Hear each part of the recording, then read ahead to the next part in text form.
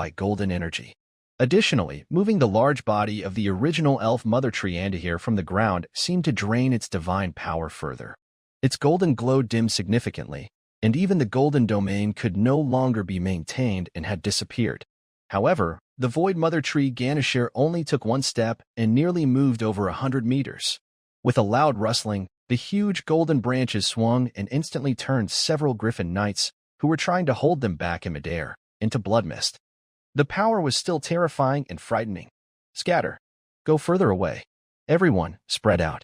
A group of legendary Imperial fighters shouted loudly, quickly adjusting their positions on flying mounts. Retreat at full speed. Keep firing the cannons. On 2 airships, Elena and Beyoncé issued almost the same orders.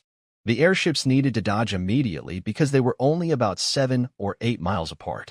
Given the enemy's speed, it would take less than 10 seconds for them to reach.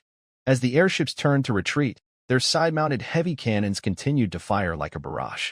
This time, dozens of shells hit the Void Mother Tree directly, without being blocked by barriers. It was clear that the Void Mother Tree Ganashir was truly nearing exhaustion. Hence, you will pay a heavy price for your foolish actions. My power will dominate this place. The mental shock from the Void Mother Tree Ganashir echoed around. Unexpectedly, while the Imperial strongmen thought it would rush toward the epic-level powerhouse Earth Pulse Reginald, the one who caused it the most damage, the Void Mother Tree Ganashir instead strode quickly toward the location of Rain. After a moment of surprise, everyone began to understand. After all, it was just earlier that Ryan controlled the Destroyer Golem to self-destruct, causing serious damage to the opponent.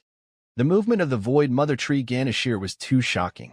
Each step covered over 100 meters, shaking the ground like a typhoon passing by. Ryan, the target of the opponent, could sense that using a kite tactic was probably impossible. Although Ganashir's steps weren't very fast, they were very large, and overall speed was still higher than his. In fact, facing the much-weakened Void Mother Tree Ganashir, Ryan no longer felt the same awe as before.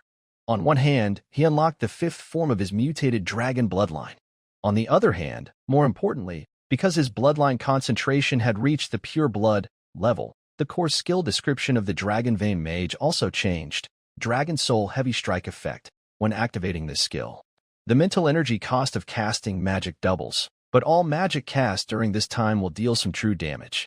Note: the power of true damage is proportional to the dragon bloodline concentration, mental strength, and magic power.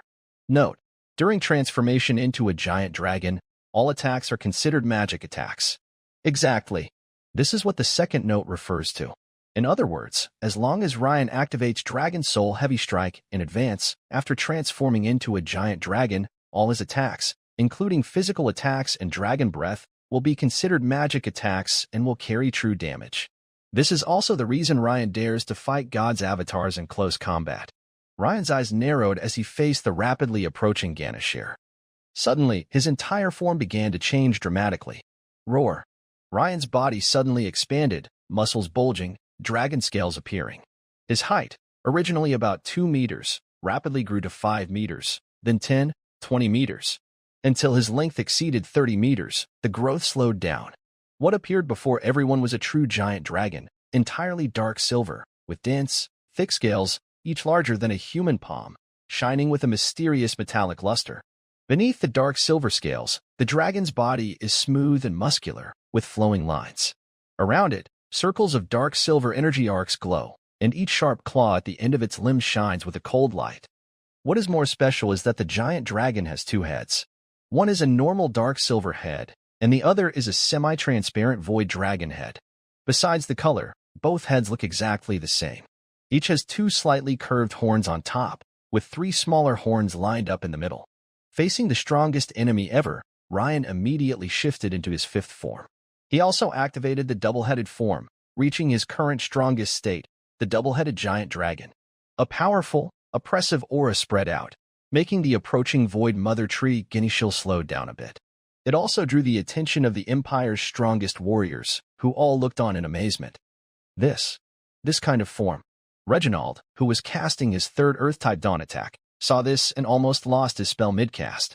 He barely managed to hold on, avoiding the backlash of his magic. Double heads.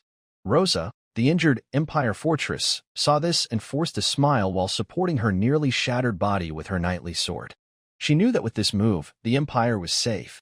Luther, riding on the two-headed chimera, opened his mouth but didn't know what to say. Anna and Delana, watching from afar, looked at each other in shock before continuing to stare blankly at the double-headed giant dragon. Among everyone, the most shocked was the Red Queen Mania. How is this possible? This is a pure-blood dragon bloodline transformation, she exclaimed. And it seems to have merged with void dragon blood.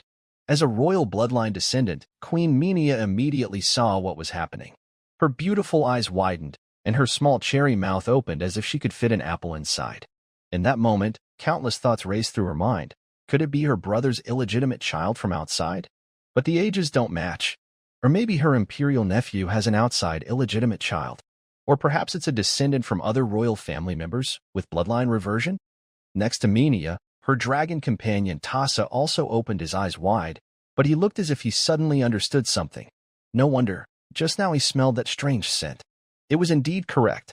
The concentration of bloodline seemed even higher than Menia's. The double-headed dragon transformed by Ryan showed two identical fierce expressions on both heads. Instantly, his chest puffed out as he aimed two long-range breath attacks at the approaching void mother tree, Ganashir. One was a blue void breath from the void dragon's head, and the other was a red, fiery breath from the normal head. The blue and red dragon breaths collided directly with Ganashir, the void mother tree. But unexpectedly, Ryan was caught off guard. Whoosh! At the same time, Ganashir launched its attack. Even though they were nearly 200 meters apart, Ganashir's attack still reached him. A large golden brand shot out like lightning from the side toward his transformed double-headed dragon. Alarm bells ringing. Vanish. In that instant, Ryan quickly used his Void Dragon's ability, Vanish, reducing physical damage by 90% and energy damage by 50%. Boom. Ryan's semi-transparent giant dragon, like a flying cannonball, shot out in a straight line and crashed into the ground, creating a mushroom cloud with dust and smoke rising everywhere. However, Ryan's two different colored dragon breaths also hit Ganashir. Ents! Ganashir cried out in pain again. The huge golden trunk trembled painfully, and broken golden branches and leaves fell like rain. Its golden glow dimmed significantly. As a divine being, Ganashir fears attacks that deal real damage, like Ryan's. This kind of damage can pierce through layers of defenses and directly harm its true spirit, causing irreparable harm. Remember, Ganashir's arrival was interrupted by the Red Dragon King, Strass. Only about 30% of the intended 40% true spirit descent was completed. Later, during the destruction of the golem, another 30% of the true spirit was damaged again, leaving only about 20% remaining. Next, Rain struck again with a magic attack that also caused real damage. At this moment, only a little over 10% of the true spirit remained. His strength was greatly reduced. Just when everyone thought Rain was badly injured, suddenly, a double-headed dragon figure shot out from the pillar of smoke and dust. It was Rain. He once again charged toward the mother tree Ganashir in the void. After activating his illusion, Rain was immune to 90% of physical attacks, so his injuries were minor. Moreover, after taking a direct hit, Rain felt more confident. He was sure that even if he didn't activate his illusion to resist the attack, he would probably only suffer broken bones and torn muscles. The double-headed dragon he transformed into immediately launched a counterattack. Rain's right claw gathered power, condensing a bright dark silver glow at the tip. In the next moment, a dark silver giant claw shadow, about 20 to 30 meters long, flashed through the air and disappeared. It then appeared instantly in front of the trunk of the mother tree Ganashir. Puff! Boom! The dark silver claw shadow directly pierced into the thick golden trunk about 10 meters deep, causing a fierce explosion. The mother tree Ganashir in the void was in great pain. The pain from the previous real damage had not yet subsided, and now more attacks came. It was like someone stirring its brain with a spoon, then stirring again when it was already suffering unbearably. How could it endure this? The mother tree Ganashir felt like it was going crazy. This ability of the opponent seemed like that of a divine being capable of true spirit attacks. But the creature in front of it was clearly just an ant, a crawling insect. And Rain's attack had not stopped. The double-headed dragon once again spat flames from both heads, one red, one blue, that hit the mother tree Ganashir again. Boom. At this moment, the mother tree Ganashir was obviously in a very bad state. The thick golden trunk was scarred with wounds of various sizes, and the destruction caused by the Annihilator created a large, nearly transparent hole from front to back. Although Rain had activated his weakness control, such an obvious unhealed wound was clearly his biggest vulnerability. So, the subsequent battle entered Rain's time. Every 10 seconds, Rain would recover quickly by adding points to restore his rapidly depleted stamina and spirit. Next, the twin dragons repeatedly used their breath attacks and then engaged in close combat with the Void Mother Tree Ganashare. After 5 rounds, Ryan suddenly noticed that the golden giant tree in front of him had stopped moving. In the next moment, Ryan, who was still clinging to the Void Mother Tree Ganashare, felt the giant tree tilting. Boom! With a loud crash, the Void Mother Tree Ganashare fell to the ground. At the same time, a strong ripple of energy burst out from its body, spreading outward in rings and gradually weakening. Ryan still kept his sharp dragon claws embedded in the opponent's body. It wasn't that he was deliberately posing. Rather, a system prompt appeared at this moment. Ding. Detected a large amount of unknown high-quality energy that can enhance the solidification of mental power. Would you like to absorb it? Note: system absorption can remove impurities. A large amount can improve the solidification of mental power. Ryan's eyes lit up immediately, as if he had an idea, and he chose yes without hesitation. In an instant, he felt a pure, powerful, yet slightly evil energy inside the Void Mother Tree Ganashare's body being rapidly absorbed, rushing from all around his body into his mind. The mental energy core, originally the size of a soybean, suddenly expanded. In a short while, it grew from the size of a soybean to the size of a walnut. At this moment, Ryan glanced at his system panel. Mental power, 241, solidification 34%. Wow, it jumped straight from 1% to 34% solidification? That's an incredible increase. Ryan gasped, feeling both surprised and happy. Because the solidification level exceeded 30%, it meant he had already reached the level of an experienced Dawn Mage. But he had only become a Dawn Mage half a day ago. Such a big boost was unprecedented. However, thinking about it, it makes sense. This is a clone of a deity's descent. And this is the first time the system has used the word large. Before, it was usually partial, and most of the time, it was small amount. While Ryan was feeling his own changes, the people of the Empire nearby were so shocked they couldn't close their mouths. At this moment, Ryan had returned to his normal size. When he turned his head to look, he was immediately slightly stunned. Because of the way everyone was looking at him, whether familiar faces like Anna, Delana, Luther, Lambert, or unfamiliar ones like Lassa and Reginald, they all seemed to be looking at him as if he were a monster. Even the pureblood elves nearby were doing the same. Everyone, why are you all looking at me like that? Rain asked awkwardly. He naturally understood the reason. After all, transforming into a two-headed dragon was quite shocking for everyone. But he didn't plan to explain this. By the way, shouldn't we focus on helping the injured first? Rain quickly changed the subject.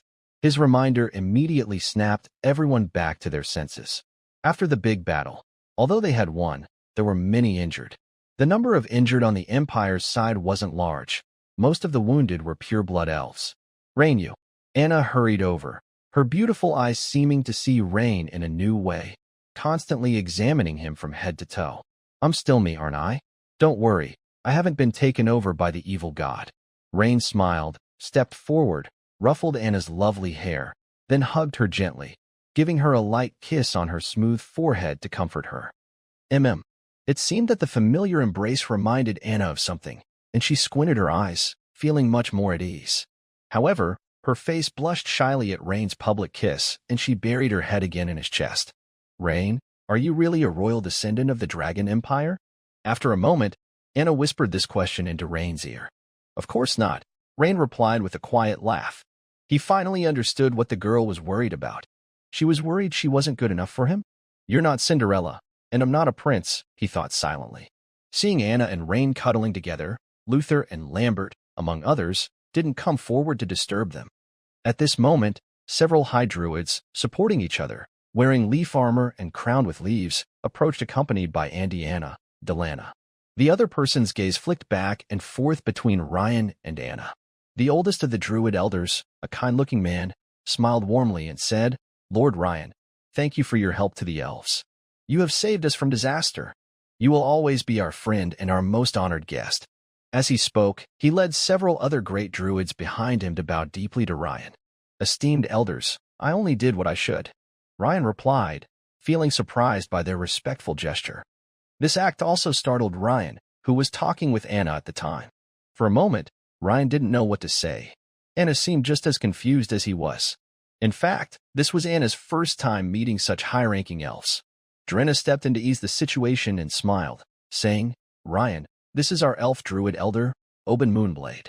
"Hello, Elder Oben," Ryan quickly responded. Ryan could sense that these elven elders were all very powerful, like heroes, but they were badly injured. Otherwise, they wouldn't have been unable to fight earlier.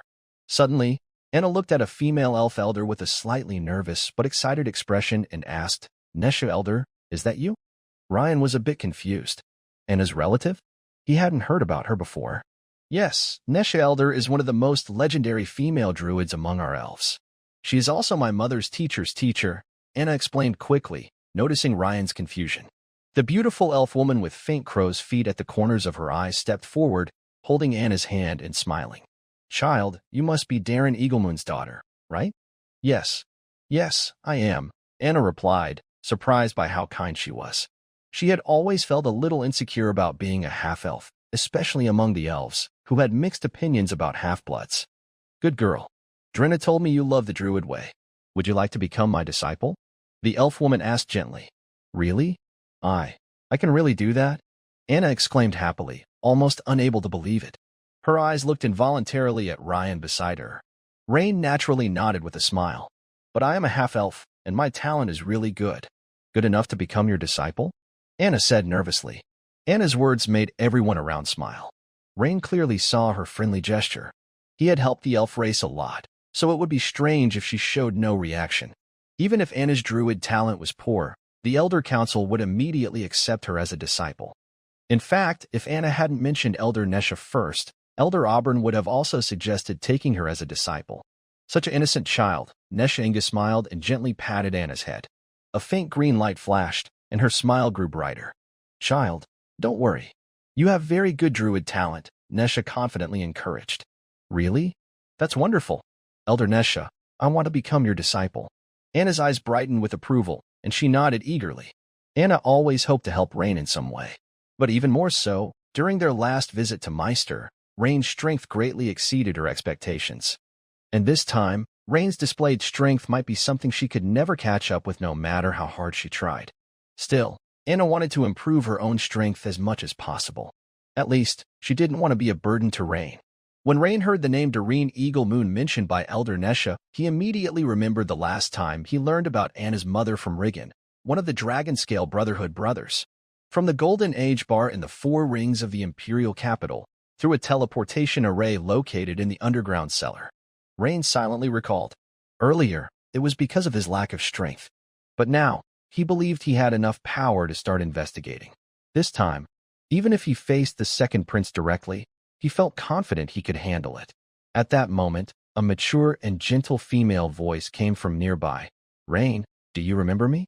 A woman in a red wizard robe, smiling softly, approached slowly. "Princess Minia, hello. Long time no see." Lane slightly bowed and saluted. "Long time no see, Lane. Perhaps later, we should have a good talk." Of course, Lane nodded with a smile. Actually, it was expected that Minia would come to find him. When he decided to transform into a dragon, the royal family would eventually seek him out. The Red Queen Minia was the best person to communicate with. However, she probably needed to handle some matters with the elves first. "Archdruid Auburn, it's been 3 years since we last met," Minia said as she turned to the elder elves nearby, bowing slightly and smiling. "Yes, Your Highness Minia," Auburn replied with a bow. "By the way, may I ask, where is King Starion? With such a serious threat, I haven't seen King Starion's figure anywhere." Minia looked around and asked. Auburn and several other druid elders exchanged hesitant glances. After a moment, they sighed and continued. "Your Highness Minia, it's not that we wanted to hide it on purpose. When King Starion left the Ferdinand Forest, he specifically told us not to reveal his departure." Auburn looked at the fallen mother tree Andril and the ruins of the palace, showing a hint of sadness. "But now, there's no need to hide it anymore. More than half a year ago, King Starion took his personal guard to the legendary Silver Moon Forest to find the seed of the mother tree. Hearing this, Lane suddenly understood. No wonder he hadn't seen any semi-divine elves around. As an ancient race, even if weakened, there should be at least one semi-divine power among the elves. Lane also realized why the Mother Tree cult was trying to tempt Prince Cedron into falling. Because, with King Starion absent, Prince Cedron, who carries the royal blood of the elves, would have much more influence among the elves. Even if King Starion had arranged for high druids to participate in governance, it wouldn't change this fact. The reason the elves hid the absence of their semi-divine power was also clear: to avoid enemy attacks. Even in the eyes of the elves, the Dragon Empire, as a human empire, is not entirely trustworthy. Oh, Silvermoon Forest? Menia looked thoughtful. Yes, it's the home of another branch of our elves, the Silvermoon Elves. Over 10,000 years ago, after the medieval chaos, they lost contact with us. Now, there are reports that a passage to the Silvermoon Forest has been found in the Eagle Federation. So, I see. If there is still a place where the Mother Tree seed might exist, it is most likely in the Silvermoon Forest, Menia said, as if she had thought of something. Exactly, wise Princess Menia, Elder Oben nodded. Hearing this, Ryan fully understood that King Starion's absence was because he went to find the so-called Silvermoon Elves and seek the Mother Tree seed to solve the problem of his own Mother Tree's limited lifespan. But Ryan faintly felt that something about this timing seemed off. Because not long after King Starion left, the Mother Tree cult began to tempt Prince Cedron. The timing seemed too coincidental. It seems that perhaps King Starion's information may not be entirely true, Menia said seriously. And this was exactly what Ryan had suspected. That, hearing Menia's words, Elder Oben and the other druids seemed to realize something, and their expressions changed suddenly. But King Starion's strength probably isn't in immediate danger of life, but he's very likely trapped somewhere secret, Menia continued after some thought. Her words made the elves breathe a sigh of relief. Seeing this, Ryan couldn't help but sigh inwardly. Elves are still far behind humans when it comes to schemes and plots. If the Mother Tree cult's plans were in the human empire, they wouldn't be considered very clever.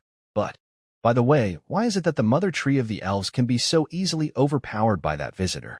Normally, the strength of Mother Tree and Daxil shouldn't allow such ease, Menia asked again. According to ancient records, whether it's the Void Mother Tree Ganixil or our Mother Tree and Daxil, they both seem to trace back to a world tree called Tyrexil located deep in the universe. After some thought, Elder Oben spoke slowly. So, the Void Mother Tree Ganashir wants to descend. The same root and origin as it, the Mother Tree Andahir, is its best choice. It can almost fully unleash its power. Rain nodded as he listened. I see now. No wonder the Mother Tree cult was so determined to attack the Ferdinand Forest Elves. They planned ahead and even mobilized almost all their elite members for this mission. But because of this, the Mother Tree cult was almost completely wiped out this time. The three main leaders, one main and two deputies, were all killed. For a short time, they probably won't cause any more trouble.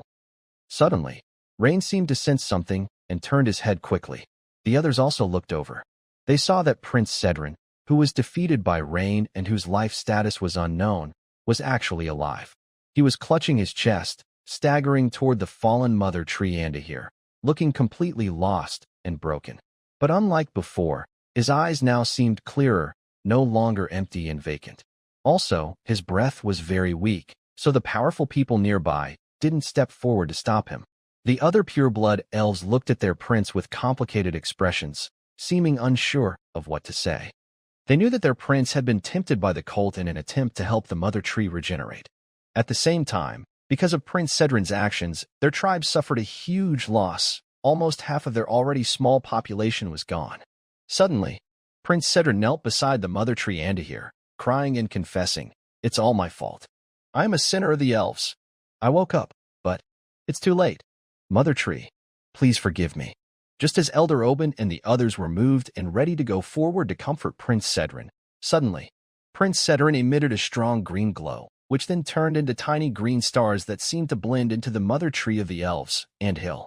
"Your Highness the Prince," exclaimed Elder Oben and other pureblood elves in surprise upon seeing this scene.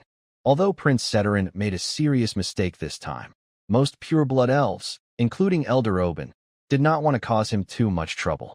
They planned to keep him under house arrest until King Starion returned, and then let the king decide what to do. However, the scene before them was deeply moving.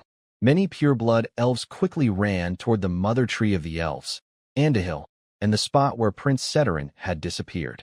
Dark God's influence is truly harmful. Queen Minia sighed.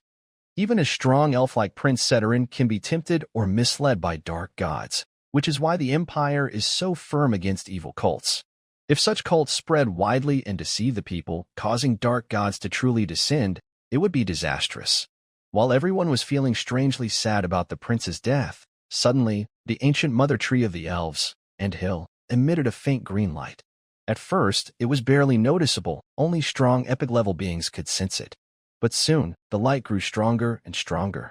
The glow spread from the massive trunk to every tiny branch of the mother tree. This scene surprised everyone in the Empire, including Ryan, who was momentarily stunned. Could it be that the mother tree had come back to life? That was incredible! In the next second, all the green light suddenly vanished. Suddenly, with a cracking sound, the huge trunk split open from the middle, and a seed glowing with rich green light slowly rose up. This is the seed of the mother tree. Elder Oben exclaimed excitedly, almost speechless. What? The seed of the mother tree? How is this possible? Wasn't the mother tree unable to produce seeds since the Middle Ages? How could it suddenly happen? The elf elders nearby were all stunned and confused. It should be the true spirit of Prince Sidron, which filled the previous flaws of Mother Tree Andashil, allowing the mother tree to once again produce the seed of the mother tree, Elder Nesha said after calming her emotions, sharing her guess. That must be it. That's the only explanation. Great. We finally have the seed of the mother tree again. For a moment, the elves were filled with mixed feelings, sadness over the prince's death and joy at the appearance of the seed. Including Anna, who was beside Ryan, everyone looked both excited and sad. We need to plant the seed of the mother tree into suitable soil immediately. However, because the defense crystal was destroyed, we don't have enough energy right now to activate the seed, said another elder elf, who seemed quite older. Let's start with that first, and there are other things too. Commands were issued from Elder Oben. Because of the appearance of the seed, the pureblood elves present showed a clear change in spirit. From their previous sadness and gloom, they began to feel lively and full of hope. For a moment, the elves, who had suffered heavy losses in the recent cult incident, seemed to experience a rebirth, like rising from the ashes. This made Ryan quite amazed. As long as you don't give up when facing difficulties, they will make you stronger. If it weren't for you, the situation of the elves might have been even worse, a familiar mature female voice said beside Ryan. A graceful figure in a red wizard robe, Minia, slowly approached. Princess Minia, Ryan bowed slightly in greeting. Ryan, I sensed your potential last time at Meist, but your growth has greatly exceeded my expectations. I remember I gave you a toss of dragon scale back then. Looking back, that might have been unnecessary. Princess Minia, your concern back then gave me great encouragement and confidence. Really? Minia's beautiful eyes glanced at Ryan, clearly knowing this was just his flattery. Of course. By the way, you probably know why I'm here. Ryan is your ancestor. Sure enough, she asked about that. Ryan was naturally prepared for this question. Your Highness Minia, as far as I know, my ancestors are not descendants of the imperial royal family. Honestly, I am quite surprised myself. Perhaps it's a case of ancestral bloodline reemergence? I once read in ancient texts that before the founding of the empire, there were several kingdoms on this land named after great dragons. Ryan attributed his extraordinary dragon bloodline to the possibility of ancestral reemergence. Ancestral reemergence? The chances are very low, but not impossible, Minia said after a deep look at Ryan, seeming to agree with his explanation, slowly speaking. Actually, Ryan could tell that Minia didn't fully believe him. But he wasn't worried, because at his level of strength, unless there was treason, some things were hard to investigate. At this moment, many people looked up toward the eastern sky. They saw about 20 large Imperial airships rushing toward Ferdinand City. Clearly, this was the Empire's follow-up support force. Your Highness Minia, is this the Empire's reinforcements? Yes, the second batch of support forces. Soon, as the airships docked, Queen Minia, as the representative of the Imperial royal family and the highest official on site, was busy with her duties and didn't have time to talk much with Ryan. Ryan, well done. At this time, the envoy Moria came over, looking very pleased, and patted Ryan on the shoulder. Envoy Moria, sorry, I self-destructed the destroyer. As for the destroyer, since it is a valuable asset of the school, I am willing to compensate. Ryan apologized sincerely to Moria. Since acquiring the destroyer golem, Ryan knew very well how much Moria valued it. It was no exaggeration to say that Moria saw the destroyer as a key part of the school's foundation. A single destroyer can take down a demigod-level evil god clone. It's a good deal. You did the right thing, Ryan. Moria waved his hand to comfort him. Also, you are mistaken about one thing. Ryan, it's you, the talent. That is the most valuable asset of the school, not the destroyer golem. Moria's words made Ryan's heart tremble slightly. I just checked earlier. The golem was heavily damaged, but some of its structures can still be repaired, said Moria. I think, with good research, even if we can't make an exact copy of the destroyer, we can create a giant golem with about 70 to 80% of its power. Moria pointed toward the remains of the destroyer as she spoke. That's good, said Ryan, his eyes brightening as he nodded. I've already contacted the academy. It won't be long before they send people here. Oh, and your mentor Magaro will come too. Moria seemed to remember something about the Valzik ruins and smiled. Mentor Magaro is coming? That's wonderful, Ryan said happily. Yes, your friends are coming. We'll talk more later. I need to arrange for the remains of the destroyer to be collected, Moria said with a smile, glancing to the side. All right, send the order, Ryan replied. Suddenly, Luther and Lambert approached together. Your Excellency, Ryan. Once again you have exceeded my expectations, Luther said. Lord Luther, Lord Lambert. Thank you both, Ryan replied politely. Don't mention it, Your Excellency. I'm not just helping out. It's also a kind of training for me. I feel that if I stay here a few more days, I can reach that next level, Lambert said with a big smile.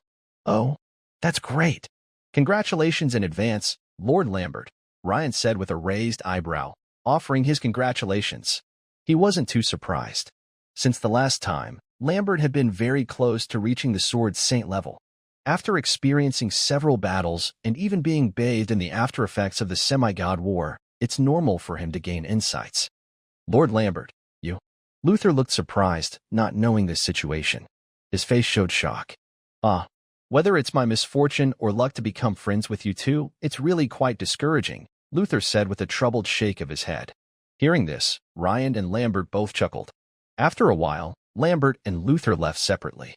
At that moment, Elder Nasha, accompanied by Anna, approached with a slightly apologetic expression. Your Excellency Ryan, there's one more thing. I wonder if I could trouble you again? She asked. Oh, please, Elder Nasha, Ryan said, a bit puzzled. Well, many elves around here have fallen into the hands of other evil cults.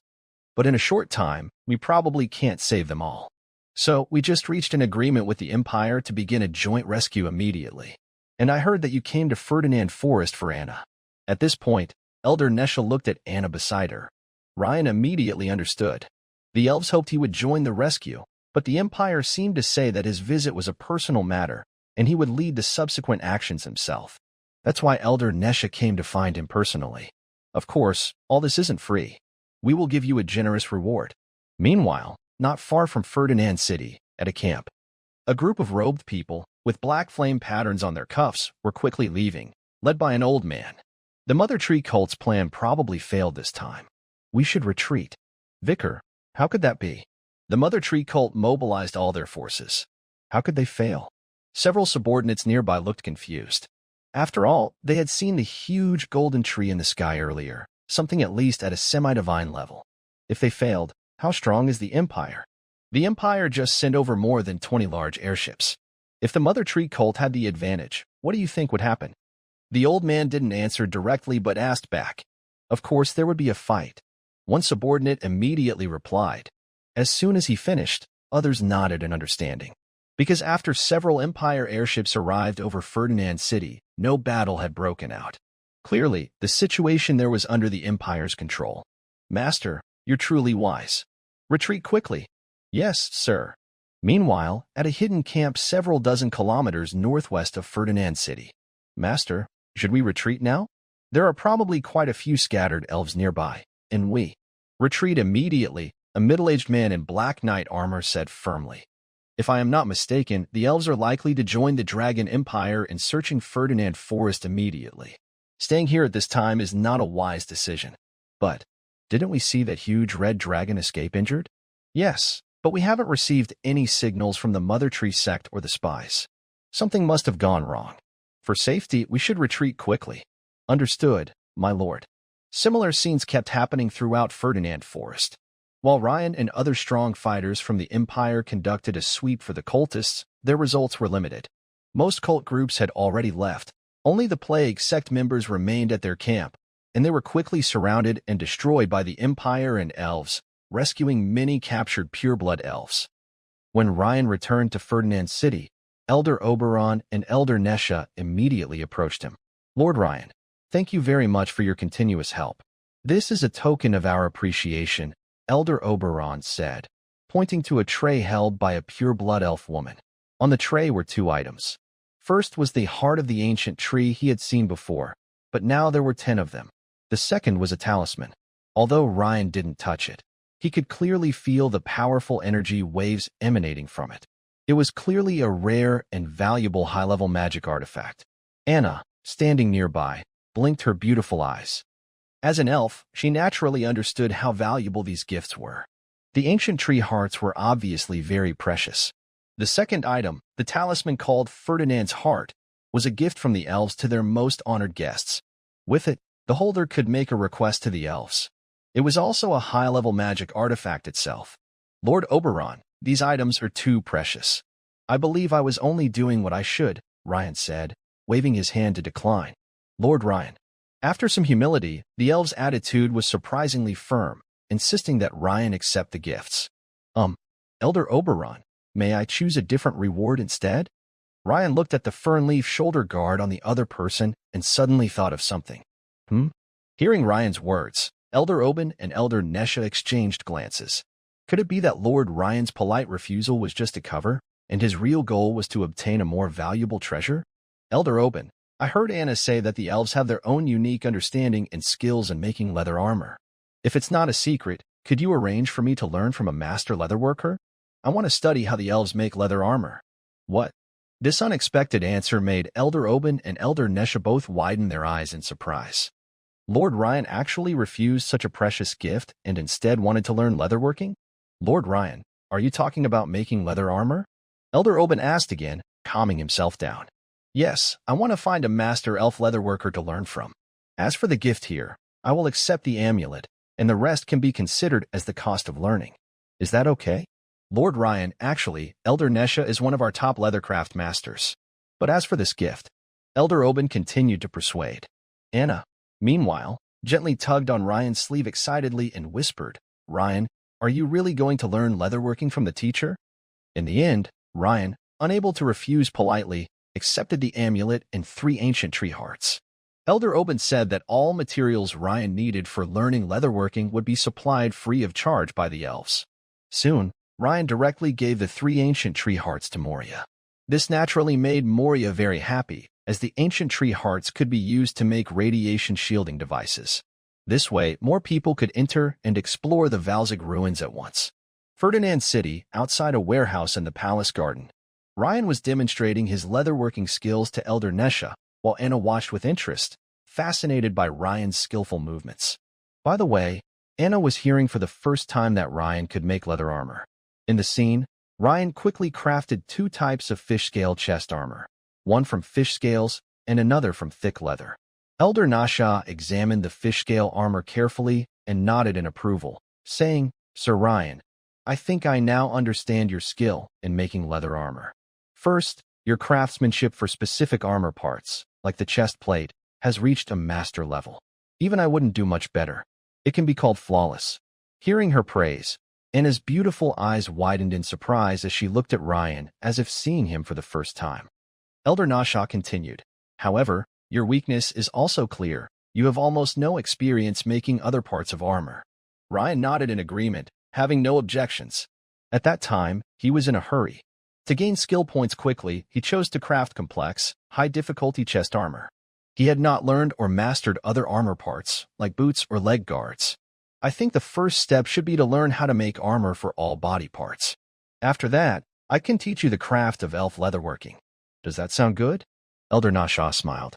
Ryan's skilled leatherwork proved her previous words true. He genuinely wanted to learn leather crafting. Of course, Elder Nasha, you are the master. I will follow your arrangements, Ryan said happily. Then try making a pair of leather boots first. Here is a pattern for our people's carved leather boots. You can look at it first and then try to make them. If you have any questions, we can discuss. Elder Nasha spoke politely throughout.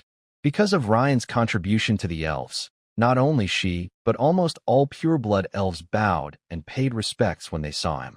Moreover, Ryan was an epic-level warrior. With both factors combined, even Elder Nasha, also an epic-level warrior, treated Ryan with great respect, not neglecting him because of his age. All right, Elder Nasha. Ryan took the sheepskin scroll, opened it, and carefully looked through it. At this moment, he had a clear understanding of the future path to become a master leatherworker. It seemed that to learn how to craft elven leather, he needed to build a solid foundation first.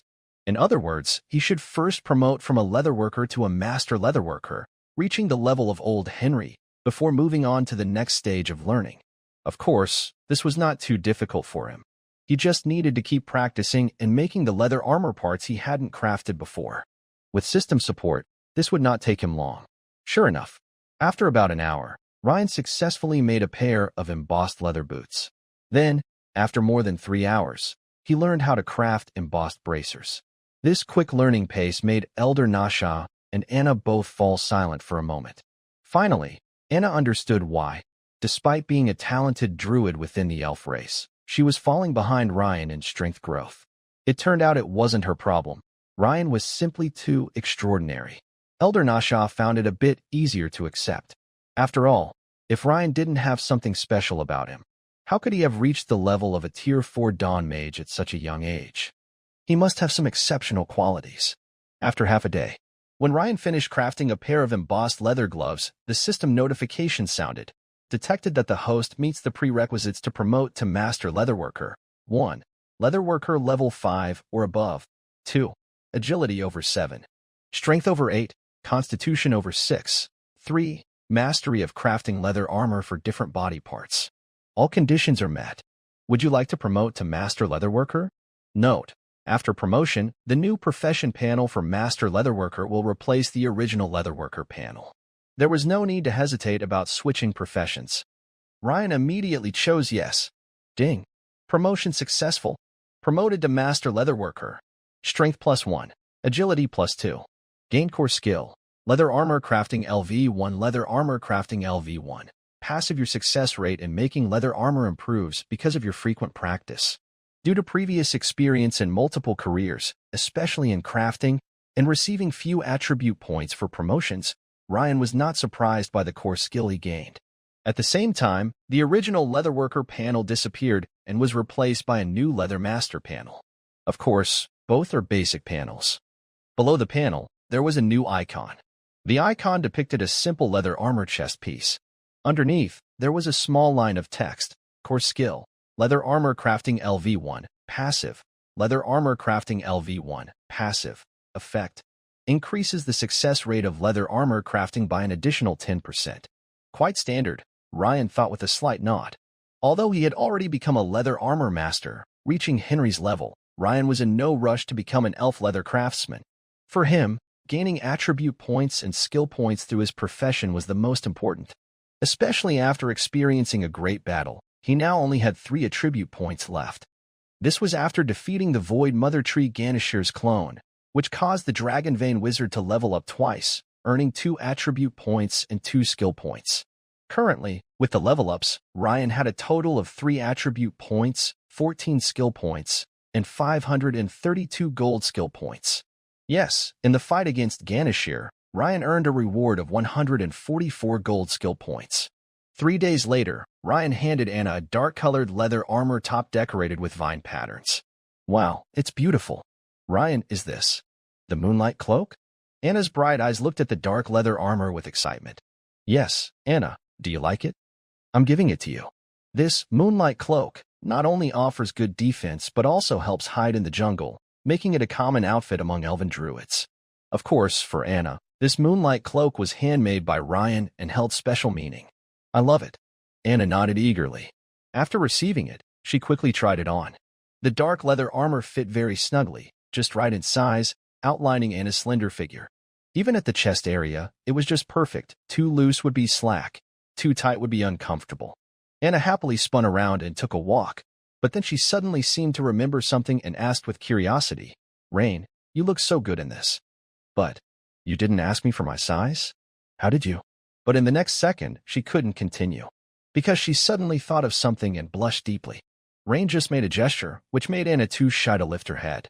Over these 3 days, Rain had raised the leather crafting master from level 1 to level 7, gaining 6 levels. His remaining attribute points increased from 3 to 9, and his skill points went from 14 to 20. The slow progress was because Rain was also doing other things in between. The day before yesterday, the team from the Beaky Construction School arrived, including Rain's mentor Maguro, about 10 different types of construction masters. They all came this time. The leader, Moria, gathered the most accomplished scholars of the school. Of course, considering the importance of the Valzig ruins, such arrangements were normal. Coincidentally, Moria had finished making 3 new radiation protection suits, adding to the 2 she already had, making 5 suits in total. So, at Moria's invitation, Rain spent half a day once again accompanying the school team into the Valzig ruins to check for high-risk points. This task was easy for him now that he had reached the Dawn Mage level. Unfortunately, there was no second destroyer or similar top-tier golem inside the ruins. After confirming there were no threats to the exploration team's safety, Rain returned to Ferdinand City to continue learning leather crafting skills. As for the detailed exploration ahead, it was very time-consuming and exhausting, so it was best left to Moria, Maguro, and other professionals. While Rain and Anna were having a close chat, a capable young woman named Orina approached from afar with a smile. "Lord Rain, Miss Anna, sorry to bother you." "Ms. Orina, no bother. I want to get familiar with what my teacher taught me," Anna said with a slight blush. In these days, she and Rain had been very close. Although Anna did not want to neglect the special druid techniques taught by Elder Nasha, she simply had no time to practice. Anna knew that Ryan might leave Ferdinand Forest in a few days. She wanted to stay and learn the druid way. This meant that, for a foreseeable period, her time with Ryan would be limited to these few days, which she cherished deeply. However, this also made Anna quite troubled. She wanted to find time to practice druid skills but also wanted to stay with Ryan. In fact, Anna was overthinking it a bit. Because of Ryan, her talent level was not important to Elder Nasha or even to the elves. To exaggerate, even if Anna was not very smart or lacked druid talent, because she was Ryan's partner, the elves would go to great lengths to train her as a druid.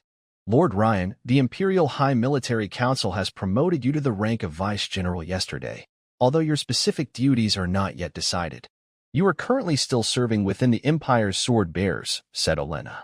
"You will also be allowed to have a 12-person guard and access to confidential intelligence at the Imperial level, among other privileges." "Vice General?" Hearing Olena's words, Ryan nodded. He expected his rank to change after this, which was not surprising. A hero of epic strength represented a lot, perhaps the fate of a duke family or even a guardian family, or the stability of one or more provinces. However, the title of Vice General was a bit unexpected because it was equivalent to the rank of Emperor Augustus. Such a position could no longer be decided by Marshal Alfred. Only the Emperor or, when inconvenient for the Emperor, the Imperial High Military Council could make such appointments.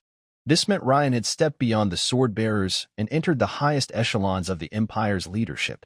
"Lord Ryan, these are recent important military reports from the Empire," Olena said, handing him a document. Ryan took it and quickly looked through it. After a moment, he frowned slightly and sighed. It seems the Empire's situation remains quite serious. Originally, Ryan thought that after the nearly complete destruction of the Mother Tree cult, some evil groups would slow down. But now it seems that is not the case. Some cults are actually becoming more active. Yes, some cults probably learned that King Red Dragon Straz was seriously injured, so they are taking the chance to act, Ryan said. "That's very likely," Ryan nodded. He agreed with this idea. Many evil groups now see this time as a good chance to grow stronger. As a new epic, Ryan's power is far weaker than that of King Red Dragon Straz, so he cannot compare in intimidation. "Oh, Lord Ryan, there's one more thing Marshall wants to ask for your opinion about." Olena hadn't finished when she was interrupted by a slightly hurried voice. "Ryan," a familiar voice called out. Ryan and Olena turned to see Moria, the leader of the faction, walking over, looking a bit excited. "Leader Moria, why are you here?" Ryan asked, surprised. He had just returned from the Valzig ruins yesterday and had only just met Moria. Usually, as the faction leader, Moria should be busy coordinating at the ruins, not coming specifically to see him. Ryan, good news. You won't believe what we found in the ruins. The second-level metal-type magic, Iron Thorn Path, Moria said excitedly and happily, handing Ryan an old parchment scroll. Huh? Ryan's eyes lit up as he quickly took the scroll and looked at it. It was indeed the Iron Thorn Path. If so, then the last part of the Dawn Attack metal technique, the Steel Forest, would be missing its second-level magic, the Iron Thorns. Ryan was overjoyed. Meanwhile, Elena and Anna looked at each other in surprise, seeming a bit confused about why they were so excited. After all, both Moria, who was at the peak of level 3 crystallization, and Ryan, who had entered level 4 Dawn magic, shouldn't lack second-level magic. Or rather, at their level, they should need even higher-level magic. By the way, Leader Moria, isn't the data room all destroyed? How come you? Ryan suddenly thought of something and asked curiously. Speaking of this, it was also luck, Mariah said with a smile. Rain, do you remember the black leather diary that mentioned someone named Snape? Snape? Rain looked thoughtful and quickly recalled the description from the diary. Master, are you talking about the Vice Master who oversees daily work at the Valzig School of Magic, Snape?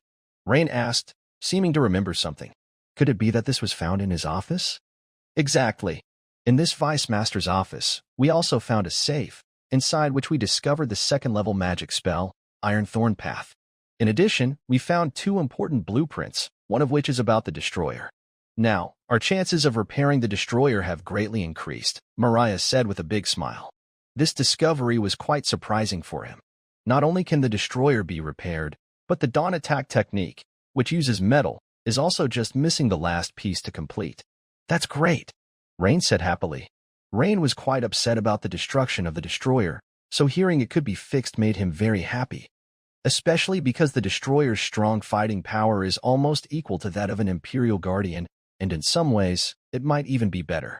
By the way, we also know the exact location of the Valzig School of Magic's leader, the owner of the Black Leather Diary, who went to the ruins of the Goblin Empire. We think that since the exploration team led by the school's leader didn't return, it's unlikely they encountered trouble elsewhere. The most probable scenario is that something went wrong during their exploration of the Goblin Empire ruins. In other words, the 5th level of the Steel Heart Advanced Meditation technique might have been lost there. Even more optimistically, this 5th level of the meditation technique could have been taken by another exploration team. If we could contact high-level wizards from the Eagle Federation, we might be able to find out more. As Mariah spoke, he took out a document and handed it to Rain. Rain immediately took it and started reading. This is an ancient map. A dashed line starts from the Empire's territory, extending northwest, crossing the Summer Sea, and reaching another continent, which was then the new continent, now the Eagle Federation's land. At the end of the dashed line, there is a large cross symbol near a mountain range. Clearly, this is the destination. Rain's gaze once again focused on the Empire's territory. He noticed that although many place names had changed, the general directions of mountains and rivers still allowed him to determine the approximate location. This means that with this map, as Lord Moria suggested, finding the ruins of the Goblin Empire's capital in the Eagle Federation should not be a problem. Lord Moria, I understand. When the conditions are right, I will go to the Eagle Federation, Reen said after a moment of thought, understanding Lord Moria's meaning. Originally, Reen thought that a level 5 full moon wizard was very far from him.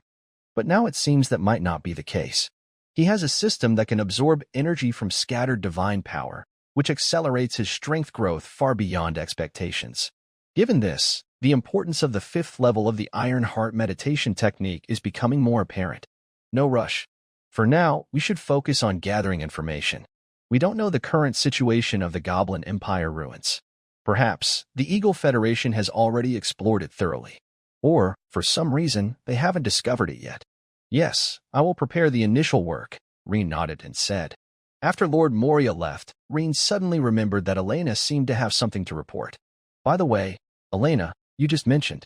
Elena immediately snapped back to attention and said, Oh, Lord Reen, it's like this. Marshall asked whether you have time to represent the Sword Holder Department and accompany a visit to the Eagle Federation. Huh, visit the Eagle Federation? Reen was surprised. He had just been planning to wait until the conditions were right to go to the Eagle Federation himself, to explore the Goblin City ruins, or at least find out the whereabouts of the 5th level of the meditation technique. While Reen was thinking, Elena added, As you know, The Eagle Federation sent a delegation last time. This visit is like a return visit from the Empire. By the way, the leader of the delegation from the Empire is Queen Red Manilla, Your Highness. Rain nodded. He was naturally aware of the last time the Eagle Federation sent a delegation. Are we going to the Federation? He was thinking about it. After all, whether it was the dawn attack mentioned by Hamadi or the 5th level of the Steel Heart meditation technique, to fully master them, he would need to visit the Eagle Federation. The dawn attack is truly a powerful move. From Reginald's Earth-based dawn attack, it's clear that its power is at least 3 times that of a normal 4th level witchcraft. If he could master a metal-based dawn attack and activate Dragon Soul Heavy Strike during battle, the damage from the witchcraft itself, plus the real damage it causes, could easily decide the fight. He might not even need to transform his bloodline. The importance of the 5th level of the meditation technique is also obvious. However, this trip doesn't necessarily have to include exploring the Goblin Ruins. If he can get hold of the 4th level witchcraft Hamadi mentioned, it would be a worthwhile trip. The only thing making Rain hesitate is about Anna's mother. Originally, he planned to start rescuing Darien Eagle Moon after returning to the Imperial capital. With his current strength, he no longer needed to be so cautious or worry so much. He thought for a moment and asked, "Is the timing confirmed?" "Confirmed. The plan is to leave in 7 days, and the visit will last about a month. If Lord Rain is sure about going, I suggest arriving at the Imperial capital at least a day early to prepare for the visit," Olenna quickly replied. Rain nodded, lost in thought. 7 days. Even if he wanted to go rescue her, it's too rushed. After all, Anna's mother has been missing for over 2 years, and there's no rush for half a month. He's not even sure if Anna's mother is still alive. Acting rashly might lead to the Dragonscale Brotherhood destroying all evidence if they decide to cover it up. Rain immediately decided to wait until he returned before making a move. "Olenna, please inform Marshal Alfred that I agree to participate in this trip." "Understood, Lord Rain. I'll take care of it right away," Olenna said, then quickly left. At that moment, Anna, who was nearby, quickly walked over. Her big, beautiful eyes showed a mix of disappointment and curiosity as she asked, "Ryan, are you going to represent the Empire to visit the Eagle Federation?" "Yes," Ryan said, gently patting Anna's head to comfort her. Although he wanted to stay longer in Ferdinand Forest, there were some things he had to do. "I heard that the Eagle Federation and the Empire are very different?" "Yes, not only in government, but also in social development. I haven't been there before, so this is a good chance to see it." "All right, remember to tell me about it when you come back." "Of course, no problem. By the way, Ryan, you just mentioned that this 2nd-level magic is part of a dawn attack move?" "Yes, don't underestimate this 2nd-level magic, Iron Thorn Road. It's actually part of a level 4 metal-based dawn attack called Steel Forest. I already mastered the level 4 magic Thorny Forest and the level 3 magic Barbed Iron Ball. Now, with this 2nd-level magic, Iron Thorn Road, I only need a level 1 magic called Iron Thorns to complete the full dawn attack. No wonder you're so happy to get this 2nd-level magic. So, I just need the level 1 magic Iron Thorns? I think I've heard the name of this magic before." Anna frowned slightly, deep in thought. Ryan was a bit surprised at first, but then he smiled. "That's right. The word thorn appears in many natural magic types. It's normal to feel familiar with it. But the magic I need, Iron Thorns, is a rare metal-based magic." "Well, that's true, but I really think I've heard of this magic before. No, I need to ask my teacher. Maybe she knows about it." Anna thought for a moment and decided to check. First, because she seemed to have seen it before, and second, after hearing Ryan's explanation, she realized how important this level 1 magic was for him. Since it's not a big deal, it won't take long to confirm. All right. Rain didn't want to discourage Anna's enthusiasm. Watching her happily run away, he couldn't help but smile and shake his head. He had never heard of elves using metal-type magic. As natural beings, elves mainly use nature magic. After Anna left, Rain thought for a moment and opened an old sheepskin scroll that recorded the level 2 spell Iron Thorn Path, carefully reading it. Since he had obtained a new level 2 spell, it was natural to learn it. Moreover, he was currently saving skill points to quickly improve his magic skills. However, because Iron Thorn Path was only a level 2 spell, and Rain had already reached the 4th level as a Dawn Mage, he decided to try learning it himself first. 15 minutes later, the system prompt appeared. "You have learned Iron Thorn Path, and your understanding of it has improved. You have gained a new skill. Iron Thorn Path. Your Iron Thorn Path skill has increased. Experience +4. Indeed, mastering a level 2 spell as a 4th level Dawn Mage was much easier. Rain mastered this new metal-type magic in just 15 minutes. At the same time, a new icon appeared in the middle of the Dragon Vein Mage Epic panel below. The icon shows a small path made of sharp thorns with a dark silver metallic shine. Below the icon, small text reads, Iron Thorn Path LV1, 1/100. Iron Thorn Path LV1 effect. Uses a certain amount of mental energy to activate a specific magic model, drawing metal energy particles around to form an Iron Thorn Path, which performs piercing attacks on all targets in a straight line. Note, casting time is 3 seconds. Straight line attack? That's a bit like Thorn Iron Ball. It seems to be a weaker version of the level 4 spell Steel Thicket. Steel Thicket can attack in fan-shaped or circular areas, but this Iron Thorn Path only attacks directly ahead in a straight line. Still, it fits the power level of a level 2 spell. Rain. Look. What is this? Anna, like a nimble little deer, ran quickly over while waving something at Rain, her face full of joy. Using Ryan's keen eyesight, he clearly saw the sheepskin scroll in Anna's hand and thought about her purpose for leaving. An incredible idea suddenly came to his mind. Could it really be? Ryan stood up quickly and hurried toward Anna. Ryan, I found it. I knew I didn't forget it, Anna said as she handed the sheepskin scroll directly to Ryan. Her chest was still rising and falling sharply from running. Ryan took it and immediately looked at it. He saw the words Iron Thorns written clearly on the scroll. Is this really true? Ryan was truly surprised. Yes, I accidentally found it while studying with my teacher these past 2 days. Ryan, you are a bit mistaken.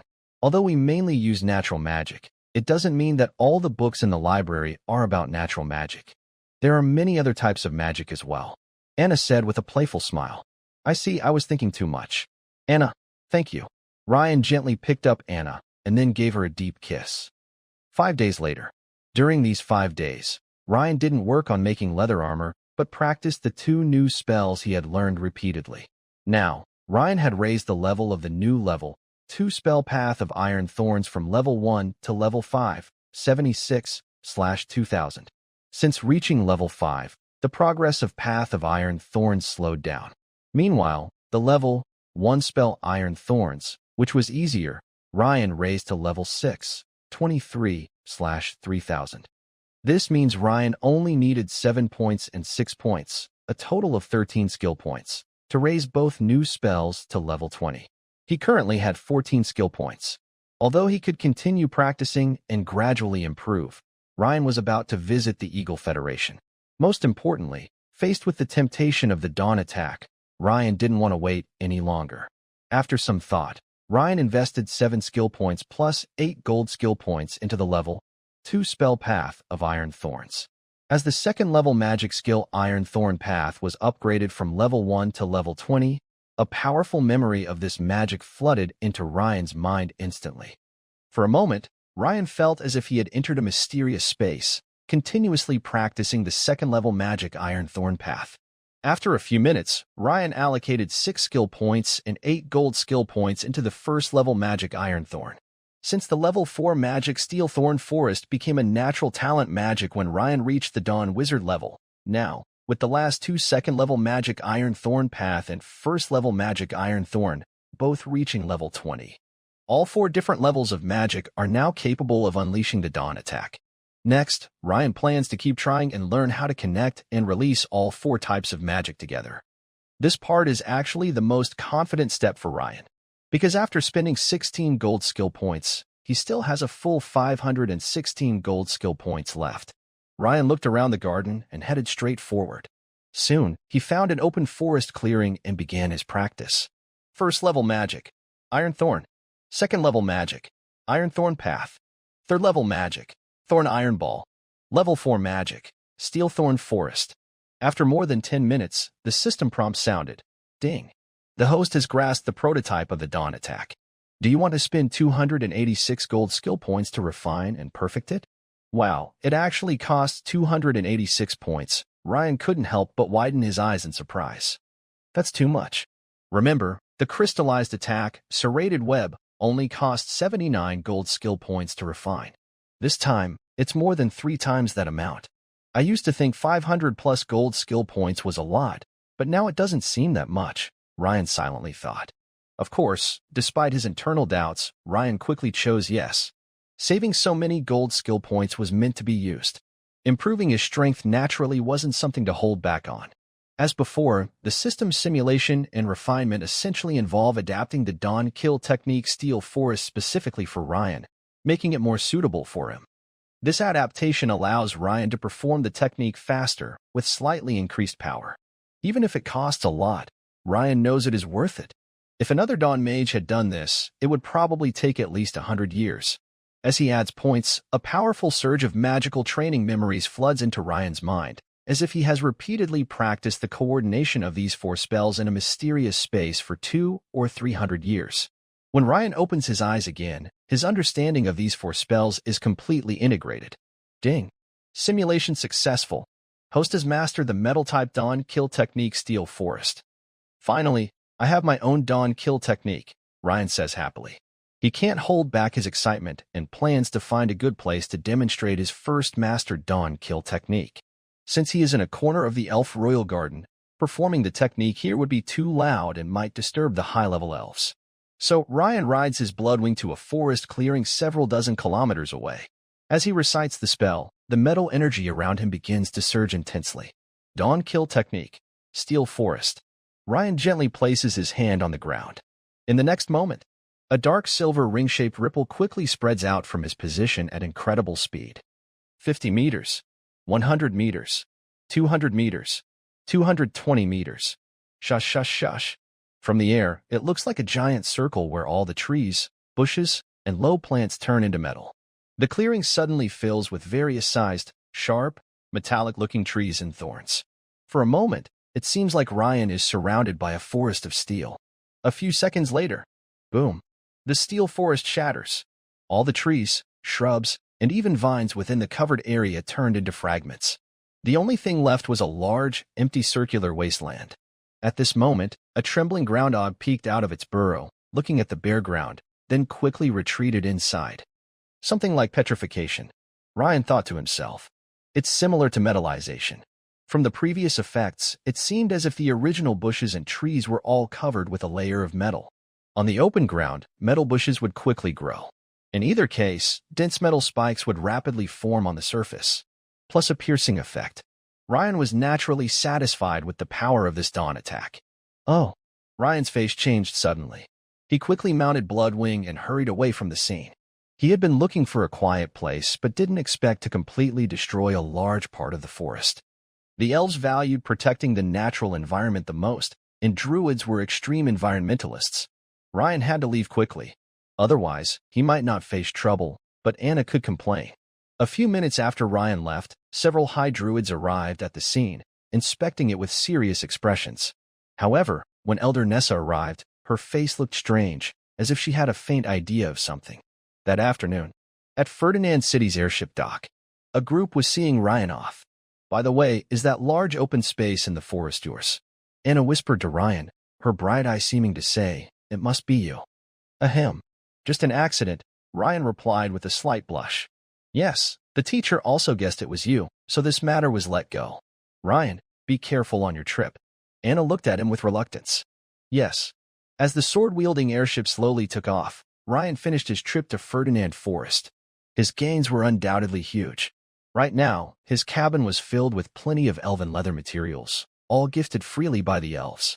Although he has not yet changed his profession to an elf leatherworker, following Elder Nice's teachings over the past few days has already triggered the conditions for his profession change.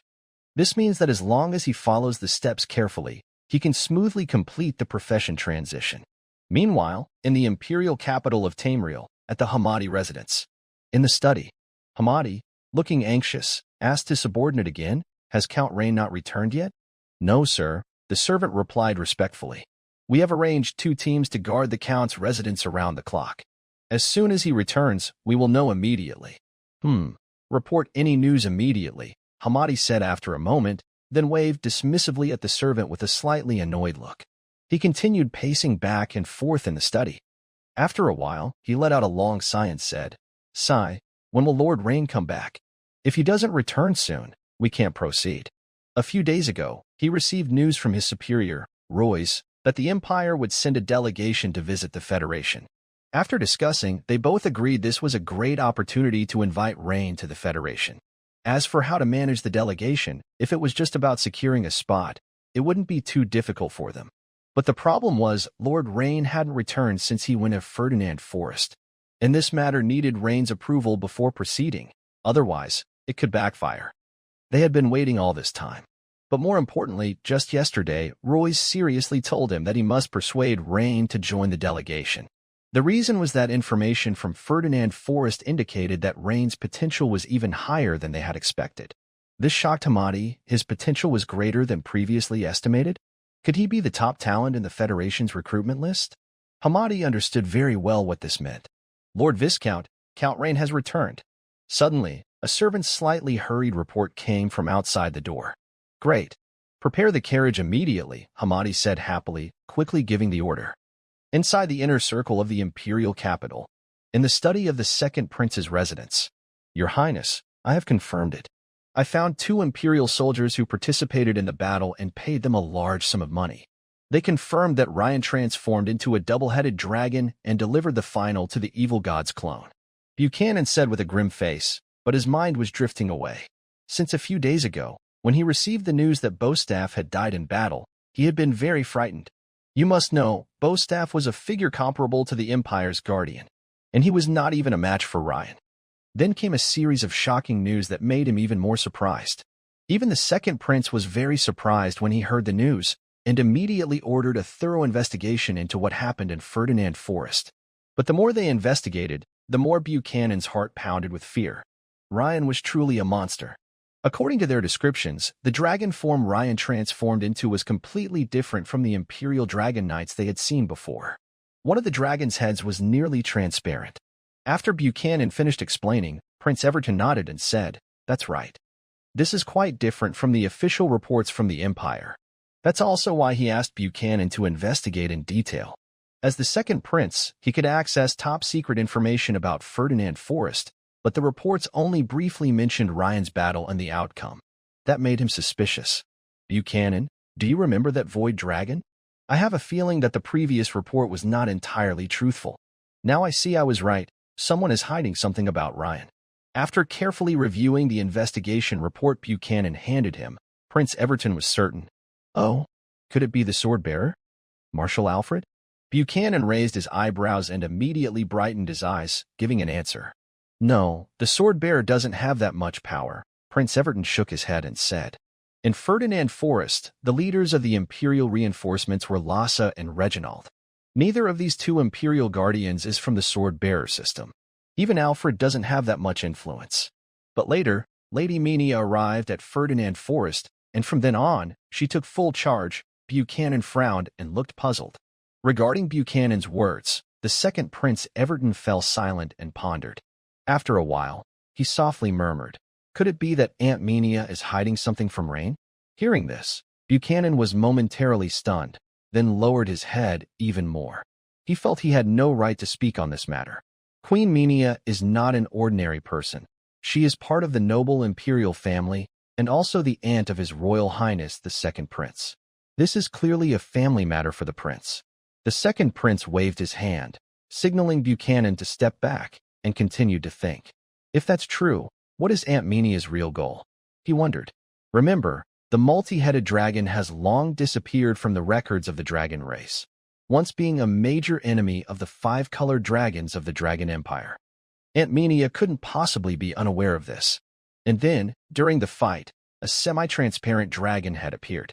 Considering the void dragon corpse that Rain brought out from the Dragon Valley secret realm earlier, could it be that this guy has the ability to absorb and merge with the bloodlines of other dragons? I really want to capture him for experiments, the second prince sighed. Unfortunately, his strength has already reached epic level, which makes things a bit complicated. Meanwhile, over with Rain. After arriving at the Sword-Bearer's headquarters in the imperial capital, he planned to visit Marshal Alfred. However, it was unlucky. The Marshal was away from the capital at the moment. Although General Augustus was in the city, he was in a meeting elsewhere. So Rain returned to his residence first. But just as he arrived and hadn't even spoken with his family, Hamadi came to visit. In the reception hall, Hamadi said, "Your Excellency Hamadi, Lord Rain, do you remember our previous agreement?" "Of course I do," Rain nodded. Earlier, after receiving the jagged ring from Hamadi, he had promised to visit the Federation within half a year. "Lord Rain, due to the urgency of the situation, I'll be direct. The Empire will soon send a delegation to visit the Federation. I strongly recommend that you join them. Of course, we will handle the issue of the number of spots. This time, I am here to seek your personal opinion." "Oh?" Ryan raised an eyebrow but said nothing more.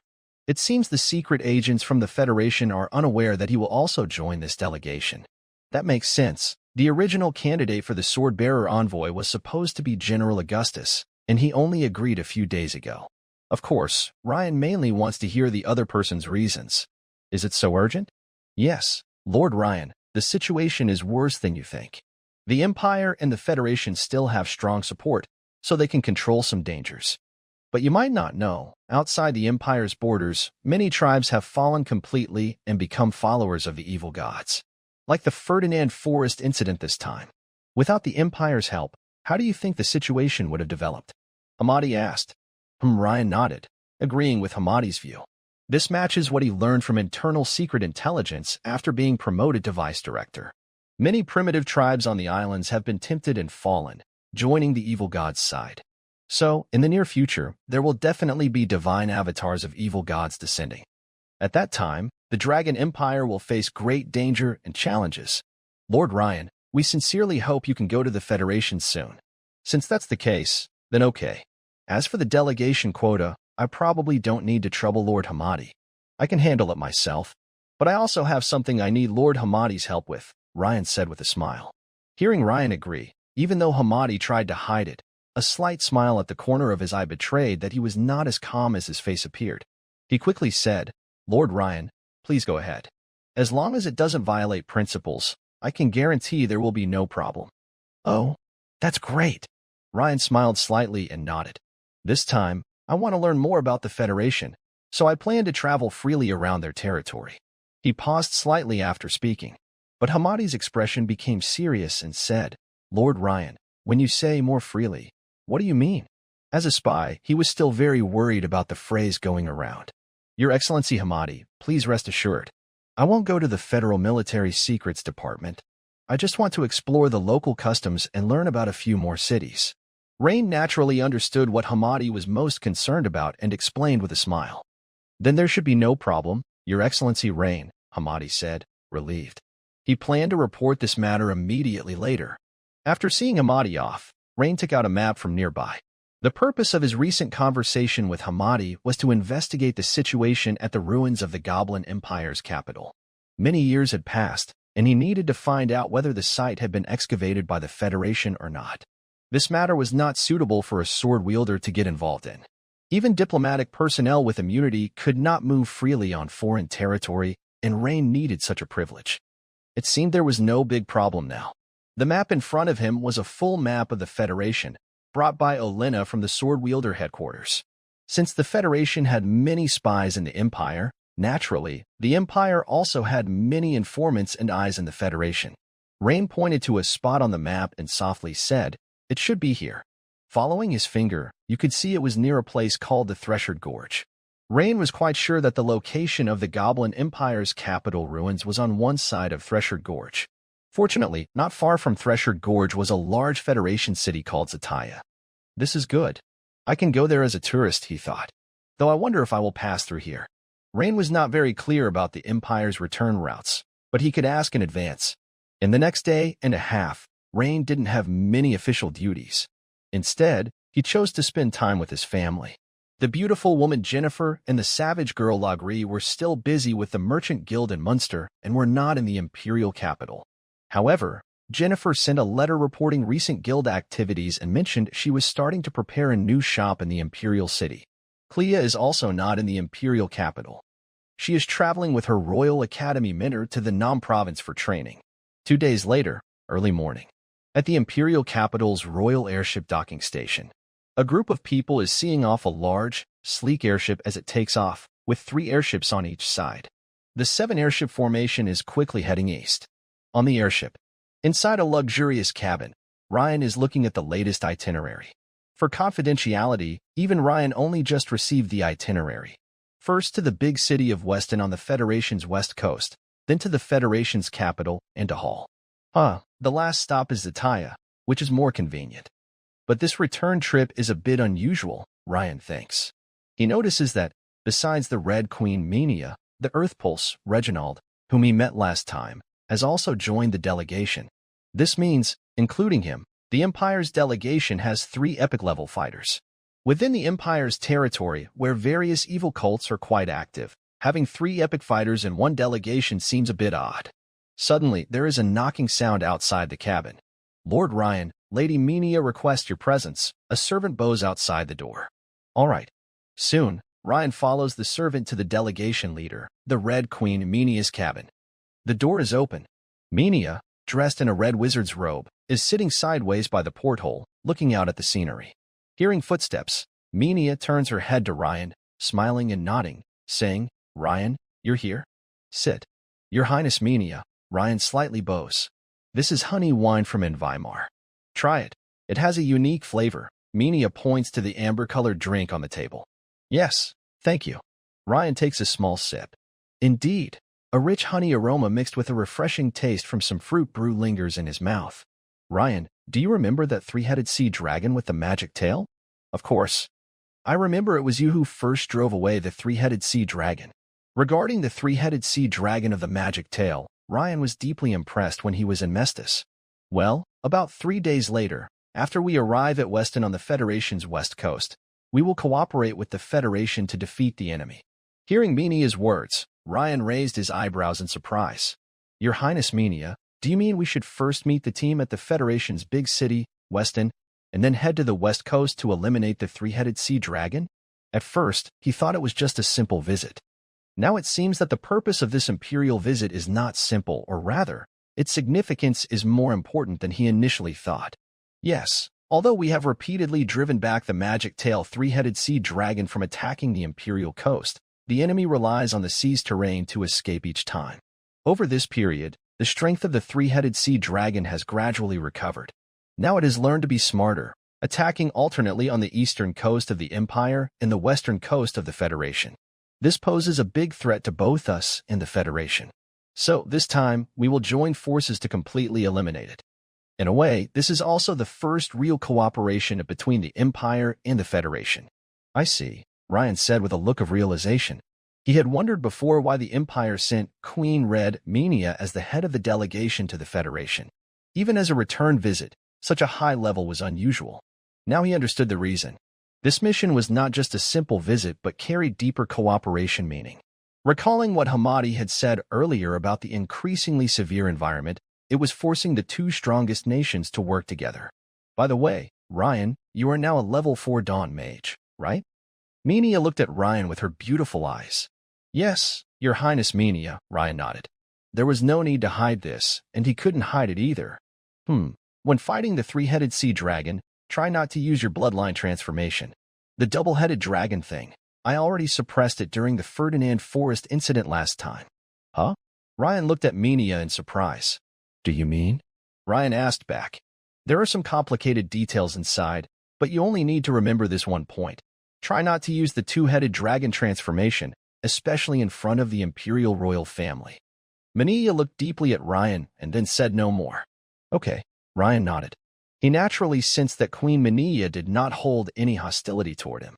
In fact, from what she just said, it was clear that she was somewhat taking care of him. Not in front of the Imperial Royal family? Ryan thought about this phrase and immediately made a guess. It seems that it might involve some secret of the Imperial Royal family. 15 minutes later, Ryan said goodbye and returned to his cabin. Soon, he shook his head and decided not to think about it for now. Since Menia warned him, he would try not to transform into the 2-headed dragon in front of others. Actually, for Ryan at this moment, since he mastered the Dawn Kill move Steel Forest, his combat power isn't much different even without transforming. That's the point of the Dawn Kill move. But still, I should try to save more attribute points. Whether for restoring mental or physical strength, they are essential in battle, Ryan thought silently. Ryan went to his desk, which was filled with various leatherworking materials. Before, he had brought a lot of leatherworking supplies because he was preparing for a long journey to the Federation. During the trip, he could take the opportunity to improve his leatherworking skill. Once he reached level 10, he could then switch to an elf leatherworking specialization. Since Ryan's leatherworking skill was already at level 7, the experience from the Moonlight Cloak was no longer enough for quick leveling. So, he decided to try making a new leather armor called the Thornwood Coat. This leather armor, like the Moonlight Cloak, was a common piece used by druids. But in terms of usefulness, it was more advanced than the Moonlight Cloak. It provided better concealment in the jungle and had a protective effect similar to a Thornwood shield. The materials needed were 1 piece of Thornwood bark, a bloodvine, and 4 cured hides. Of course, there were also some small accessories, like tendons and others. However, materials were not a problem. Before Ren left Ferdinand Forest, the elves had already prepared enough raw materials for him. 10 minutes later, the system prompted the following messages. You have crafted a Thornwood Cloak, and your understanding has improved. You have learned a new skill, crafting Thornwood Cloaks. Your skill in crafting Thornwood Cloaks has increased. Experience plus 12. You successfully crafted 1 Thornwood Cloak, and your Master Leatherworker experience increased by 10. Not long after the Empire's airship fleet set out. In the capital of the Eagle Federation, Antahal. In front of a huge, tall, spire-like building with over 10 floors, a group of people dressed as researchers in white coats came and went. The sign in front of the door bore the large golden characters, Eagle Federation Mechanical Research Institute. Inside a simple office on the top floor, the decor was minimal. There was only a deep red tea table with a few green potted plants as decoration, fitting the traditional and simple image of researchers. However, behind the dark-colored desk was not a middle-aged bald man, but a young woman in a white coat. She had wavy blonde hair, a beautiful face, and looked to be about 20 years old, focused on reading thick documents carefully. Knock, knock, knock. The door was knocked on. Come in. Lady Rebecca, the diplomatic department says the delegation from the Dragon Empire has already set out. Should we prepare to leave as well? Asked a young woman in a short suit and a tight skirt. Not yet. Normally, they will arrive at the western coast in 3 days. But for us, 1 day is enough to get there, Rebecca replied without looking up.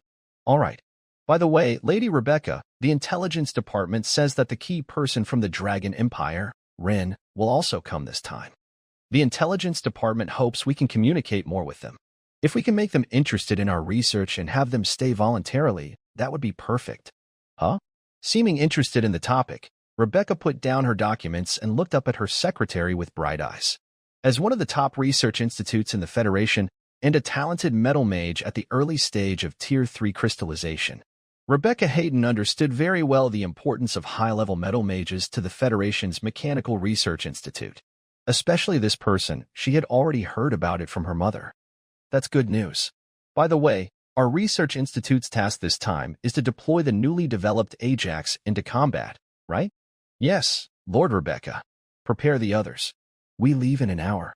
After 3 days of travel across the vast summer sea, the Imperial delegation finally arrived over the Federation's large city, Weston, early on the 3rd morning. At this moment, Ryan stepped out of the cabin and went to the side of the airship, looking at the scene before him. Compared to most counties and provincial cities of the Dragon Empire, which felt medieval, Ryan thought Weston was starting to enter the industrial age. Ahead, tall buildings lined the city, and many large chimneys could be seen. Right now, the chimneys were emitting black smoke, casting a dark, slightly oppressive veil over the entire city. Looking down along the chimneys, there were large factories covering wide areas. With Ryan's sharp eyesight, he could see that early in the morning, many workers dressed in simple, worn-out clothes were coming and going from the factories. As for the city center, although the streets were busy with people and horse-drawn carriages, Ryan could already see that on some main roads, there seemed to be steam-powered vehicles, similar to buses, being pulled by steam engines. Look over there. Is that steam power? At this moment, more people gathered on both sides of the airship, and many also noticed the steam-powered train. Yes, it should be. The ships on the river also seemed to be steam-powered. Exactly. On the winding river through the city center, steamships were clearly visible, coming and going, and they were quite numerous. Although the Empire had large energy furnaces, they were rare. While steam power was almost fully adopted in the Federation, used in many aspects of daily life. The impact of this scene on the people of the Empire was naturally immense. The Dragon Empire's airship fleet slowly descended at the official airship dock near Weston City Hall. Below, a group of people waited at the docking point, led by an elderly man. Ryan also saw a familiar face, the former visitor from the Empire, the Federation envoy, Trina. Today, she was dressed more carefully than usual. Trina wore a light white silk blouse with a corset-style top, featuring intricate lace around the collar and sleeves. The material and fine craftsmanship showed a quiet luxury. Her lower outfit was simpler, a fitted, stretchy black hunting pants that highlighted her curvy figure. Her overall look was elegant and noble but also practical. At this moment, even as a Federation member, she was slightly behind the elderly man. It was clear that he was the main person in charge of the reception, ranking higher than Trina. Ryan sensed that although this old man was also extraordinary, his strength was not very high, probably at the level of a knight or a grand knight. This was different from the Empire. While he was not very powerful individually, he was the vice president of the Federation, which showed that in the Federation, personal strength was not the only factor that determined status. As Mania, dressed in a red wizard robe, stepped down the stairs first, the Federation members greeted her with smiles. "Your Highness Mania, welcome to the Federation. This is our Vice President, Lord Bertrand Ruiz," Trina said with a smile. "Your Highness Mania, we are honored by your visit," said the elderly man named Bertrand, smiling warmly.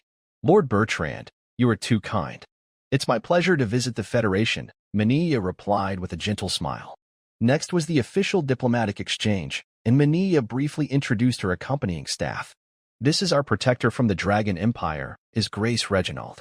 Lord Reginald, welcome to the Federation. This is our representative of the Sword Bearers from the Empire, Lord Ryan. Lord Ryan, you are quite young." Then, Mania approached with a gentle smile. "Lord Ryan, we meet again," she said gracefully. "Lady Trina, it's been a while. You look just as beautiful as before." Ryan bowed slightly. "Oh, do you two know each other?" The Red Queen, Mania's eyes flashed with surprise, and her gaze lingered a little longer on Rain. "Yes, Your Highness Mania, when I visited the Empire, I happened to be attacked by the corrupt dragon Agnes. During that time, Lord Rain ensured our safety. That's how it was." After some polite conversation, the federal representatives led the imperial delegation towards the Westminster City Hall. Inside the City Hall, Hall Number 1 was already decorated with flowers and prepared for the upcoming welcome ceremony. As they walked, Rain subtly sensed a feeling of being watched. He noticed a gaze in the crowd that seemed to frequently look at him. Perhaps this kind of observation was subtle for others, but for him, a level 4 Dawn Mage, this repeated scrutiny was very obvious. So, Rain slightly turned his head to look and spotted the person. It was a young woman, quite beautiful, but he was sure he had never seen her before. Maybe because among the representatives from the Empire, I am the youngest? However, she had been watching him repeatedly from the start, which made Rain pay more attention to her.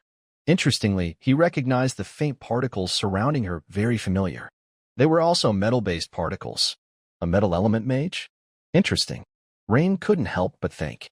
As the group headed towards the banquet hall, suddenly, a man in federal military uniform hurried over to Vice Chairman Bertrand and whispered quickly. Both Rain and others, including Mania the Red Queen and Reginald the Earth Pulse, were Dawn Mages with highly sensitive perception. Even without intentionally listening, they could easily hear what was being said. "Sir, a magic tail 3-headed sea dragon has been spotted at sea. It is heading quickly toward the western coast city of Oberdin. It is expected to arrive in about half an hour. What do you think?" "Huh? Didn't it just attack 10 days ago?" "According to your military analysis, the 3-headed sea dragon probably won't attack again for at least a week." Hearing the officer's words, Vice Chairman Bertrand frowned slightly and asked back. His expression showed he was quite conflicted. Because, according to diplomatic customs, it is natural to let the guest first learn about the local customs and culture, participate in a welcome banquet to build familiarity, and then discuss cooperation and other matters. However, unexpectedly, the magical tail 3-headed sea dragon appeared at this time. Based on the sea dragon's usual attack pattern, it typically does not launch a second attack within 2 weeks after the first. But now, it clearly broke this rule. "Vice Chairman, since the magical tail 3-headed sea dragon has appeared, we should seize the opportunity," said Mania, who had already noticed Bertrand's conflicted expression. If the Federation is ready, she added. That. Bertrand was momentarily surprised but quickly understood what was happening. Then, Your Highness Mania, your first visit to the Federation is indeed quite rude. But you're right. Since the opponent has appeared, we must seize the chance. How about we hold a pre-battle meeting at the City Hall now? Bertrand, the Federation's vice-chairman, was not a hesitant person and made a decision immediately. I think we could hold the pre-battle meeting on the airship. What do you think? Mania smiled and said, You're very considerate, Your Highness Mania. If you don't mind, you can take our airship, and the pre-battle meeting can be held there. Bertrand said with a slight bow. Yes, that would be helpful, Mania nodded. Everyone immediately turned around and quickly boarded the airship. Important figures like Ryan and Reginald also accompanied the Red Queen Mania to the airship arranged by the Federation. After walking along a long pier, Ryan saw the massive Federation airship again. Behind the huge airship, there were 6 medium-sized airships arranged in pairs. Below these 6 airships, many thick steel cables were hanging. On the platform where the airship was moored, Ryan looked down along the numerous steel cables and saw many people busy fixing the cables to 3 large covered devices. From the shape revealed by the covers, these appeared to be some kind of giant golems. This made Ryan curious, and he looked at them a bit longer. Soon, the Federation's airship squadron and the Empire's airship squadron took off one after the other, flying side by side toward the city of Oberdin on the Federation's west coast. At this moment, Ryan had already arrived with everyone in the conference room of the giant Federation airship, the Meekin. Since it was a last-minute meeting, there were no nameplates on the walls, and Ryan casually found a seat. Just as he sat down, a pleasant scent wafted over. He saw a young girl who had been watching him closely sit down next to him as if by chance. When Ryan looked up at her, she smiled softly and said, Mr. Ryan, hello. I am Rebecca from the Federation Mechanical Research Institute, and I am in charge of the Ajax Golem project this time. Hello, Rebecca.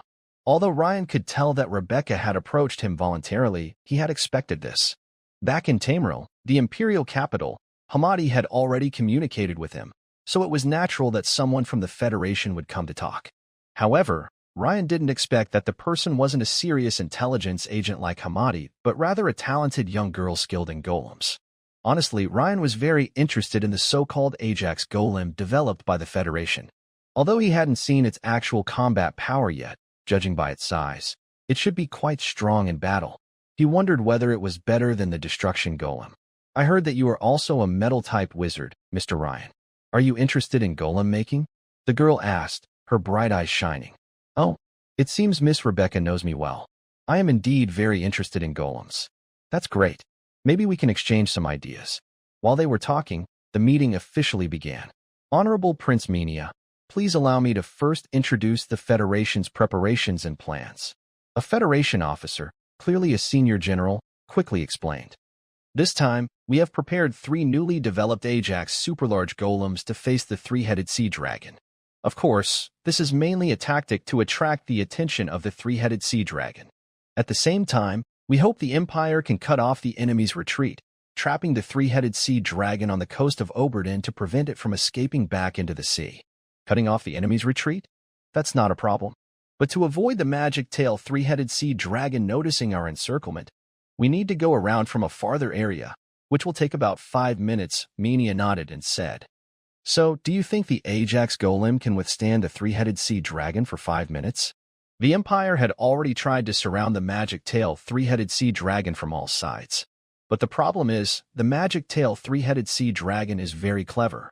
Once it detects more than 3 epic-level fighters, it will quickly retreat and dive into the deep sea.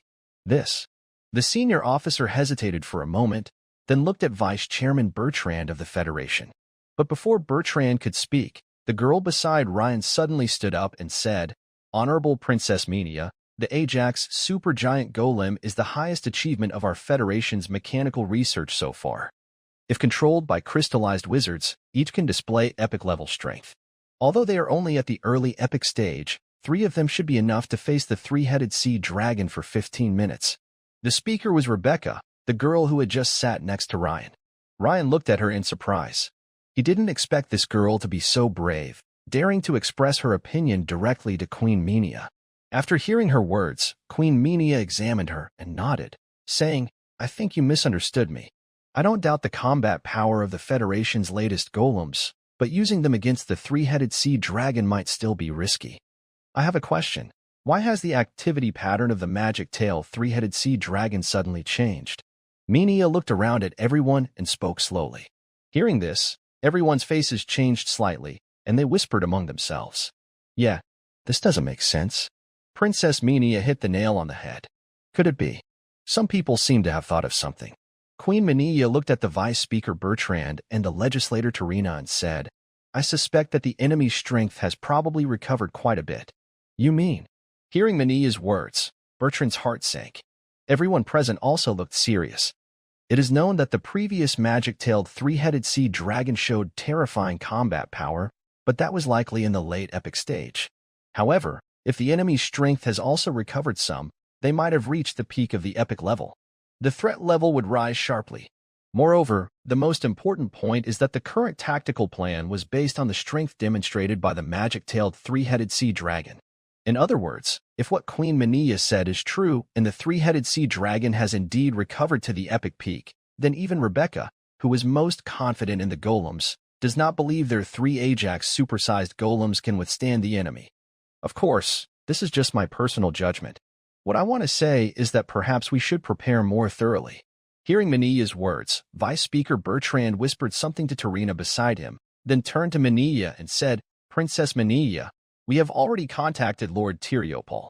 From the timing, he should arrive at the Oberdin coast as scheduled. Minia also knew Tyrio was an epic-level stronghold of the Federation. Yes, then I have no further issues. Vice Speaker, we also need to return to our airship and make some preparations. Of course, Princess Minia. Then we will proceed according to plan. A few minutes later, the joint airship fleet of the Federation and the Empire split into two, one heading left and the other right. The Federation's airship formation flew straight toward the distant city of Oberdin on the coast, while the Empire's airships curved around toward the sea. Suddenly, the alarm on the Empire's airship sounded loudly. Everyone pay attention. We've spotted the magic-tailed, three-headed sea dragon, shouted the lookout. Ryan, Reginald, and Minia were discussing their battle plans. Your Highness Reginald, this time, trapping the sea-tailed triple sea dragon may be more difficult than we initially thought. My idea is that Tassa and I will handle the right flank, while you and your dragon partner Ted take the left. Hearing this, Reginald's eyes flickered, and he slightly turned to look at Ryan, as if he wanted to say something but didn't speak immediately. As for the sea-tailed triple sea dragon's minions, Ryan, can I leave them to you to handle? Minia, the Red Queen, turned to Ryan and said, Minions? Ryan thought for a moment and understood Minia's reasoning. Earlier, Minia had a conversation with him, advising him not to transform into his double-headed dragon in front of others. This battle plan also seemed to consider his power when not in dragon form, focusing only on dealing with the sea-tailed triple sea dragon's minions. Of course, no problem, Ryan nodded happily. However, hearing this, Reginald couldn't hold back anymore. Although Reginald, the Earthquake, was much older than Ryan, having fought in the Ferdinand Forest battle, he admired Ryan's strength and was very friendly toward him. He said, Your Highness Minia, in terms of strength, Lord Ryan is actually stronger than I am. I don't quite understand why you didn't assign him to lead the left flank. Ryan doesn't have a dragon partner, so he's at a disadvantage in fighting the sea-tailed triple sea dragon. Before Minia could finish, an alarm sounded on the airship. The lookout's voice also reached the small meeting room. Hearing Minia's explanation, Reginald nodded but quickly realized that his reason was not convincing at all. The agility of Ryan in dragon form might even surpass that of us dragon knights. But seeing Minia and Ryan already standing and heading toward the ship's side, he shook his head and said nothing more. Ryan and the others arrived at the ship's side, gazing into the distance. They saw a faint white line appearing slowly on the blue sea far to the left, like a tide rushing swiftly toward Oberdin's coast. The long coastline seemed like a dividing line. On one side was a land covered with vegetation, and on the other side was the endless blue sea. It seems Ryan saw something and squinted, watching without moving. With his eyesight, he could now clearly see the outline of the other person. The three faintly visible long necks showed that it was definitely a three-headed sea dragon with a tail. Even from such a far distance, the outline was clear, which shows how big the creature was. Ryan still remembered clearly when he saw the three-headed sea dragon and maced. He didn't even have the strength to watch as a bystander. Now, he realized he had the ability to face it directly, turn the rudder to the right, and flank from behind. Mania's clear voice quickly reached the captain's ears through some kind of magic. The Imperial airship fleet began to slowly change direction. Suddenly, Ryan furrowed his brow. After watching several times, he sensed something was wrong. Your Highness Mania, Regent Reginald, I feel that the three-headed sea dragon isn't heading toward Oberdin, but rather toward those mountains. Ryan pointed toward the mountains and asked. Both looked intently. You're right, Lord Ryan. The direction the three-headed sea dragon is moving seems a bit off. Regent Reginald nodded after observing for a moment, with a thoughtful look. Yes, it does seem strange. Mania also nodded, but after saying just a few words, her eyebrows furrowed slightly, as if she was also thinking. The three-headed sea dragon usually moves in a straight line. Normally, it would head toward the most populated city to devour many humans and regain strength. But now, it was heading toward the sparsely populated mountains, abandoning the large city of Oberdin, which didn't make sense. Behind the Federal airship fleet, on the side of a medium-sized airship, a man approached. Rebecca, during the meeting just now, was the person sitting next to you the genius Ryan, the Empire's mentor, mentioned? He asked. This man was named Ald Lee. Like Rebecca, he was an operator of the Ajax supergiant golem, and both were disciples of the Federal Mechanical Research Institute's head, Harum. Yes, Rebecca nodded, lost in thought. I think the rumors about Ryan being so young might be exaggerated. Alder had always been interested in Rebecca. When he saw her show strong interest in Ryan, he felt a natural sense of rivalry toward this Ryan, whom he had never met before. However, when faced with Alder's question, Rebecca seemed to come back to herself. She didn't answer directly but asked instead, Alder, do you know why I sat next to Ryan? Why? Alder asked with curiosity. He was sure that Rebecca had never met Ryan before. Her taking such initiative was not typical of a lady, nor was it part of Rebecca's usual character. At the same time, a talented girl with achievements in scientific research, besides her natural talent, also had a careful way of thinking. She wouldn't do something meaningless. That was also why Alder admired Rebecca. She combined intelligence with beauty.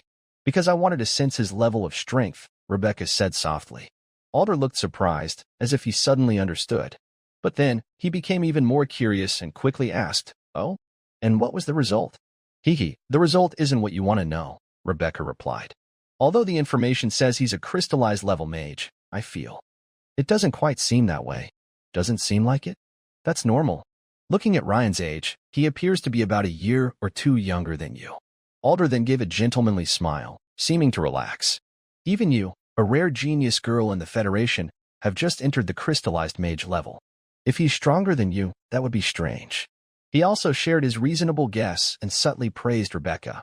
No, Alder, I think you misunderstood what I meant, Rebecca shook her head and said. At this moment, Rebecca's words caught the attention of another middle-aged man nearby. The man had a flat head, about 40 years old, with a firm and resolute demeanor. His name was Benito Riley. He was different from Rebecca and Alder. He didn't come from the Federation Mechanical Research Institute, but from the Federation Military Department. Because he was also a rare metal-type mage, he was assigned to this special mission. He knew well about Alder's pursuit of Rebecca, but he didn't plan to interfere. It's not that Rebecca isn't attractive, but because she is already married and has a lovely daughter. So he wasn't very interested in their casual chat. However, Rebecca just mentioned that Empire's reign, and he became a bit curious. Because when I sat next to him, I didn't feel any mental energy fluctuations. That's very strange. Even my mentor's mental waves are usually detectable, but I sensed nothing, Rebecca said with a slight serious look. Huh? How is that possible? ALD's smile froze on his face. Clearly, this answer surprised him. Benito also looked a bit stunned when he heard this. I didn't believe it at first, but the facts are right here, Rebecca said thoughtfully. Wait, could the other person be carrying a special magic device that can hide mental energy waves? Suddenly, ALD seemed to realize something and said quickly. Maybe. Rebecca waved her hand, not wanting to discuss this further. But at that moment, Benito suddenly looked toward the sea. Both of you, we might need to act now, he said while watching the ocean. Hearing Benito's warning, Rebecca and ALD immediately stopped talking and looked toward the sea. They saw a white streak in the water rushing quickly toward the coast. In this direction? After observing for a few seconds, Rebecca frowned slightly. She looked again at Oberton's position and immediately sensed something was wrong. Because based on the current path of the three-headed sea dragon, it wasn't heading toward the Federation city of Oberton, but toward the mountains on the other side. Something's off. The attack target of the three-headed sea dragon doesn't seem to be Oberton, Benito quickly realized and said in a low voice. Huh? ALD also looked surprised. Similarly, on the Federation's main airship, some people had also noticed the situation. Inside the captain's room, a group of senior Federation officers were watching the sea. Sir, it seems the target isn't Oberton? A lookout confirmed repeatedly before reporting. Yes? The senior officers picked up their brass binoculars and looked again. If it weren't for Oberton, wouldn't that be better? Then we wouldn't have to rush to evacuate the people in the city, one senior military officer said, seeming unconcerned and showing a happy expression. Should we investigate further? Someone asked. But there doesn't seem to be enough time, another replied. At the enemy's current speed, they could land on the coast in at most 5 minutes, someone added. Although many people present had doubts, no one could figure out why the three-headed sea dragon was heading toward that mountain range in such a short time. Time passed second by second. As the three-headed sea dragon became clearly visible, the highest leader present, Vice President Bertrand of the Federation, thought for a moment and then decided, if we can't understand it, then we should intercept first. Otherwise, we might miss the chance to fight, he said. The Empire's airship fleet is still watching us over there. I hope everyone won't embarrass the Federation, he added. Yes, Vice President. Everyone responded in unison. Although the Federation and the Empire, two huge powers, decided to cooperate, they naturally wanted to establish dominance. This required both sides to show their strength. So, this attack on the three-headed sea dragon was a way to demonstrate their power, show muscles. The Federation's airship fleet was responsible for frontal interception, so the coastline was seen as a natural line of defense. No matter where the three-headed sea dragon was headed, according to the plan, they would block the enemy on this coast. Inside the large device below the Federation's airship fleet, ALD, Benito, and Rebecca each entered their respective Ajax supergiant golems. Ajax golem is ready to fire, the messenger announced. 3, 2, boom. The first Ajax fell from dozens of meters high in the sky directly into the shallow waters a few dozen meters in front of the coast. Boom. Then the second one followed. The third. The actions of the Federation were clearly visible to the Empire's airship fleet. Seeing the shape of the Ajax supergiant golem, Ryan couldn't help but be surprised. From the power device perspective, it seems to be on the same level as the destroyer. Its body is slightly smaller, but not by much. However, the biggest difference appears to be in the way it is operated. Compared to the destroyer's automated control system, the Ajax golem seems to use a different approach. It employs crystallized wizards with extremely high mental power to act as operators. Seeing this, Ryan seems to understand why the Federation values him so much. The giant metal golem, controlled by high-level metal-type wizards, is the best operator. In repairs, metal wizards are also the most suitable craftsmen or engineers. They can greatly improve the speed and accuracy of golem production and can quickly repair common battle damage. This is especially important during frequent battles. The Federation's golem-making skills are indeed ahead of ours, Reginald said, looking at the scene before him with admiration. Queen Mania, on the other hand, said nothing and seemed to be pondering why the three-headed sea dragon was heading toward the mountains. The three Ajax golems stood in a triangular formation a few dozen meters from the shore, in the water. Benito, an operator from the Federation Army, was at the front, with Rebecca and Old standing on either side. The approaching three-headed sea dragon also noticed this situation. Roar. But it did not stop. Instead, it roared loudly and charged straight ahead. The first to attack were not the Ajax golems, but 6 medium-sized Federation airships in a line formation, firing their cannons at the dragon. Suddenly, a large pale blue water shield appeared on the dragon, blocking the incoming shells. The water shield also revealed faint figures on the dragon's back. Be careful. Benito, it looks like someone is on the dragon's back, and there might be someone behind it too. Rebecca shouted from the control room of the Ajax golem. What? Benito's eyes narrowed, but it was too late. Boom. The lead figure, Benito, was controlling the Ajax giant golem, which was immediately knocked back dozens of meters by the charging three-headed sea dragon on the Federation's large airship. Inside the command room, everyone was looking through copper telescopes at the battle scene, and discussions about the fight were ongoing. Something's wrong. Why is the attack power of the magic-tailed three-headed sea dragon so strong? Yes, Benito's Ajax giant golem is clearly at a disadvantage in this fight. During the meeting, Princess Minia, the Red Queen, warned us, but now it's true. The magic-tailed three-headed sea dragon's strength has recovered far beyond expectations. This is strange. It looks like someone is riding on the back of the magic-tailed three-headed sea dragon. Others are too. Suddenly, a lookout shouted, "What?" At that moment, everyone realized that both the magic-tailed three-headed sea dragon and the group of slightly smaller, fierce ocean creatures behind it each had a figure in black robes controlling them. Those clothes. Are they cultists of the sea god religion? How is that possible? Yeah. According to ancient texts, there's no connection between the magic-tailed three-headed sea dragon and the sea god religion. Not even the gods they worship are the same. How could this happen? The command room was in chaos. The faces of the senior generals looked grim. It now seemed that the magic-tailed three-headed sea dragon and the sea god religion had somehow formed an alliance, making the situation much more complicated. Federation Vice President Bertrand looked particularly unhappy. He had just promised to perform well and show the Federation's strength in front of the Empire delegation, but now, what are the Federation's intelligence agencies even doing? Where is Lord Tiliopol? Bertrand took a deep breath to calm himself and asked. Just 3 minutes away, an officer replied immediately. Hearing that they would arrive in just 3 minutes, Bertrand's expression eased slightly. Good.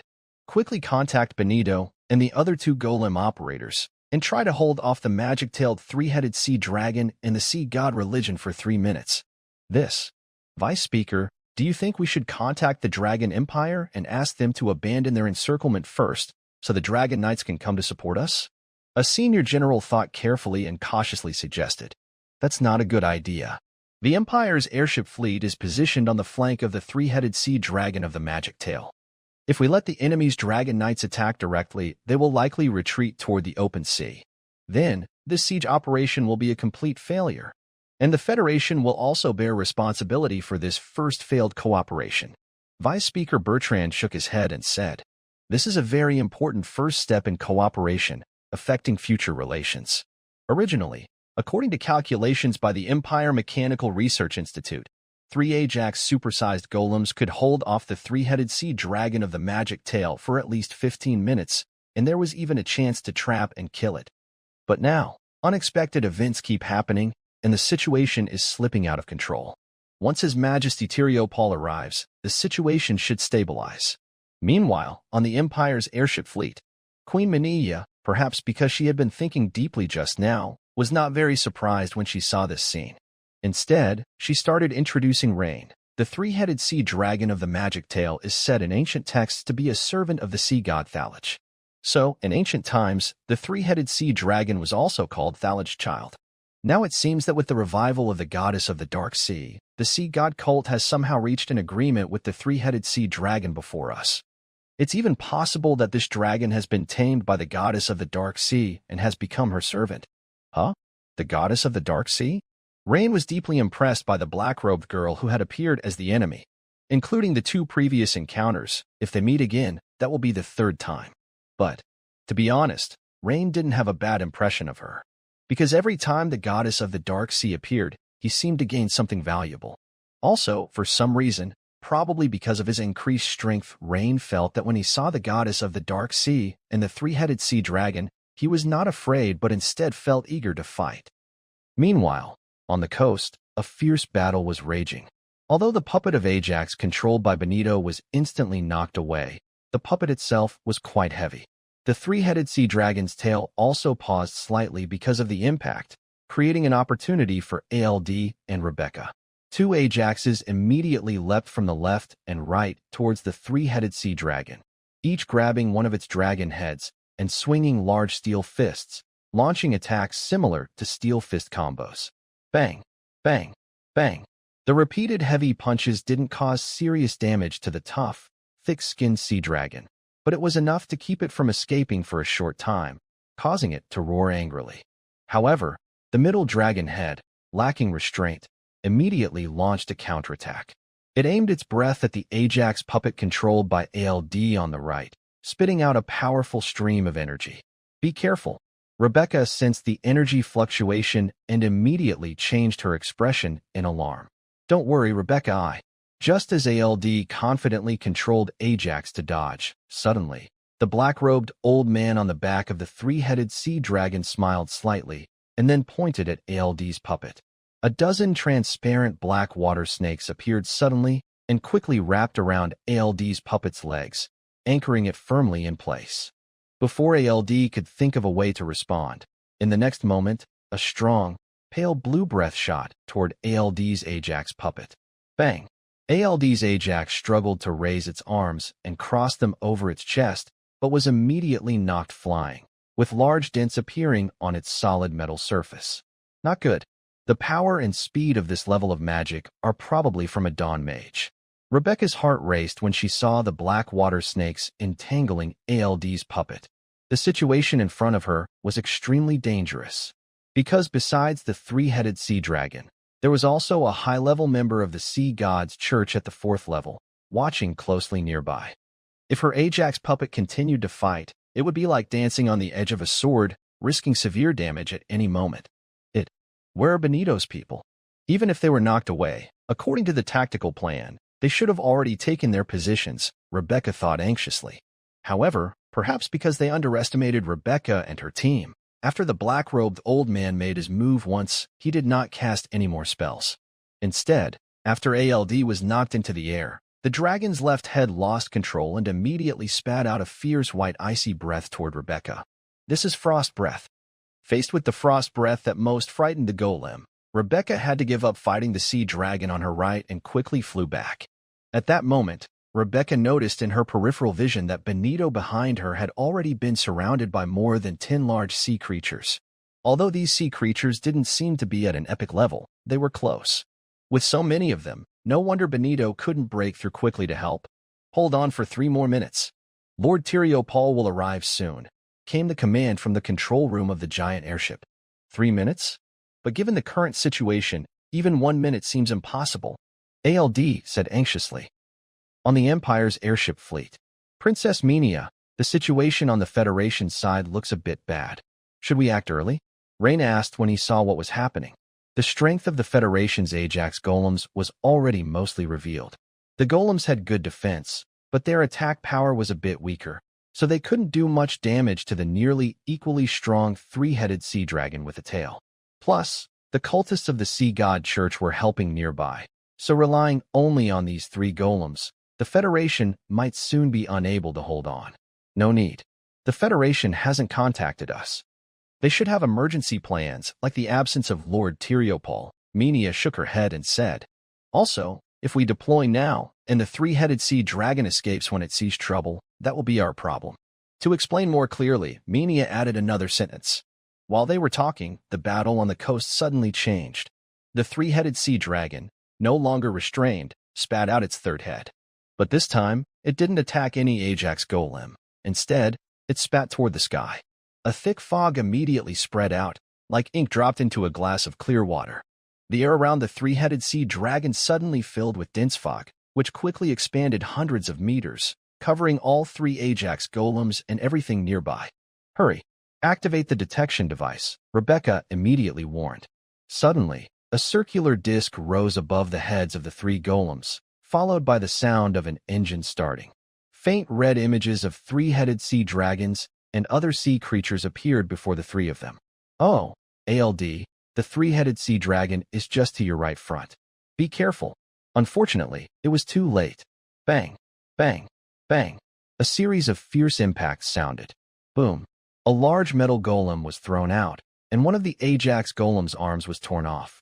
Clearly, this Ajax golem had lost most of its fighting ability.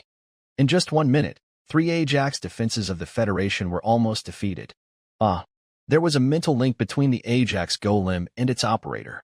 When the golem was heavily damaged, the operator felt intense pain.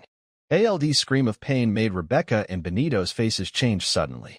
On one hand, both realized that the power of the three-headed sea dragon was indeed, as the Empire's Red Queen Minia had said, it had recovered to a late epic level, even stronger than before. On the other hand, after their joint defense line was broken, only the two of them remained, and they simply could not stop the follow-up attacks of the three-headed sea dragon. In other words, the interception had failed. Quick, retreat immediately. In the control room of the Federation airship, a command came from the flagship. This time, it was the Federation Vice Chairman, PART13, who personally issued the order. At this moment, inside the Federation airship captain's room, Vice Chairman PART13 held a communicator, his face grim and almost dripping with water. Because now, it was no longer a question of whether to block or not. Continuing to intercept would mean Rebecca and Benito would also be heavily damaged. At that point, the Federation's reputation would be completely lost. Even if Lord Tilio Paul arrived, he wouldn't be able to withstand the three-headed sea dragon and the sea god cult without the help of the 3 Ajax golems. Retreat 10 miles. Fire at the rear airship cannons. Urgent commands were issued. As the Ajax golem retreated, the three-headed sea dragon and the sea beast group controlled by the sea god cult did not attack Oberding. Instead, they continued heading toward the Fadial Mountains. This confused everyone in the alliance. Suddenly, someone shouted in surprise, "Look! Prince Tyrion is coming!"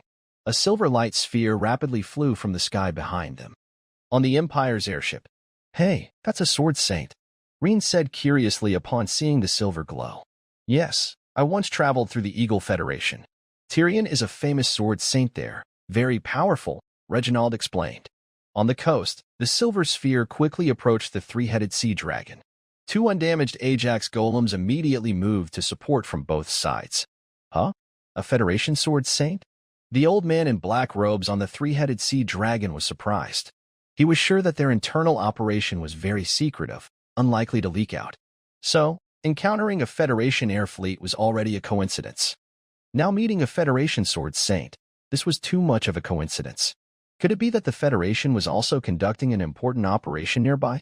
Deepwater domain. Facing the incoming Federation sword saint, the area around the three-headed sea dragon suddenly filled with countless pale blue water balls, each about 1 meter in diameter, floating within 100 meters. Divine cross slash. With a roar like a fierce tiger, 2 giant sword shadows, each tens of meters long, suddenly attacked from the sky hundreds of meters away in a cross shape. Clap, clap, boom.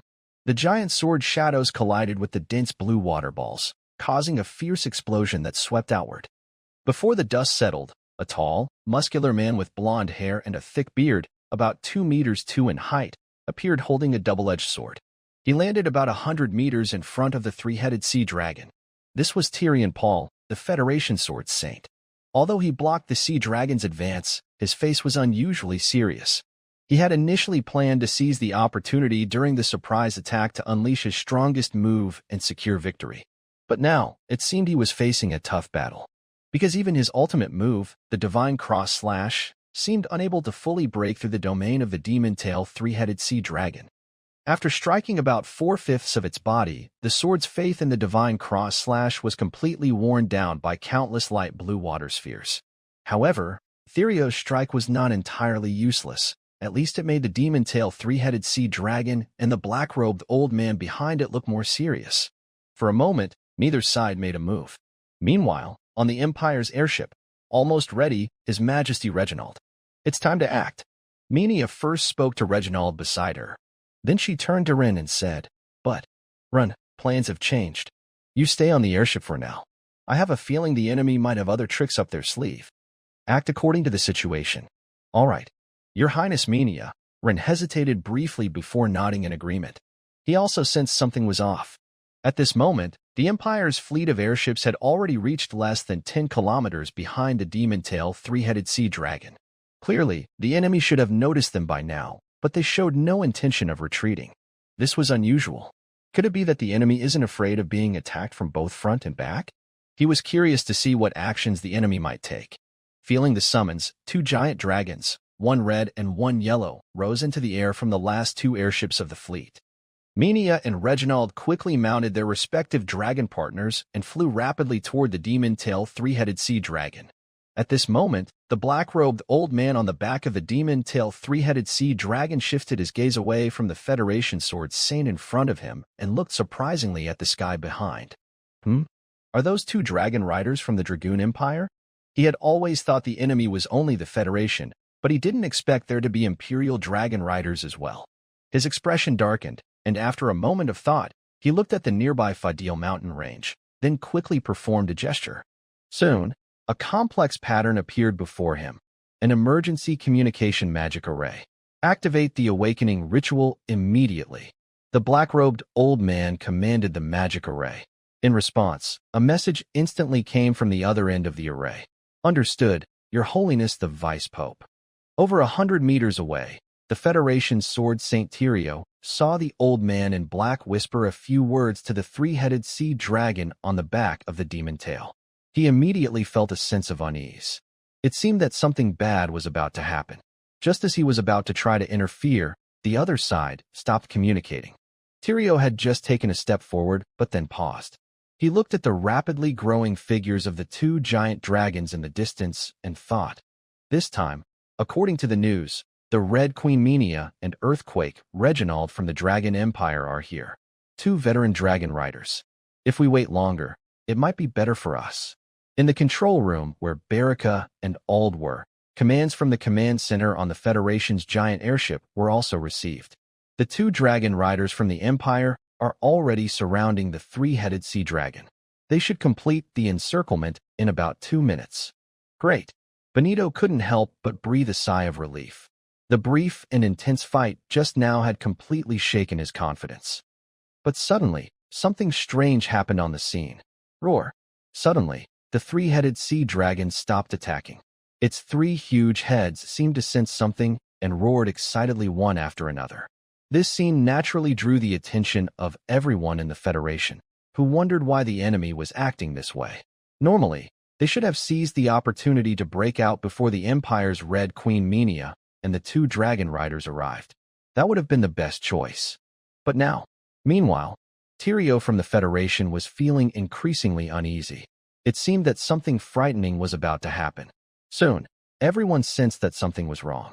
Baraka, I feel like my Ajax is trembling non-stop, said Ald, who was slightly behind the scene due to a broken arm of his golem. No, it's not just yours. My Ajax golem is trembling too, said Benito in a deep voice. It's the Earth. The Earth is trembling, Rebecca quickly realized. Watch the mountains behind you. A warning came from the Federation airship's control room. What? The three of them turned their heads hurriedly. Behind them, not far away, stood a tall mountain. Suddenly, rocks began to fall heavily, and even they had to dodge the large stones carefully. The ground trembled because of this. What's going on? Alden said, surprised by the chaos of the fight today. The strength of the three-headed sea dragon and the sudden appearance of the sea god cult were completely unexpected. He was starting to feel confused. Rebecca was much calmer. She quickly analyzed the situation. If the landslide was caused by a creature, it meant the creature must be very large. Could it be the legendary mountain giant waking up? Rebecca whispered. Suddenly, from the cracked mountain, a huge dragon head appeared, roaring loudly. Then, a second and a third appeared. Is that another three-headed sea dragon?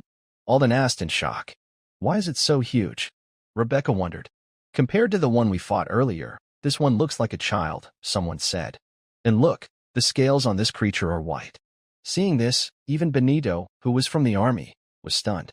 The holy sword Saint Tyrio from the Federation was also shocked when he saw this scene. Meanwhile, Menia and Reginald, who were flying quickly on a giant dragon, also looked at the scene in surprise. Princess Menia, this three-headed sea dragon, is unusual. The white scale seemed to mean. Reginald thought, recalling something from an old book.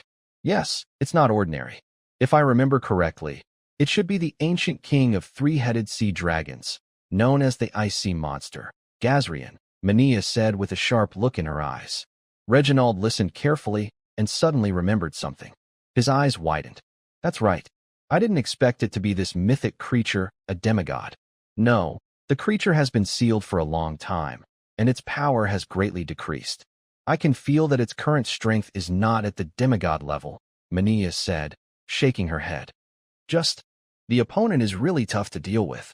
On the giant airship of the Federation, inside the captain's room, a group of senior generals also looked very worried. Oh my, that's another magical tail three-headed sea dragon. I remember from ancient books that the magical tail three-headed sea dragon is also called the son of Siraji. They can sense each other, said a high-ranking military officer with crystallized wizard-level strength. His broad knowledge as a wizard helped him catch some clues about this situation. But earlier, why didn't the opponent come here? Maybe this is why the magical tail three-headed sea dragon is working with the sea god cult, he replied, though some questions remained unanswered by this crystallized wizard-level officer. Is it possible that, at some point, the sea god cult discovered a sealed place in the Fadial Mountains where another magical tail three-headed sea dragon was sealed? The real issue now isn't that. It's how we can fight these two magical tail three-headed sea dragons, he continued. Moreover, the one just revived is much larger than the previous one. Based on that, its fighting strength is probably even higher. Right now, I need to know what to do, not how this happened, said Vice Chairman Bertrand with a cold face. The senior generals in the airship looked at each other in silence. Yes, solving this problem is the most important thing. The root cause can be dealt with later.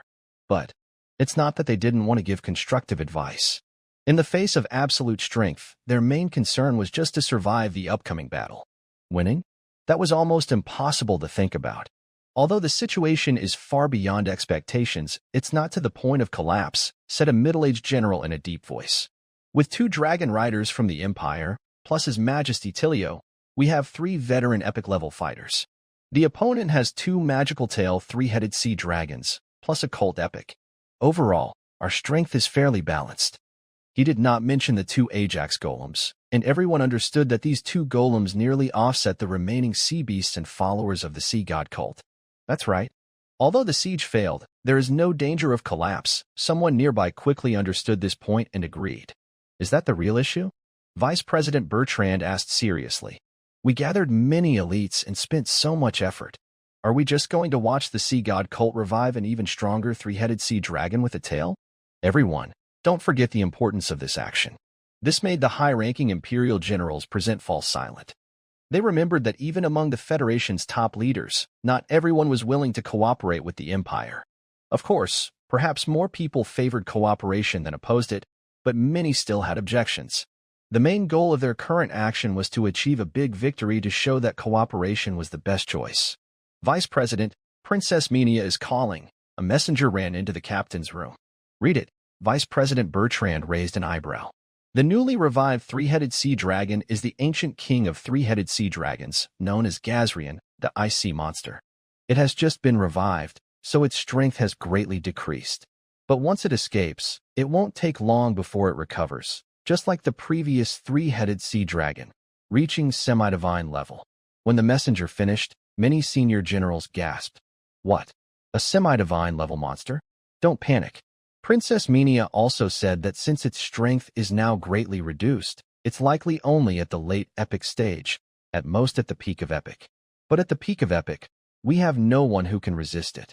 On the Empire's airship fleet, Reen naturally saw the enormous three-headed sea dragon emerging from a corner of the Fatter Mountains. At the same time, he received a message from Queen Minia. His wizard robe's chest symbol flickered, and a mature female voice spoke. Reen, this is Gazrian, the ancient king of three-headed sea dragons. Queen Reginald and I will go to stop it from uniting. I hope you can immediately support the Federation and help kill the first magic tail three-headed sea dragon. If that's too difficult, at least defeat the Sea God's cult team. Are you confident? Ryan looked thoughtful. Although he had expected that the enemy might have some backup, he didn't anticipate such a sudden change. A demigod-level beast? The king of three-headed sea dragons? This made Ryan think of something. He once had an experience in Maest when he entered the Seal Gate. During that time, he accidentally crushed a magic tail three-headed sea dragon egg, which led to an egg liquid baptism. Ryan clearly remembers that the sea dragon egg gave him a significant boost in dragon bloodline power. When he heard about the plan to hunt down the magic tail three-headed sea dragon, he thought about the potential increase in strength it could bring. But he also quickly realized that with his current strength level, killing the dragon and obtaining its blood might not give him much improvement anymore. However, now the situation is different. The newly appeared magic tail three-headed sea dragon king, Ryan, was called the Ice Sea Giant in ancient times. Ryan is sure that its blood must be able to greatly enhance its strength. Even if its power has decreased because of a long-standing seal, genetically, it probably wouldn't be affected much.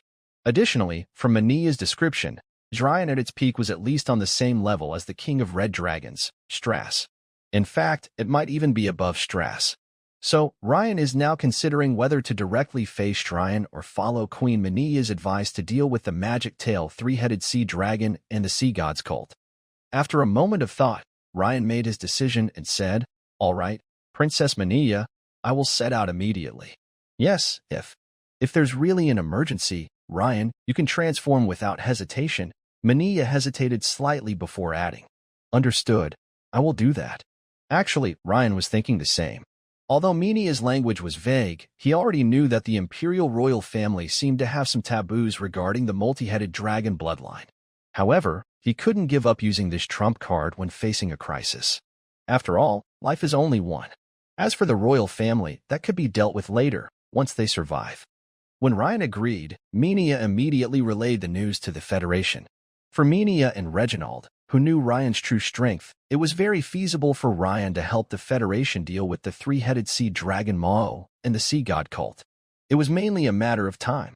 However, when Minia's decision reached the Federation's large airship, the senior officers in the command room suddenly exploded with excitement. "Report to everyone. His Royal Highness Minia from the Empire has sent a message.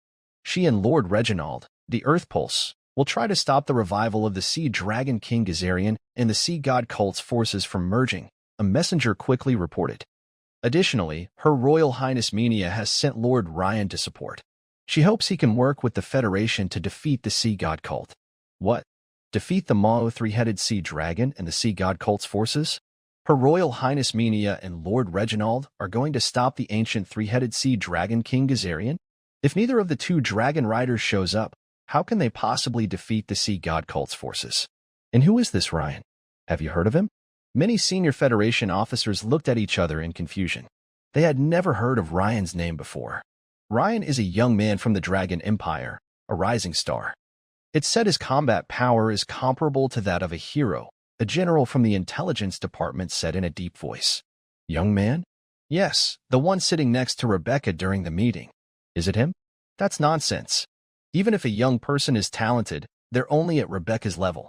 Maybe among young people, he's considered top tier in combat power, but given the current situation, having one more strong young person like Rebecca doesn't really matter. I think it's safer to gather the strongest fighters from both sides and slowly fight back. Also, immediately contact the nearest Federation stronghold for support. No, it's too late. The enemy is only a few kilometers from the coast. For Gazarian's size, he could reach there in just a few minutes. Just now, Princess Minia also said that Gazarian must not return to the sea. Yes, and once they unite, it's possible that the Sea God cult has made some early preparations. Could Gazarian's strength be quickly restored? We can't take that risk. I agree with Princess Minia's suggestion. We must prevent them from merging. Dividing and surrounding the enemy is the most effective tactic in warfare. Of course, some people had different opinions. But, for a moment, the generals couldn't agree, and all eyes turned to the highest leader on site, Vice President Bertrand of the Federation. Bertrand frowned, thought for a moment, then nodded and said, "Reply to Princess Minia that we will follow her advice and take action immediately." "Yes, sir." The messenger saluted and left. In the middle of the battlefield. What? Coordinate with the Empire's strongman, Rain, to defeat the magic-tailed three-headed sea dragon and the sea god cult? Are you joking? Is the Empire crazy? Is the Federation also crazy?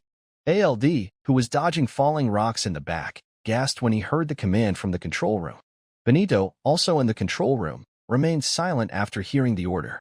Although he didn't say anything, he thought the command was a bit strange. Just one young strongman from the Empire, Rain, could turn the tide? Who is this Rain? A level 4 Dawn Mage or a Dragon Knight? But his long military career had taught him one thing. That was obedience. So, although Benito was puzzled, he still would follow the order, considering retreat if the situation worsened. Perhaps Rain's strength is beyond our imagination. Don't forget, I told you earlier that sitting next to Rain, I felt he was even more mysterious than my mentor. But no matter how mysterious, at his age, he can't possibly be a level 4 Dawn Mage, right? ALD argued. He believed Rebecca was enchanted by Rain. Rebecca, let's take a step back. Even if this Rain has the peak crystallization strength of a Minor, the other party, When alone and without the help of a giant magical golem, how much fighting power can they really display? Even with the Minter's assistance and the prototype golem excavated from the goblin ruins, I doubt it could defeat this three-headed sea dragon with a tail, Alder said excitedly. Hearing Alder's analysis, Rebecca was speechless and didn't know how to respond. It's true that Alder's conclusion makes sense logically, but she believed that Princess Menia of the Empire must have a reason for her decision. Suddenly, the sword Saint Tyrio shouted loudly, "Be careful." At the same time, he charged forward like an arrow shot from a bow. Shoo! The three-headed sea dragon took advantage of everyone's distraction, and its third dragon head once again spat out a thick fog into the sky. The clear blue sky above suddenly darkened as if a storm was coming. A large cloud of fog spread out instantly for hundreds of meters around. Shoo! Shoo! Meanwhile, the other two dragon heads focused their attacks on Benito's Ajax golem, launching Frost Breath and Torrent Breath one after another.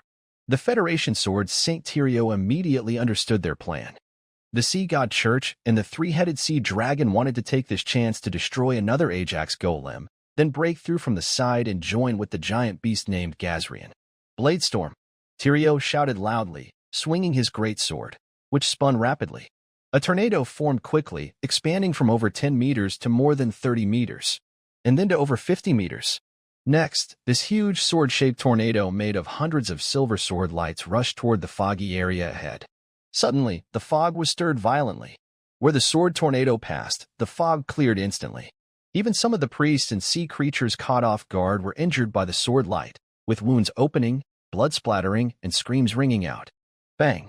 However, the sneak attack by the three-headed sea dragon was also successful.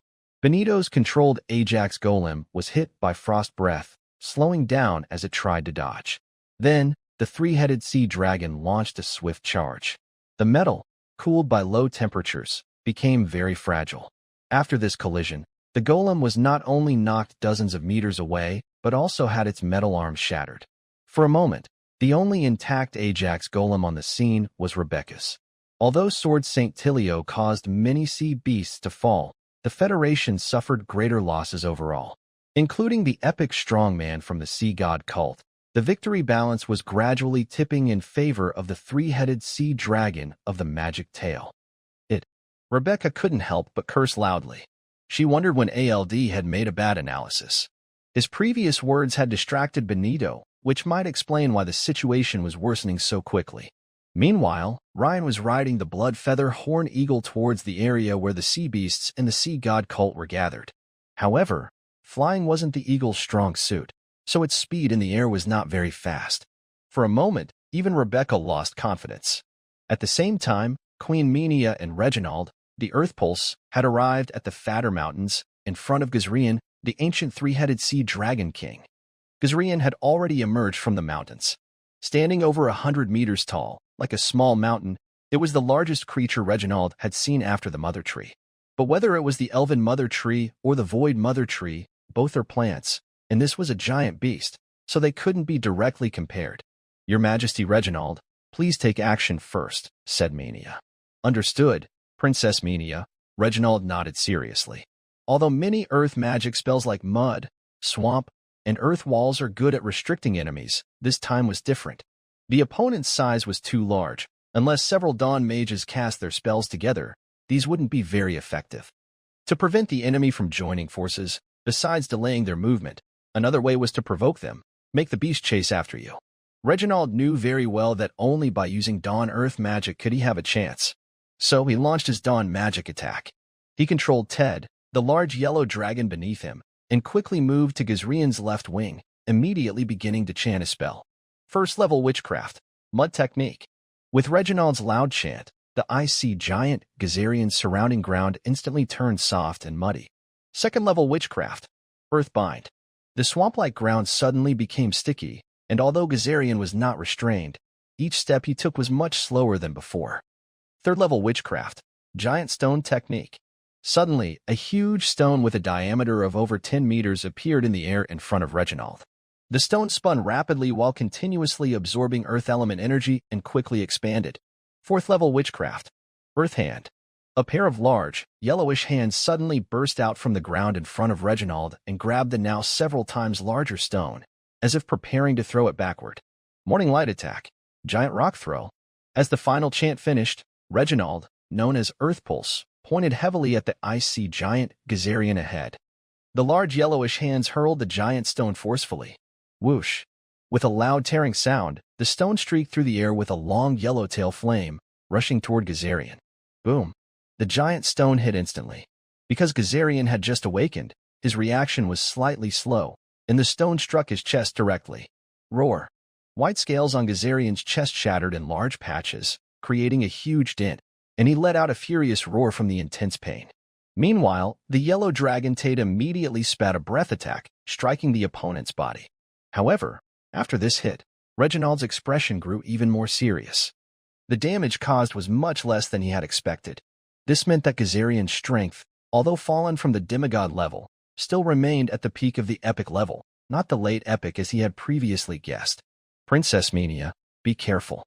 Gazarian's strength is at least at the peak of the epic level. My morning light attack, giant rock throw, only causes minor injuries.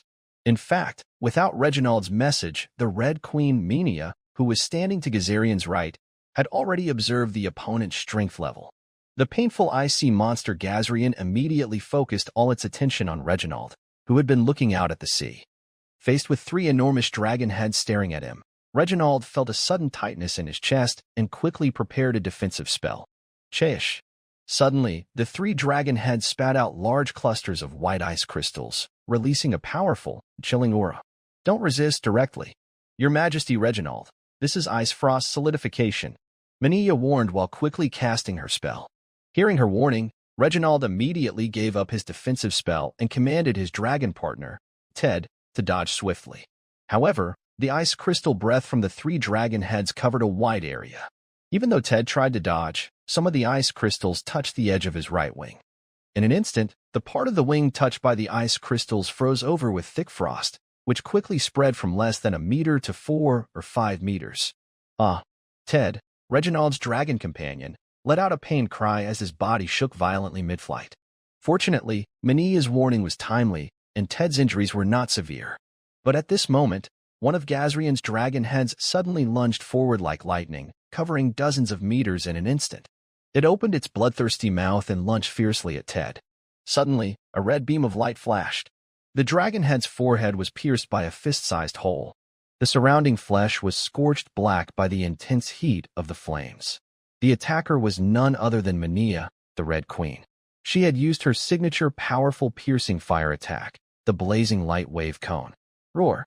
Gazarian's head immediately drooped as if it had died. Its counterattack on Ted was also interrupted by Menia. Seeing this scene, the senior generals on the Federation's large airship breathed a sigh of relief. It seems the old Imperial Dragon Knight is even stronger than we expected. Menia's dawn attack is indeed very powerful. Yes, with this, the icy monster Gazarian should be fine. Now, the main focus is on the Sea God cult trying to stop the enemy from joining forces. Just as everyone was relieved, an unexpected change occurred. The 3 heads of the ice sea monster Gazarian roared angrily. In the next moment, the dragon head that had clearly died, with its neck limp and bowed down, suddenly opened its eyes again and stood up. This surprised Reginald immediately. Indeed, according to ancient texts, the 3 dragon heads of the ice sea monster Gazarian have a strange ability to revive each other. Only by killing all 3 heads at once can this ancient beast be defeated. Menia also looked very serious. What? Reginald was shocked when he heard Menia. In this case, only 3 or more Imperial Guardians working together could possibly kill it. No, if one person is tasked with holding it back, then at least 4 are needed. At a safer estimate, 5 Imperial Guardians must work together.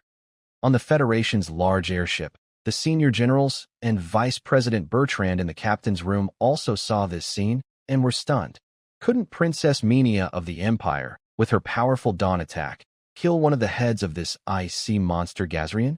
The information about the ice sea monster Gazarian has already been sent, the messenger quickly reported. What?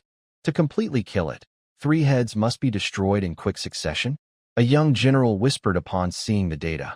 Immediately contact the nearest Federation experts. Vice President Bertrand frowned and said firmly, at least 2, no, 3 epic-level experts are needed to have a chance to trap and kill Gazarian here. But time might be too short.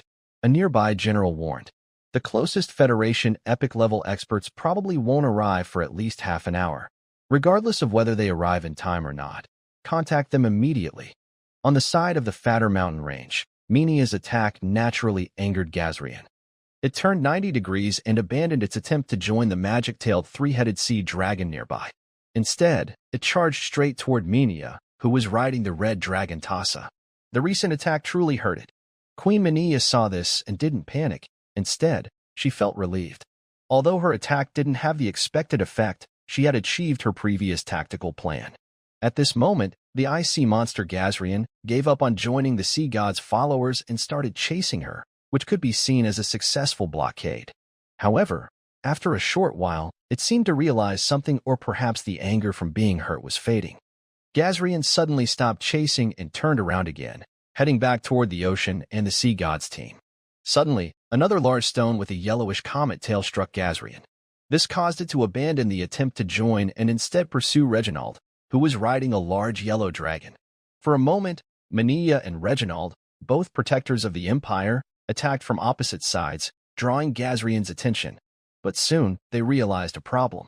Although they slowed down Gazrian's attempt to join, their continuous use of the Dawn Strike drained their mental energy too much. Even experienced protectors like them couldn't keep using the Dawn Strike repeatedly. Soon, their mental energy would run out. On the Federation's giant airship, the crew in the observation room looked very serious. As high-ranking officers of the Federation, many noticed the difficult situation of the two Imperial Dragon Riders, Minia and Reginald. Vice-Chairman, although the icy monster has just awakened, its strength far exceeds our expectations. We probably can't stop it this time, said an old general with gray hair, speaking in a deep voice. This general seemed to hold a high position among the crew and hadn't spoken much earlier. His words made Vice Chairman Bertrand pay close attention. That's right. Many other officers agreed. In less than 2 or 3 minutes, both battlefields will collapse. Exactly. If one battlefield can't hold, the enemy will join forces. Yes, once they unite, the situation will fall apart. Actually, they had been thinking of saying these words just now, but under Vice Speaker Bertrand's strong presence, they could only keep them in their hearts. This made Bertrand's face look even more displeased. After all, if this operation failed, he, as the top leader, would have to take most of the blame. Unless, a young general said thoughtfully in a low voice. Unless what? Hearing these words, Vice Speaker Bertrand immediately turned his head and looked sharply at the young general. The others also looked at the young general with interest. Seeing so many people watching him, the young general felt a bit nervous and said, unless Lord Rain joins the fight and works well with Sword Saint Tilio to quickly defeat the Sea God's cult team and the three-headed magic tail sea dragon within 2 minutes, then everyone should immediately go to support the 2 Imperial Dragon Knights to hold back the Ice Giant and delay the battle until the strongest members of the Federation arrive. Once enough powerful fighters arrive and the 3 heads of the Ice Giant are destroyed, it won't be too difficult. Before he finished, many people immediately argued. 2 minutes? That's impossible. This situation only exists in theory. In reality, it's completely impossible to do. For a moment, everyone was talking loudly, but almost all thought the young general was just trying to attract attention and wanted to show off in front of Vice Speaker Bertrand. Why not? The young general said stubbornly. It's just a matter of low probability. However, when he said this, his voice grew quieter, clearly lacking confidence. On the ground, with Rebecca and her team. Rebecca, prepare to retreat. This mission can't be completed. Did you see? Even if we fight to the death here to block the enemy, that ancient beast, the Icy Giant, still managed to withstand the dawn attack of the 2 veteran Imperial Dragon Knights, and it didn't have much effect. We also can't hold out much longer. Soon, both battlefields will collapse. Because ALD, who had a broken golem arm, was at the back of the team, he had a chance to observe the battle between Queen Minia and Gazrian at the same time. After observing for a little while, he went from feeling confident to feeling worried. The talent of the Icy Giant, Gazrian, is too terrifying. Rebecca and Benito. Meanwhile, on the blood-feather-horned eagle beast, Rain received a message from Queen Minia. Rain, Gazrian's strength is beyond what we expected, probably at the peak of the epic level. Regina and I can only hold him back for about 2 more minutes. How are things on your side? It was clear that the battle with Minia was intense, and her breathing was rapid. Rain immediately said in a serious tone, "I understand, Your Highness Mania. Leave it to me." Right now, he was less than a kilometer away from the sea god's cult forces. However, I should warn those few. Otherwise, friendly fire might happen, and that would be bad. Rain drew a symbol across his chest. Then his voice rang softly to Baraka and the other two, as well as Sword Saint Tyrio. "Everyone, I will attack soon. Please try to stay out of the way. In 10 seconds, please stay at least 100 meters away from the three-headed sea dragon of the magic tail." Since he planned to act quickly, Rain decided not to hold back with tentative attacks. What? Even Sword Saint Tyrio should leave? Stop talking nonsense, old. Quickly do as Lord Rain asks. Rebecca listened and didn't oppose. She always believed Rain must have some secret. Rain wasn't an idiot. Did he not know that if Tyrio retreated, the three-headed sea dragon and the others from the sea god's cult could directly go to meet Gazrian? Perhaps she would soon see Rain's true strength. Rain. Rebecca, at this moment, do you still believe Rain can turn the tide? Old said with a tone of disappointment. Benito, you're the most steady. You speak. Let's try. There's no better option now, right? Benito's words made Old pause briefly. All right. I hope you won't regret it later. When Sword Saint Tyrio heard Rain's message, he was slightly surprised but quickly said, "Okay. However, I am faster. I will leave at the last moment, 100 meters away." Good. Lord Tyrio, please be very careful. I am worried you might get hurt. Hearing this, Alder couldn't help but feel suspicious. Could it be that this Ryan really has a powerful weapon that can attack enemies indiscriminately? Anyway, he would find out in a few seconds, so he kept quiet. The next moment, Ryan leapt down from the blood feather eagle beast, like a cannonball, heading straight for the middle of the sea dragon with 3 heads and the sea god's church team. To avoid being blocked, Ryan did not use floating magic but chose to fall directly. However, to everyone's eyes, Ryan's landing point seemed a bit strange. Based on his current position, he was not aiming at the sea dragon with 3 heads nor at the epic stronghold of the sea god's church, but rather at the open space in the middle of the team. Neither Rebecca nor Benito understood Ryan's intention. Shouldn't he be attacking the sea dragon or that epic warrior of the sea god's church? At this moment, the vice pope of the sea god's church also saw Ryan descending from the sky and looked confused. What is he trying to do? He quickly judged that Ryan's landing point was an open space. If that was the case, he only needed to wait for Ryan to land, and then calmly order his subordinates to attack. He didn't even need to dodge. However, out of caution, he still cast a defensive spell on himself. A black water vortex appeared around his body. As for the sea dragon with 3 heads, its most important task was to meet with its king, the ice sea giant, Gazrian. Therefore, it paid no attention to Ryan in the air and continued to attack the Sword Saint Tyrio, trying to force him back. 2 seconds later, with a loud boom, Ryan crashed heavily onto the ground, creating a crater several meters wide, with dust and smoke rising everywhere. Immediately, through the dust, everyone faintly saw a blurry figure kneeling on one knee, then slamming a heavy palm onto the ground. While everyone was still wondering what Ryan was doing, suddenly, a strong wave of metallic energy particles spread out from the landing point like waves, sweeping in all directions.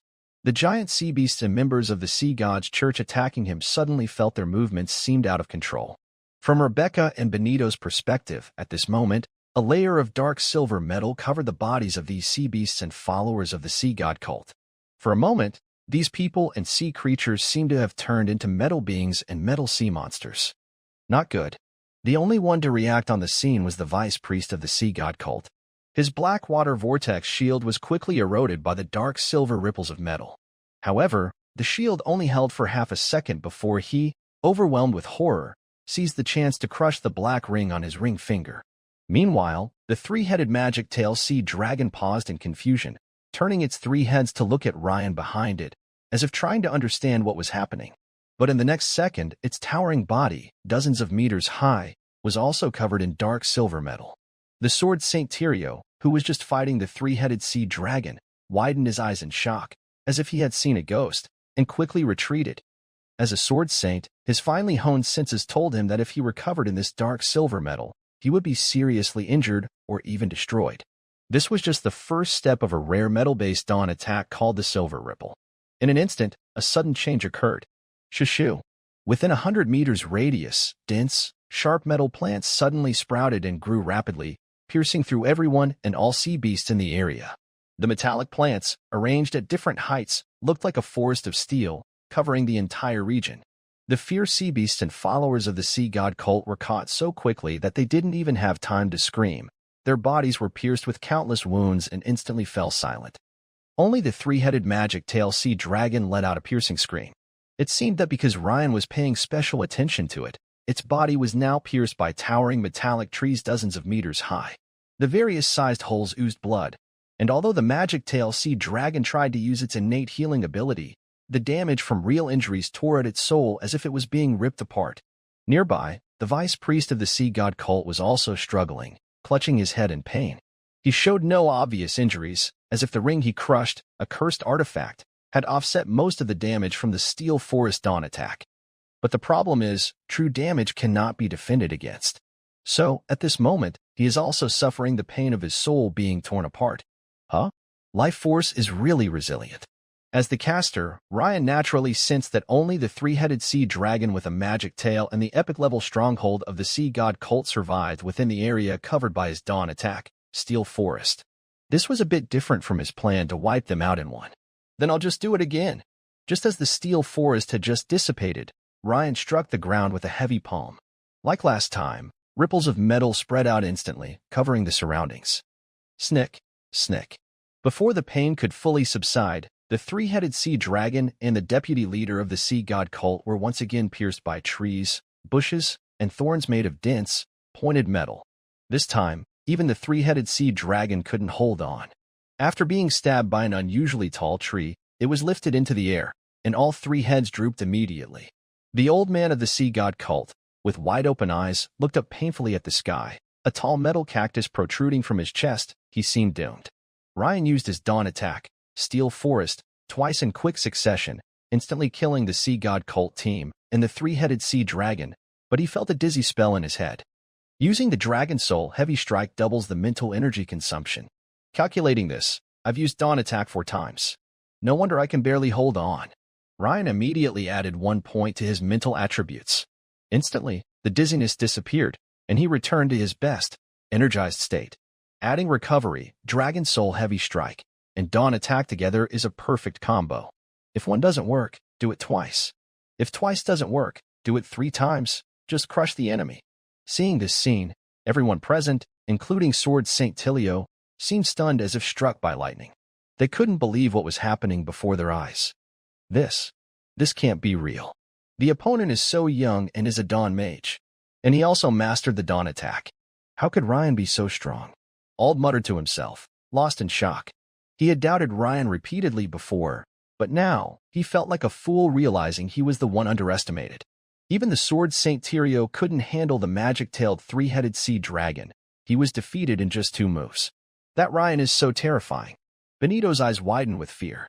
Rebecca's beautiful eyes widened, and her small mouth was open in shock. She had suspected that Ryan might be very strong, but she never imagined he could be this powerful. This truly lives up to being the top person on the Empire's list of most valuable allies. After the Sword Saint Tyrio regained his composure, he lowered his head and remained silent, lost in thought. That feeling just now, his Dawn attack is very special, he thought. His sharp senses told him that Ryan's Dawn attack was different and very unique, carrying unusual power. Meanwhile, on the Federation's giant airship, in the captain's room, the senior generals were all stunned. Look, I told you. Even just theoretically, it's possible. The young general's face was flushed with excitement as he clenched his fist and said passionately. Next, as long as we hold off the icy giant Gazrian and the other Federation experts arrive, we will win big. The other senior generals on the airship looked at him with a mixture of disbelief and skepticism. Is this really the time to focus on that? Shouldn't everyone be shocked by Ryan's strength? But this guy has a point. Although the ancient beast Gazrian, the icy giant, hasn't been dealt with yet, the tide of victory has already heavily shifted in our favor. Everyone felt a huge sense of relief. Vice Chairman Bertrand held a bronze telescope in his hands and didn't put it down for a long time. He watched Ryan slowly walk toward the magic-tailed three-headed sea dragon, a gleam flashing in his eyes. No wonder the intelligence department has been strongly recommending that we find a way to recruit this genius young man from the Empire. I remember that after Trina's diplomatic visit, her report also mentioned Ryan. But I didn't expect him to be this talented. However, now, trying to recruit this gifted young man by normal means might not work. Vice Chairman Bertrand's thoughts drifted away. After all, from the way Queen Menia of the Empire treats Ryan, it is clear that the Empire values him highly and has assigned him a very important position. Since he comes from the Empire, typical methods of persuasion may be slow and ineffective. Bertrand said in a serious voice, "Immediately contact the intelligence department and get me the latest information on Lord Ryan. Such a young person, with such talent. It's really a waste in the Empire." On the ground, after killing the three-headed sea dragon with a tail of magic, Ryan approached its huge corpse and reached his hand into its bleeding wound. To others, this was just cautiousness, checking if the sea dragon was truly dead. When Ryan's hand entered the still warm wound, a system prompt suddenly sounded. Ding. Detected host touching the blood essence of the three-headed sea dragon. Found some absorbable dragon gene fragments. Absorb? Note. Absorbing these dragon gene fragments can increase the host's dragon bloodline concentration. Just as I expected, the system says some. For my current level, it's beneficial but not a big boost. Ryan smiled and immediately chose yes. In an instant, he felt a warm flow spread through his hand into the body of the sea dragon, quickly circulating throughout his body. After about 1 or 2 seconds, Ryan quickly stood up and left. The whole process was smooth and seamless. Others wouldn't notice anything unusual. However, Ryan could sense subtle changes and improvements deep inside his body, though they weren't very obvious. For example, on his attribute panel, his mutated dragon bloodline still shows as pure blood. This means his bloodline level hasn't changed. He had already expected this. Bloodline levels are like steps. Only after a certain increase can one advance to the next level. Furthermore, the later the stage, the harder it is to improve. As I absorb more dragon genes, those ordinary dragon bloodlines and mixed blood dragon lineage essences seem to have less and less effect on me. Based on this, if she wants to improve significantly, the current IC giant Gazrian might bring her some surprises. Reen's eyes sparkled as he looked up at the enormous figure of Gazrian in the distance, thinking to himself. However, not advancing to the next stage didn't matter much. A slight increase in bloodline concentration would also improve the true damage of Dragon Soul Strike. His strength was also improving. Meanwhile, during the fight with the IC giant Gazrian, Menia on the Red Dragon Tower looked back at the battle situation on Reen's side. She was stunned when she saw it. Near Reen's area, many sea beast and black serpent cult corpses lay on the ground, all defeated. Even the three-headed sea dragon with a magic tail, which she had fought twice, was now lying in a pool of blood. Menia remembered clearly that just over 10 seconds ago, she saw the battle here. The Federation's sword Saint Tyrio was almost unable to hold back, and Reen hadn't arrived yet. But in just a short moment, the magic tail three-headed sea dragon and the cult's forces had all been wiped out. For a moment, Menia was stunned. However, getting distracted in battle was very dangerous. "Be careful, Your Highness Menia," Regina shouted suddenly. A huge cloud of ice crystal fog shot toward Menia and her dragon partner Tassa in midair. It was Gazrian's special breath attack, Frost Freeze. Realizing what was happening, Queen Menia's face changed. She quickly commanded Tassa to dodge. Although they narrowly avoided it, the series of fire resistance spells like Fire Resistance Ring and Flame Shield on Tassa, along with the large ice crystal, exploded upon contact. For a moment, high heat and intense cold collided, filling the area with mist. Regina was surprised at Menia's distraction during the fight. For a seasoned Dawn mage like Queen Menia, her sudden lapse was very unprofessional. This made Regina also turn to look back. But when he did, he was stunned. He also understood why Queen Menia had made such an unprofessional mistake just now. Although he had already seen the fighting strength of Ryan during the Battle of Ferdinand Forest and believed that Ryan, along with the Federation sword Saint Tyrio, was stronger than the Sea Demon three-headed Sea Dragon and the Ocean Gods cult team. He thought it would still be very difficult to accomplish this in just a few minutes. Unexpectedly, in just over 10 seconds since the last turn, the enemy was cleared out. Ryan didn't even use his dragon bloodline transformation. Next to the corpse of the Sea Demon three-headed Sea Dragon, Ryan quickly walked toward the nearby sword Saint Tyrio and smiled, saying, "Your Majesty Tyrio, we should go support Princess Menia immediately." "Oh, yes. Of course." The Federation sword Saint Tyrio quickly nodded, showing a friendly attitude, as if he regarded Ryan as the leader, without any airs of a veteran epic-level powerhouse. At this moment, Ryan turned to Rebecca and the other two controlling the Ajax golems nearby and said, "Miss Rebecca, if the three of you still have combat strength, you can come along. Your remote support can help reduce some pressure for us." Ryan observed that even though two of the three golems had damaged arms, fighting a prehistoric beast like the ice sea giant Gazrian was almost suicidal in close combat. Therefore, whether the arms were damaged or not was actually not important. What mattered was that the Ajax super golem had good remote attack capabilities. In other words, 3 more Ajax golems meant 3 more fast-moving turrets, which could naturally attract and distract some of the ice sea giant Gazrian's attention. "Of course, no problem, Your Majesty Ryan." Rebecca readily agreed. "Yes, Your Majesty Ryan." Benito also responded immediately. The previously talkative Ald was silent now, quietly controlling his golem and following behind Rebecca and Benito. Regarding the ice sea giant Gazrian, Ryan didn't want to use his dawn kill move right away like before. It wasn't because he lacked confidence in his strength, but because he didn't want to be mistaken for an outsider. Reasonably estimating, since the sea demon 3-headed sea dragon could withstand his dawn kill Steel Forest twice after activating his Dragon Soul heavy strike, how many times could the ice sea giant Gazrian withstand? 8 times? Or 10 times?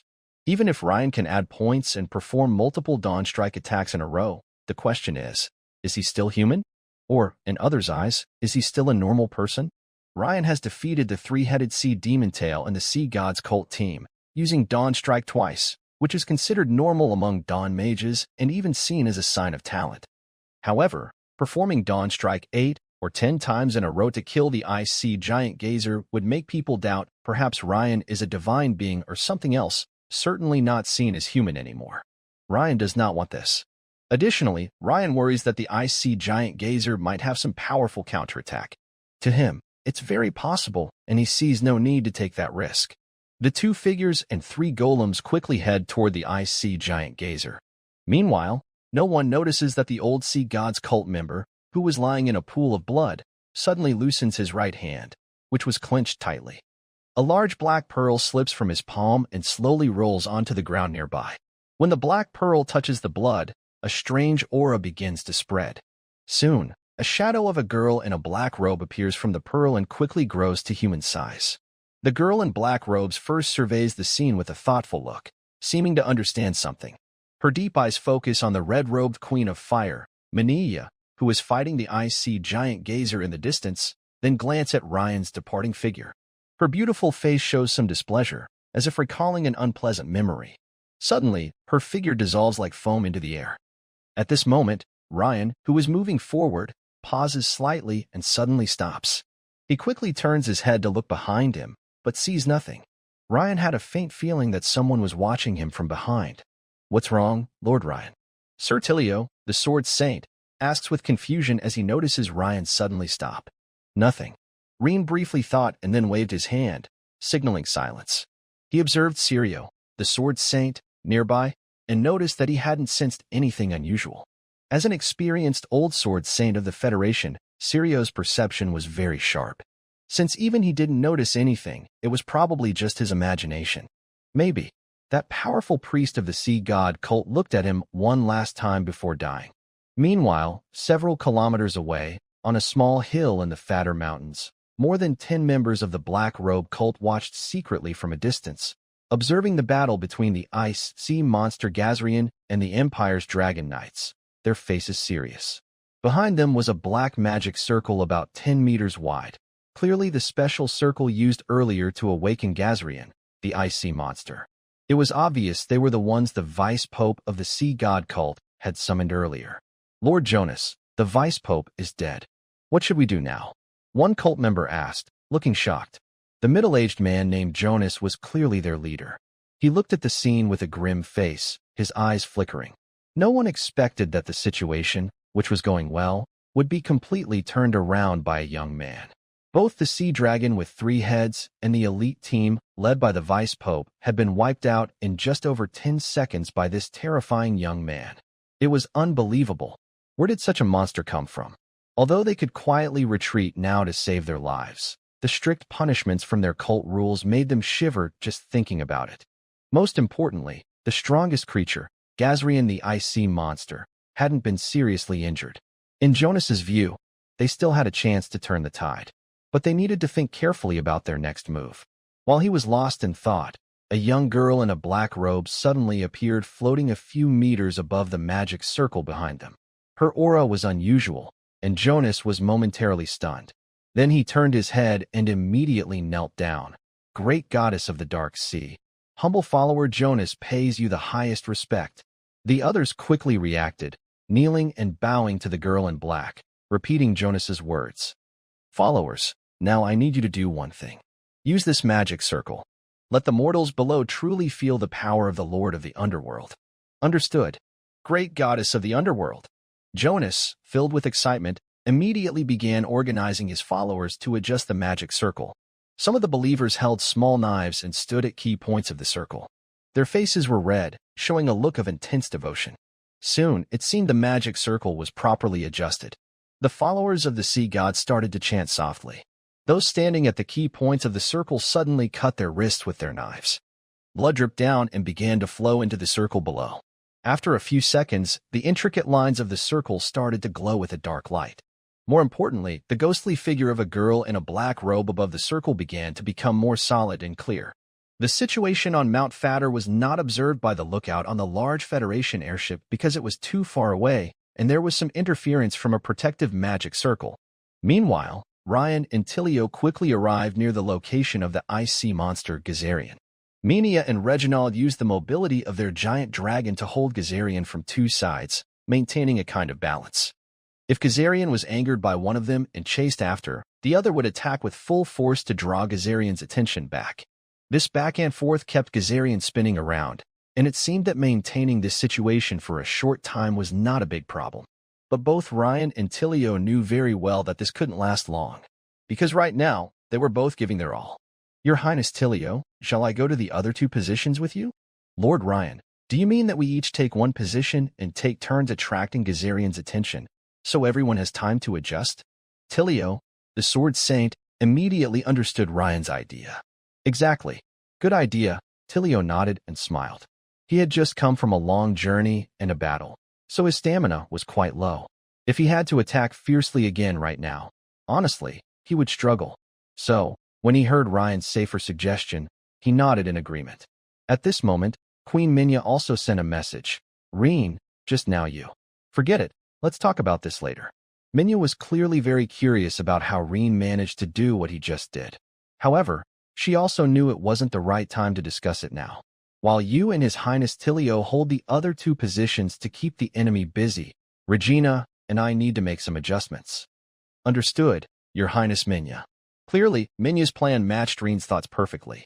After Reen and the Federation Sword Saint Tilio joined the fight, Queen Minya and Regina found it much easier. All four of them had rich combat experience, and they quickly coordinated, maintaining a steady rhythm to trap Gazrian within a fixed area. If the enemy had truly wanted to escape, they wouldn't have been so relaxed. The problem was, Gazrian, the ancient three-headed sea dragon king, saw the others as mere ants. In its mind, facing a few tiny creatures, it never considered retreat. It was determined to make these ants pay the price. Moreover, since being sealed since ancient times, its three dragon heads were filled with anger. After Minya and Regina's provocations, its fury flared even more. So, despite everyone's repeated attacks, Gazrian had no intention of retreating into the sea. Instead, it roared in rage and fought back fiercely. This was exactly what everyone wanted.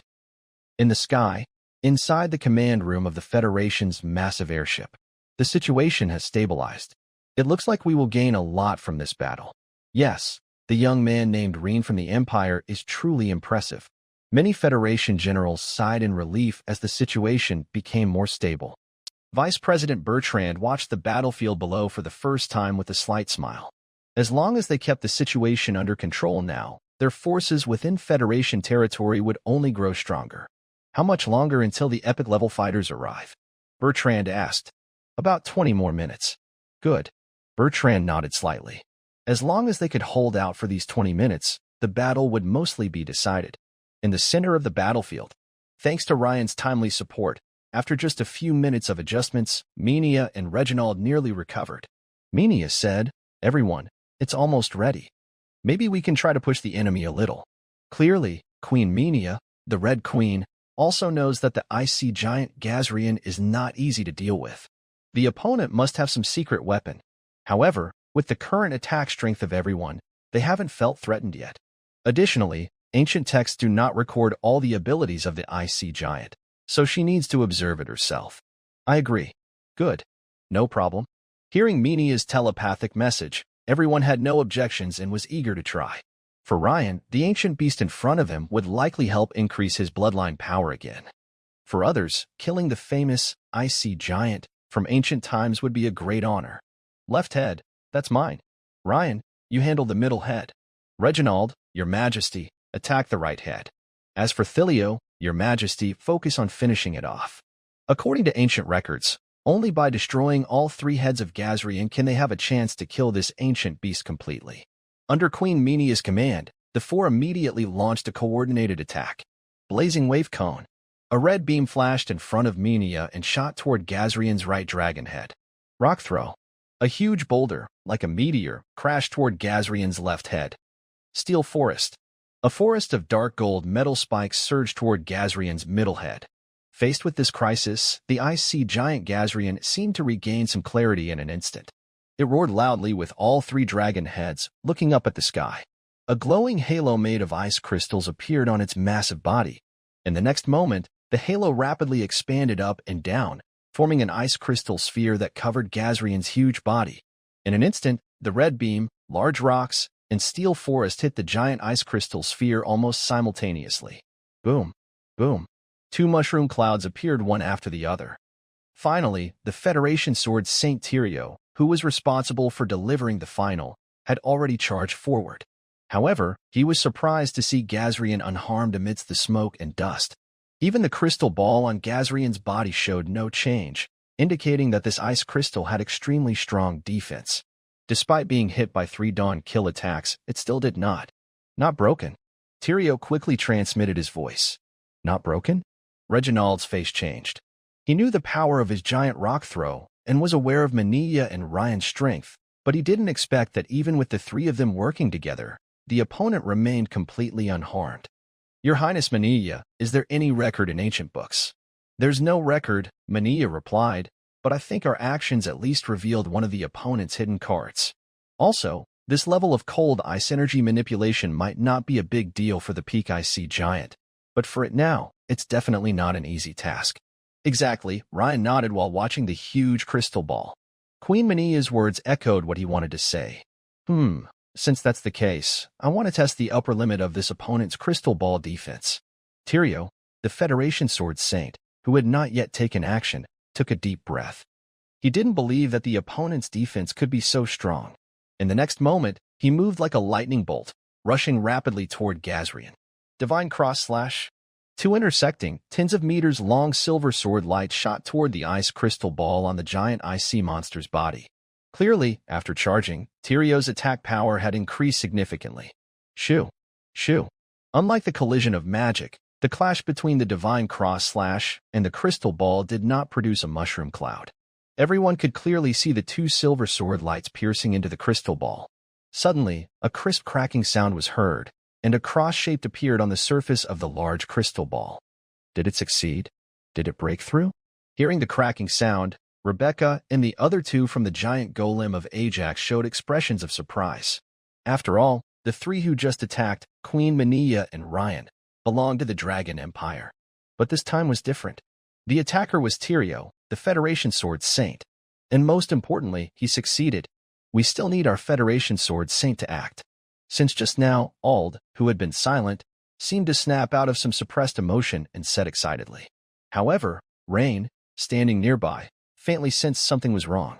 This was a warning from danger perception. Retreat quickly, Your Highness Tyrio. Before Rain could finish speaking, suddenly, bang! The entire ice crystal sphere shattered loudly. A strong cold air, mixed with jagged ice shards, instantly swept around.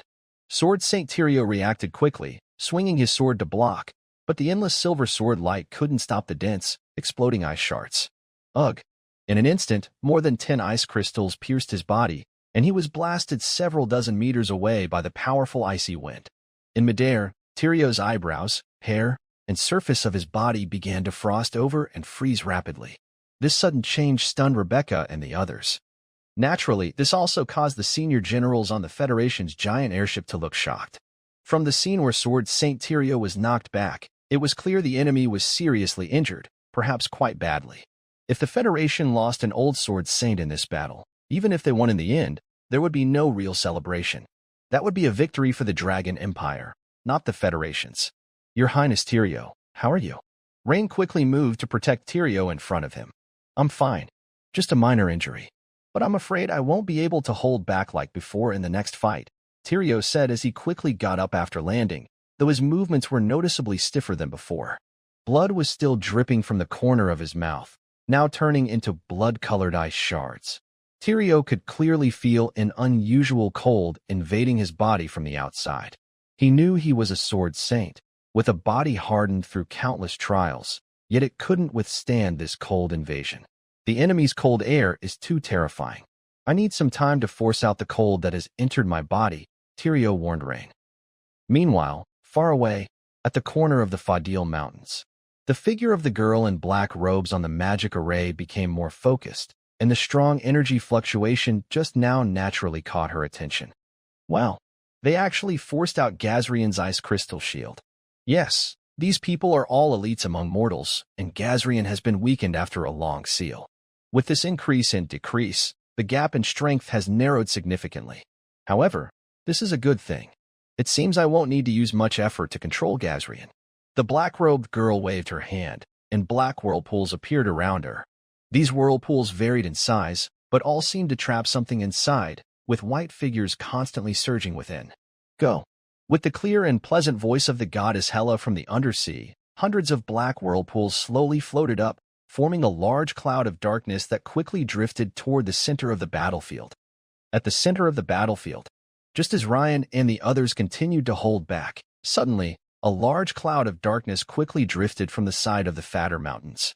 Then, a light drizzle began.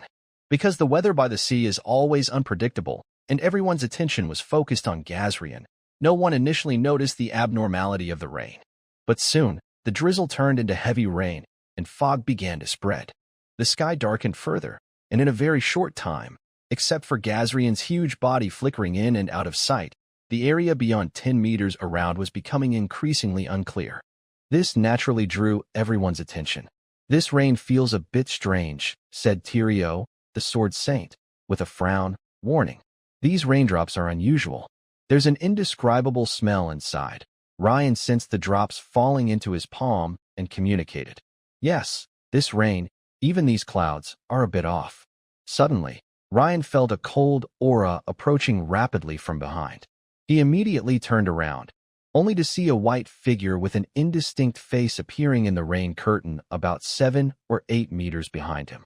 The figure was reaching out with an outstretched hand, with pale, sharp fingers emanating an icy coldness. Clearly, the other person was trying to ambush him. When Ryan saw it, the other side did not retreat or stop their actions. Instead, they suddenly sped up, like a swift white streak rushing toward Ryan. Shoo! A silver arc flashed through the air. The white figure was slashed from the right shoulder to the left side of the abdomen. Immediately, it let out a loud scream, and its body began to swirl strangely like mist. Ryan's sword seemed to only cause pain but did not make the figure disappear completely. The figure suddenly looked up with a fierce and hateful expression, glaring at Ryan as if they had a deep grudge. Is this a ghost? Ryan narrowed his eyes and thought silently. He sheathed his hardened fine gold sword, which turned back into of iron wrapped around his arm. Then, he reached out again, and the shining ingot instantly transformed into another knight's sword. A white sword light flashed. Shoo! This time, the opponents seemed to meet their match, like morning fog meeting the rising sun. In an instant, they dissolved like bubbles. They didn't even have time to scream. Sure enough, it's a ghost. Seeing the effect of the shining stone weapon confirmed Ryan's previous judgment. Be careful, a ghost has appeared on my side. I suspect it's related to this rain. After a moment of thought, Ryan immediately sent a message to Warren and asked, Princess Manilla, you know more about the icy giant Gazarian. Do you think the ghost's appearance is connected to it? From what I know, Gazarian doesn't seem to have the ability to imprison or summon ghosts, Mania's mature voice quickly responded. However, what you're describing sounds a bit like the undersea. The magic communication was interrupted, and Ryan could only hear fragments of Mania and others' replies. But he clearly heard the words undersea. Could it be the incarnation of the sea goddess of the undersea? Ryan immediately thought of something, and the image of a girl in a black robe appeared in his mind. Very likely. After all, the team that just fought the three-headed sea dragon with a magic tail was from the Sea God's Church. According to His Highness Menia, the relationship between the two should be opposing. Why is the sea goddess Hela helping Gazrian? Ryan frowned slightly, thinking. However, the appearance of several cold, dark energies around him interrupted his thoughts. Huh? Are there more and more of them? Ryan looked around and saw that just a few seconds after he had defeated a ghost, 4 white shadow figures appeared around him, moving towards him from different directions. Swish, swish, swish, swish. Several white sword lights flashed. These 4 white ghosts were easily killed by Ryan's knight's sword, which was made from a luminous stone ingot, 1 strike each. Suddenly, Ryan looked down and saw raindrops falling on the surface of his glowing white knight's sword. To his surprise, the rainwater emitted a faint black color. Black rain? Ryan's eyes sharpened. He looked more carefully and confirmed that the rain was indeed black. When these raindrops touched the white glow of the luminous stone, part of them turned into faint black smoke, giving him a strange sense of familiarity. Because of the fog around earlier, he hadn't noticed this before. This feeling seemed to be caused by the black water ghost summoned by the sea goddess Hela. Could it be that this entire area is her domain? Ryan couldn't help but look up at the sky and around him, a hint of surprise in his eyes. In the middle of the battlefield, Gazrian, the ice sea giant, after releasing an ice crystal barrier, looked noticeably weaker than before. However, its 3 enormous dragon heads still looked up at the dark, cloudy sky, with their multiple vertical pupils showing confusion, surprise, and even a hint of fear. Although it had its own cold ice domain, causing all raindrops falling from the sky to freeze into ice particles before reaching its body, faint white shadows appeared around its huge form. These white shadows floated and moved quickly in the growing rainstorm, blending with the mist, making it hard to see details. But one thing was clear, these ghost-like things seemed to be increasing in number. The same scene was happening in Midair with Mania and Reginald. At this moment, Mania, riding on the red dragon Teed, is surrounded by a ring of flames about 30 to 40 meters in diameter, completely blocking the rain outside. Moreover, because the flames seem to suppress the rain, Minia's red wizard robe remains dry, and she has not been attacked by any spirits. On the other side of the sky, Reginald, controlling the yellow giant dragon Teed, is protected by a yellow protective shield. However, just moments ago, 3 spirits launched attacks on him. Although he quickly dispersed them, the white shadows floating around are increasing. Teed, break through this rain curtain, Reginald said, patting his dragon partner's neck. Roar. With a loud roar, the yellow giant dragon soared into the sky. Normally, just flying out of the clouds would allow them to escape the rain. But strangely, Teed has been flying upward for a while without breaking through the cloud layer. From the eye, the distance between the person, the dragon, and the clouds hasn't changed much. This is a very special domain, Reginald, an experienced Dawn mage, quickly realized the problem. He slowed Teed down, knowing they couldn't break free and needed to conserve energy. Could this huge domain be the domain of the goddess of the undersea? Thinking of Minia's earlier message mentioning the undersea, Reginald suddenly changed color. But then he shook his head and thought to himself, no, it must be the domain released by a clone or a legendary item left behind. But at this level, it's quite troublesome, he murmured, glancing around again. At this moment, the person and dragon seemed completely isolated in the dark rain curtain. Compared to these epic-level strong fighters, Rebecca and the others are in a much worse situation. Rebecca, the interference is too strong. Switch to a special communication channel, Benito said as he controlled the Ajax golem. Benito, are you also encountering that kind of ghostly thing? I'm sure that thing is a spirit. Surprisingly, the magic statue managed to the fog and enter my control room. Oh my goodness. What should we do? In the special channel, Ald was clearly very frightened and stammered. Stay calm, Ald. There aren't many of them. As a third-level crystallized wizard, It's not hard for you to handle this, Rebecca's clear voice said. Not many? Just now, 7 or 8 spirits rushed into the control room all at once. Are you telling me there aren't many? Ald screamed. I can't hold on. I have to run. Only by leaving this rain of fog can I survive. At this moment, he no longer cared about keeping his composure in front of the girl he liked. He controlled the broken-arm Ajax statue and quickly ran toward the outside. But after a short while, he screamed again. How is this possible? I can't get out. We're doomed. It seems we're trapped and can't escape. Rebecca, Benito, help me. Don't move randomly, Ald. Haven't you noticed? You just ran around wildly. The number of spirits surrounding you is much higher than those near me and Benito, Rebecca said with a tone full of disappointment. I feel that stirring this fog seems to attract the spirit's attention. Benito's calm voice also came through the special channel. What? That's how it is. Ald cursed. But I have at least dozens of spirits entangling me now. If I don't move, these spirits will rush into the control room. What should I do? What should I do? Think of a way quickly. Ald was desperate. If he didn't move, dozens of spirits of varying strength would rush into the control room. Even as a beginner crystallized wizard, he probably couldn't resist. Because the control room was too small to hide, he could only endure it. But if he kept running, more spirits would be attracted. Soon, the number of spirits would become terrifying, and inevitably some would rush into the control room while he was moving. He faced a difficult choice, caught in a dilemma. Meanwhile, outside the rain, in the distant sky, a group of senior officers on the Federation's giant airship looked at the large dark clouds covering the battlefield. At first, most people thought this was a natural event. But after 2 or 3 minutes, many sensed something was wrong. The apprentices responsible for communication couldn't contact Tyrio's sword Saint and Rebecca inside the rain curtain, which confirmed everyone's suspicion. This cloud is strange. Did you notice how this cloud formed? No. I was focused on the battle between our side and the IC monster Gazrian. Me too. Many senior generals whispered among themselves. They needed to understand how the cloud appeared to find out who released it and stop it at the source. Report. A small reconnaissance airship lost contact after entering the rain curtain, a messenger reported. This made Vice Chairman Bertrand frown again. Everyone present, including him, was surprised. Things seemed almost finished, yet this unexpected event happened. Have we found out where this cloud came from? Bertrand asked in a deep voice. Who is behind this enemy? Where are they? Not knowing these things made the decision-makers very uncomfortable. Report, I think. I saw that the cloud was drifting over from the Fadial Mountains, a lookout officer nervously said. Everyone here was high-ranking, and normally he shouldn't have spoken. But he had indeed seen the cloud drifting from the Fadial Mountains. He remembered the cloud's movement was strange, slow but fast, as if it appeared in a flash. Everyone looked where he pointed.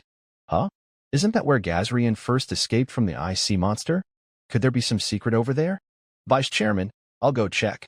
A young officer volunteered confidently. Good. Send 2 medium airships to investigate quickly, Bertrand nodded after a moment of thought. Whether or not there was something unusual, investigating would reveal the truth. And right now, there were no other clues to track the origin of this strange cloud. Meanwhile, on a small hill in the Fatter Mountains, the girl in the black robe, whose body had already become solid, was now gradually becoming more transparent again, as if she had overused her energy by casting that last spell. At this moment, inside the witch's array, several followers of the Sea God Church who had cut their wrists looked pale and lacked any blood. Others also appeared weak and exhausted. Clearly, opening this witch's array came at a high cost. The girl in the black robe watched the distant dark clouds and rain, seeming to see through the rain and observe inside. This dragoon descendant in red, although quite strong, still lacks the power to break through the domain's barrier. As for this annoying human boy, he's still far from enough.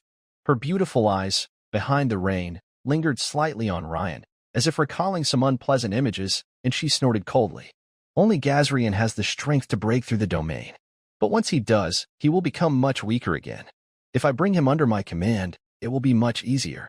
However, if he doesn't break through, he will gradually weaken like these human elites under my undersea domain. This group of followers won't last long. They're too weak.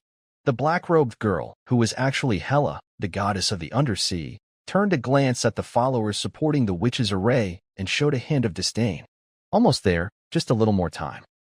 Within the rain, Ryan had already casually defeated 3 groups of spirits, and he felt a strange, cold sensation, as if it was seeping into his body from all directions. Unlike Gazrian's icy cold, this chill was damp and moist. The power of the witchcraft has decreased slightly, by about 10%. The surrounding metal energy particles seem unchanged, so this reduction might be due to effects on the mind and body. Is this the influence of the domain? Ryan wondered thoughtfully. During the battle just now, he had cast the metal transformation spell again and immediately sensed some subtle changes. It has been less than 10 minutes, and if this situation continues, I fear my health will get worse, feeling as if my body is being corroded. Ryan quickly sensed that the problem was serious. At this moment, he couldn't leave and couldn't contact anyone else. After moving quickly for a while, he noticed that the number of spirits had greatly increased. So, Ryan returned to the same spot. This place was only about 100 meters from Gazrian. Perhaps because isolating Gazrian was too draining, the only thing Ryan could vaguely see was the huge body of the ice monster Gazrian, ahead, with no movement. Large ice crystals splashed around from the creature. However, Ryan didn't feel any energy fluctuations from it. Does this area also block energy waves? Probably.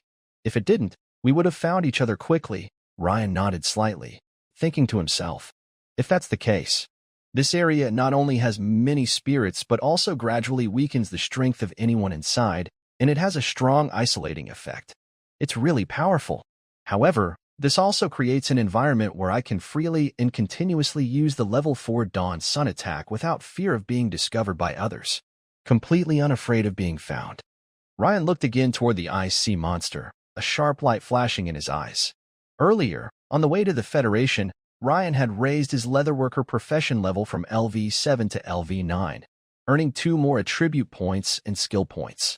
After killing the 3-headed sea dragon with a magic tail and the epic-level sea god cult expert just now, his dragon vein wizard level was too high to increase again, but he received a generous reward of gold skill points.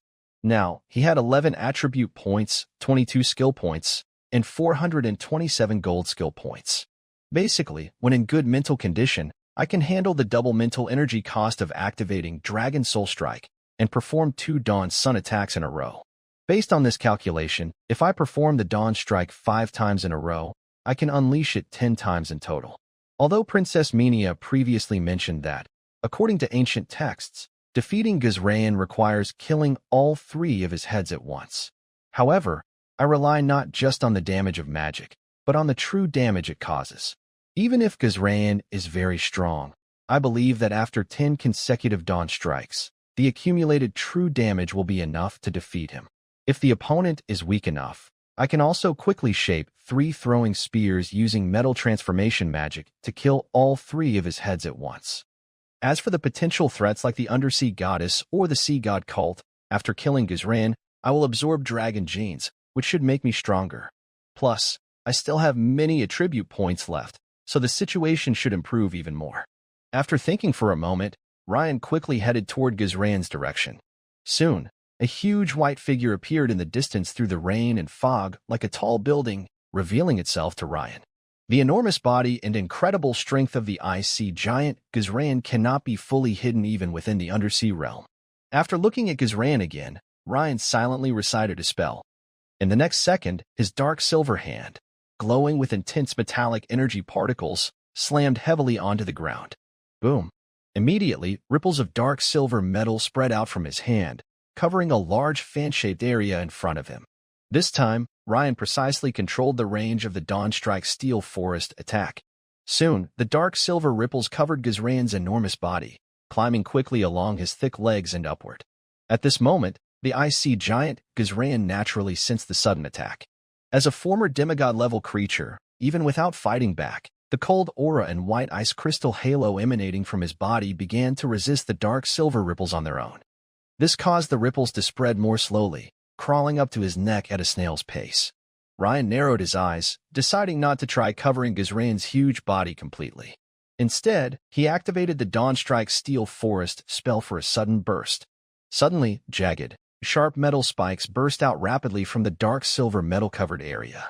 Shoo! Shoo! At this moment, the white scales on Gazarian's body began to break apart. Hundreds of tiny holes appeared on the part of its body below the neck. Bright blue blood shot out from these holes. Roar! Gazarian, who had just tried to counterattack, was hit hard and let out a series of painful screams from its 3 dragon heads. At the same time, its breathing became noticeably weaker. In fact, what caused Gazarian such pain was the effect of the Dragon Soul Heavy. The real damage attached to the Dawn attack and the skill truly made this recently freed ancient beast suffer greatly. That works. Reen was happy inside. But then, his expression froze. He noticed that the numerous holes on Gazarian's body were healing at a visible speed. Even the broken scales would fall off on their own and grow back new white scales. Clearly, if it was just a magic attack, even the Dawn attack wouldn't cause much trouble. Its injuries would heal quickly. At this moment, Gazarian, caught off guard, fought back fiercely. Its 3 dragon heads suddenly attacked forward with great force. Boom, boom, boom. The 3 heads, like giant lances, instantly gouged 3 deep pits into the ground, dirt flying everywhere. Reen quickly moved to the left side of Gazarian, avoiding the swift counterattack. At the same time, his right hand, glowing with a strong dark silver light, slammed heavily onto the ground again. Boom. Dark silver ripples spread rapidly around him, continuing to cover Gazarian's lower limbs and moving upward. This made Gazarian both surprised and angry. Another attack? Shoo. Shoo. This time, Gazarian's recently healed body was pierced again by dense metal spikes, leaving it full of wounds. Roar. 2 consecutive bursts of soul-wrenching pain caused Gazarian to scream in agony. Its powerful sound waves and trembling body made the surrounding fog begin to ripple like waves. Meanwhile, after being angered, the giant ice sea monster Gazarian suddenly released a strong cold ice pulse from its large body. In an instant, all the raindrops around turned into black ice crystals and shot out like shockwaves. The rain curtain was torn open over hundreds of meters, almost piercing the clouds in the sky. Inside the rain curtain, Alder let out a loud scream from the control room. Rebecca and Benito saw that the Ajax golem controlled by the enemy slowly stopped, and dozens of white spirits flew out from inside the golem. Clearly, the enemy was overwhelmed by these spirits and was defeated on the spot. Although Alder had many flaws, he was still a teammate. Rebecca couldn't help but strongly hit the dashboard in front of her. The situation was becoming more and more difficult for the 2 of them remaining. Rebecca, have you noticed? Our mental strength and bodies are gradually stiffening. The power of the magic is down by at least 10%. If we don't find a way to break out soon, we will eventually be overwhelmed and killed by the spirits just like Alder. Benito's deep voice carried a strong sense of anxiety for the first time. Even if they stayed still, the longer they stayed in this domain, the more those spirits would start to find and attack them. He naturally wanted to escape too. Benito has a wife and a lovely daughter, and he has a strong desire to survive. You're right. But the problem is, this domain is very strange. It seems to have some special effect that isolates us. If we don't think of a way to break out first and run around randomly, we'll only attract more spirits and die faster. Rebecca's clear voice sounded. She understood that in critical moments like this, staying calm was the most important. Benito, did you hear a faint roar? Is it Gazarian's roar? Although the domain of the undersea realm has a special isolating effect, Gazarian is not ordinary. To fully isolate him, the goddess of the undersea realm would have to come herself. In fact, Rebecca and Benito were only a few hundred meters from Gazarian. Normally, Gazarian's roar should be deafening to them, but right now, the sound they heard was like a cat's meow. Below the clouds in the sky, Queen Minya is lost in thought. Facing the Dark Sea domain, she knows that ordinary magic, even the Dawn Strike, cannot succeed in breaking through. However, she is not without options. She has a special secret move that requires burning the blood of a dragon to perform. This move has serious side effects because, once used, the concentration of her dragon bloodline inside her will permanently decrease, which means her strength will be permanently reduced. So she hesitates. Suddenly, she looks up ahead. Huh? Is that Gazarian's roar? This is. Meanwhile, in the Fatter Mountains, not far away, in midair, 2 medium-sized airships sent by the Federation fleet are near the target location. Young Officer Jason picks up a bronze telescope to observe, his brow furrowing slightly. The area he sees shows no signs of enemies. But he knows one thing. Seeing isn't always believing. After a moment of thought, he says, "Prepare for artillery fire." "Sir, there's nothing ahead. Where should we attack?" His deputy asks confused. "Target that hill over there. Cover it with fire." Just because you don't see anything doesn't mean there's nothing there. Jason points ahead. This. Follow orders. Deputy. Understood, Major General. The deputy salutes. A few seconds later, the two medium airships quickly turn and line up in a battle formation, then unleash their fire. Boom, boom, boom. On the hill in the fatter mountains, small mushroom clouds rise, and the ship's cannon fire spreads outward, covering the entire hill. Suddenly, above an open space behind the hill, ripples appear in the air, as if an invisible, transparent membrane has been torn. That's it. Jason shows a look of surprise. Focus fire on the back of the hill. Soon, like a bubble bursting, an open space on the hill appears before everyone. On the ground, there is a black magic circle about 10 meters in diameter, emitting strong energy fluctuations. What's more shocking is a stunning girl in a black robe floating above the magic circle. This scene not only shocked the two medium-sized airships' federal soldiers, but also stunned the senior officers in the rear federal airship fleet. They didn't expect anyone to actually cause trouble right under their noses. Is this the embodiment of the goddess of the abyss? One senior federal officer lowered his brass telescope, looking terrified. He was responsible for the Federal Navy and naturally knew the common features of the goddess of the abyss. It can't be wrong. That means this dark cloud and rain are all controlled by the goddess of the abyss from behind the scenes. Based on the witch formation just now, I believe the goddess's goal is to capture the ice sea giant Gazerian. And why? According to ancient records, Gazerian is the king of all three-headed sea dragons with a demon tail. Any demon-tailed sea dragon can sense its king. So, the previous demon-tailed sea dragon was probably captured by the sea god cult and used to locate the sealed place of the ice sea giant Gazerian. Exactly. This matches up. After a quick discussion, the senior officers roughly understood the true situation of the event. However, at this moment, Vice President Bertrand interrupted and said, "Everyone, now is not the time to trace the origins. The real issue is that our people are trapped inside. What should we do? The witch formation over there, since it is guarded personally by the goddess of the abyss, is clearly very important," said a middle-aged officer. Yes, the other side probably needs to keep the witch formation running to cast their domain over such a large area. The simplest and most direct tactic is to attack that witch formation directly. That's true, but no matter how powerful the cannons are, they can't hurt a deity, even if it's just a projection, said an old officer with white hair in a serious tone. On a hill at the edge of the fatter mountains, the girl in the black robe looked up at the two medium-sized airships appearing before her, her face calm. "Oh, have I been discovered? But it's not yet the right time. These ants piloting the airships need to be dealt with first." The girl in black extended her unusually fair finger and pointed at the approaching airships. Shoo! A black beam of light shot out suddenly from the tip of a finger. It was very fast and grew larger as it traveled. When the beam reached a medium-sized airship, its diameter had expanded from the size of a finger to the size of a wash basin. Suddenly, the black beam pierced through the airship's balloon.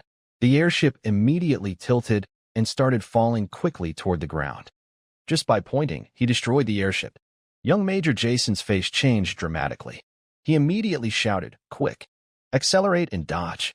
And contact the rear airship squadron for cover fire." However, unexpectedly, the girl in the black robe, who could have easily destroyed them again with a single finger, did not continue attacking. Instead, she suddenly turned her head and looked toward the area covered by dark clouds. Huh? Is Gazerian starting to fight hard? She wondered, her eyes slightly wide with surprise. She thought she had been holding back to avoid provoking him, but now she wondered why he was acting like this. Below the clouds, something huge was clearly moving wildly.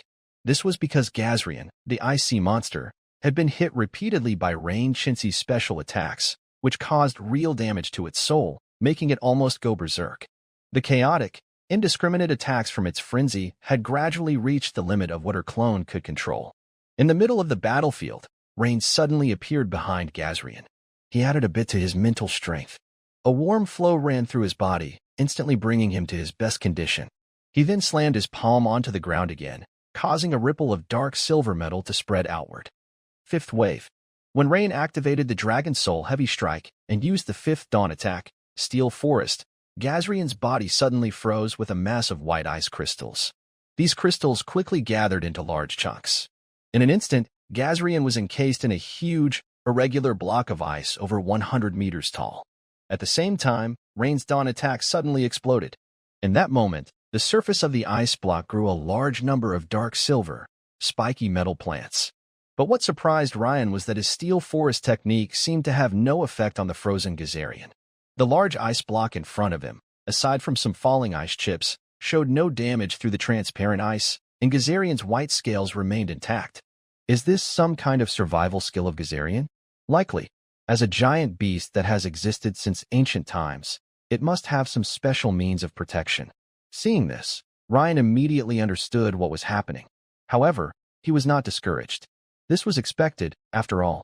As an ancient creature with half-god strength, if Gazarian could be easily defeated, it wouldn't be famous in ancient texts. But this ice seems to be more defensive than offensive, almost like it's avoiding attack. Ryan examined the surface of the ice carefully, a sharp light flashing in his eyes. Then, he looked at Gazarian in the frozen state, smiling confidently. He saw his right hand glow with a deep silver light again, then forcefully strike the ground. Sixth wave. Immediately, the silver ripples appeared again, spreading toward the large ice block where Gazarian was trapped. Explosion. In an instant, hundreds of various-sized metal-spiked trees, bushes, and vines covered the ice and burst out fiercely. Once the powerful energy wave dissipated, the large ice block showed no obvious damage, not even a. Seeing this, Ryan was not disappointed at all. Instead, his smile grew brighter. Gazarian's ice seal can logically resist all magic and physical attacks. But the problem is, it can't resist real damage. His ice seal is actually a mistake, trapping himself inside the ice. And I can safely use the Dawn Strike to attack him. When Ryan used the Dawn Strike for the 6th time, he carefully sensed again. He could feel the real damage mixed with magic, and it was affecting Gazarian. Also, the life energy inside the large ice was even weaker. It seems the level of real damage is very high. The Dragon Vein Mage truly lives up to the legendary profession. Just as Ryan was about to use his morning attack after restoring his energy, suddenly, Gazarian in the ice seemed to sense some danger.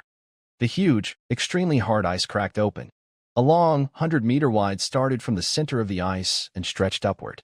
Meanwhile, on a mountain peak in the Fatter Mountains, the black-robed girl's beautiful eyes were about to check why Gazarian was so furious inside her domain. But in the next moment, she looked ahead. She saw hundreds of bright red shells rushing toward her with loud noise. These shells came from the main fleet of Federal airships far away. Annoying little insects. The black-robed girl frowned slightly. She could easily dodge these shells, but the problem was that the magic array below her and the believers supporting it couldn't withstand the shells. Moreover, since the magic array was already running, she couldn't move it. She waved her fair hand, and a black water vortex appeared above the magic array, blocking the shells. This delay made the black-robed girl look again toward the dark clouds below, but her expression suddenly changed. To be precise, she looked surprised. Obviously, what was happening inside the Sea of Darkness domain was once again beyond her expectations. Could it really be this guy, forcing Gazarian into absolute freezing? To push Gazarian to this point, this guy's strength is improving too fast. No, I don't know how he did it, but I can't let him kill Gazarian. Hela, the goddess of the Sea of Darkness, immediately made a decision. She wanted to stop Ryan. But if I don't control the magic array, its power will weaken more and more. In just a few minutes, it might be broken through by the elites among the mortals below. So, after killing Ryan, I must return quickly. The black-robed girl suddenly disappeared from above the magic array, and after a short while, she appeared in the rain curtain below the dark clouds. Then, her figure vanished again into the rain. When she reappeared, she was near the point where Ryan and Gazarian were fighting. Within the domain of the undersea realm, her movement speed reached an extreme level. Huh? Such strong energy fluctuations? To the undersea goddess Hela, with the blessing of her domain, launching a surprise attack should have allowed her to finish the fight quickly. But when she actually arrived at the scene, she realized she had miscalculated something. The undersea realm was only a projection cast by one of her clones. Under the intense energy clashes between Ryan and Gazarian, the area had already been torn into a nearly vacuum-like state. There was no rain. Even the clouds overhead were so thin they were almost transparent. Most importantly, as soon as she appeared, Ryan, emitting a strong dark silver glow from his palm, struck the ground again with a heavy. This was Ryan's 7th attack, the Steel Forest move from the Dawn series. The slight disturbance caused by the undersea goddess Hela's appearance immediately alerted Ryan, so this time, his dark silver metallic ripples covered everything around him. Within a radius of several hundred meters, everything was protected. The girl in the black robe was both surprised and angry. She quickly cast a black water vortex shield and instantly floated into the air. This sudden attack also caused Hela's ambush plan to fail before it even started. Zrian, who had just emerged from the ice, had taken a step forward on the ice when Ryan's seventh wave of attack struck again, worsening Zrian's already weakened state. Even a semi-divine ancient beast, after being sealed for a long time and suffering significant power loss, could no longer withstand Ryan's 7 Dawn attacks that dealt real damage. Now, Zrian was nearing death. No, Zrian cannot die. Hela, the undersea goddess, dodged Ryan's attack and looked at the trembling Zrian with growing concern. Zrian was the king of the 3-headed sea dragons of the demon tail. Hela had intended to subdue him, hoping to find and control all the sealed 3-headed sea dragons. If successful, this would greatly speed up her revival process. But if Zrian died, her plan would obviously fall apart. Ancient Blackwater Soul. Without hesitation, Hela's lips parted slightly, and with a delicate hand gesture, suddenly, a series of black water whirlpools spun rapidly and appeared in front of her. Compared to the dark water soul she used earlier in the Dragon Valley Secret Realm, Hela in the Underworld Sea now displays her full strength or complete version of the ancient dark water soul. The number of these spirits far exceeds 5, and the number of resentful souls trapped in the black whirlpools is more than 1. Ryan casually glances and notices that each black whirlpool seems to contain several white, painful faces screaming and crying. Then, Hela gently points at Ryan. Immediately, dozens of black water whirlpools attack him one after another. Ryan feels the immense power and overwhelming number of these whirlpools, and his expression changes quickly. If I still choose to attack Gazarian now, I will probably kill him. But the problem is, if I focus most of the Dawn attack's energy on Gazarian, Hela's strike in the Underworld Sea might be too much for me to handle. Ryan quickly makes a decision. He temporarily gives up the chance to kill Gazarian and instead redirects most of the energy from the 8th Dawn attack, Steel Forest, to strike Hela. In an instant, dozens of black water whirlpools clash with a dense forest of sharp metallic spikes. The black water in the whirlpools is highly corrosive, but the metallic forest has the advantage of numbers. The black water, like Aqua Regia, keeps corroding and melting the metal, while the metal forest continues to grow upward. For a moment, 2 different types of energy fiercely collide. Normally, the spirits trapped in the black water whirlpools should appear and attack when the whirlpools break apart. But because Ryan's magic attack contains true damage, these white spirits fall like wheat being cut, collapsing and vanishing into nothingness. Hela is surprised that Ryan can withstand her strike evenly. This ancient black water soul is much more powerful than the one she used in the Dragon Valley Secret Realm. Back then, her clone was already badly injured. Then let's see if you can withstand a second attack. Hela, with a furious expression, moves her lips slightly and begins chanting again.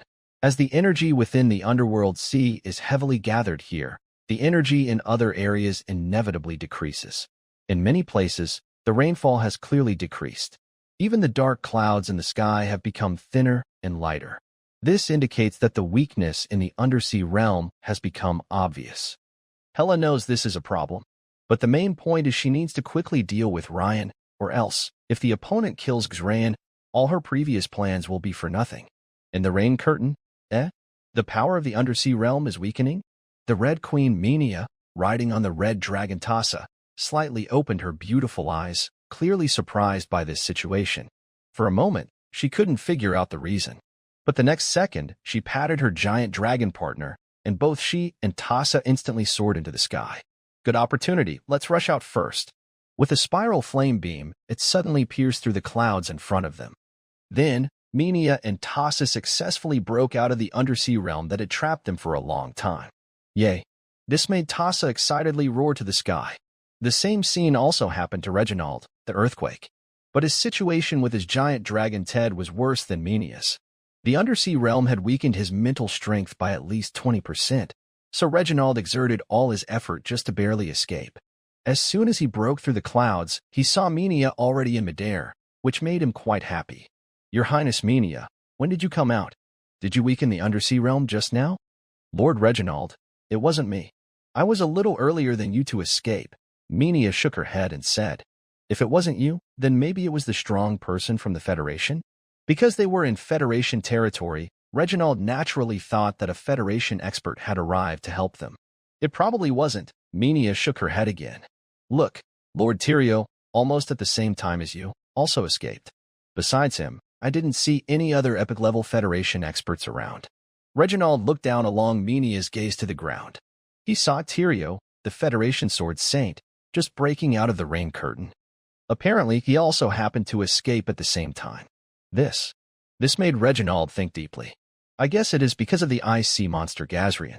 As a once semi-divine level beast, if it unleashes its power at all costs, it is very likely to break through the underworld domain. Menia looked at the swirling dark clouds and said, that is possible. By the way, Lady Menia, have you seen Lord Rain? Normally, I should be able to escape, so he should be able to too. Reginald looked around but didn't see Rain's figure, feeling curious. Having experienced Ferdinand Forest, he thought he knew Rain's strength quite well. I haven't seen him either. He is probably still trapped inside. That's bad. Lord Rain might still be caught inside. Lady Menia, I think we should attack together immediately and break the domain completely. The longer we stay inside, the more our strength decreases. I'm afraid Rain might not be able to protect himself then. Yes, but to be safe, it's better to call the Federation Sword Saint, Sir Tyrio. The three of us attacking a weak spot in the domain should be enough to break the underworld domain smoothly. Menia nodded in agreement. Rain, young but already so powerful, is the future star of the Empire and must be saved. However, just as the two of them controlled their giant dragon to descend, suddenly, the underworld domain shook violently. It was as if a huge hand was stirring up rain, clouds, and fog inside the domain. Huh? What is this? Seeing this, Menia and Reginald exchanged surprised glances.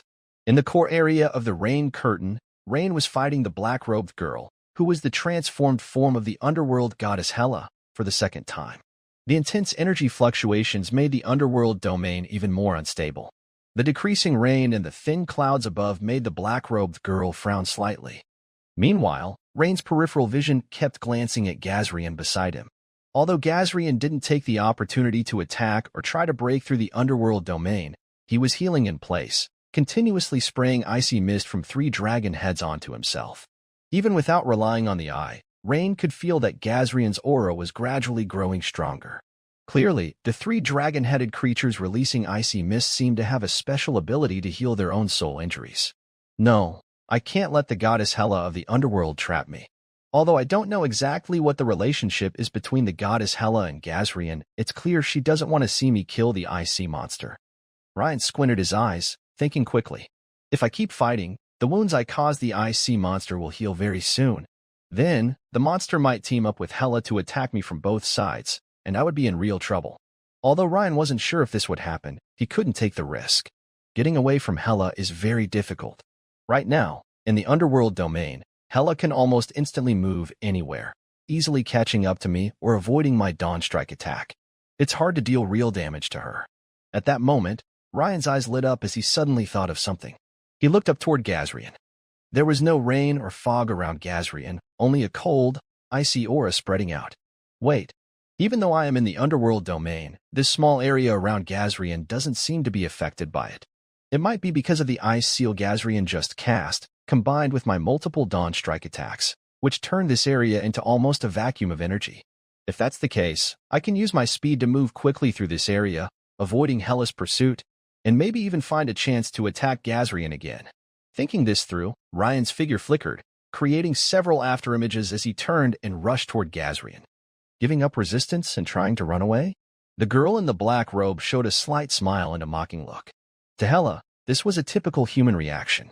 Even though the young man named Ryan was an elite among mortals and a genius, his mental energy would be greatly drained after repeatedly using the Dawn Strike. So, escaping now was a very normal choice. But, can he really escape? Hela's beautiful face curved into a slight smile.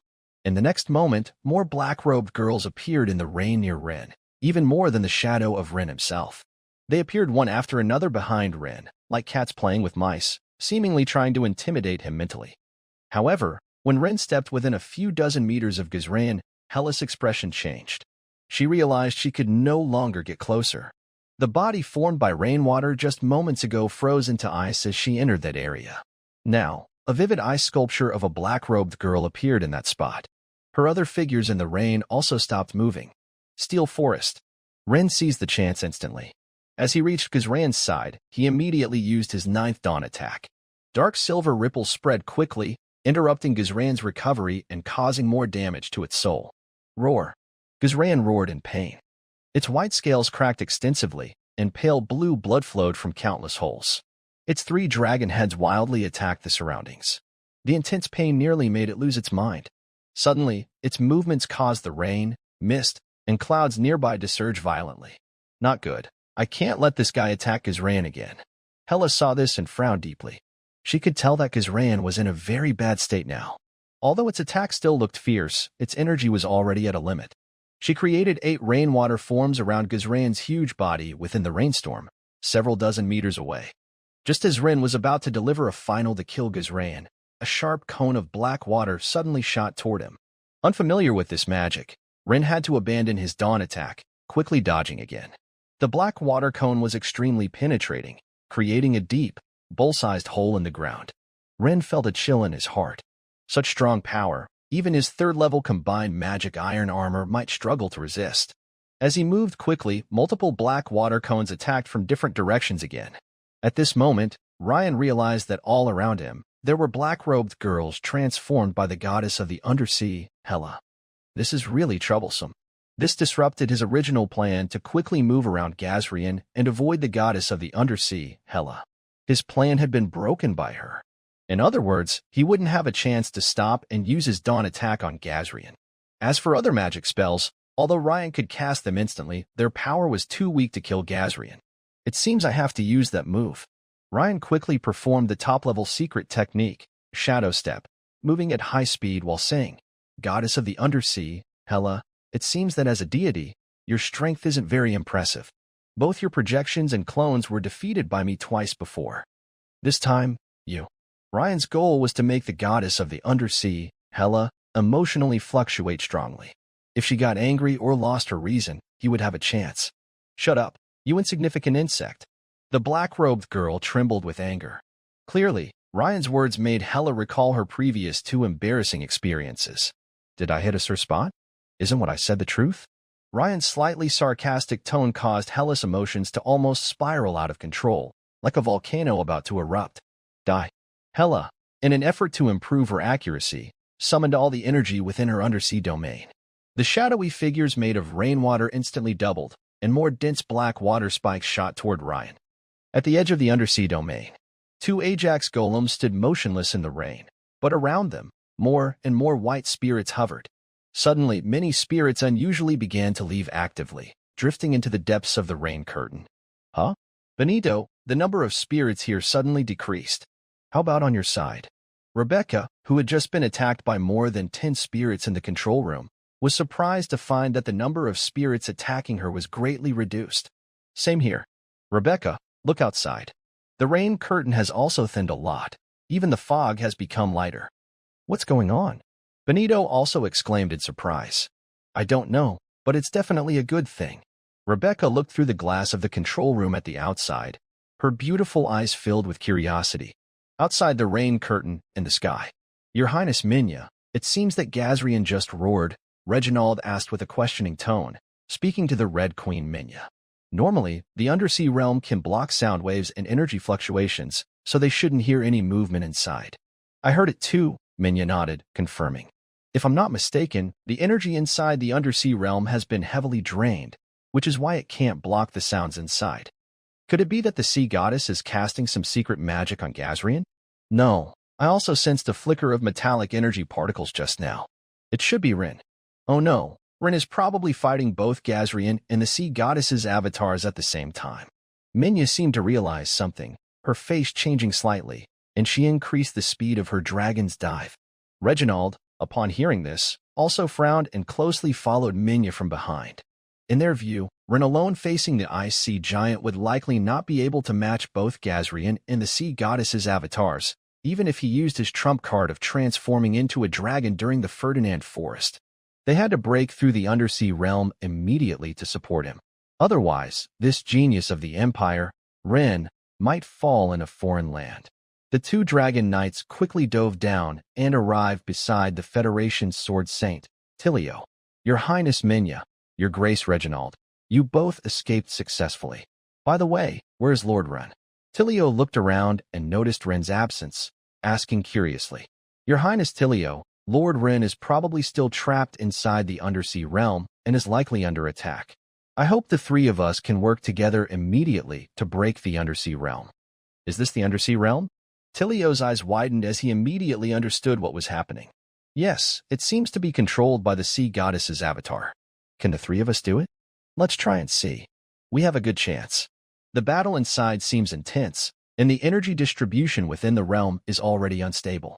We just need to find the weak spot of the undersea realm, and it might be possible to completely destroy it. All right. I trust your arrangements. Thank you, Your Highness Tilio. Your Highness Minya, just now when I escaped, if I saw correctly, there seems to be a clear weak point in the clouds. Perhaps we can attack from there, Reginald suggested.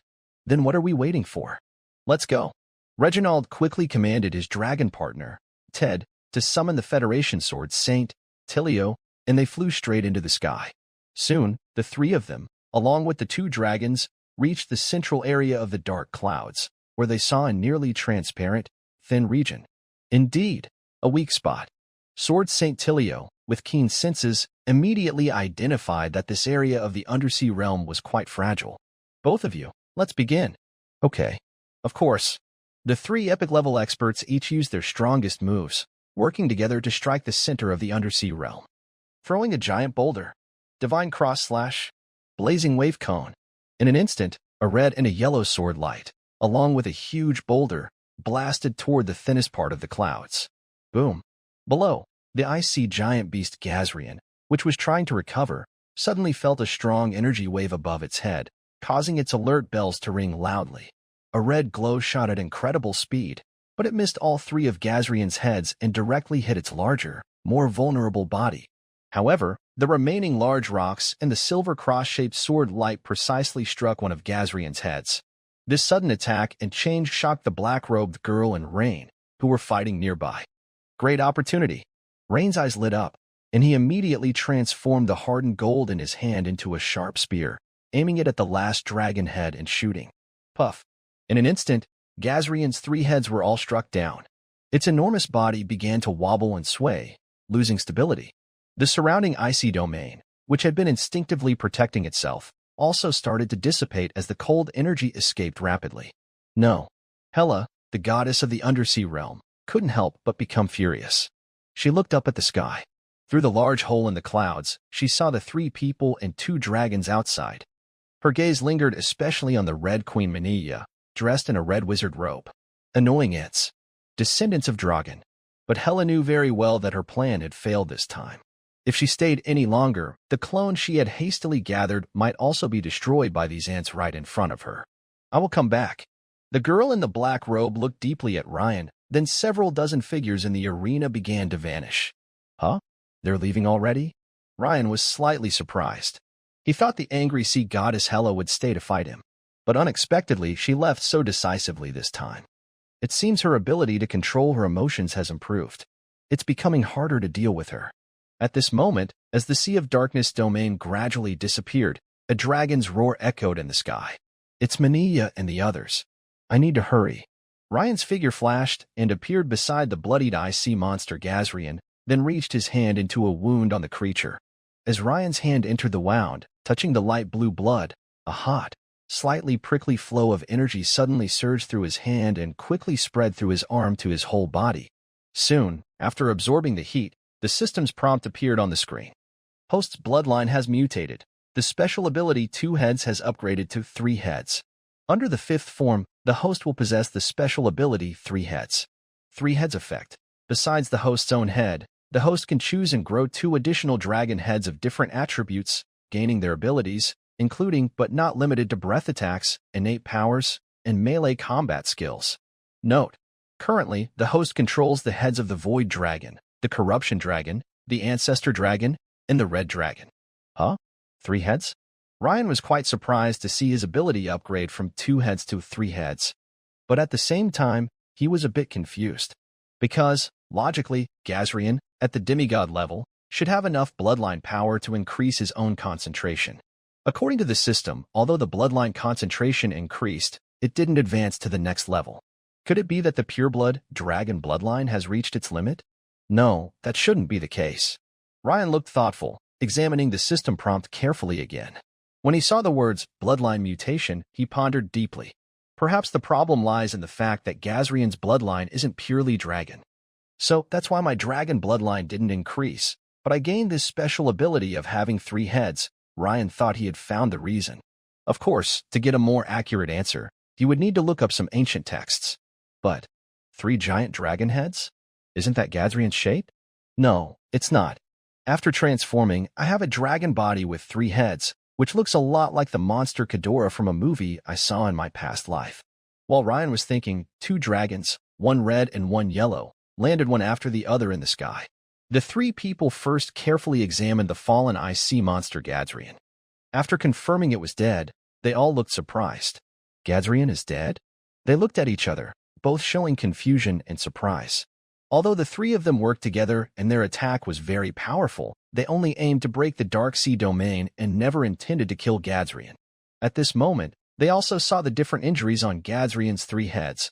One was cracked by a large stone, another was cut by a sharp weapon, and the leftmost head had a metal spear stuck in it. It was clear that the first was killed by Reginald's morning sun attack called Giant Stone Throw, and the middle one was killed by Tyrio's Super God Cross Slash. The metal spear was probably thrown by Ryan himself. But even with Ryan's spear attack, it seemed impossible to kill Gazrian. It looked like Gazrian had already been weakened before, which is why they could kill him with a single strike. Ryan, are you okay? By the way, were you fighting Gazrian just now? Mania, dressed in a red wizard robe, asked as she approached Ryan. Thank you, Princess Mania, for your concern, and also thanks to Reginald and Tyrio for their timely support, Ryan said politely. It's a bit complicated. The avatar of the sea goddess Hela was fighting Gazrian at the same time, and I was nearby, so I used some magic to protect myself. I also saw the attacks from the 3 of you kill 2 of Gazrian's heads, so I quickly added my own move. Ryan didn't tell the full truth. He had already shown enough talent and was now too dazzling. This time, there is no need to take credit for killing Gazrian. I see, said the Federation Sword Saint, Tilio, nodding without suspicion. However, Queen Mania and Reginald, the Earth Pulse, exchanged glances, seeming doubtful. Both of them wondered why the sea goddess Hela would choose this moment to attack Gazrian. It didn't quite make sense. But, since this was in front of the Federation Sword Saint, they naturally couldn't ask Ryan about it. At that moment, a faint blue light appeared in the distant sky. Prince Hernandez is coming down, said Tilio with a slight smile. Mania and Reginald looked at each other again. Could it be that the sea goddess Hela anticipated the arrival of Federation experts and thus couldn't resist attacking Gazrian? If so, Ryan's words might very well be true. Meanwhile, on the Federation's giant airship, the expressions of the senior commanders in the captain's room were strange, shocked, happy, and confused all at once. They had just seen Mania and Reginald, the 2 Imperial Dragon Knights, escape from the clouds. Soon after, the entire domain of the Sea of Darkness began to fade away. On the ground, a huge corpse appeared, an ancient giant beast, the icy monster Gazrian. This scene was truly hard to understand. 3 epic-level experts working together not only broke through the Sea of Darkness but also killed Gazrian? This is unbelievable. I'm not doubting the strength of the Empire and Federation's epic-level fighters, but before the clouds appeared, the 4 of them seemed to be at a disadvantage facing Gazrian. How did it suddenly turn out like this? Indeed, something must have happened inside the Sea of Darkness that we didn't see. By the way, do you think the genius from the Empire named Ryan was inside when Gazrian suddenly died? Could he be related? Unlikely. I think it's probably because of the sea goddess Hela. The senior commanders discussed eagerly. After all, the situation had changed too quickly, and no one knew exactly what had happened inside the Sea of Darkness. Esteemed lords, we have received a message from Lord Tyrio. The goddess of the abyss has left, and the icy Leviathan Gazrayan has been defeated, an urgent messenger reports. Yes. Command the airship fleet to move forward, Vice Chairman Bertrand nods. Strategic command. Analyze the recent events immediately. Understood, Your Excellency Vice Chairman. With the arrival of the combined fleet of the Federation and the Empire, the following events are no longer closely related to Rain. Meanwhile, Vice Chairman Bertrand is carefully reviewing the latest intelligence about Rain. Likes beautiful women and seems to have a good impression of Counselor Terina? Bertrand's eyes show a hint of surprise as he reads this. Is the intelligence reliable? He looks up at the middle-aged officer, who is experienced with intelligence systems. Your Excellency Vice Chairman, absolutely reliable. This is the latest intel from a spy embedded in the Dragoon Empire. Hearing this, Bertrand is momentarily stunned, then nods and continues reading the report. Has the intelligence department already made initial contact? Although it was done under the guise of Counselor Terina, Lord Rain did not refuse. That's good. Yes, the 2 gifts from the intelligence department have been accepted. It shows Lord Rain has a good impression of the Federation, the middle-aged officer says with a smile. No, that only shows he has a good impression of Counselor Terina. Bertrand shakes his head. To be precise, yes. The officer hesitates briefly but then nods in agreement. Since we've identified his human weaknesses, it's best for Counselor Terina to make the approach. Well, our intelligence department. The officer looks hesitant. I will speak to her myself, Bertrand says, waving his hand. That would be perfect, Your Excellency. The officer breathes a sigh of relief and smiles. Because, in political terms, he is a major general, but he is still no match for a Federation counselor. Even if he wants to involve Terina in the plan to win Rain over, pretending to do so is the limit. A few hours later, with the joint airship fleet of the Federation and the Dragon Empire, they slowly landed again at the official docking point at Weston City Hall. Below, a group of people, led by a beautiful woman named Terina, was already waiting at the dock. Due to a previous joint combat mission, Vice President Bertrand personally commanded the operation, so Terina, as a member of the Parliament, did not participate and stayed in Weston City. After a warm welcome ceremony, Vice President Bertrand immediately met with Terina. Inside an office at Weston City Hall, which served as Bertrand's temporary workspace, Representative Terina, the young man Reen has shown great strength and potential. Currently, no other young person in the Federation can compare to him. So, we must find ways to keep him in the Federation. Vice President, I understand what you mean. I tried to bring him over before, but it didn't work well. Now, what can I do in this matter? Terina asked, feeling a bit confused. Well, Bertrand hesitated to speak openly about her question. He handed her the latest intelligence about Rain. Just take a look, you'll understand. Curious, Terina quickly looked through the information. These matters. The intelligence agency used my name without telling me. She was annoyed when she saw some details in the report. Some information in the report was obtained directly by the intelligence agency without her knowledge. Representative Terina, please don't be upset. Keep reading. It's all for the Federation, isn't it? Hearing Bertrand say, all for the Federation, Terina suppressed her dissatisfaction and continued to review the documents. Before long, her fair face gradually turned red. Vice President, are the conclusions in this report reliable? Does Reen like mature women? Finally, Terina understood why the intelligence agency used her name and the purpose of Bertrand's conversation with her. Her husband, Duke Hayden Burke, died last year in a battle against a revived ancient beast. Subsequent events of giant beast revivals made the newly rising steam revolution-fueled Federation realize that even ordinary people with guns cannot fight giant beasts. Only top fighters and mechanical geniuses are truly capable of battling these monsters. Reliable information shows that this young Lord Rain's only weakness is his love of women. Moreover, he seems to prefer beautiful older women over young girls.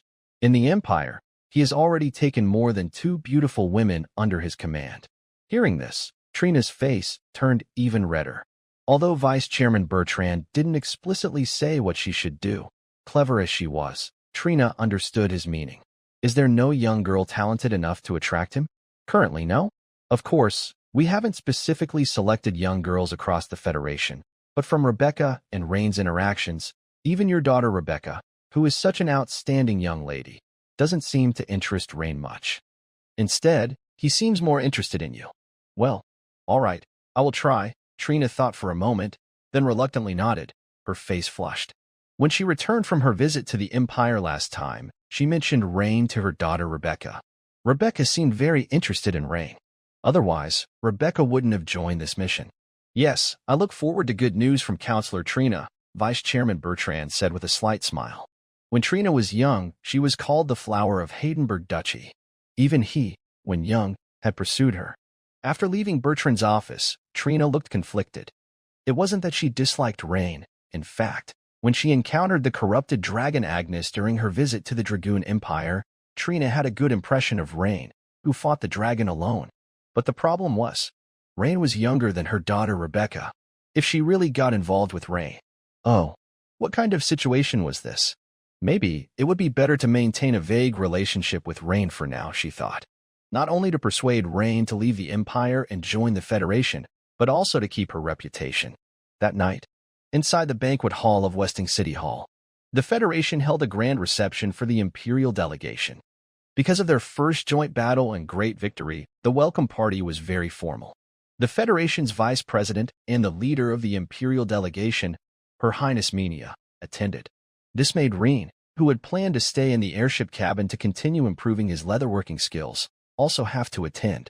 Reen sat in a corner of the banquet, seemingly not wanting to attract attention, but the noble young ladies coming to toast him kept approaching. "Ha, Lord Reen, your popularity exceeds my expectations. So many charming young ladies, but none seem to catch your eye?" Rebecca, dressed in a white evening gown, sat beside Reen and teased with a smile. "It's not that I don't find them attractive, but rather than chatting with these young ladies, I prefer to discuss golem making with Miss Rebecca." "Ha, Lord Reen, I see you're very good at talking. Are you complimenting me in a roundabout way?" Rebecca giggled softly. This powerful, mysterious young man seemed to naturally and mysteriously attract women.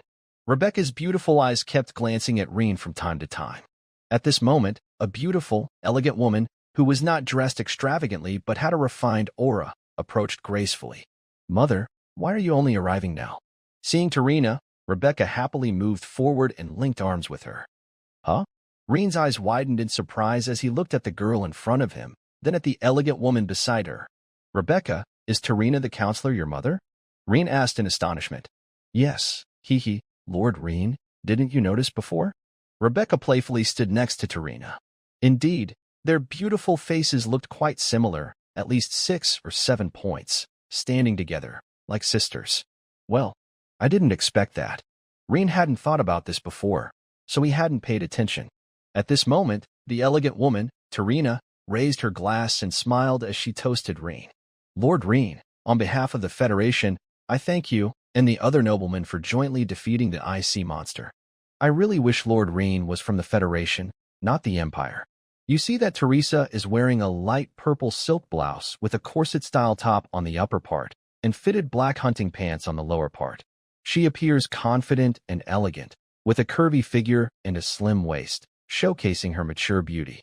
If you look closely, you'll notice that both her blouse and pants have intricate gold thread patterns or lines, indicating fine craftsmanship and high value, highlighting her noble status. Even compared to young noble ladies, Teresa's demeanor is truly unique. "Thank you for your kind words, Counselor Teresa," I said. Actually, the ones who contributed the most to successfully defeating the IC giant Gazrian were Her Royal Highness Minia, His Highness Reginald, and the sword Saint Tilio from the Federation. I was just assisting on the side and took the chance at the right moment, she replied modestly. "Lord Ryan, you are too humble," Teresa said with a bright smile. "Tilio has spoken highly of your performance in battle." Since I wanted to ask Teresa about the follow-up of the witch's sawtooth ring, I spoke politely. Teresa, aiming to win me over, responded in a friendly manner. As a result, the two of us ended up leaving Rebecca's side. "Huh?" Rebecca, standing nearby, looked at Ryan and her mother with suspicion. She felt that something was a bit off between them. They seemed to be chatting more and more comfortably, and there was even a strange feeling between them. At this moment, Ryan thought it was a good time and said with a smile, "By the way, Counselor Teresa, I have something I'd like to ask you privately. Would that be convenient?" Teresa's face turned slightly red, but recalling what Vice Speaker Bertrand had discussed with her recently, she nodded and said, "Of course, Lord Ryan. There's a lounge nearby where we can talk." Rebecca looked at her mother in shock. In her memory, Teresa had been straightforward with men pursuing her after her father's death, but now she had readily agreed to a private conversation with Ryan. Where was her usual modesty? Could it be that her mother actually had feelings for Ryan? Rebecca felt her previous beliefs about her mother were completely shattered. No, it should be because Ryan fought alongside other strong warriors to defeat Gazarian. Therefore, my mother, representing the Federation, expressed gratitude to Ryan. It must be like that. My mother's recent actions are official gestures. After some thought, Rebecca finally found a comforting reason for herself. However, as she watched her mother and Ryan's figures disappear at the door of the lounge, she still felt uneasy inside. Inside the lounge, Trina and Ryan sat close together. It's been many years since Trina last found herself alone with a young man. She glanced at Ryan, her cheeks slightly red, and shyly brushed her hair to ease her nervousness. Originally, Ryan wanted to ask Trina directly about the follow-up to the level 4 magic involving the Sawtooth Ring. But when he saw her mature, beautiful face, her playful hair movements, and the faint blush on her cheeks, his heart unexpectedly fluttered. He couldn't help but look her over more carefully. Her fair, oval face looked dignified and elegant, now with a touch of redness that added charm. Her upper body was full, her waist slender, and her hips like peaches. Her figure was just as attractive as that of a young woman. Plus, she was a Federation senator. Ryan suddenly felt a warm rush in his stomach, and his throat went dry. But as a seasoned mage, Ryan quickly realized what was happening. Huh? Am I overreacting? Could it be influenced by my dragon bloodline? But this isn't the time for frivolous thoughts. I need to focus and ask about the follow-up to the magic, Ryan thought to himself. When it came to important matters, Ryan knew how to prioritize. Ahem. Senator Trina, I really like the metal-based magic items you commissioned from Lord Hamadi last time. But I believe there is another level 4 metal magic spell coming up. Senator Trina, would you be willing? Hearing Ryan's words, Trina felt less nervous. She had already read the information before coming here. She was prepared for this. Actually, the opinion of the Federal Intelligence Agency is that the level 4 metal magic can be given to Ryan later, but only if Ryan agrees to join the Federation. Even if Ryan cannot join immediately, he must at least agree to be part of the Federation's intelligence system. Tarina obviously knows the purpose of this, which is to use it as leverage. If Ryan breaks his promise, the secrets of his past involvement with the Federation's intelligence will be exposed. However, Tarina immediately opposed this idea.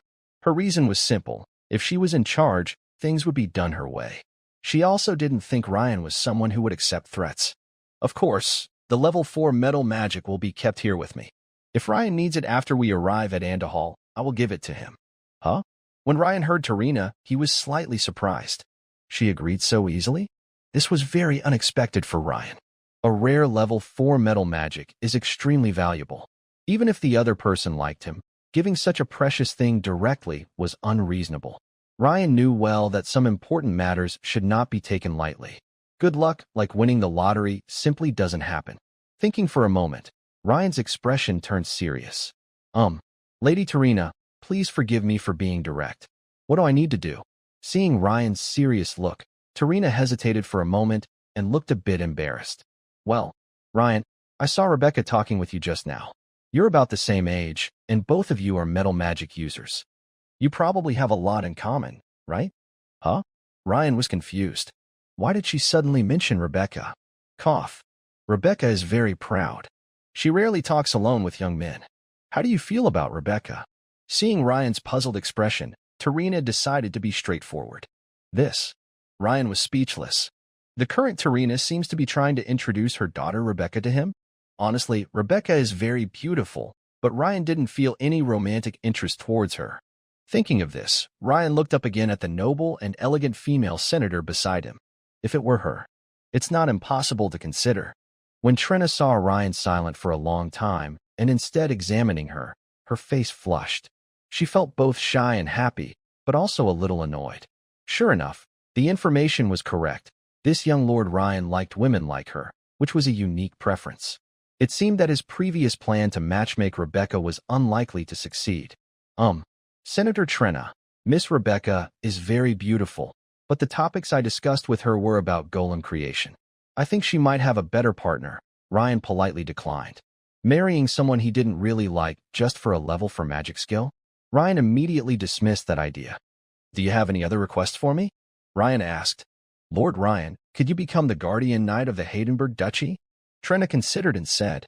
She had a reason for this request. If Ryan became the duchy's guardian knight, it could gradually develop into a protector for the Federation. Guardian knight?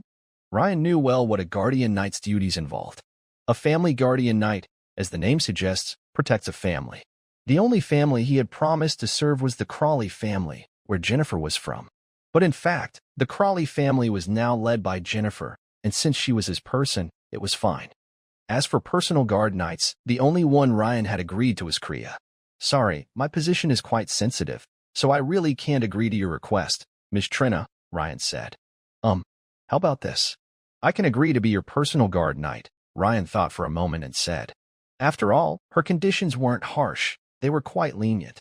But, given his role as vice chief of the Empire, serving as a guardian knight for a duchy under the Federation was not appropriate. Of course, after rejecting the beautiful woman twice, Ryan also proposed a condition he could accept. Being a personal guard knight was much easier to explain. Furthermore, Ryan cleverly took advantage of the situation because Tarina, as a federal senator, is unlikely to face any security issues. This means that his role as her guardian knight is mostly symbolic. When Tarina heard this, her face turned even redder. After all, becoming her guardian knight is almost like openly pursuing her. Well, okay, Tarina thought for a moment and agreed. This also marked a closer step in their relationship. Although they are still far from meeting the minimum requirements of the intelligence department. After Ryan and Tarina left the lounge, Rebecca, who had been waiting for a long time, quickly approached. She huffed loudly at Ryan and then pulled her mother away. Queen Menia, sitting in the main seat of the banquet hall, cast a brief glance at Ryan and Tarina as they exited the room, then quickly looked away. The vice chairman Bertrand, who was accompanying her, naturally saw this and his smile grew even brighter. Princess Menia, would you like to dance? Thank you. I haven't danced in a long time. After the banquet, the imperial delegation prepared to return to their base for rest. However, just as Ryan was about to get into the carriage, Menia called out to him. Ryan, come onto my carriage. Yes, Your Highness Menia, Ryan replied, a bit puzzled, unsure why Menia was calling him, but he agreed immediately.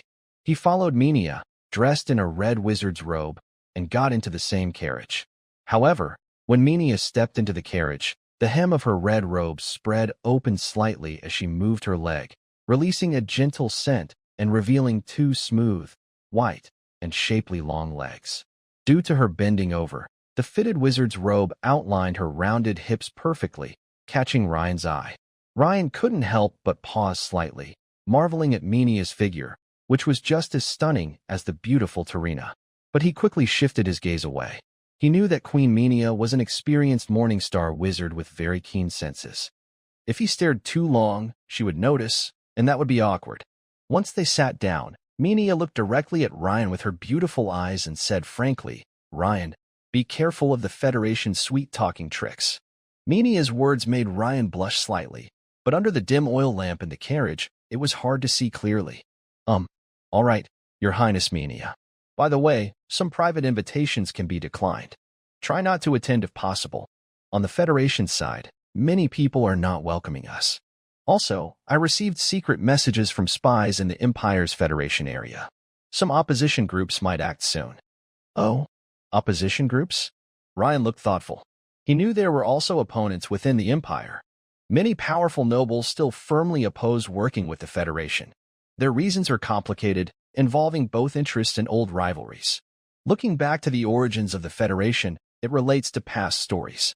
It seems the same is true on the Federation's side. Yes, especially a group called the Zarlo Resistance. They've been very active lately, Menia nodded and said. Zarlo Resistance? Ryan raised an eyebrow. He was somewhat familiar with them. He had killed a colonel-level member of their group when he was in Meist. He also questioned the person, and it seemed that behind the Zarlo Resistance, the Federation was providing military and financial support. Now it appears that support doesn't come from the official Federation, but from some opposition forces within it. They are supporting the Zarlo Resistance. Meanwhile, outside the banquet hall, on the street, a long line of luxurious carriages with various family crests stretched for miles along the roadside. In one of the carriages, two men sat facing each other. Lord Richmond, I didn't expect that this first cooperation between the Empire and the Federation would result in such a great victory, said a middle-aged man in a formal suit, looking serious. Of course, those senators who support an alliance with the Empire will surely use this victory to push for deeper cooperation in the Federation Parliament. This isn't in our best interest. So, Lord Richmond, as one of the leaders of the Zarlo resistance, you should act quickly. Yes, we need to do something, or the Zarlo resistance will have nowhere to hide, the bearded man named Richmond said in a deep voice. However, please inform Congressman Nelson and Congressman Stein that it is still too early to draw conclusions. I hope all of you will continue to support us as always. Additionally, we have made arrangements, and I believe good news will come soon, Richmond said with a mysterious smile. Oh, that would be wonderful. We look forward to good news from Lord Richmond, the man in formal attire smiled. Soon after, the man in formal attire got out of the carriage and disappeared into the night.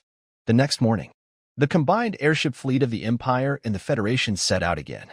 The Empire delegation, accompanied by Vice Speaker Bertrand, Delegate Trina, and a group of staff, headed to the Federation capital, Andahal.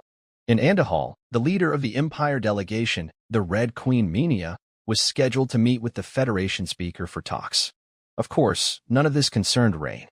At this moment, he was inside a luxurious airship cabin, fully focused on leveling up his leatherworking master profession. 2 hours later, a pleasant system notification sounded. You have crafted a thornwood coat. Your understanding of it has improved. Your skill in making thornwood coats has increased. Experience plus 12. You successfully crafted one thornwood coat.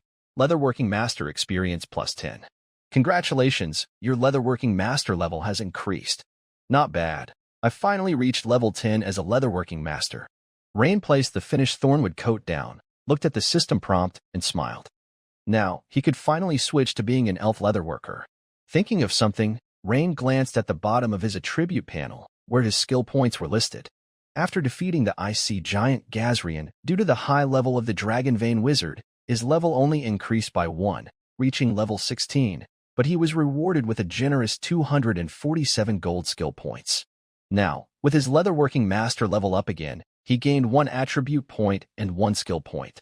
Excluding the 5 attribute points spent during battles, Rain now had a total of 8 attribute points and 24 skill points, with a staggering 674 gold skill points. Good, enough skill points. Once we arrive in Andahal and obtain the level 4 metal magic, I can quickly become combat ready. The gold skill points are also sufficient. I should be able to unlock the new Dawn kill move directly. By then, I will have mastered 2 different Dawn attack moves. Thinking of this, Ryan's eyes brightened. It's important to know that among level 4 Dawn mages, there is a big difference in fighting strength. Powerful Dawn attack skills are one of the key factors affecting combat ability. Also, Ryan has a special trait. As a Dragon Vein mage with the core skill Dragon Soul Strike, the greater the magic power, the higher the real damage. 8 attribute points should be enough for a big battle, but it's still a bit lacking. I should switch jobs soon and gather more attribute points. Just as Ryan was about to change jobs, suddenly, the alarm bell on the airship rang loudly. Huh? Is there an enemy attack? Ryan frowned and said.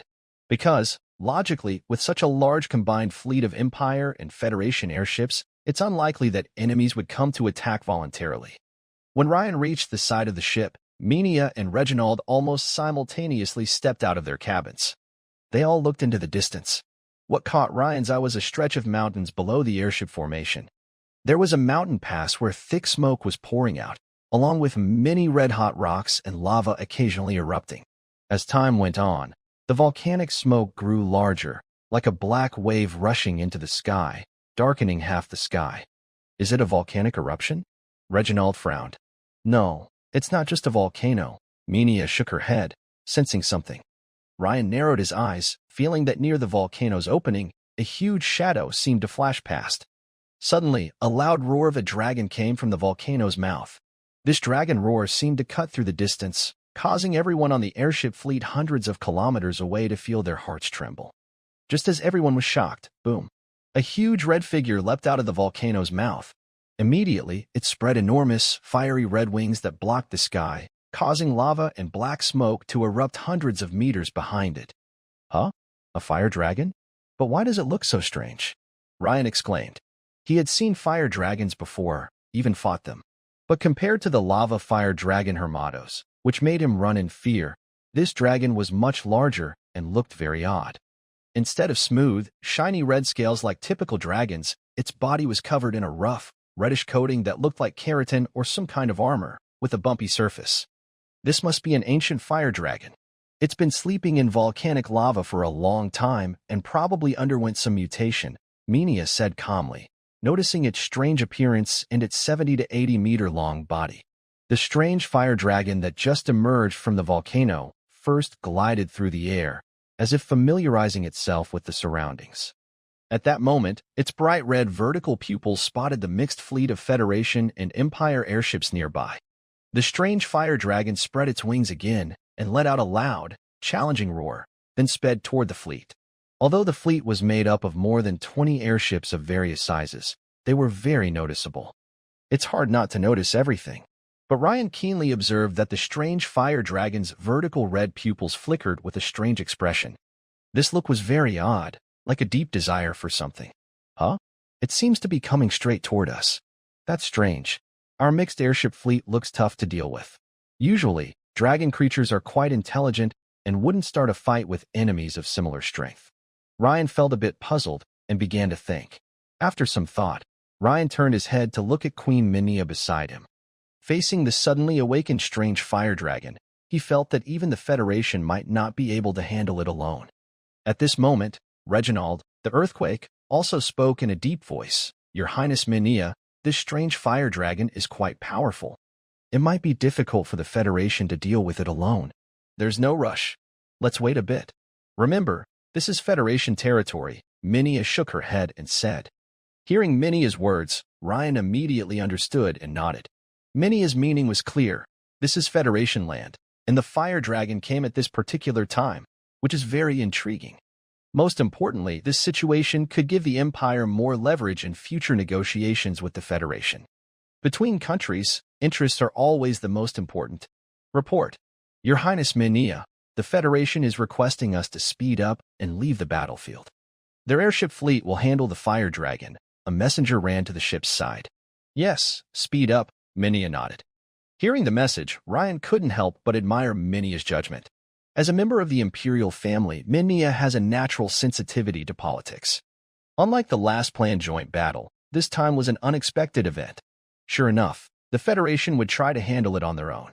Ryan was not in a hurry, and instead looked ahead to observe how the situation developed. But suddenly, a thought crossed his mind, and he smiled wryly. Wait, if the Federation can't handle it, and if Senator Trina on the flagship is in danger, I will have to step in. After all, I just promised Lady Trina to be her guardian knight. I can't break my word. I thought my role as a guardian knight was just a title, but I didn't expect to have to act so quickly. 1 minute earlier, on the Federation's giant airship, in the captain's quarters, the sudden appearance of a strange fire dragon wiped out Vice Chairman Bertrand's previously good mood. Smack. Bertrand slammed his hand on the table and shouted angrily, What is the intelligence department doing?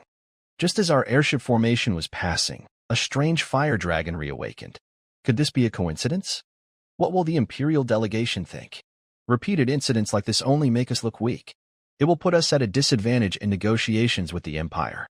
His rapid-fire scolding made the senior officers present fall silent, all afraid to offend Bertrand at this moment, especially the officer from the intelligence department, whose face turned red with shame. It's important to note that, besides powerful figures like Queen Minia, Reginald of the Earth Pulse, and Reen, most members of the Imperial delegation are ordinary people. If their airship is destroyed by this sudden strange fire dragon, there would be no survivors. Moreover, if many members of the Imperial delegation are injured or killed within the Federation, the consequences would be very serious. Vice Chairman, please calm down. I think we should delay assigning blame and focus on immediate battle preparations, said Trina, the only one brave enough to speak up, with her mature female voice. Hearing her calm and mature tone, Bertrand's expression eased slightly.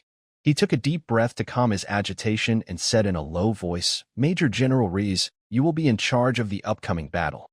Ensure the safety of the Imperial delegation's airship and decisively eliminate the enemy. Understood, Vice Chairman, replied Major General Rees, saluting immediately. Although he didn't know much about this sudden strange fire dragon, he would do his best. Accelerate the first and second airship formations and block the enemy with lateral cannon fire. Also, please have Swords Saint Terrio and Lord Hernandez act immediately to support. One command after another was quickly passed from Major General Reese. 2 rows of medium-sized airships, 5 ships in each row, totaling 10 airships, slightly changed their direction and quickly moved to the front of the mixed formation's flank, facing the strange fire dragon approaching. At the command of each ship's commander, the side-mounted fire snakes extended and contracted, and a dense barrage of shells rained down like a storm. Unexpectedly, despite the fire dragon's large size, its flight path was very agile. It quickly adjusted its flying posture and easily dodged most of the shells. The few that hit did not even break through its protective fire ring on its surface. Suddenly, the strange fire dragon accelerated sharply, crossing over 100 meters in an instant, and reached the frontmost medium-sized airship. Its huge, sharp claws fiercely grabbed the airship's balloon. With just one strike, a loud show sounded as several large cuts appeared on the balloon's surface. Hot steam burst out immediately, causing the airship to tilt rapidly and fall toward the ground. The fire dragon's attack was not over. It kicked forcefully, flapped its wings, turned its head, and spat a blazing dragon breath toward another nearby medium-sized airship. Whoosh! The balloon of that airship caught fire entirely and fell even faster than the previous one. In just 7 or 8 seconds, the enemy destroyed 2 fully armed medium-sized airships, showing their fierce power. Meanwhile, below the volcanic peak, a group of people was desperately fleeing. Ugh! One person spat out volcanic ash while running and asked the bearded man leading the group, "General Richmond, this ancient fire dragon called Anguskin is even more powerful than we thought. If we had been a little slower, we would have been completely buried in lava." "Yeah, now the Imperial Puppet Show is definitely going to suffer," another person agreed. Richmond looked up at the 2 burning, rapidly falling airships in the sky, smiling. Although he maintained composure in front of his subordinates, he was secretly very happy. The stronger the ancient fire dragon named Anguskin was, the easier it would be for the Zero Resistance to succeed. During the joint airship formation's passage through this area, they awakened an ancient fire dragon. They had already arranged inside agents within the formation. Once the ancient fire dragon awakened successfully, they would immediately open the sealed box containing the Heart of Flame. The Heart of Flame is a treasure that benefits fire-type creatures, and the fire dragon is no exception. Although the ancient fire dragon might attack immediately upon seeing the airship formation without needing the Heart of Flame, they considered that the Empire had sent 2 dragon knights this time. The connection between the dragons might cause the strange fire dragon to abandon its attack. Therefore, they deliberately prepared the precious Heart of Flame as a backup. Additionally, the specific details about this ancient fire dragon and its sleeping point were hard-won through great effort and expense. It is said that this was an extremely violent and strange fire dragon named Anguskin, notorious in ancient times, and later disappeared without a trace. At this moment, in the center of the battlefield in the sky, suddenly, a pale blue water column with a diameter of over 10 meters shot out from a medium-sized airship, like a waterfall, aiming at the strange fire dragon. The attacker was Hernandez, a strong federal warrior who arrived just after the Battle of Gazrian. Chaish! Chaish! The water column collided intensely with the high-temperature surface of the strange fire dragon, instantly creating steam within 100 meters around. The fire dragon, struck by the rushing water, roared angrily as it was knocked back and tilted in midair, flying several dozen meters.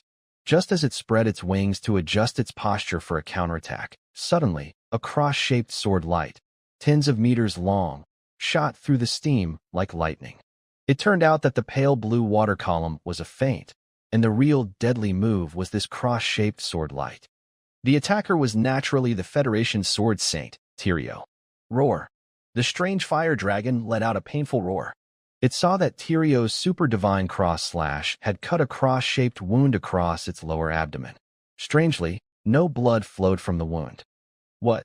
Tyrio exclaimed in surprise. He was very clear about the power of his own ultimate move. The tactic he and Hernandez had just discussed was simple but practical, and it should have caused heavy damage to the strange fire dragon. Unexpectedly, the enemy's defense was far stronger than they had anticipated. Hernandez was a middle-aged man wearing a blue wizard's robe and a mustache. He whispered, "This is bad. The enemy's defense is too strong. Also, now that they are alert, it will be hard to catch them off guard again." We must contact the Empire immediately and ask for the help of the Dragon Knights. On the side of the Empire's airship, Rain narrowed his eyes and carefully examined the strange cross-shaped cut on the dragon's skin. Soon, he discovered the enemy's secret. This ancient fire dragon's odd appearance was likely due to lava soaking into its scales over many years, merging with its skin. Now, it had become a special kind of lava armor. Plus, it had a protective fire ring around its body. No wonder even the Sword Saint, known for his attack power, couldn't defeat it with a single strike. At this moment, the angry fire dragon circled in the air. It fixed its vertical pupils on the medium-sized airship where Tyrio was, but instead of approaching, it flapped its wings from afar. Suddenly, a giant flame tornado over 50 meters high rushed toward Tyrio's airship. Faced with such power, Tyrio hurriedly dodged, jumping onto another nearby airship. Boom! The original medium-sized airship was destroyed by the strange fire dragon's attack. Thus, the joint strategy of Tyrio and Hernandez was completely failed. The fire dragon, angered by a series of attacks from the Federation, started smashing through the dense fire of multiple airships, charging wildly. It sometimes dove down to break the airship in half, and other times it swept past quickly, using its sharp claws to tear the metal chains of the airship's gondola. In just half a minute, the Federation's fleet lost 6 medium-sized airships. On the Federation's giant airship, Vice President Bertrand looked at the scene with a grim face, almost water-like in its gloom. Vice President, both Hernandez and Tyrio have sent urgent messages. The strange fire dragon's strength far exceeds expectations, and they cannot hold it back. Both of them hope that Your Excellency can immediately contact the Empire's Dragon Knights for support, a messenger quickly reported. Vice Chairman Bertrand heard the news and was no longer angry, only sighing helplessly. He said, "It's shameful. Our Federation's own territory, and we need others to help with security. Quickly contact Princess Minia and ask the Empire's Dragon Knights for support. Also, Major General Rees, immediately adjust the airship formation. Once the Dragon Knights are in position, launch the attack together." Understood, Vice Chairman. As commands were issued inside the command room, the 3 massive Ajax golems hanging beneath the cargo airship revealed their covers. Although the golems couldn't fight in the air against the strange fire dragons, their energy cannons were quite powerful. They hadn't been used earlier to avoid attracting the fire dragon's attention and risking damage to the expensive golems. But now, as the situation worsened and support from the Empire's Dragon Knights was imminent, they began to activate quickly. On the Empire's airship, Ryan watched the intense battle with a thoughtful look. Although the Federation is ahead in the steam revolution, even the most advanced giant golems struggle against these revived beasts.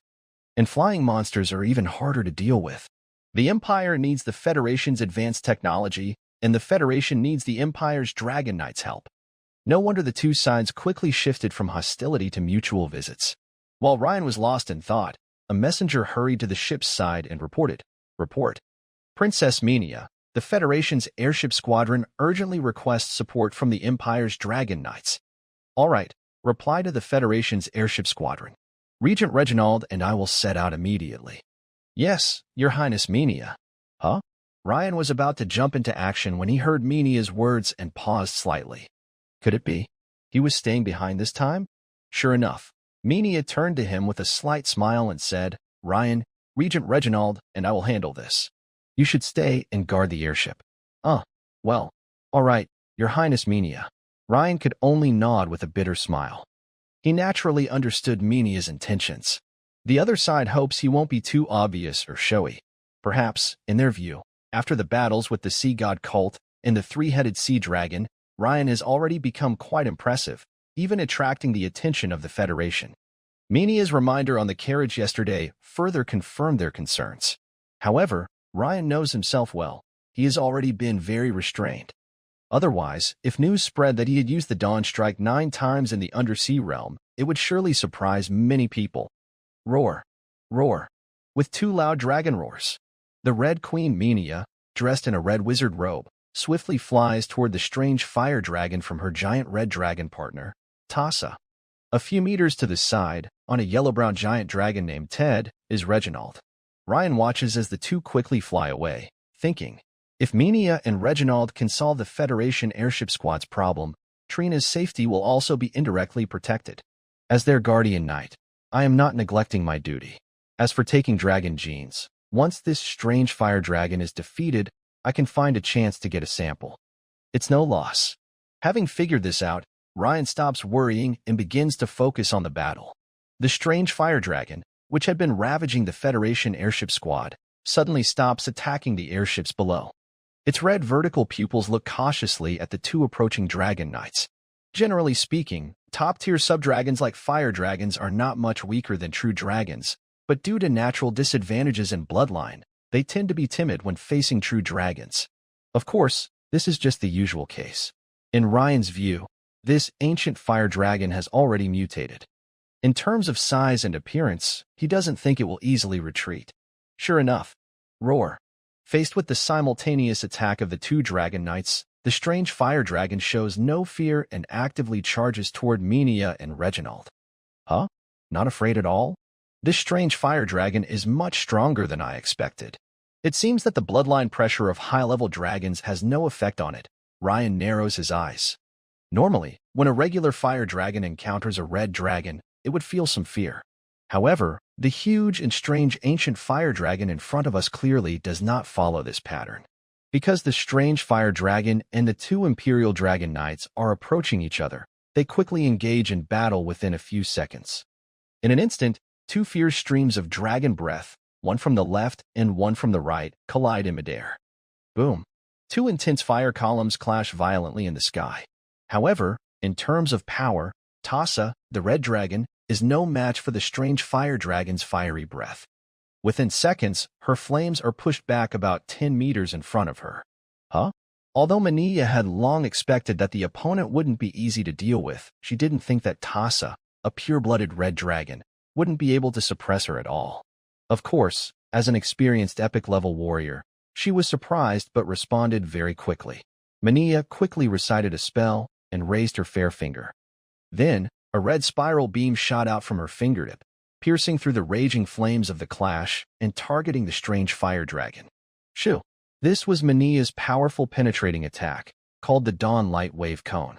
Meanwhile, the yellowish giant dragon, Tide, under the control of Reginald, the earth pulsation, quickly launched a breath attack from above the strange fire dragon's back. Gravel breath. A yellowish breath mixed with dense gravel shot downward from above, aiming directly at the strange fire dragon's back. Although they initially faced a disadvantage, the two veteran dragon knights immediately shifted from defense to offense, responding with great skill. This made Tyrio, a Federation sword saint on a nearby medium-sized airship, sigh in admiration. Princess Minia of the Empire is so experienced in facing enemies. Few epic-level warriors can match her. Yes, especially since she has a dragon partner. The Empire's dragon knights truly live up to their reputation, Hernandez agreed deeply. Because they were about 700 to 800 meters away from the strange fire dragon, Hernandez also considered that his water magic might collide with the fire rings surrounding the strange dragon, creating a lot of steam and blocking their view. So, at this moment, neither of them made a move to assist but waited for the right opportunity. However, just as everyone thought this strike would achieve good results, suddenly, the strange fire dragon instantly shifted from horizontal flight to vertical flight, avoiding the yellow-brown giant dragon Ted's gravel breath. At the same time, after hardening its chest to block Minia's blazing wave cone, it suddenly accelerated toward the red dragon Tassa and delivered a heavy claw strike. Scales shattered, blood splattered. Caught off guard, Tassa's mid-right wing was instantly scratched, leaving over a meter-long bloodstains. Roar. The strange fire dragon surprisingly fought evenly against Minia and the veteran dragon knights Reginald and Minia, even gaining the upper hand. No, it was actually gaining the advantage. Because Tassa's right wing was badly injured, its flying speed and balance were affected, which would put it at a disadvantage in the subsequent aerial battle. What? Sword Saint Tylio's eyes widened suddenly. This level of strength, even in ancient times, this strange fire dragon should be very famous. I think we should contact the flagship to quickly find out its origin, Henan said with a surprised look. Actually, fighting such an unknown powerful beast is very risky. For example, just now, everyone thought victory was almost certain. But unexpectedly, a sudden change occurred. At this moment, Rain's brow furrowed slightly. Because he realized the problem with the entire battle, Sword St. Tilio and the Water Element Dawn Mage Hinens had no flying mounts and couldn't support the two Dragon Knights in time. Of course, it's not that the Federation lacked flying mounts, but ordinary flying mounts are actually less useful against dragons. When frightened, flying mounts can become a burden in battle. Without timely support from the Federation's strong fighters, if Tassa's injuries worsened, the next phase of the battle would turn into a situation where the strange fire dragon could pick off opponents one by one. This is the special aspect of aerial combat. High mobility can lead to victory against multiple enemies. Rain keenly sensed this. Although it wasn't obvious now, the situation was gradually starting to fall apart. Once Tassa withdrew from the fight, Rain judged that Reginald and his giant dragon Ted likely wouldn't be able to match this strange fire dragon either. So, now it's the turn of the two members of the Federation. We need to support Tassa quickly while her strength still holds, or she might be overwhelmed by this strange fire dragon. With a firm decision in mind, Rain took a step forward and suddenly leapt off the airship's side. In the next moment, a huge dark silver dragon appeared suddenly before everyone's eyes. Since this was his first transformation after absorbing the dragon gene fragment from Gazrian, Rain noticed that his size was much larger than before. His body length had grown from about 30 meters to nearly 40 meters, even bigger than Tassa's red dragon. Meanwhile, below in the mountains, the elite team of the Zeral Resistance was happily watching the scene above. The leader, General Richmond, with a thick beard, was unusually drinking during the mission. He pulled out a bottle cap and gulped down several big sips, finishing a small steel travel bottle of in one go. "General Richmond, you can have my bottle," a man in leather armor said with a friendly smile, handing him another bottle of. "That ancient fire dragon is really powerful. It just destroyed 6 airships and injured the red dragon from the Dragon Empire. Yeah, even the Empire's Dragon Knights couldn't handle it. I think the so-called Red Queen Mania isn't that impressive, haha." Richmond nodded, not saying much, but a smile couldn't be suppressed on his face. Everyone knew Richmond's personality. He liked to act aloof and keep a serious front. But in reality, anyone normal could see the slight curve at the corner of his mouth that he couldn't hide. He was very pleased with the results of this mission, better than he had expected. He had hoped that even if the two Empire Dragon Knights couldn't win, they could escape. If they could cause some damage to the airships and personnel of the Empire delegation, that would be a big success.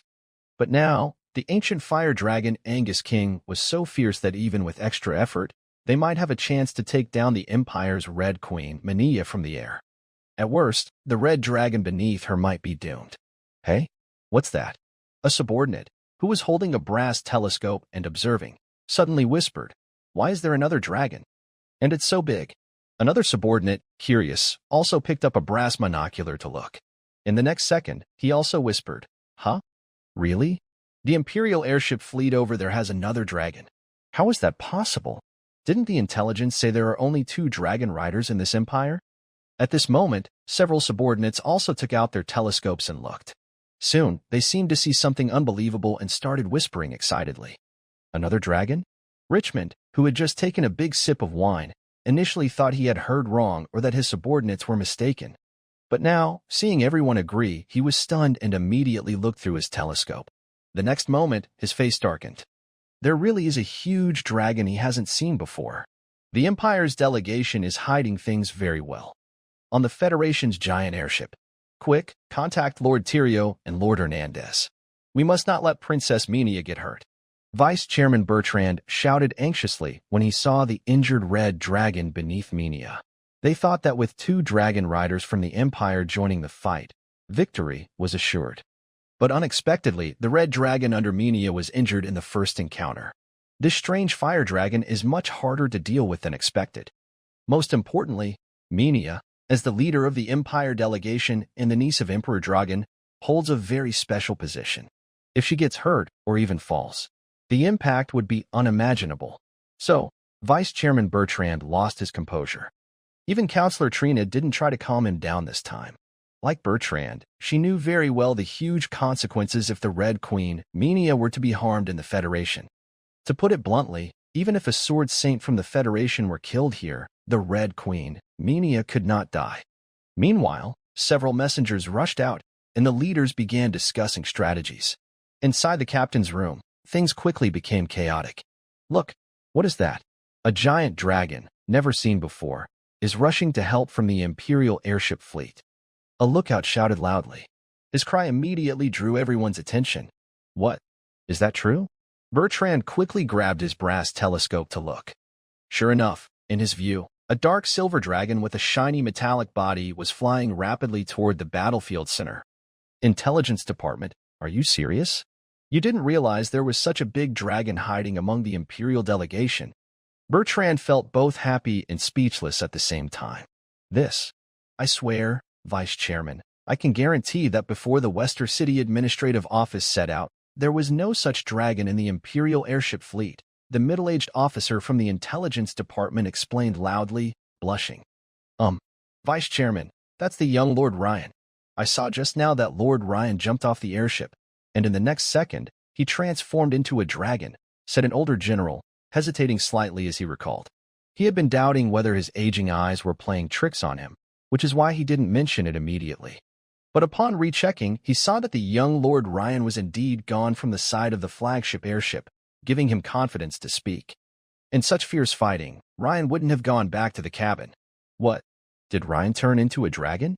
All the senior officers, including Vice Chairman Bertrand, raised their telescopes again to look at the dragon. Sir, confirmed that Lord Ryan is no longer on the side of the Imperial airship, a lookout reported loudly after careful inspection. This statement made the answer obvious. The dark silver dragon in front of them must be Ryan transformed. Meanwhile, the beautiful Lady Terrina was also using her brass telescope, her eyes wide with surprise, her small mouth open wide. Such an expression from a high-ranking federal official was quite rare. Just as everyone was stunned, Ryan had already flown near the strange fire dragon. At this moment, the situation in the sky had turned into a chase. You see Queen Minya riding the injured red dragon Tassa, flying up and down while dodging. The strange fire dragon is relentlessly chasing, determined to defeat Tassa. Regina and the giant dragon Ted follow closely behind, trying to find a chance to attack and draw the fire dragon's attention. All three are flying quickly and maneuvering skillfully. Neither Regina nor Ted can find a good opening to attack the strange fire dragon. Although the fire dragon was hit hard by Minya's attack, the blazing wave cone, it dodged vital spots like its head and heart. The small wound on its belly, about the size of a fist, is not serious given its large size of 60 or 70 meters. Its agility and flying ability are hardly affected. In contrast, Tassa's injury is on its right wing, which slows its flying speed and maneuverability. It is being chased closer and closer. Minya, prepare the floating spell. I plan to fight the fire dragon hand-to-hand. Tassa communicates telepathically. Tassa, wait a moment. You two are much bigger than the fire dragon. Close combat might be risky, Minya disagrees. Among dragons, strength and bloodline matter, but size is even more important, especially in close combat. Tassa is nearly half the size of the fire dragon. Minya doesn't want her giant dragon partner to fight fiercely with the enemy. It's too late, Minya, Tassa says anxiously. It can feel the strong wind behind it getting closer. The alarm in its heart keeps ringing. Suddenly, before the words are finished, a pair of huge, fierce dragon claws attack from behind, belonging to the fire dragon. Danger! In an instant, a dark silver figure flashes from above downward and crashes heavily onto the fire dragon's back.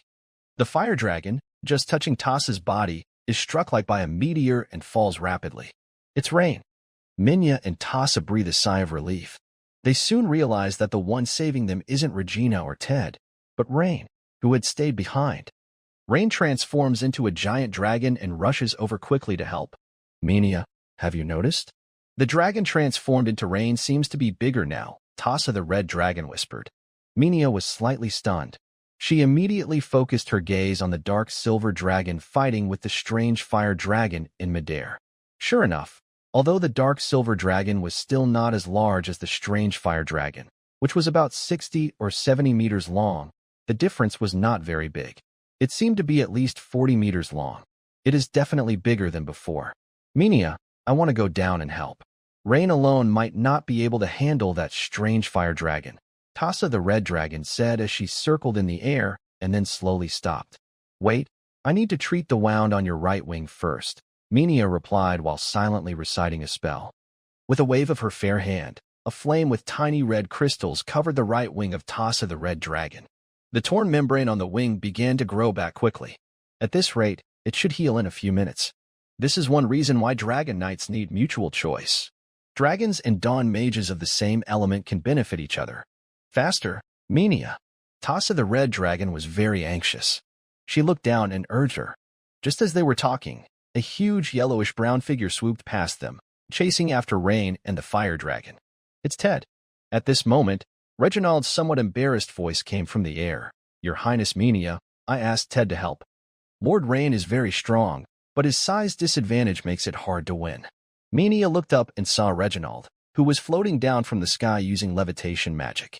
Since it was a melee among multi-headed dragons, it was better for the dragon knights to stay back a bit. If a dragon rolled on the ground during battle and couldn't dodge in time, even dawn mages could be heavily injured. Meanwhile, on the back of the strange fire dragon, Rain, transformed into a dark silver dragon, had just struck successfully but showed no sign of joy. Because Rain could feel that after piercing the opponent's lava armor with his claws, he encountered strong resistance, and his claws didn't go in very deep. So, even though the attack hit successfully, it didn't cause much harm to the opponent. He relied on a surprise attack and his impact to make the strange fire dragon lose its balance suddenly. Roar! As he fell, the opponent quickly adjusted his body and fought fiercely with Ryan. For a moment, dragon scales shattered and blood splattered. Shoo! Even though Ryan's skin was protected by a steel armor, it was still torn by the opponent's claw. In terms of defense, both were quite equal. Remember, Ryan was a metal giant dragon specializing in close combat, while the opponent was just a top-tier sub-dragon fire dragon. It was clear how strong the strange fire dragon was. It has at least late epic strength. The strange fire dragon's claws tightly grasped Ryan's body, and its big mouth aimed at Ryan's head. Its neck started to swell as if steam was about to burst out. Oh, it's the fiery breath attack. Ryan's heart tightened immediately. He had just seen clearly how powerful the dragon's breath was. If hit directly, even he might get peeled or seriously injured. Even heavy injuries were possible. Ryan suddenly turned his head away, and a blazing column of fire brushed past his right side. But in the next moment, the strange fire dragon's fiery breath suddenly stopped. At the same time, Ryan felt a sudden downward pull at his grip on the dragon's claw, as if the opponent's weight had suddenly increased a lot. Ryan looked carefully and realized that while he was fighting the strange fire dragon, Titan, the giant dragon, took the opportunity to swoop down from the sky and launch an attack. Right now, Titan was biting the strange fire dragon's right wing, tearing fiercely. As for Reginald, the opponent's figure was no longer on Titan. Ryan quickly understood. Such intense close combat could seriously injure even a dawn mage if they were careless. 3 dragons of different sizes and uneven colors tangled together like a huge meatball, crashing to the ground. Boom! A massive crater appeared on the ground, and the shockwave created a small mushroom cloud that sent dust and smoke over 100 meters into the sky. But everyone was stunned to see that even after falling from such a height, the 3 dragons still fought fiercely. The toughness of dragon bodies was truly impressive. The Federal airship fleet, with 2 large airships at the back. Ajax's energy cannon can't lock onto that strange fire dragon. It can't fire at all. Benito is currently in the control room of the golem, trying to aim, but whether targeting the sky or the ground, he can't lock onto the enemy.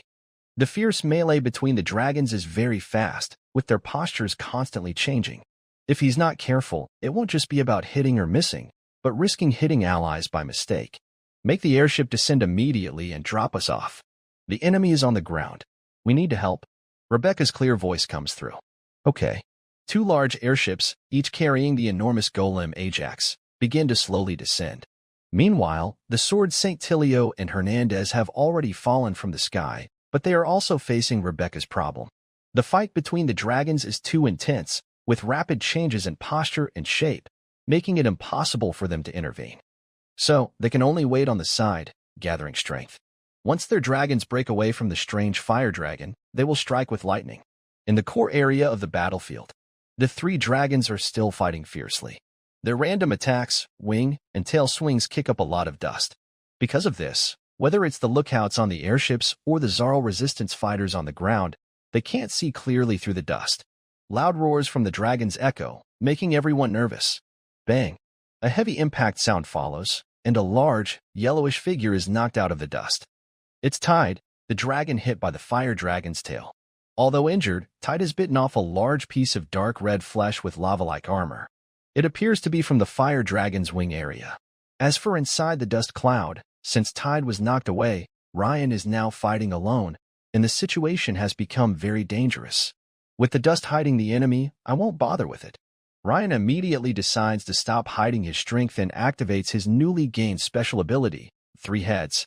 At the base of Ryan's transformed dark silver dragon's neck on the left side, a large opening appears, and a semi-transparent void skull quickly extends out. Then, another opening appears on the right side. A large, flat skull looked a bit wild and primitive, but its sharp teeth were even more dangerous. This was the head of a dragon. It was the head of the progenitor dragon. Since it was a close fight, Ryan didn't choose the red dragon or the corrupted dragon head. Instead, he chose the void dragon head, which had the ability to become semi-transparent, and the progenitor dragon head, known for its strong melee power. This was the first time Ryan had 3 dragon heads, and he felt a strange sensation. Each head provided a different view, almost eliminating blind spots, but it was a bit hard for him to get used to at first. However, Ryan didn't hesitate. He ignored everything else and launched a biting attack immediately. In the next moment, the thick progenitor dragon head suddenly bit down on the strange fire dragon's neck, tearing off a large piece of dark red flesh. Roar! The strange fire dragon cried out in pain. At this moment, the fire dragon's eyes showed a hint of fear toward Ryan's 3-headed form for the first time. Just as Ryan was about to use the void dragon head to bite again, he suddenly felt a burning sensation under his feet. He looked down and saw that the ground beneath him, which was once dirt, had turned into dark red lava. His steel armor was also beginning to soften. At the same time, the strange fire dragon's body suddenly flashed with red light, and a strong fire energy surged inside it. Not good. It was clear that the fire dragon was about to unleash a deadly move. Vanish. Ryan's eyes narrowed, and he activated his vanish ability. Instantly, his massive 3-head dragon body turned semi-transparent. Just then, the giant dragon Tade charged in again. Ryan wanted to warn him, but in the next second, a highly concentrated ring of fire energy shot out from the fire dragon's body, exploding outward. In just a moment, Tade, who had just entered the smoke again, was struck like being hit by a heavy hammer and was knocked back even faster. Ryan also felt a powerful shockwave, along with intense heat energy flowing into his body from his surface. Fortunately, after the vanish reduced his visibility by half, Ryan stayed still. But in the next second, Ryan's expression changed drastically. He realized that the fire ring attack was not just 1 layer but 3 layers deep. Boom. Boom. Then, the second fire ring exploded, causing Ryan's 2 dragon heads, which had been biting the strange fire dragon, to involuntarily loosen their grip. Finally, the third explosion occurred. It was so powerful that Ryan was knocked to the ground, though he wasn't blown away completely. The strange fire dragon was pushed back a good distance. Roar! The strange fire dragon roared loudly while struggling to support itself with its claws on its fleshy wings.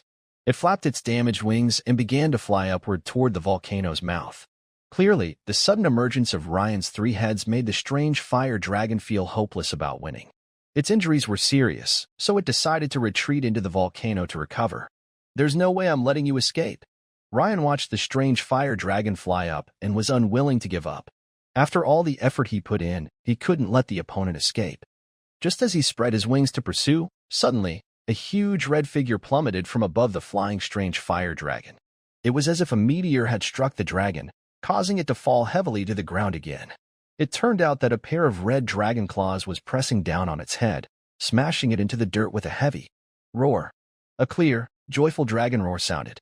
The descending figure was Tassa, the red dragon, who had torn off one of the strange fire dragon's wings earlier. It's Tassa, the red dragon. Ryan's face lit up with joy. He saw a great opportunity and naturally wouldn't let it slip away. He stomped his sturdy dragon leg heavily, causing dirt to fly, and charged toward the strange fire dragon with his massive body. Ryan's 3 fierce heads also startled Tassa, the red dragon, with their terrifying appearance. Tassa remembered that during the Ferdinand Forest battle, Ryan had transformed into a 2-headed dragon, but now he had 3 heads. However, she knew this wasn't the time to investigate. Her vertical slit pupil showed confusion as she looked at Ryan briefly before starting to bite and attack the strange fire dragon with her claws. Meanwhile, the thick-skinned, sturdy dragon Tade rushed in from outside again. For a moment, 3 dragons in different forms began to attack the strange fire dragon together. This time, Ryan showed no mercy.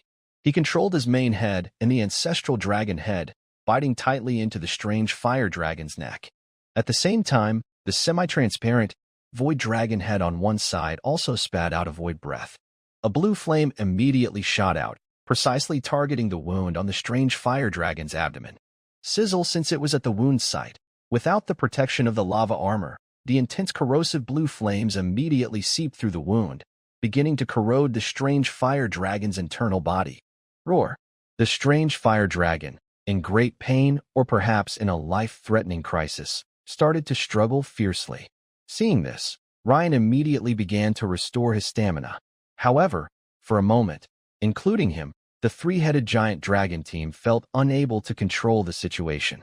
Flame Breath, Gravel Breath, Tassa and Ted, while firmly holding each other, also mimicked Ryan's method, spitting out flames and gravel from their dragon mouths onto the other wounds of the strange fire dragon. The strange fire dragon, in pain, fought even harder to survive. Meanwhile, Ryan's void dragon head, after releasing its breath, joined the other heads in biting down the strange fire dragon's neck. Although the strange fire dragon's neck was also protected by lava armor, it couldn't withstand the combined biting of Ryan's 3 dragon heads, especially since 2 of them were expert close combat fighters. In an instant, before the strange fire dragon could break free, its lava armor on the neck was suddenly torn apart, blood splattering everywhere. Roar! This time, the dragon's roar was no longer filled with rage, but with a deep attachment to life.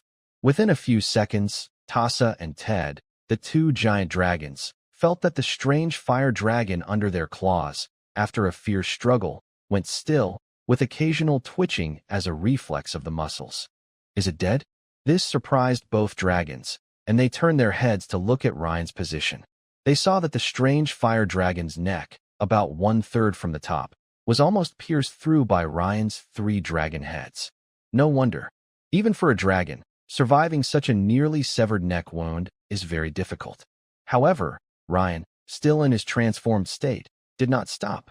His sharp dragon claws gathered a large number of metal particles, emitting faint silvery ripples. Snicked. Ryan's claws pierced straight into the strange fire dragon's chest, reaching the creature's heart. Seeing Ryan so cautious and ruthless, Tassa and Ted exchanged a glance, both seeing a hint of surprise in each other's eyes. But in fact, one major reason for Ryan's actions was to absorb the dragon genes of this strange fire dragon. Otherwise, he could have simply torn off its head. As the dragon claw pierced in, the system prompt appeared immediately. Ding. The host has touched the essence of the old fire dragon's blood. Some absorbable dragon gene fragments have been detected. Do you want to absorb them? Note: absorbing these dragon gene fragments can significantly increase the host's dragon bloodline concentration. Not just a small amount, but part of it. Not bad. Higher than I expected. Reen felt a surge of happiness. His current bloodline concentration had already reached pure blood, so further improvement was very difficult. Although this strange fire dragon was very strong, Reen knew that fire dragons were only top-tier subdragons, so initially he didn't think the gene fragments from this fire dragon would be very beneficial. But now, it seemed he underestimated it. After Reen chose yes, the system prompt flooded the screen. Congratulations. Your mutated dragon bloodline concentration has increased to super tier. Congratulations. With the power of your bloodline, you have unlocked the 6th form of the mutated dragon bloodline, Old Dragon form. The host will continue to possess the special ability Void Shaping of the Void Dragon in the 6th form. The host will continue to have the special ability 3 Heads in the 6th form. 3 Heads effect. Besides the main head, the host can freely choose and grow 2 additional dragon heads with different attributes, gaining corresponding dragon abilities, including but not limited to breath attacks, innate powers, and melee skills. Note: currently, the host controls the heads of the Void Dragon, Corruption Dragon, Ancestor Dragon, and Red Dragon. Ding. The host's dragon bloodline concentration has increased to super tier, boosting the power of the Dragon Spirit Reaper skill and the Dragon Vein Mage core skills. Mutated Dragon Bloodline 6th form Old Dragon form. When activated, the body transforms into a giant dragon, with size increased by 130% compared to the normal dragon form. Attributes such as strength and agility are also improved. Immunity to all toxins and diseases at mid and low levels, and immunity to magic damage below 300 meters. Note: duration is related to bloodline concentration and physical condition. The bloodline concentration actually increased? Seeing this prompt, Reem couldn't help but feel very happy. Although what just appeared was a partial, Ryan didn't think this time there was a chance to improve his bloodline concentration level, since his current bloodline is already comparable to that of a pure-blood dragon like Tassa. Getting enough beneficial dragon gene fragments from a fire dragon is really unlikely. But unexpectedly, he successfully advanced to the next stage this time. This also confirmed a guess in his mind that pure blood is not the end. As for whether this super stage is the final goal, he would need to wait for further evidence to be sure. Sixth form? As Ryan checked the system prompts, his attention was quickly drawn to the description of the new form. Old Dragon? Ryan looked back at the system's description of Old Fire Dragon, and he began to understand something vaguely. Since opening the bloodline path, Ryan had naturally read many ancient books and materials about dragons. A dragon's strength is closely related to its bloodline and size and lifespan are directly linked to growth years. If it's a young dragon, then a mature hybrid dragonborn creature could probably easily defeat it. An old dragon is a state after the adult stage. Judging by its size and the lava armor on its surface, it's probably been sleeping in volcanic lava for thousands of years, Ryan thought as he looked at the dark red body of the strange fire dragon. However, mastering the new form is naturally a good thing. Its size increases by 30%, so once I transform, I will definitely be over 50 meters. The power of the Dragon Soul Heavy Strike also increases, further strengthening my abilities. At this moment, Tassa, the red dragon, had been watching Ryan with her large vertical pupils for a while. Just as she wanted to ask about the 3 dragon heads, sounds of others approaching came from around. Ryan's ears twitched, and he immediately began to retract his dragon head and cancel his transformation. As the dust gradually settled, Ryan returned to his human form. At this time, the Federation Sword Saint Tilio and the Dawn Mage Hernandez quickly approached. "Lord Ryan, I didn't expect you to have such a trump card hidden," Tilio said with a big smile, patting Ryan on the shoulder. "By the way, Lord Ryan, what is your relationship with the Imperial Royal family? Could it be an illegitimate child?" After exchanging a few enthusiastic greetings, Tilio leaned close to Ryan's ear and whispered, "Illegitimate child?" Ryan immediately waved his hand and said, "Your Majesty Tilio, if I were the Emperor's illegitimate child, I wouldn't be part of this delegation." "No, I mean that person's illegitimate child." Tilio lowered his voice and pointed upward. "Whose?"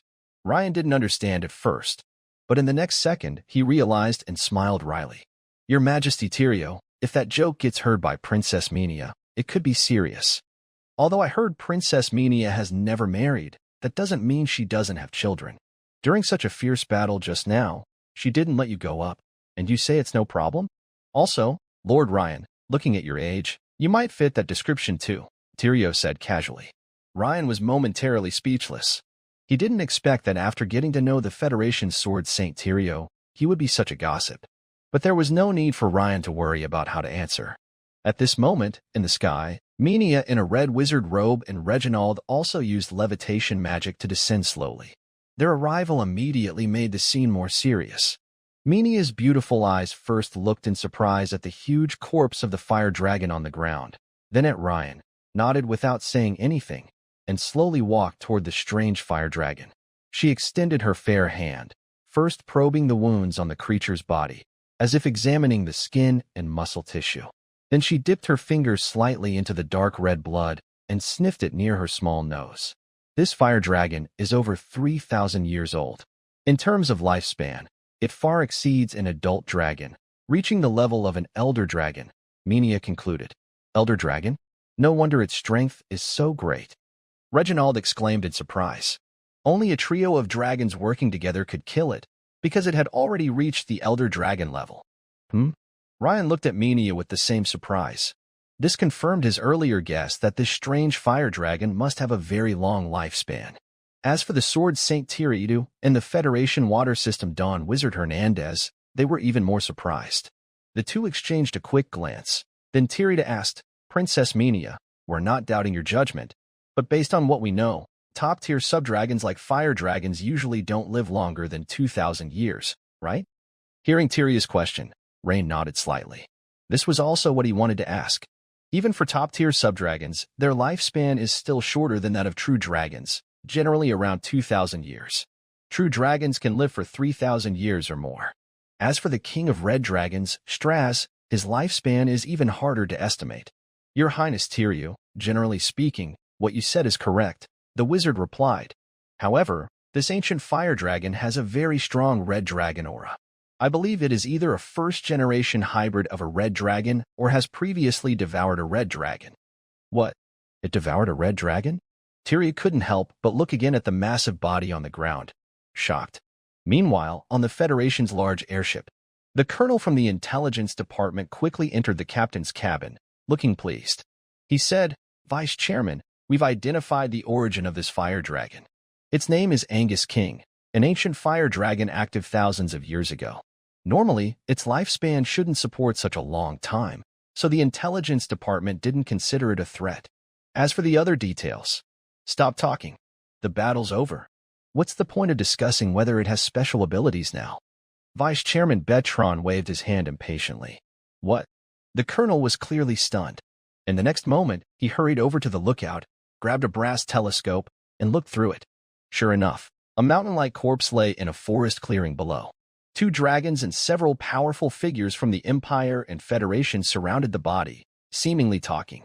This fire dragon killed and devoured a pure-blood red dragon when it was young, so its strength is at least in the late epic stage. It's dead now. The colonel muttered, seeming to find it hard to believe. Vice Chairman Betron was still angry, but when he turned to look at Trina beside him, his mood improved considerably. Although the airship squadron suffered heavy losses this time, it also revealed a big secret about the Imperial delegation. This Ryan is not an ordinary person, he has a notable background, he thought to himself. After some consideration, Bertrand spoke to the beautiful female senator beside him. Senator Trina, the importance of this young man Ryan needs to be reassessed. His identity might be very special. So, some things. You understand. Well, okay. I will do my best. Trina naturally understood Bertrand's words. But the question was, did she really want to actively tempt a young man who was even a little younger than her daughter? Thinking of this, Trina's pretty face blushed. At this moment, Trina also recalled what Ryan had said earlier. His identity is not suitable to be the guardian knight of the Hadenburg Duchy. Could it be that Lord Ryan indeed carries the royal bloodline of the Dragon Empire? No wonder Lord Ryan refused to become the duchy's guardian knight at that time. But he agreed to become his own guardian knight. Thinking of this, Trina's heart was stirred. A few minutes later, on the ground, the sword St. Tilio received a message from the airship. After listening, he looked at Minia with a strange expression and said, Princess Minia, it really matches what you said. This ancient fire dragon is called Angus King. It was active on the new continent thousands of years ago. According to ancient texts, it defeated and devoured a red dragon at that time, then disappeared without a trace. Exactly as I thought. Minia nodded calmly, not surprised. Ryan looked at Minia with some amazement and thought to himself, it seems the Imperial royal family knows more about dragon bloodlines than I imagined. Previously, Minia's warning to me was probably not simple. But when I checked related ancient texts, I didn't find any records of 2-headed or multi-headed dragons. After I return, I need to investigate further. At this moment, Minia seemed to remember something and continued. However, this fire dragon awakening at this time is probably because someone summoned it. Didn't you send someone to check the volcano there? There should be some clues left behind, such as remnants of the summoning ritual or magic arrays. Minia stretched out her fair fingers and pointed toward the volcano trail 10 miles away, still emitting black smoke. I will send someone immediately. No, I will go myself, said the sword St. Tyrio, feeling a bit ashamed. After all, this time, the Federation failed to defend against the ancient fire dragon Angus Gold, and they didn't even start a proper investigation afterward. This was very disappointing. Some might even think the Federation was secretly orchestrating this event. Half an hour later, Ryan and Minia had returned to the Empire's airship fleet. Vice President Bertrand and Counselor Trina personally rushed to the Empire's flagship to apologize face-to-face with Minia. Your Highness Minia, We sincerely apologize for what happened, Bertrand said seriously, bowing slightly. Additionally, we found some clues at the foot of the volcano. The awakening of the ancient fire dragon Angus Gold was not accidental. It was controlled by a group called the Zalar Resistance. Oh, it seems Lord Tyrio has made some progress? Sorry, Your Highness Menia. We arrived a bit late. The traces of their departure have been covered by the volcanic lava and ash, so we didn't catch anyone alive, Bertrand said with a slightly awkward smile. Inside, he cursed the Federation's intelligence agency for their slow response. His subordinates were not capable enough, forcing him to clean up the mess himself. That's a pity, but the Zalar Resistance? I know that group. They've been causing trouble along the Empire's coastal areas, Menia said with a slight frown. Lord Bertrand, could it be that someone high up in the Federation is funding them? Are they trying to assassinate the Empire's delegation this time? Of course not, Your Highness Menia. You're joking, Bertrand quickly denied. Although both sides knew the truth, some things couldn't be admitted publicly. Now that the Zalar Resistance dares to do such things, they are naturally enemies of the Federation, Bertrand declared firmly. Good. In that case, I hope the Federation will work closely with the Empire to completely eliminate this terrifying organization, Menia said with a smile. Of course, we will fully support this matter, Bertrand nodded and said. As the Federation dispatched 2 fully armed airship fleets for protection, everything went smoothly during the journey. Rain initially planned to quietly improve his leathercraft skills and work on his elf leathercraft specialization in his cabin. However, the Federation, especially Lady Terina's repeated invitations, made it impossible for him to refuse. On one hand, Terina, as a Federation senator, was a good acquaintance to have. Moreover, Rain had a faint worry that the Imperial royal family seemed to have some fear of the multi-headed dragon bloodline. Of course, this matter was still unclear at the moment. But as the saying goes, those who do not consider the future will face worries in the present. If something unexpected happened, Rain might be safe himself, but he needed to leave a way out for his family and friends. On the other hand, he also needed to follow up on the 3rd-level witchcraft ring of Saw Teeth, which was the last piece of the puzzle for the new Dawn killing move. So, over the past 2 days, Rain and Terina had become more familiar with each other.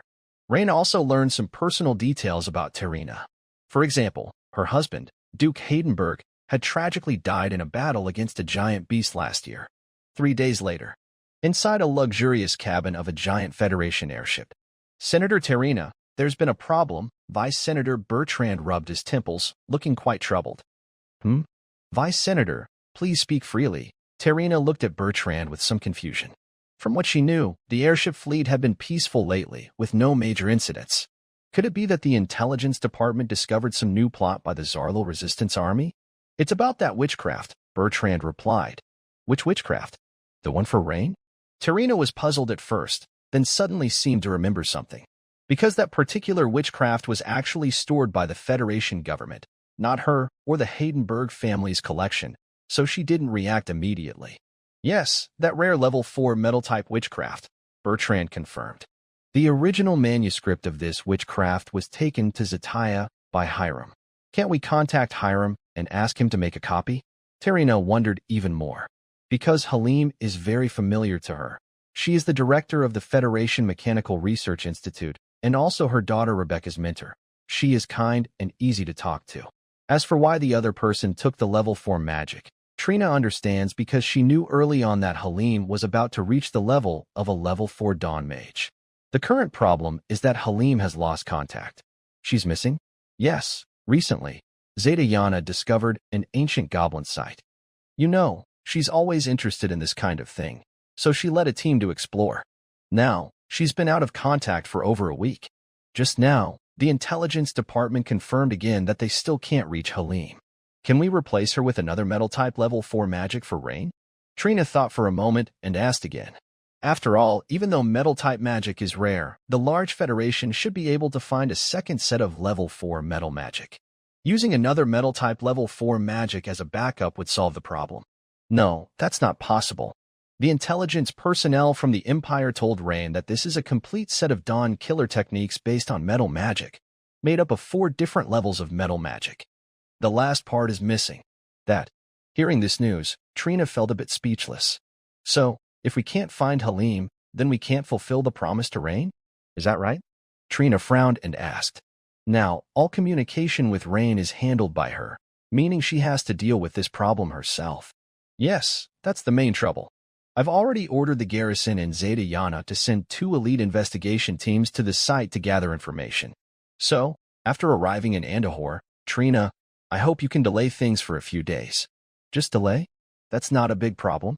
The capital has arranged a grand welcome ceremony and various activities, but the issue is, even if we delay, I estimate only about 3 days at most. Vice President, if no news comes after 3 days, what should we do? Hopefully, we'll have news in these days. If not, then. At noon, the mixed airship fleet arrived at the Federation capital, Andahor. Rain looked down from the airship's side and saw the huge city below, very different from the imperial capital, Tamriel. Below, there were old-looking Gothic-style buildings with pointed tops, along with many simple, symmetrical square buildings that seemed to have been built in the last 10 years. In the distance, tall factory chimneys lined up, with thick smoke rising straight into the sky. It was clear that even in the capital of the Federation, they weren't worried about air pollution and were focusing on developing industry. With Rain's sharp eyesight, he could see the busy streets filled with carriages and steam-powered trains running on tracks. For a moment, Rain felt like he was looking at London in the 18th century. After the airship squadron docked, many people already gathered below to welcome them. Then, there would be several days of grand receptions. For Rain, this was a bit boring. But since he was part of the imperial delegation, he couldn't be too rude.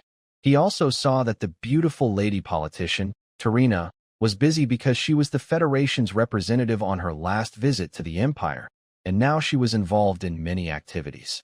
So, he didn't rush her about her magic tasks and patiently waited. Inside a high-level office in the Federation's parliament, Representative Tarina, it's now confirmed that the exploration team led by Harem has completely fallen into the ancient Goblin Empire ruins. Also, the 2 elite squads sent to investigate have gone completely silent. What? This situation is so serious? Tarina's beautiful eyes widened in surprise. Yes, the situation at the site is very complicated. From initial investigations, it's likely the ruins are from the ancient Goblin Empire's capital. Now, the staff is considering whether to ask for help from a legendary Federation hero. Sigh, the main problem is that this will take time, but Rain sighed. I'll need you to help explain things, Bertrand said with a sigh. I understand, Vice President Bertrand. At the very least, we can't let Lord Rain think that the Federation is double-dealing or untrustworthy, Tarina replied at the right moment. Exactly, Representative Tarina. We must ensure Rain doesn't feel we're betraying him. Bertrand nodded and looked at the beautiful lady. Otherwise, the good impression that the Federation had just planted in this young Empire's strongman would be lost. However, he knew this task was very difficult. Even though he supported Tarina, he also felt it might be asking too much. By the way, speaking of Rain, the Empire's secret agents brought the latest news. It is now almost certain that Rain has no connection to the Imperial royal family, making him a good candidate for us to pursue. I understand, Tarina nodded, feeling determined. That afternoon, Rain finally received the long-awaited invitation. It was a dinner invitation from the beautiful Senator Tarina, inviting Rain to visit her home and dine together. Since it was a formal dinner, Rain decided to change into a proper noble outfit. In the evening, a luxurious 4-wheeled carriage was waiting outside the Federation guest estate where Rain was staying. Although there was a small steam engine train in Antahal, due to the noisy engine sounds, it was mainly used for public transportation. Nobles and upper-class people still preferred luxurious carriages. About half an hour later, Rain arrived at the other's estate in the luxurious carriage arranged by Tarina.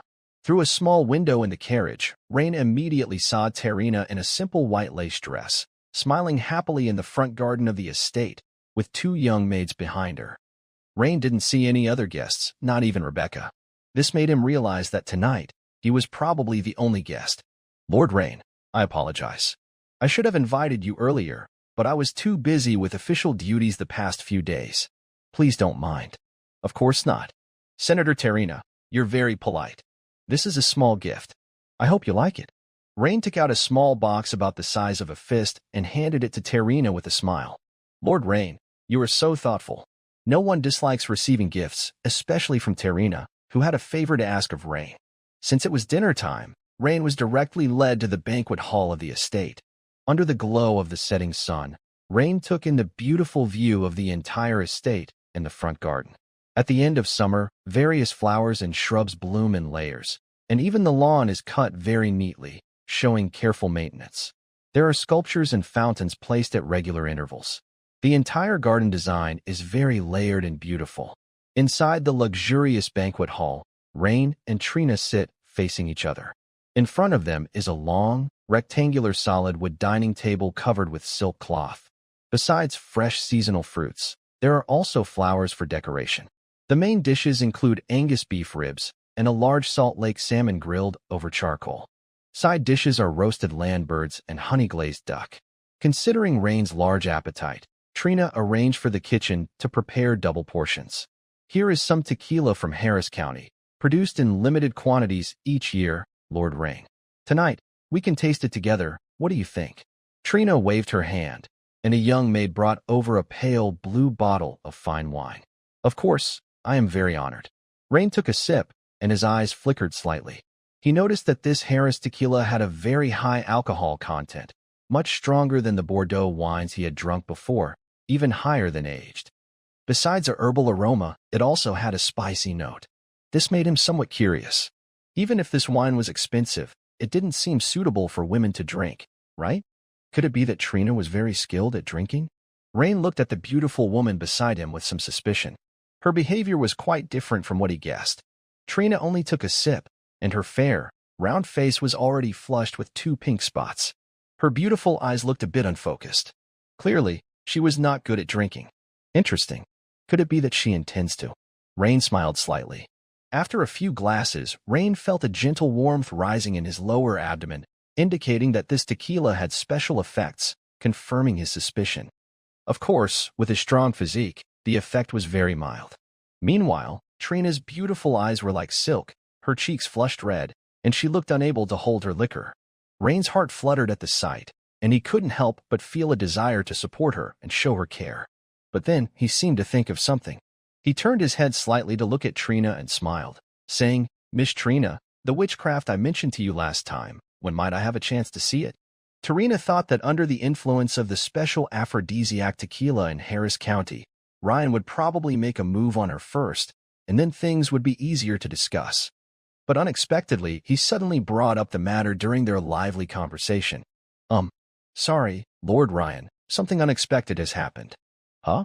Ryan narrowed his eyes, his aura suddenly becoming intense, and his gaze toward Trina grew sharp. To him, it seemed like the Federation was planning to back out or, more precisely, to threaten him. And he hated such tactics the most. Even if he liked a woman, if she stood against him, he wouldn't show much mercy. Seeing Ryan's piercing look, Trina immediately sobered up most of her intoxication. She realized that although he was young, he was very determined. "Lord Ryan, please hear me out. It's like this. Zataya. Hylam." Trina stopped hiding and began to explain slowly. "Oh, I see," Ryan nodded calmly. But inside, he was already stirred up with waves of shock. Wasn't the ancient site of the Gnome Empire in Zataya the very place he planned to explore? Had the Federation found it first? However, the fact that the Federation Mechanical Research Institute's director, Hylam, and his people were trapped inside indicated that the site contained unknown dangers, very serious ones. After all, 3,000 years ago, the ancient wizard school Valzig's leader also got trapped there. He could tell that Trina was not lying. And this matter was not hard for him to verify. He could contact the Empire's spies and the Federation and roughly get an idea of what was happening. "Yes, so, Lord Ryan, as an extra reward, I want to give you this mansion. Maybe someday, your family or friends might need it, right? Also, I promise that if Hylam manages to escape, I will arrange for someone to deliver that magic artifact to the Empire and into your hands immediately. Of course, if the site is truly dangerous, we are willing to compensate with other dawn-killing techniques. Would that be acceptable?" Trina quickly laid out all her conditions, worried that Ryan might misunderstand her again. Then, her beautiful eyes looked slightly nervous as she watched Ryan, waiting for his response. After hearing Trina's several conditions for compensation, Ryan's judgment was further confirmed. It was likely that the other party was not lying about this matter. From the compensation conditions, whether it was the luxurious mansion located in the core area of Antahal, the capital of the Federation, or a complete set of other dawn-killing techniques, Both involved astronomical amounts of compensation, especially the latter, which was priceless and almost impossible to obtain through any unofficial channels, not even at large auction houses. Only through official channels of the Empire or the Federation could it be possible, usually requiring significant contributions. This showed the Federation's sincerity. However, although Ryan sensed the Federation's sincerity, he had his own ideas. He was determined to get the new Dawn killing technique because it was an important part of increasing his strength. Now, as his mutated dragon bloodline concentration entered the super level, the real damage percentage of Dragon Soul Strike further increased. In other words, the Dawn killing technique's contribution to his strength was becoming more significant, especially this new Dawn killing technique, which was different from the domain-type Steel Forest. Based on his understanding of the first three witchcraft techniques like Serrated Ring, Ryan judged that this should be a powerful single-target Dawn killing technique, one that he currently lacked, an attack that could decisively end a fight. As his strength rapidly increased, some of his previous trump cards were no longer as effective. Now, only the newly mastered sixth form could be considered a true trump card. Even the domain-type Dawn killing technique, Steel Forest, was not very effective against a single powerful enemy, such as the ancient red dragon Angus King. Miss Terina, I feel the Federation's sincerity, Ryan said seriously. However, compared to the compensation you mentioned, I prefer to retrieve what belongs to me personally. Therefore, I hope you will agree to let me go to that place. The ruins of the ancient Gnome Empire. At that time, if Lord Hiram is still alive, I will rescue him. If he has unfortunately passed away, I can also take what I want from his remains. As for the compensation you mentioned, I don't need it anymore, Ryan said earnestly. That's. Terina's beautiful eyes widened in surprise as she looked at Ryan. This was another answer completely beyond her expectations. In her view, Ryan, as the top genius of the Empire, taking risks was not a wise choice. If she were Ryan, she definitely wouldn't choose to take such a risk. However, what Ryan said made it hard for her to argue at the moment. After all, isn't it right to recover what rightfully belongs to him? But she couldn't agree to it immediately because Vice Chairman Bertrand had already said that this might be the site of an ancient Goblin Empire's ruins. If that's true, then there could be important information related to the Federation, such as golem manufacturing and machinery production. Normally, these would be assets of the Federation's future, and they must not be leaked casually. There's also the issue of danger. Although Ryan had shown he was a powerful epic-level fighter and could transform into a dragon, ancient ruins that could cause even epic-level fighters to fall are not unheard of. In fact, there are more than one or two such places. So if Ryan were to fall inside, not only would the Federation's early investments be wasted, but it could also cause diplomatic problems with the Empire. Sorry, Lord Ryan, the danger level of this site seems high now. I think neither the Federation nor the Empire would allow such a young genius like you to take such a risk, Trina said sincerely, pointing out the risks, the Empire, and the Federation. She believed Ryan would understand her meaning. Hearing the kind lady senator's words, Ryan nodded and said, I will communicate with Princess Menia. As for the Federation, I'll need to trouble Ms. Trina. And about the risk? Haha, fighting that ancient fire dragon Angus Golden, isn't that risky? Ms. Trina, please forgive my honesty, but this metal magic is very important to me. I will take the risk myself, Ryan replied. All right then. I hope Lord Ryan can give me some time. I need to discuss this with Vice Chairman Bertrand, she said. Of course, but I hope you and the Vice Chairman can decide quickly. After all, Lord Hiram might still be waiting for rescue inside the ruins, right? You're right, Trina nodded. Currently, there was no clear evidence to prove Hiram was dead. The report simply used the term missing. Terina also remembered a time when an exploration team went missing for several months at a certain site and then reappeared. She recalled that this incident made headlines in the important Federation newspapers. Due to Ryan's lack of romantic interest, the dinner quickly ended. Ryan then returned directly to the Imperial delegation at the Anthwell State guest estate. Meanwhile, deep underground on the west side of the Reservoir Gorge, inside the ruins of an ancient goblin city, a strong man dressed in Federation military uniform was running quickly. From his constant glancing back and his anxious expression, it was clear that something terrifying was chasing him. If you listened carefully, you could hear a dense series of clicking sounds about 10 meters behind him. This rhythmic banging didn't sound like footsteps of a person or creature.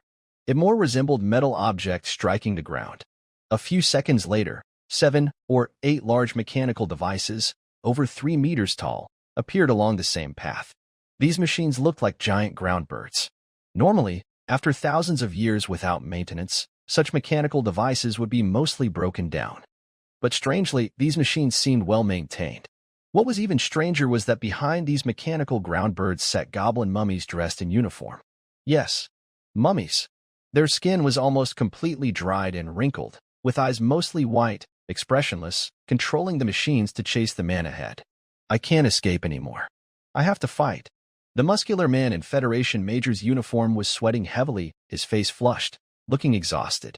His physical exhaustion and the near-death sensation made him start to recall the entire exploration process of his team. At first, this strange place wasn't so bad. But at some point, after they went deeper into a certain area, they began to hear an omnipresent whispering, as if a woman was constantly speaking softly in their ears. This situation could drive a normal person insane in less than 10 minutes. Even though they were well-trained, the team members began to become irritable and gradually went mad. Worse, ghostly figures suddenly appeared behind them and attacked. Are they mummies? Mechanical monsters? This combination of monsters was very powerful. Plus, the constant whispering made it even more dangerous. Out of 12 team members, only he survived. But the problem was, he had lost his sense of direction and had no hope of escaping. I won't give up. I haven't sent the information yet. The Federal Major muttered to himself, feeling guilty. Although the whispering affected him, wearing a calming charm kept his mind clear and normal. As the team leader, he knew that if he couldn't send out the situation here, everyone in his team, including himself, would have died for nothing. Even if the federal government sent another team to investigate later, they would likely meet the same fate. This place was too strange and scary. Suddenly, in an empty space nearby, ripples like water appeared in the air. Then, a hand pulled the Major into the ripples.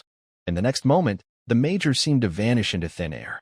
In a hidden area invisible to the eye, shh, don't make a sound. The Major realized he had arrived in an open space surrounded by cylindrical magnetic devices. The ground was covered with complex magic circles, and 6 or 7 people were busy working. In the center of the space was an old man wearing a silver-gray wizard robe, himself, the one who had just pulled him in. The old man was staring at him intently. You are Lord Harem, the surviving Federal Major exclaimed. Before they set out, everyone in the team had seen the portrait of this old man, the director of the Federal Mechanical Research Institute, so he recognized him immediately. It seems I guessed wrong. You were probably sent by the higher-ups. The old man named Harem nodded and smiled. Yes, Lord Harem. Since you're safe, why haven't you sent a message? The captain's eyes reddened as he spoke. His elite team had come here to find Lord Harem, but now only he was left alive. No matter how high the other's rank was, he wanted an explanation. It's not that I don't want to, but I can't, Hylam replied calmly, not seeming annoyed by the captain's somewhat rude question. This is a magnetic shield device. If I hadn't brought this equipment, we might have already been in trouble. Hylam pointed to the 4 cylindrical devices around the open space. Huh? The captain was taken aback. The entire side is covered with some kind of ancient gnome detection device. Otherwise, how could those mummified gnomes always track you so precisely? Hylam asked in return. Yes. The Federation Major was stunned. He had never thought about this before. Several times, their team members sacrificed themselves to lure away the pursuing monsters, but soon after, the monsters caught up again, and there were even more of them. It was hard to understand, but now it made sense. If we didn't have this shield, we couldn't hide here safely for so long. But once we turned it on, all communication methods stopped working, Hylam explained. I see.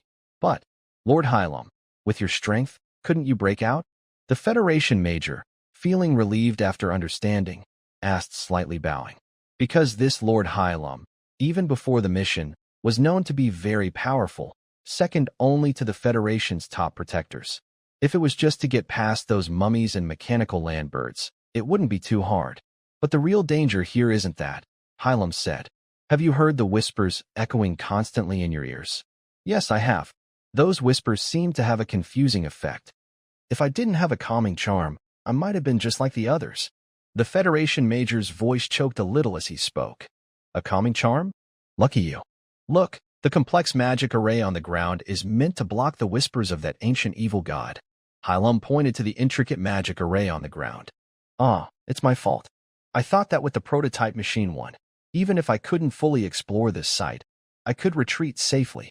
But I didn't expect that after a short exploration, the prototype machine suddenly lost control.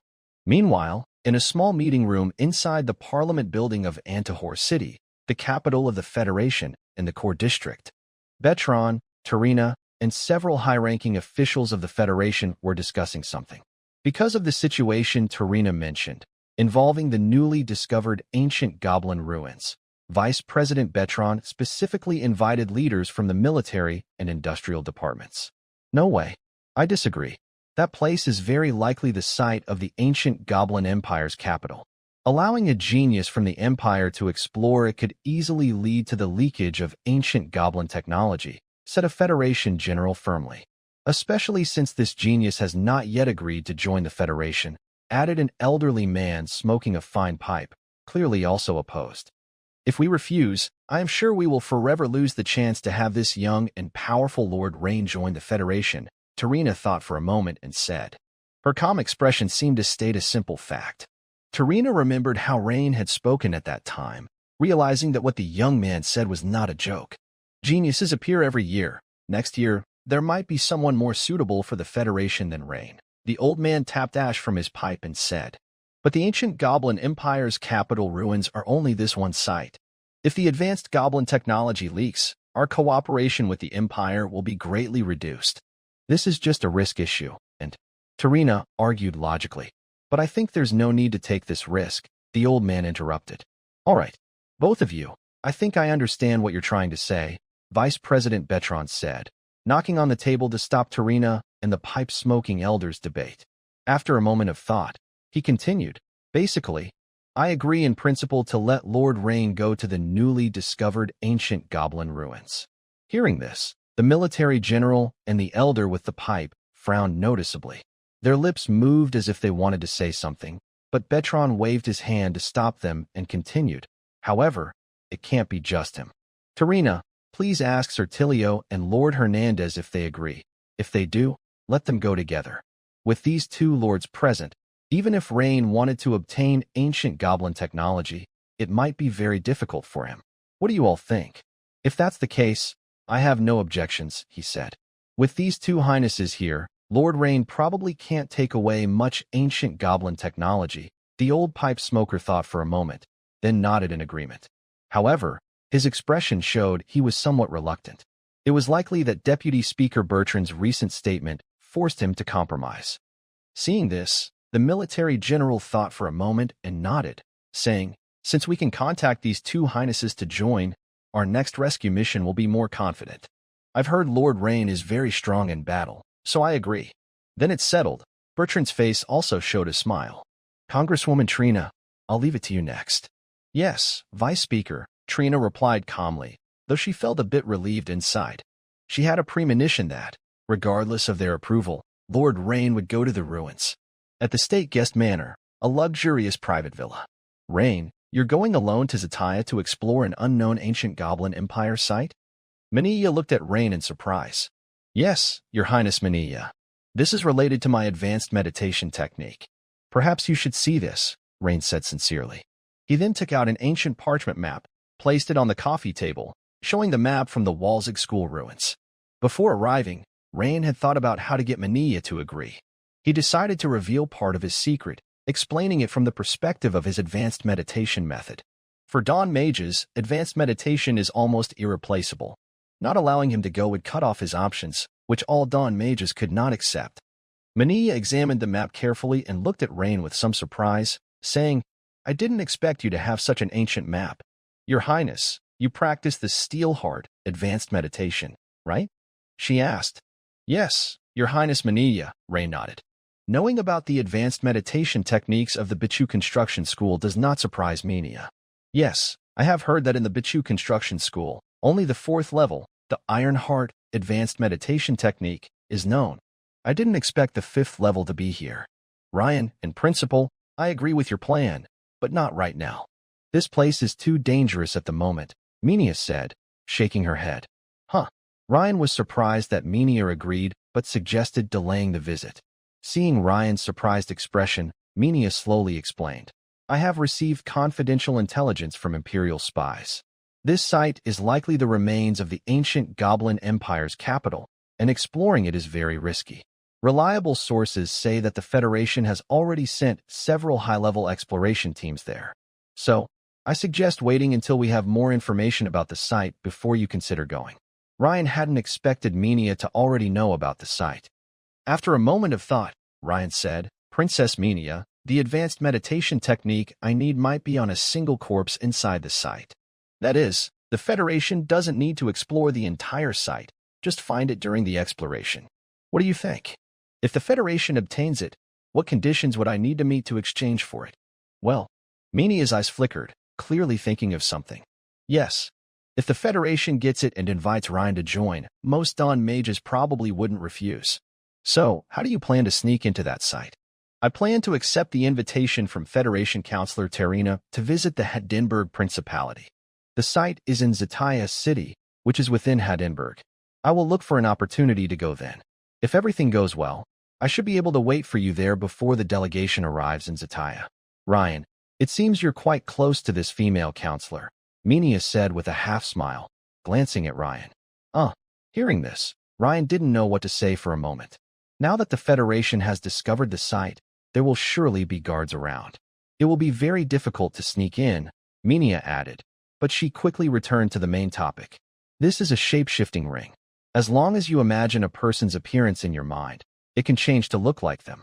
Minia said this while taking off a ring from her hand and giving it to Ryan.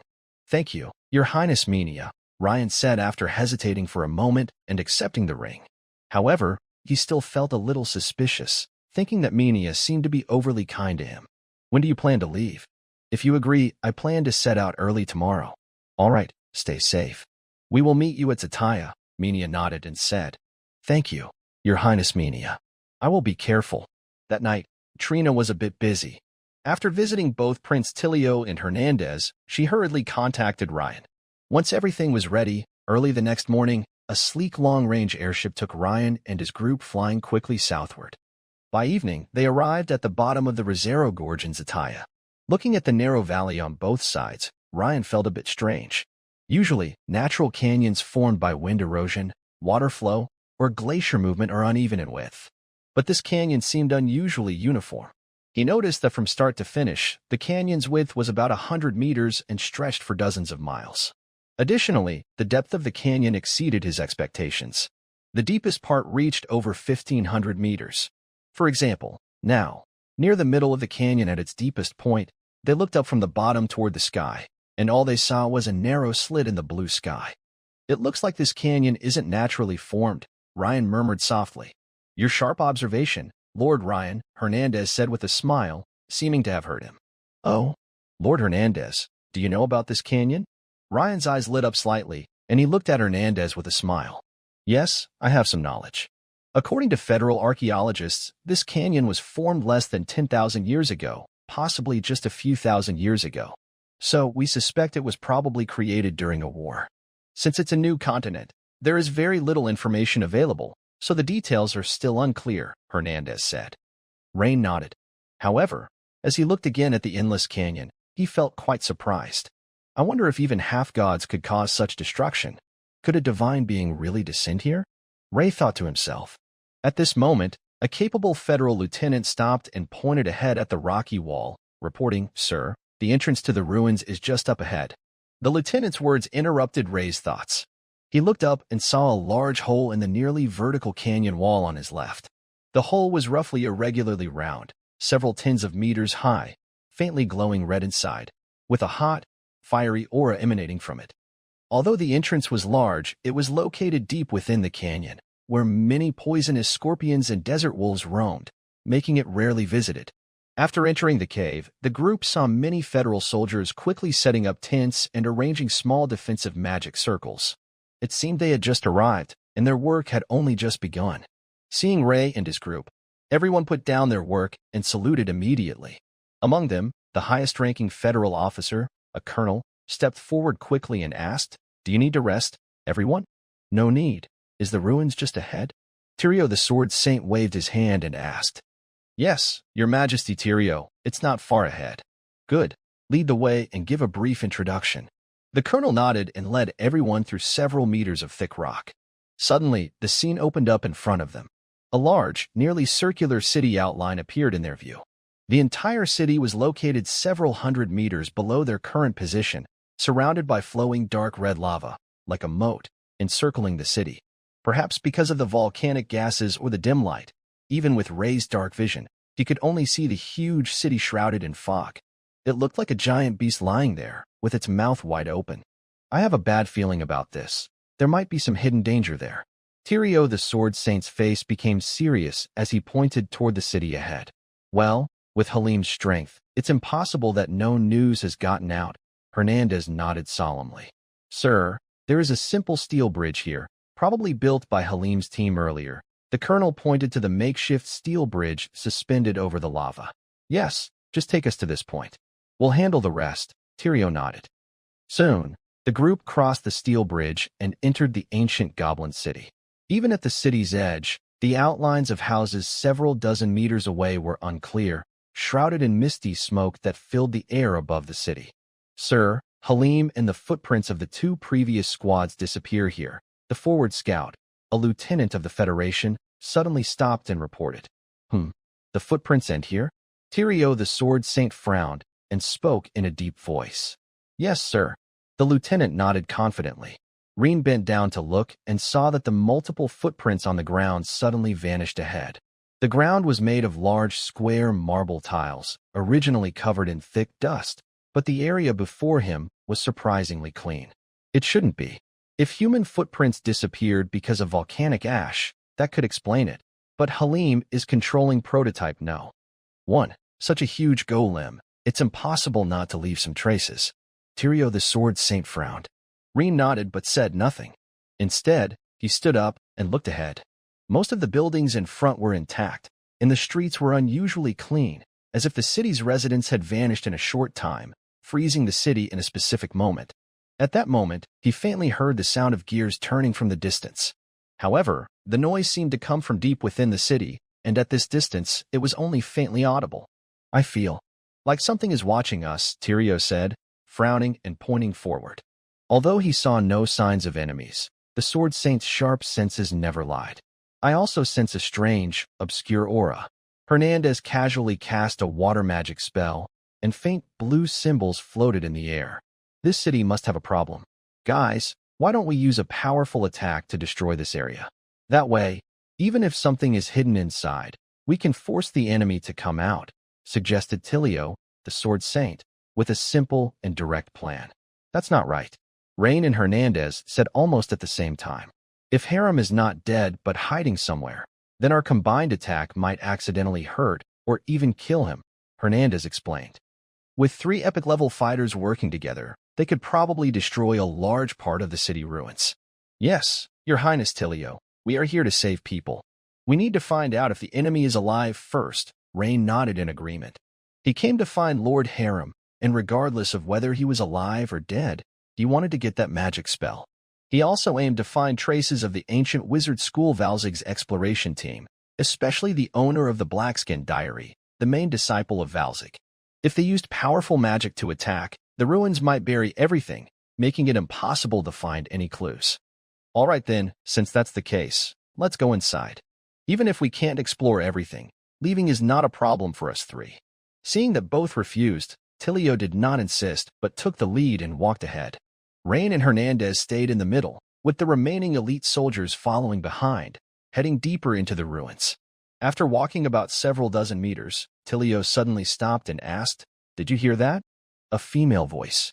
It's getting clearer. As the team stopped, everyone, including Rain, seemed to hear a soft voice whispering something. But no matter how carefully they listened, they couldn't understand what was being said.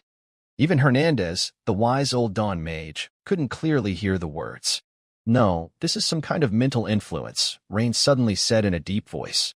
He turned around and saw that the knights and elite soldiers of the Federation, all with white eyes, were involuntarily wandering around and looking elsewhere. Purification spell. A faint blue stream of water suddenly burst open in front of Hernandez, creating ripples that spread out and cover the surrounding soldiers of the Federation army. However, even after the blue ripples repeatedly washed over these soldiers, they still seemed unable to wake up. Is it useless? Hernandez's eyes widened slightly in surprise. At the same time, a series of rapid clicking sounds came from not far ahead. Charge! The sword Saint Tilio shouted angrily. A wave of sound containing the special will of the sword Saint spread out from Tilio, creating ripples that quickly expanded. Instantly, the surrounding fog began to stir. When the sound waves reached the elite soldiers whose eyes were rolling back, they seemed to wake up suddenly, as if from a deep dream. They looked down at their bodies and checked their surroundings, then showed shocked expressions. But years of training helped them quickly draw their weapons and form a formation to retreat into the ranks. However, whispers and murmurs were unavoidable. What's going on? Why am I here? Yeah, just now I clearly. From their conversations, Ryan immediately judged that the voice seemed to have a confusing effect on the mind, pulling people's consciousness into some kind of illusion. As for him, Tilio, and Hernandez, they were likely unaffected because both the Dawn Mage and the Sword Saint had strong resistance to such mental disturbances. But Ryan was not to be careless. Continuous whispering could potentially influence the three of them over time. If these subtle changes were very slight, in this environment, with the passage of time, it might be hard to notice. Your Highness Hernandez, I think we should block that voice from affecting these soldiers, Ryan said, turning to Hernandez. Hernandez nodded. He had also seen that after Tilio's furious shout, the elite soldiers, under the influence of the strange whisper, began to change unnaturally again. Be careful, I will cast silence on you. When that happens, you won't hear any sound, and you won't be able to make any either. As soon as he finished speaking, Hernandez immediately began casting the spell. Silence. Hernandez's lips moved quickly as he faced the soldiers behind the team. He raised his hand and cast a spell. Immediately, the soldiers looked surprised because they could no longer hear the whispering voice that affected their minds. Although they couldn't make sounds, this wasn't a problem for them. At the same time, Ryan and the Sword Saint Tilio focused most of their attention ahead. They heard a clicking sound growing clearer and more frequent. Suddenly, from the fog a few dozen meters away, faint shadows appeared, tall figures over 3 meters high. These figures didn't look like humans. They resembled some kind of animal. Shush, shush. Sword Saint Tilio, realizing the figures were enemies, swung his wrist. Instantly, more than 10 sharp silver sword lights shot out from different angles toward the front. The sword lights cut through some objects. Then, there were loud thuds and clanging sounds as heavy objects hit the ground. Mechanical landbirds? At this moment, the elite soldiers behind finally saw that the clicking sound came from mechanical landbirds built by the ancient Goblin Empire. Strange. The Goblin Empire has been gone for thousands of years. How could there still be patrols of mechanical landbirds operating? Hernandez murmured. Ryan shared Hernandez's doubts. If these mechanical landbirds were stored in sealed warehouses and still working properly, that would make sense. But if they had been operating for thousands of years, that seems very strange. Even dragons rarely live that long, so how could these goblins, goblins? When Ryan focused on the goblin controllers, his eyes widened in shock. He saw that the goblins, torn into pieces, had shriveled skin like mummies. It was hard to imagine that these were the ones controlling the mechanical landbirds. If these mummified goblins were controlling the machines, it explained why the patrols could last for thousands of years. But then, who maintained the equipment? Could ordinary zombies retain their consciousness after death? Ryan frowned. Zombies? Undead creatures? The Sword Saint Tilio frowned and turned to ask Hernandez. It doesn't seem to be a typical zombie. These goblin mummies, if transformed into undead creatures like zombies, shouldn't be able to control mechanical landbirds, Hernandez said seriously. So, the mummies might just be a cover. Rain nodded and stepped forward to examine carefully. He saw his hardened mithril quickly transform into a knight's sword, moving aside the broken corpses on the ground. Suddenly, a small black insect crawled out from the side of the goblin's shriveled head, specifically from its ear, moving very fast.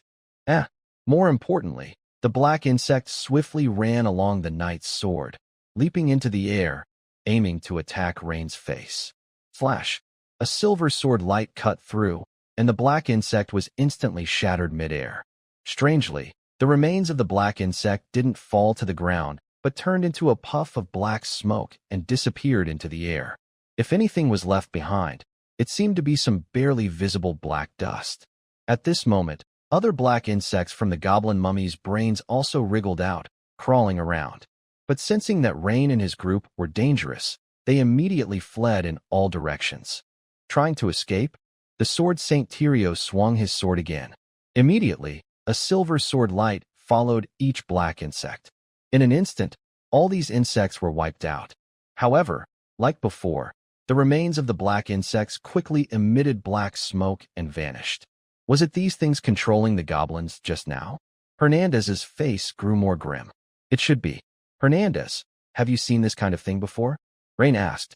No, Hernandez shook his head. However, I think I saw in an ancient book a record of a monster called a hybrid bug, which can devour the brains of intelligent creatures and control their bodies. But the shape of the hybrid bug is quite different from the black beetle-like insects we see now. The most important thing is, the other has a clear physical form, while this one looks more like some evil energy transformed. Yes, Rain nodded without saying anything. Indeed, at first, when I saw this black insect, I thought it was a creature similar to the Zerg, but now it seems not. Maybe we should send these soldiers out first. This place isn't safe for them to explore, Tyrio said, glancing at the elite soldiers behind him, then speaking to Ryan and Hernandez. That's possible, Hernandez nodded in agreement. But it might be difficult, Ryan shook his head. Really? Both of them looked at Ryan with some surprise. Ryan pointed behind them and said, You two, look behind. I just noticed it too. Tyrios and Hernandez looked up and saw that the familiar houses on both sides of the street had changed without warning, hidden in the fog. Although they were still houses, many looked new, like a shop with a large beer bottle sign that hadn't appeared before. Are these houses moving? Tyrios, the sword saint, looked surprised for the first time. No, it's not just the houses. The ground itself is shifting, Ryan said seriously. Although he had heard a faint gear noise earlier, it seemed far away. But thinking about gears, Ryan guessed something. I suspect the ground below isn't normal. Ryan bent down and touched the surface. A dark silver light burst from his hand. The ground trembled slightly, and the large square marble tiles on the street cracked one after another, revealing a hard, metallic-colored object underneath. Then Ryan used his metal-shaping magic to lift it out. This is metal. The ground underneath is actually metal? Hernandez and Tyrios exchanged surprised looks. If such a huge city was built on metal, then the technology hidden in this ancient goblin city might be far beyond what anyone had guessed before. Yes, and it's not natural. It's some kind of high-purity alloy. Ryan examined the dark metal in his hand and nodded. Then we could just dig from below. Just as Tyrios was about to speak, suddenly, about a few hundred meters in front of them, in midair, a red dot appeared. Even through the fog, they could faintly see the faint glow of a dark red light. Huh? Ryan squinted and looked ahead. That seems to be a Federation distress signal flare, said the sword Saint Tyrio in a deep voice. Although normal signal flares are much brighter, considering the special thin fog here, the current brightness makes sense. Let's ask those soldiers. Actually, there's no need to ask.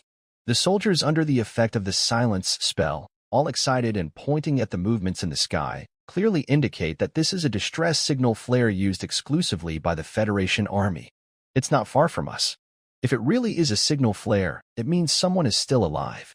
Exactly, and most likely it's Halim's team. Ryan nodded, his eyes shining faintly. If Halim is alive, that's great news. It means Ryan's dawn attack has a chance. Why not the two search teams we saw earlier? Tyrio asked, confused. Tyrio, do you think that with just the whispered words we heard, even the most elite military teams could resist? Hernandez replied for Ryan. That's true. Tyrio immediately understood. Shall we keep moving forward? I agree. Once we rescue Halim and the others, we'll leave immediately, Hernandez nodded. I have no objections, Ryan agreed naturally. All right, Tyrio, the sword saint, instinctively frowned. Although he had easily defeated the enemies, for some reason, a dark cloud always lingered in Tyrio's mind. This place made him very uncomfortable.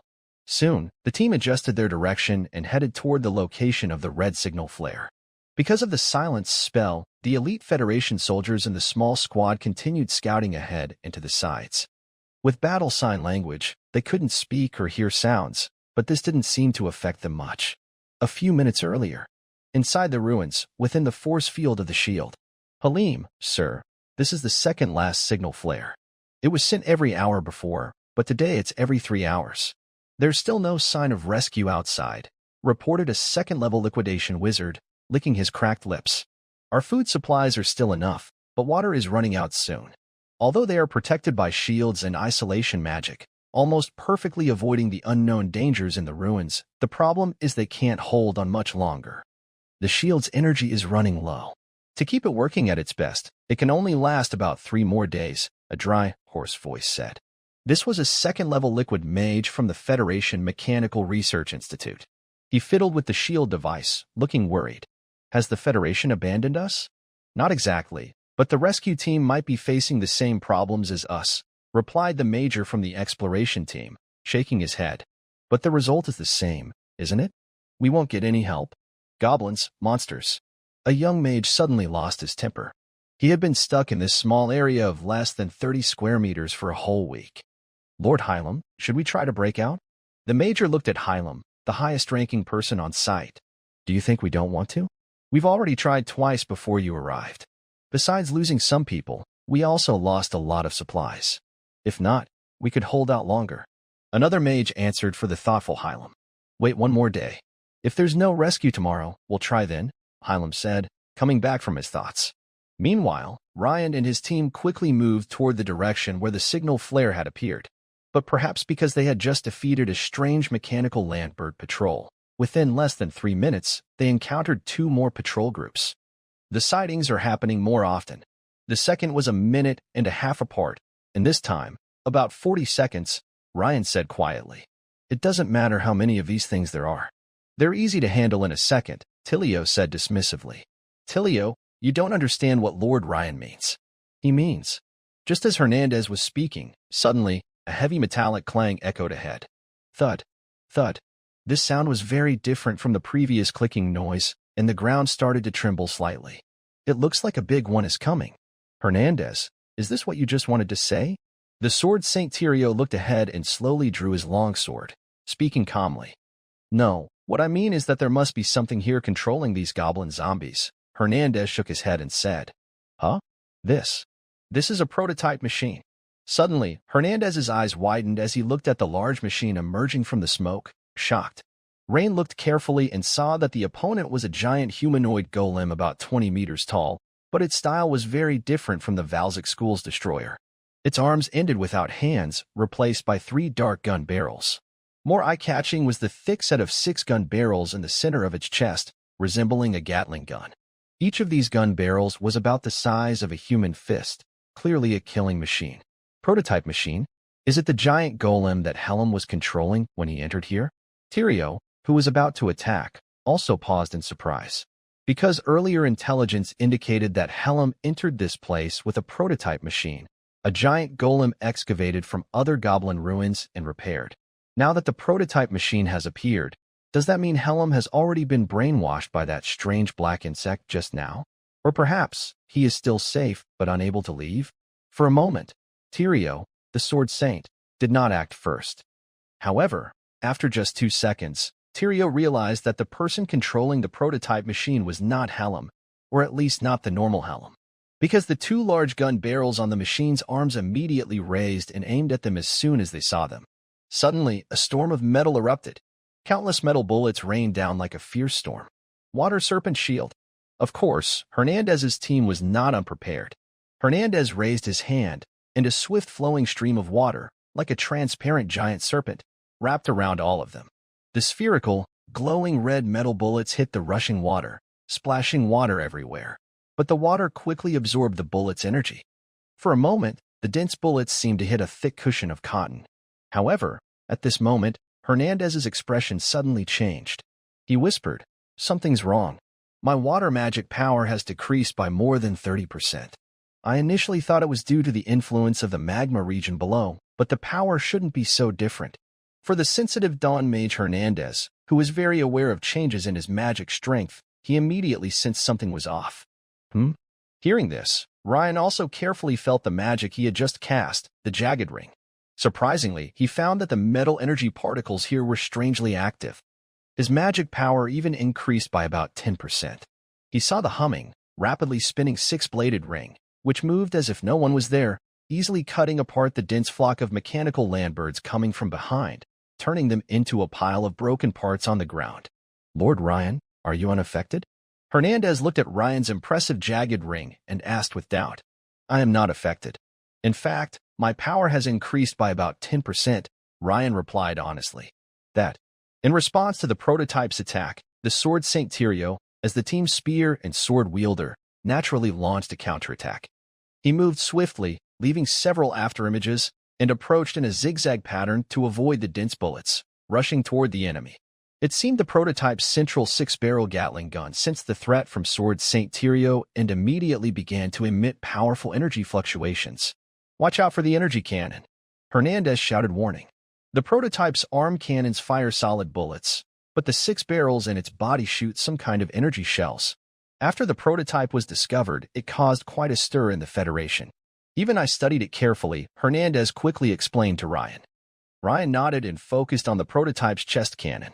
Sure enough, as the energy surged, baseball-sized energy orbs bombarded Sword Saint Tyrio like a flood. But Tyrio, having been warned and moving at incredible speed, easily dodged the attack. The pressure shifted to Hernandez. The energy orbs brushed past Sword Saint Tyrio and hit the water snake shield, causing a series of dense explosions. This caused Hernandez, whose magic power had noticeably weakened, to immediately increase his mental energy output to maintain the stability of the water snake rotating shield. Meanwhile, Ryan raised his hand, and the six rings had already destroyed the serrated metal rings of three groups of mechanical land birds. They swiftly flew to his front in midair, arranged neatly. Hernandez looked a bit surprised at the humming serrated metal rings. He could feel that the energy fluctuations within had just reached the threshold of level 4 magic. However, this should have only been level 3 magic. Lord Ryan not only has rare dragon bloodline, but also possesses a rare metal affinity talent. No wonder the Federation highly values him and tries to win him over, even involving him in important ancient goblin ruins explorations. At this moment, the Sword Saint Tyrio was already swinging more than 10 silver sword lights at the prototype machine. Plasma shield, ancient goblin language, with a mechanical and slightly sharp sound. Two faint blue plasma bursts shot out from the prototype's shoulders, quickly enveloping its tall figure to form an energy shield. In the next moment, Tyrio's silver sword light struck the plasma shield. But the shield only showed slight dents and generated many arcs of electricity to resist, seeming not too difficult to block Tyrio's sword moves. This scene made Ryan narrow his eyes slightly. Even an ordinary sword attack from a sword saint, even with simple sword moves, usually wouldn't be easily blocked by a giant golem called the prototype machine. He began to understand why this golem attracted the Federation's attention and was named Prototype No. 1. It was completely different from the destroyer golem he obtained at the Valzyke ruins. The destroyer was more focused on close combat, with some remote attack abilities, while this prototype machine clearly specializes in ranged attacks. Go! Ryan waved his hand, and the 6 serrated metal rings flew out in beautiful arcs behind the prototype machine, launching an attack. The metal rings spun rapidly, creating intense friction with the prototype's plasma shield. Although the 6-toothed metal ring cannot break through the plasma shield's defense, Ryan's goal was not that. He aimed to create an opportunity for the Sword Saint Tyrio. The energy and arcs of the plasma shield clearly began to gather behind the prototype, and the blue shield in front dimmed noticeably. Seeing this, Sword Saint Tyrio understood Ryan's intention. He seized the chance, gathered his strength briefly, and struck the prototype again with a cross-shaped sword slash. This was his secret move, the Divine Cross Slash. Shoo! A long silver sword light instantly cut into the front, weakening the already fragile plasma shield.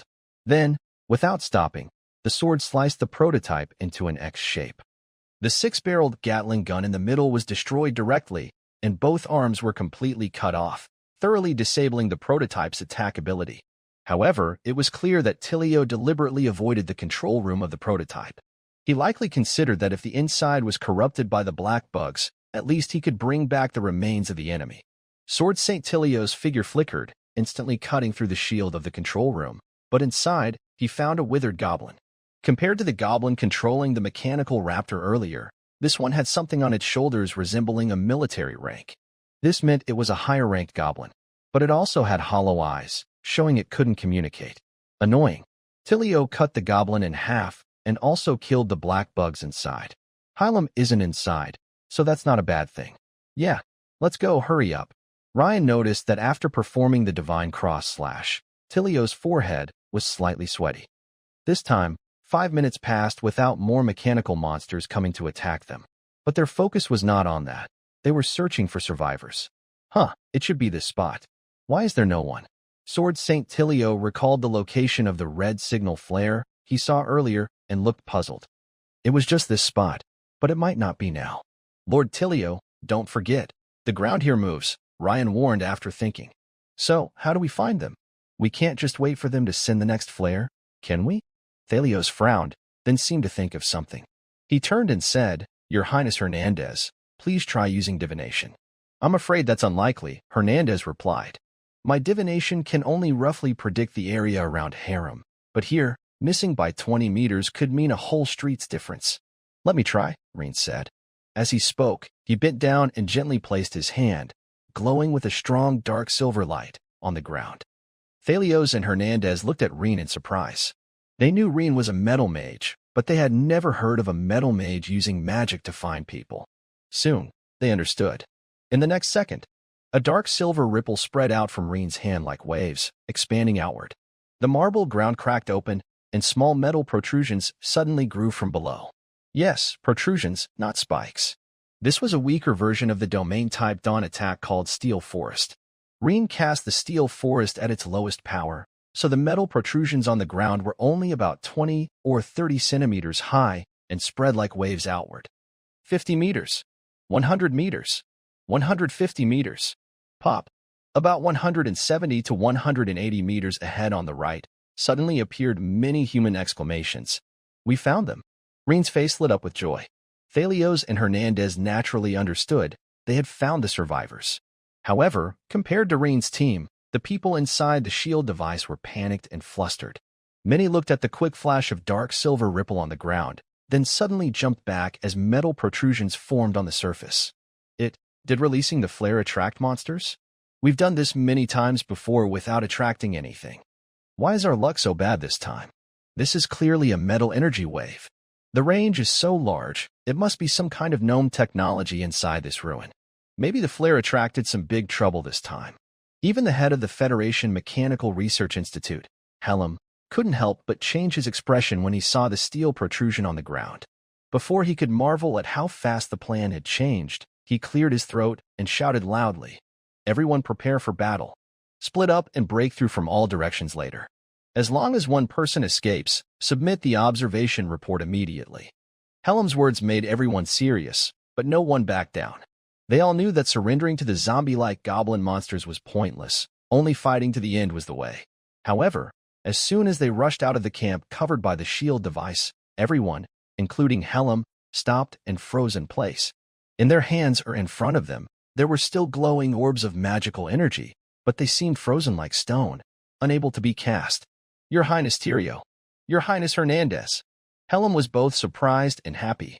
As the director of the Federation Mechanical Research Institute and an experienced third-level crystal mage, he was roughly the same age as Hernandez, even a few years older than the Sword St. Tilio. He naturally recognized these two strong fighters from the Federation. But soon, his gaze was drawn to a young man. He saw that tall young man was bending over, pressing a hand glowing with deep dark silver light onto the ground. Helm immediately noticed that the broad energy wave just now came from that hand. The area covered was so large. Could it be a domain-type magic? Even he, a peak crystal metal mage, couldn't do that. Could the other person be a dawn mage? But was there such a young top-tier mage in the Federation? Ha, Helm. I knew you were fine, Sword St. Tilio laughed loudly. Old friend, it's good to see you're okay. Hernandez also smiled and nodded. But soon, both of them noticed Helm staring blankly at Ryan, lost in thought.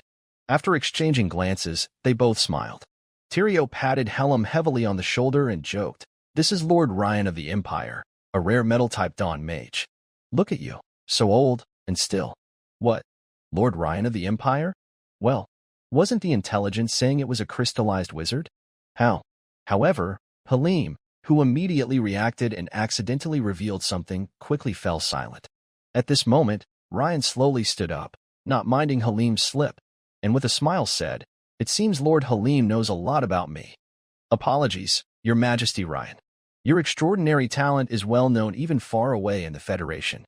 As Halim slightly bowed to Ryan and complimented him, suddenly, a dull thumping sound began to echo around, coming quickly from both front and back. Along with this, there was a constant clicking noise. Not good. Those are goblin zombies and mechanical monsters. Everyone, Your Majesty, quickly follow me inside. Halim quickly waved his hand, and in the previously empty air, a mirror-like surface appeared, revealing a small camp inside. The elite soldiers who came with Ryan and others immediately followed Halim into the small camp. However, Ryan, Tilio, and Hernandez did not rush in right away. They paused and looked at each other. Let's go in first. It's a good chance to ask Halim about the situation. Hernandez looked at Ryan and Tilio with a questioning tone. Yes, that's a safe plan. Ryan thought for a moment and nodded. Hearing this, the sword Saint Tilio, who originally wanted to say, let's just kill those mechanical trash right now, found it inappropriate to speak and only nodded in agreement. Then, the three of them entered the small camp together, and the mirror in the air quickly disappeared. As soon as they entered, Ryan found that it seemed as if he and the outside world were cut off. He couldn't hear the increasing noise of the mechanical monsters, nor could he sense the energy fluctuations outside. Ryan swept his gaze and saw 4 cylindrical metal devices placed around the camp. Clearly, these 4 devices were the reason for the isolation. Shielding device plus isolation magic array. Halim, it looks like you are well prepared. Hernandez glanced around and couldn't help but smile. You're flattering me, Your Majesty Hernandez. Our team doesn't have many with such strong abilities. Without these shielding devices, we wouldn't last long. Even with those 2 things, everyone remained alert. After a few minutes, they confirmed that the mechanical monster couldn't see them, so they finally relaxed.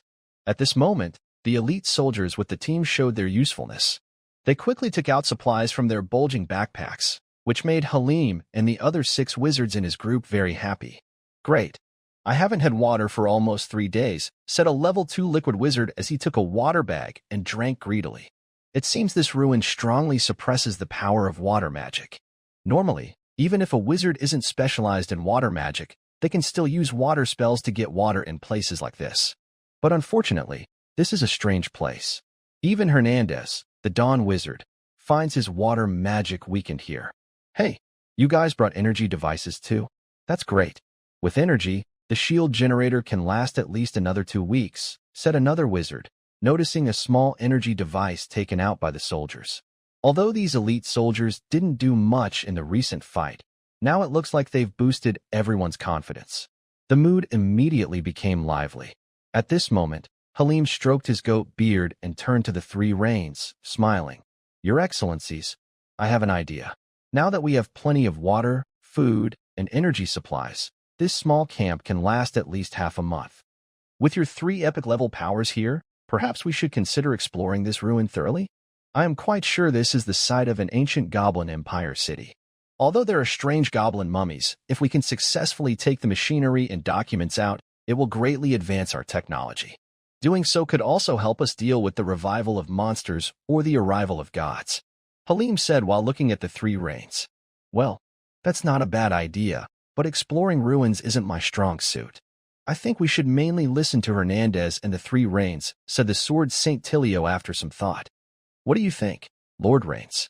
However, what surprised Hiram was that Hernandez did not respond directly but politely asked about Rain. I suggest we first find a way to leave or escape. Otherwise, rushing to explore might not be a good idea. Rain thought for a moment and gave an answer that surprised everyone. Normally, since Rain's metal magic was not weakened inside the ruins and might even be stronger, and considering his passionate and impulsive age, he should be the most likely to agree to continue exploring. But Hernandez and Hiram didn't expect that. Despite his young age, Rain was very cautious in his actions. Their gazes toward Rain became more complex. No wonder Rain was able to grow successfully even in the environment of the Empire. After all, many people in this world are talented, but few talented individuals manage to grow smoothly. I agree with Lord Rain's opinion, Hernandez said with a smile, showing his support. That's a careful and prudent plan. Let's rest for a while, leave the shielding device and supplies here. From now on, whether things go smoothly or not, this can be a resting spot. Hiram also smiled and agreed with their plan. With Hernandez and Tirio present, the team's leadership naturally shifted from him to these 2. Since both agreed with Rain's idea, he could only keep his own thoughts to himself. Thinking of something, Rain smiled at Hiram and took out a document from his pocket, handing it over. Lord Hiram, I have obtained permission from the Federation to learn a metal magic. But I heard that this magic is with you. Huh? Hiram quickly looked over the document after receiving it, and his expression grew more surprised. He glanced at Hernandez, who nodded with a smile, and Hiram immediately understood that this was true. However, Hiram's mind quickly turned, and he guessed that Lord Rain might soon join the Federation. If that happens, he would become one of their own. In that case, it wouldn't be strange for the Federation to agree. After a moment of thought, Hiram became more convinced of his judgment. He smiled and immediately took out a strange, key-shaped, semi-transparent crystal from his pocket, handing it to Ryan. He said, Sir Ryan, the magic you need is here. However, this crystal has a special purpose, so I hope you will return it to me after recording the magic. Of course, no problem, Ryan said, suppressing his excitement. He calmly took the crystal and began to examine it. Lord Hiram, why are you carrying this memory crystal that records valuable magic? Hernandez asked, puzzled. After all, carrying such an important level 4 dawn magic isn't very safe. Also, he had heard that the level 4 metal magic inside hadn't been copied. Otherwise, they might not have come here at all. Your Majesty Hernandez, it's like this. This memory crystal is very special. With my strength, I can read and copy level 1 to 3 magic from it, but I can't copy the level 4 magic, Flying Blade Disc. And as you know, I have been preparing to become a Dawn Mage recently. I plan to use this level 4 magic, Flying Blade Disc, as a level 4 innate magic. Hiram paused, seeming to consider whether to say more, but then he made a decision and continued. Additionally, this crystal also seems to be a key to open a certain door or secret room. This special crystal was discovered earlier at another goblin ruin, along with the prototype machine. I suspect there might be clues related to it in that ruin. I see. Hernandez nodded, glancing at the key-shaped crystal in Ryan's hand, showing understanding. No wonder Hiram carried it with him, since it couldn't be copied but had a special use. While they were talking, Ryan's attention was already focused on the level 4 metal magic, Flying Blade Disc. About half an hour later, Ryan seemed to have an insight, and the system prompt appeared. You have learned the Flying Blade Disc magic. Your understanding has increased. You have gained a new skill, Flying Blade Disc. Your skill, Flying Blade Disc, has been upgraded, experience +4, and so on. Ryan quickly found a new icon on the legendary Dragon Vein Mage skill panel. The symbol features a round metal disc with 4 small, sharp, curved knives pointing in the 4 main directions, up, down, left, and right. Below the symbol, there is a line of small text that reads, Sharp Blade Flying Disc Level 1, 1/100. Level 1 of the Sharp Blade Flying Disc effect. It consumes a certain amount of mental energy to activate a special magic model that draws surrounding metal energy particles to form a disc, which spins rapidly to attack enemies. Note: casting time is 3 seconds. At this moment, seeing Ryan seem absorbed in learning the new magic, Hiram couldn't help but smile secretly. This Lord Ryan is still young, and his heart is too eager.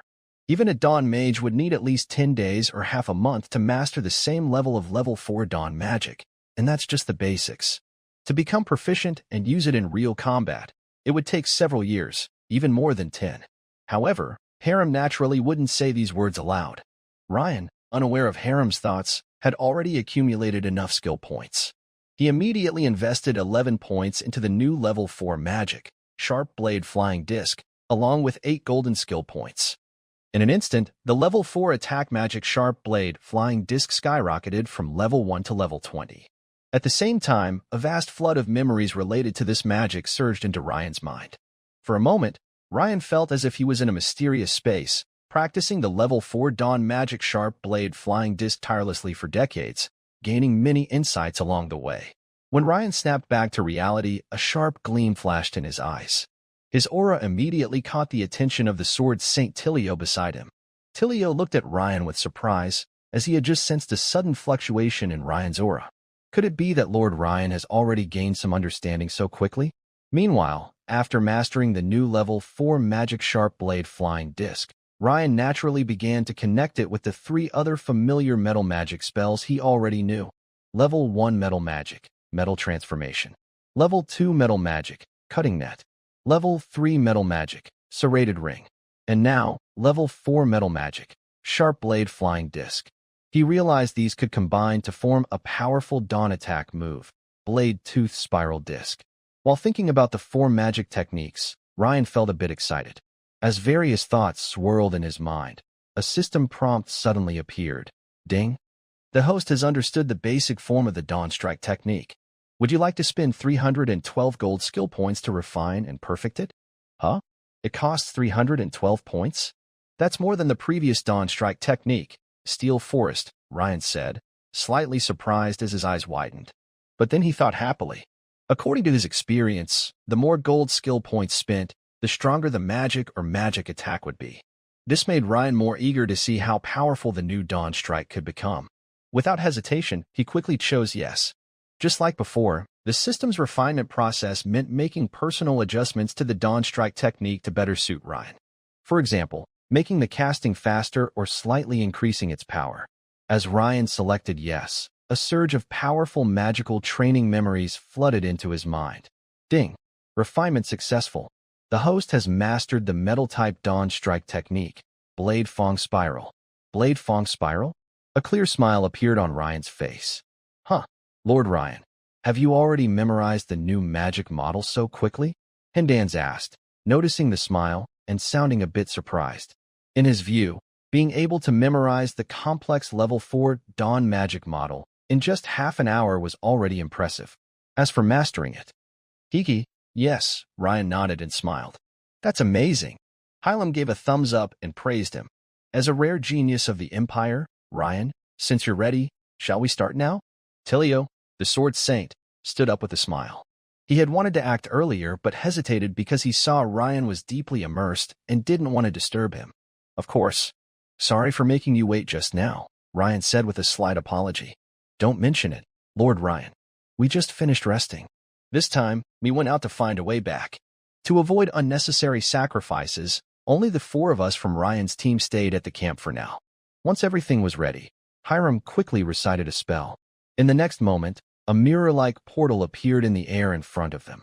The Sword Saint, Tilio, immediately led the way and stepped through it. As Ryan also stepped out of the portal, he heard a muffled sound from Tilio. After the space shifted, the first thing Ryan saw was a huge machine over 20 meters tall. Next to it were 2 smaller prototype machines that had appeared before. The large machine looked like a giant octopus, with 8 metal tentacles as thick as buckets. These tentacles were made of segmented rings of metal. One of these tentacles had just knocked Tilio, the Sword Saint, flying. Tilio was so careless? Ryan wondered how the Sword Saint could be hit by such a thick metal tentacle. But in the next moment, he realized something was wrong. The moment he stepped onto the ground from the portal, he felt the gravity around him changing quickly. Ryan then understood why Tilio, as a Sword Saint, had lost his footing. The mechanical octopus could influence the gravity slightly. Just as Ryan was figuring this out, a metal tentacle shot toward him with lightning speed. Clang! Sparks flew.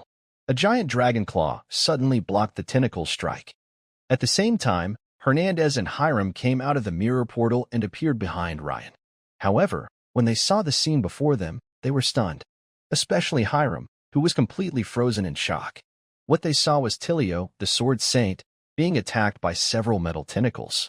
2 prototype machines, which Hiram had previously controlled, were now pouring dense metal projectiles at Tilio. Meanwhile, Ryan's situation was even more incredible.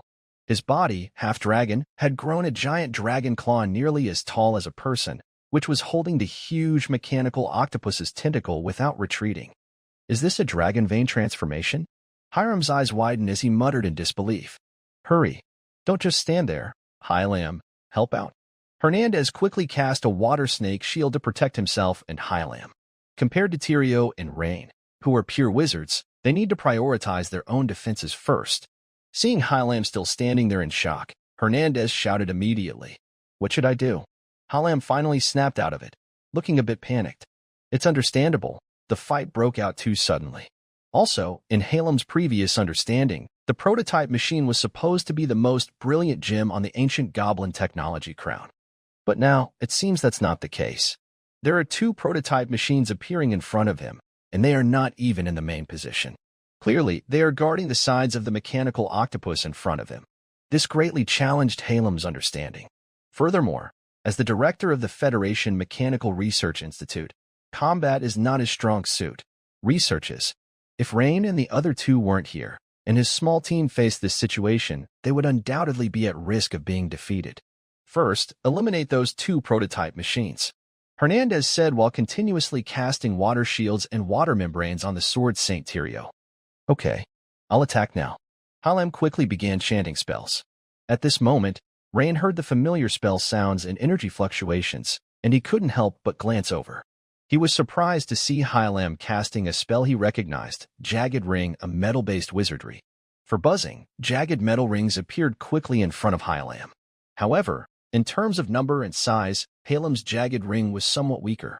Moreover, in this critical moment, Halem was still using a level 3 spell, not the crystallized killing move Jagged Web, which further showed that his mastery of this spell was limited. Rain took a quick look and realized his response was correct.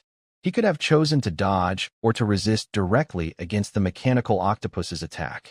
But if he dodged, Hernandez behind him might survive, but Halem would likely be caught and hit by a tentacle.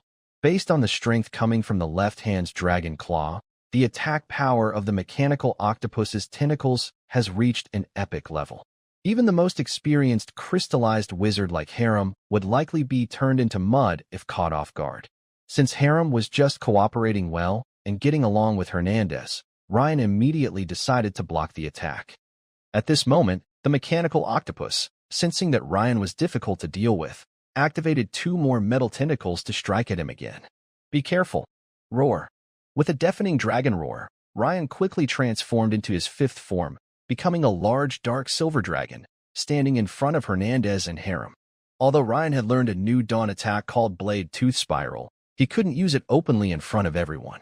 Otherwise, they would see him as different. His rapid learning speed was not typical for a human. To quickly defeat the mechanical octopus, Ryan had limited options, mainly just his bloodline transformation. However, even with bloodline transformation, he didn't use multiple heads or switch to his 6th form, the old dragon form. Instead, he chose only the familiar 5th form. In this form, a giant dragon over 40 meters long, with a dark silver metallic sheen on its body, appeared and immediately bit off one of the octopus's metal tentacles. Then, with both claws gripping 2 more tentacles tightly, he pulled hard and tore off 2 more. In an instant, the tide of battle turned. Is this kind of dragon, after Ryan's transformation, just at the beginning of the epic level? Harem stared in amazement at Ryan's overwhelming attack. Having fought alongside Ryan and seen his dragon transformation, Hernandez's endurance was naturally much higher. He nodded and confirmed Harem's guess, saying, "No, he's already beyond the middle of the epic level, approaching the late stage." "Wow, that's incredible!" Harem gasped in shock upon hearing Hernandez's words, staring speechlessly at the dark silver giant dragon in front of him. Compared to Ryan, his 160-plus years of age seemed almost like a dog's lifespan. Harem attacked from behind the prototype machine. At this moment, the sword Saint Tyrio's loud roar brought Halim's distracted mind back to focus. It turned out that when Ryan transformed into a giant dragon and tore off the metal tendrils, Tyrio immediately launched a counterattack. However, these 2 prototype machines and the mechanical octopus worked together smoothly, with crossfire and constantly changing gravity effects, forcing Tyrio to only be able to endure the attack. Although protected by Hernandez's magic, Tyrio had never trusted others with his life and naturally wouldn't risk injury to break through forcibly. In fact, he only needed someone nearby to slightly distract one of the prototype machines, and he could break free from the current predicament. But he saw that the jagged metal ring, similar to one Ryan had used before, split into 2 paths, foolishly fighting against the plasma shields of the 2 prototype machines in front. This made him almost spit out blood in anger. Fortunately, after hearing Tyrio's warning, Halim quickly moved the jagged metal ring behind the prototype machine and launched an attack. Hernandez also summoned 4 water elementals, attacking from behind the prototype machine. This forced one of the prototype machines to abandon its firepower on Tyrio and instead draw its weapon to attack the enemies behind. This gave Tyrio a chance. Divine Cross Slash. A cross-shaped sword light, like lightning, rapidly struck the prototype machine that had just turned to face the water elementals. Shoo! The plasma shield was instantly shattered. and the prototype machine was cut into 4 pieces in an instant. The rest of the battle was no longer suspenseful. The remaining prototype machine was no match for Tyrio and the others. So, after Ryan transformed into a giant dragon and tore apart the mechanical octopus completely, the fight was over. At this moment, Halim seemed to see a treasure in his heart. He wanted to go see the prototype machine, but when he turned to look at the mechanical octopus Ryan had killed, he immediately turned and ran over in a hurry, muttering to himself, "Unbelievable, there are so many prototype machines here. And this big one, the making of these metal tendrils is extremely difficult, and the materials are extraordinary. This energy core is even more unprecedented, different from the large energy devices or furnace cores we use now. This must be some special ancient Goblin Empire technology." Hallam ran to the remains of the mechanical octopus and looked at a small, human-sized, red semi-transparent energy core placed on a metal base, showing a respectful expression. Cough. "Hallam, now is not the time for research," Hindan said, shaking his head and reminding him. "Sorry, Your Highnesses, but may I first take this energy core back to the camp?" Hallam asked eagerly. "This energy core is likely artificial and not naturally formed, which is very important for us," he added with a shy smile and a hopeful look. Since this mechanical octopus was mainly killed by Ryan, Hindan's and the sword Saint Tilio looked at Ryan but said nothing, showing respect rather than sharing the loot. Okay, Ryan nodded immediately, sensing Hallam's enthusiasm. For Ryan, Goblin technology was not his main goal this trip. Now that he had obtained the New Dawn magic, he would focus on reaching the 5th level of the Steel Heart Advanced Meditation method. However, this place was strange and hidden with unknown dangers, so Ryan was unsure what to do next. He planned to ask Hallam, who had rich exploration experience, for advice soon. A little favor would be easy to give. "Thank you, Lord Ryan," Hallam said politely. "It's nothing," Ryan replied with a slight smile. When Hallam ran back happily to the small camp, the sword Saint Tilio looked at the fog behind and asked, "Should we go back now? But the problem is, if, as Lord Ryan said, the ground inside the ruins moves, how can we be sure which way is the way out?" Hendans quickly thought of a problem. That. Tilio was momentarily stunned. After glancing at Ryan, who was deep in thought, he turned to Hallam, who had just run back, and asked, "Hallam, do you have any good ideas?" "I haven't thought of any yet. If I had, I wouldn't be stuck here." Hallam shook his head and said, "Have you guys tried anything these past few days?" Tilio asked, a bit frustrated. "Of course. I released more than 10 scouting puppets, but unfortunately, once they got too far away, I couldn't contact them anymore," Hallam explained with a shrug. "It's not that he isn't trying hard, but he only has so much ability. Since that's the case, let's go from below," said Rain, his eyes flashing with a bright light. "Huh." Hallam looked at Rain in surprise. "But, Lord Rain, although the surface below is metal, it has been stabilized by some ancient magic similar to solidification spells. And, in my judgment, it's at least several meters thick. This. You." Hallam stopped speaking here. Although he knew that the young Rain in front of him was a metal-type Dawn mage, Hallam thought it might be impossible to break through this metal ground. "I'm not doubting Lord Rain's ability," Hernandez said after thinking for a moment, looking at Rain. "But, is it safer below than above?" "Hernandez, I think you're thinking in the wrong direction. It's not about safety now, but about how to get out," said the sword Saint Tilio, waving his hand to answer Hernandez's question for Rain. "If we're talking about safety, wouldn't it be safer for the 3 of us to hide in Halem's small camp? But do you think, if we don't send out any messages for a few days, does anyone in the whole Federation dare to explore this ruin or come to rescue us?" Hearing this, Rain looked at Tilio with approval and nodded. "Tilio, you're right," Hernandez quickly realized after a moment of thought and apologized with a smile. Because his water magic power was suppressed, his way of thinking had temporarily been biased. "Since everyone agrees, let's go from below," Rain said as he began to shine with a dense dark silver light in his right palm. Then, as he bent down and struck the ground, waves of dark silver ripples spread out from his right hand. But unlike last time, this time the ripples were confined within a circular area of a few meters in diameter. The power was directed downward, not sideways. As Hallam said, the metal beneath the marble tiles had been stabilized by special magic. Rain had only deformed a small part before, so it wasn't very difficult. But now, breaking through it would be quite challenging. Rain was almost ready to fully unleash his domain-type Dawn attack, Steel Forest. "Open!" With a loud shout, Rain's palm emitted a dark silver glow. Suddenly, the metal ground, which was soft and rotten like mud, began to ripple as if boiling water. Within the ripples, the metal surface quickly sank, and in less than a minute, a large hole over 3 meters in diameter was melted through. The scene beneath the hole immediately drew everyone's attention. Below was a huge space with various sized gears constantly turning. The large gears were as big as several people, while the smaller ones were about the size of a palm. Where exactly is this place? Why is there such an area under the city? And it's still moving? How is that possible? Hylam was deeply shocked. He had explored 2 ancient dwarf empire city ruins. Compared to human ancient cities, they had some mechanical devices, but he had never seen such a scene before. Maybe it's because of those strange dwarf undead? Tilio, the sword saint, was also shocked but felt more composed than Hylam. No way. I'm talking about an energy source. With so many gears turning, the energy needed is far more than what that mechanical octopus's artificial power source could provide. Maybe not. If ancient dwarves could make such an energy source, how do you know others can't make something bigger? Tilio casually said. That. Tilio's words left Hylam speechless. But Rain thought Hylam's guess made sense. Such a huge mechanical device, if driven by some energy source, could possibly work for a short time, but to last thousands of years, like nuclear fusion? However, he remembered that when they arrived, the city was surrounded by lava. Could it be? Rain pondered, feeling a faint suspicion.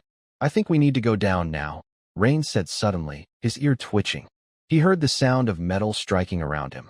Judging by the noise, the number of enemies was even greater than last time, especially the dull bang-bang sounds, those of mechanical octopuses.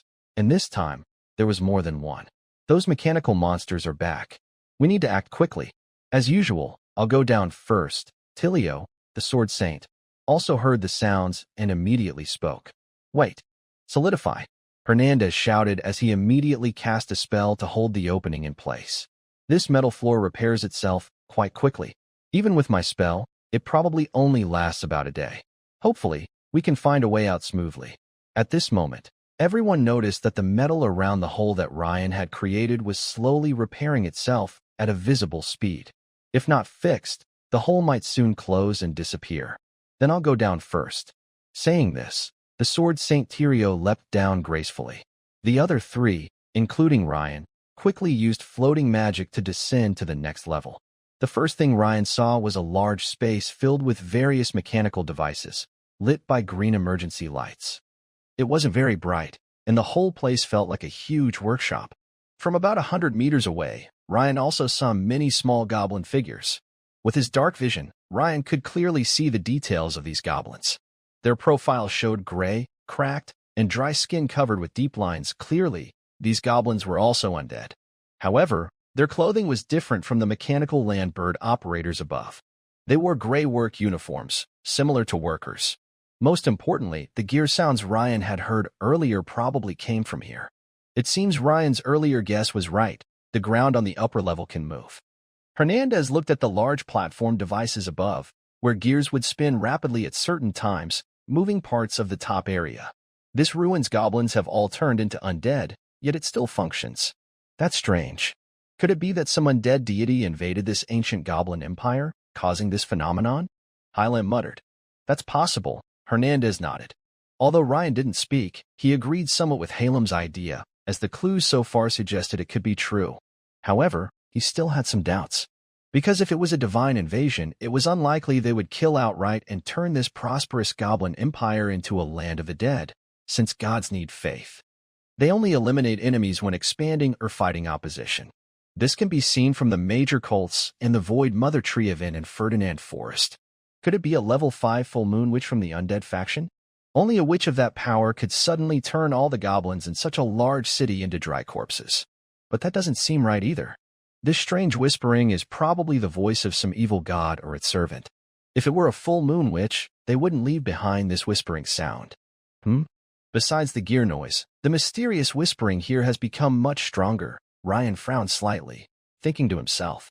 He carefully listened around and suddenly noticed that the unknown female whisper was growing louder. His harem grimaced in pain, clutching his forehead. Is the whispering the cause? Harem, do you want me to cast silence on you? Hernandez's expression changed immediately, understanding that Harem was struggling with the increased whispering. Wait, I think I can understand this whisper, Harem said with a frown. What?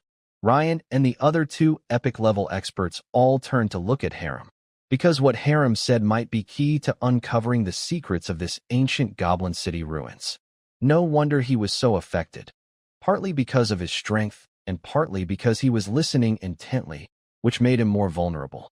However, if Harem was cast with silence, he wouldn't be affected by the whispering, but he also wouldn't be able to understand its meaning.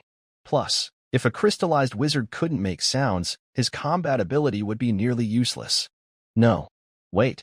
I'll be fine soon, Harem said painfully, waving his hand. It was a joke. Among them, he was the weakest in battle, and he had barely shown any value in the fight just now.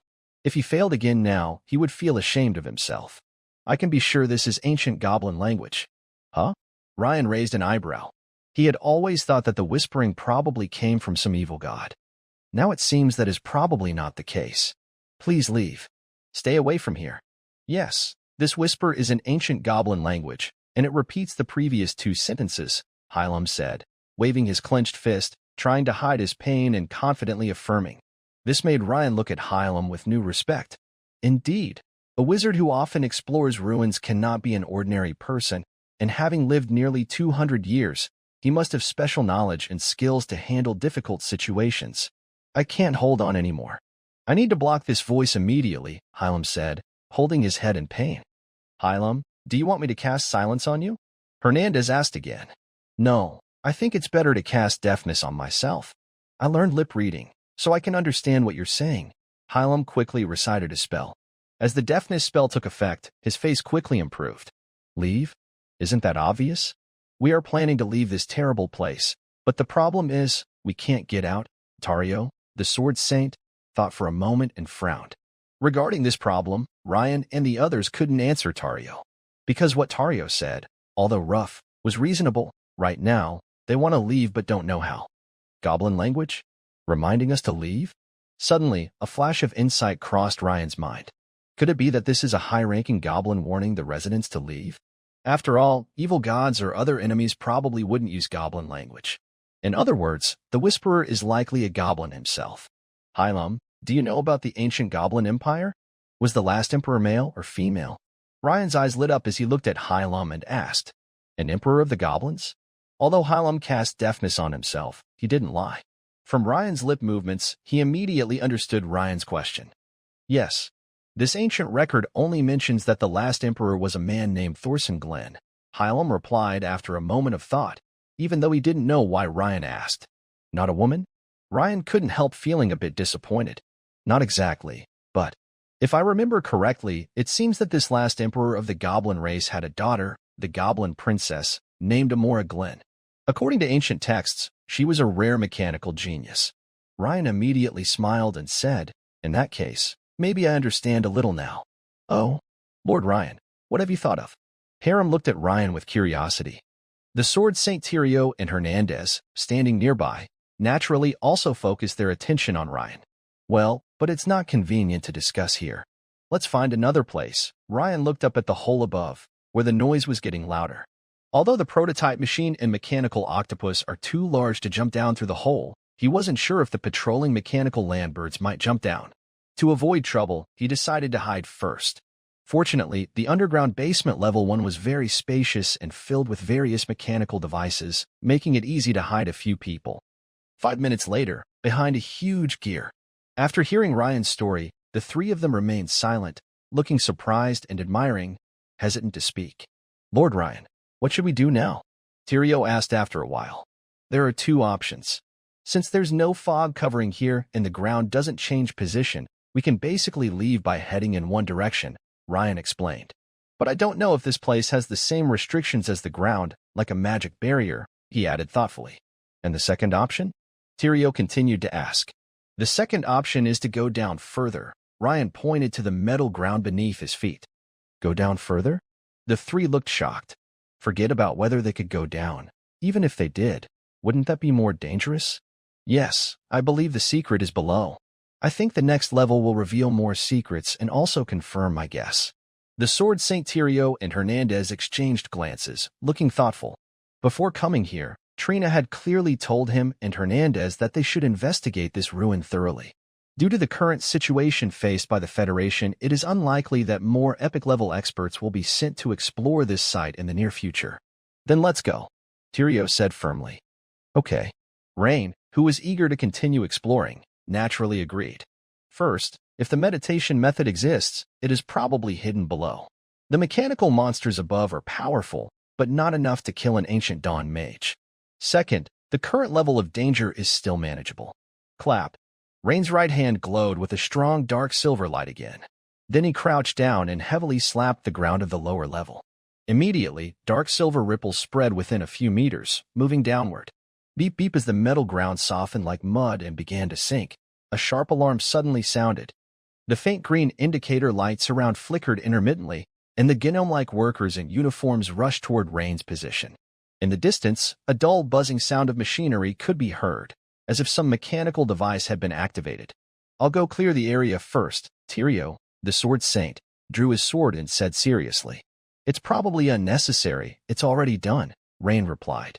As soon as he finished speaking, the ground melted away, revealing a large hole identical to the one above.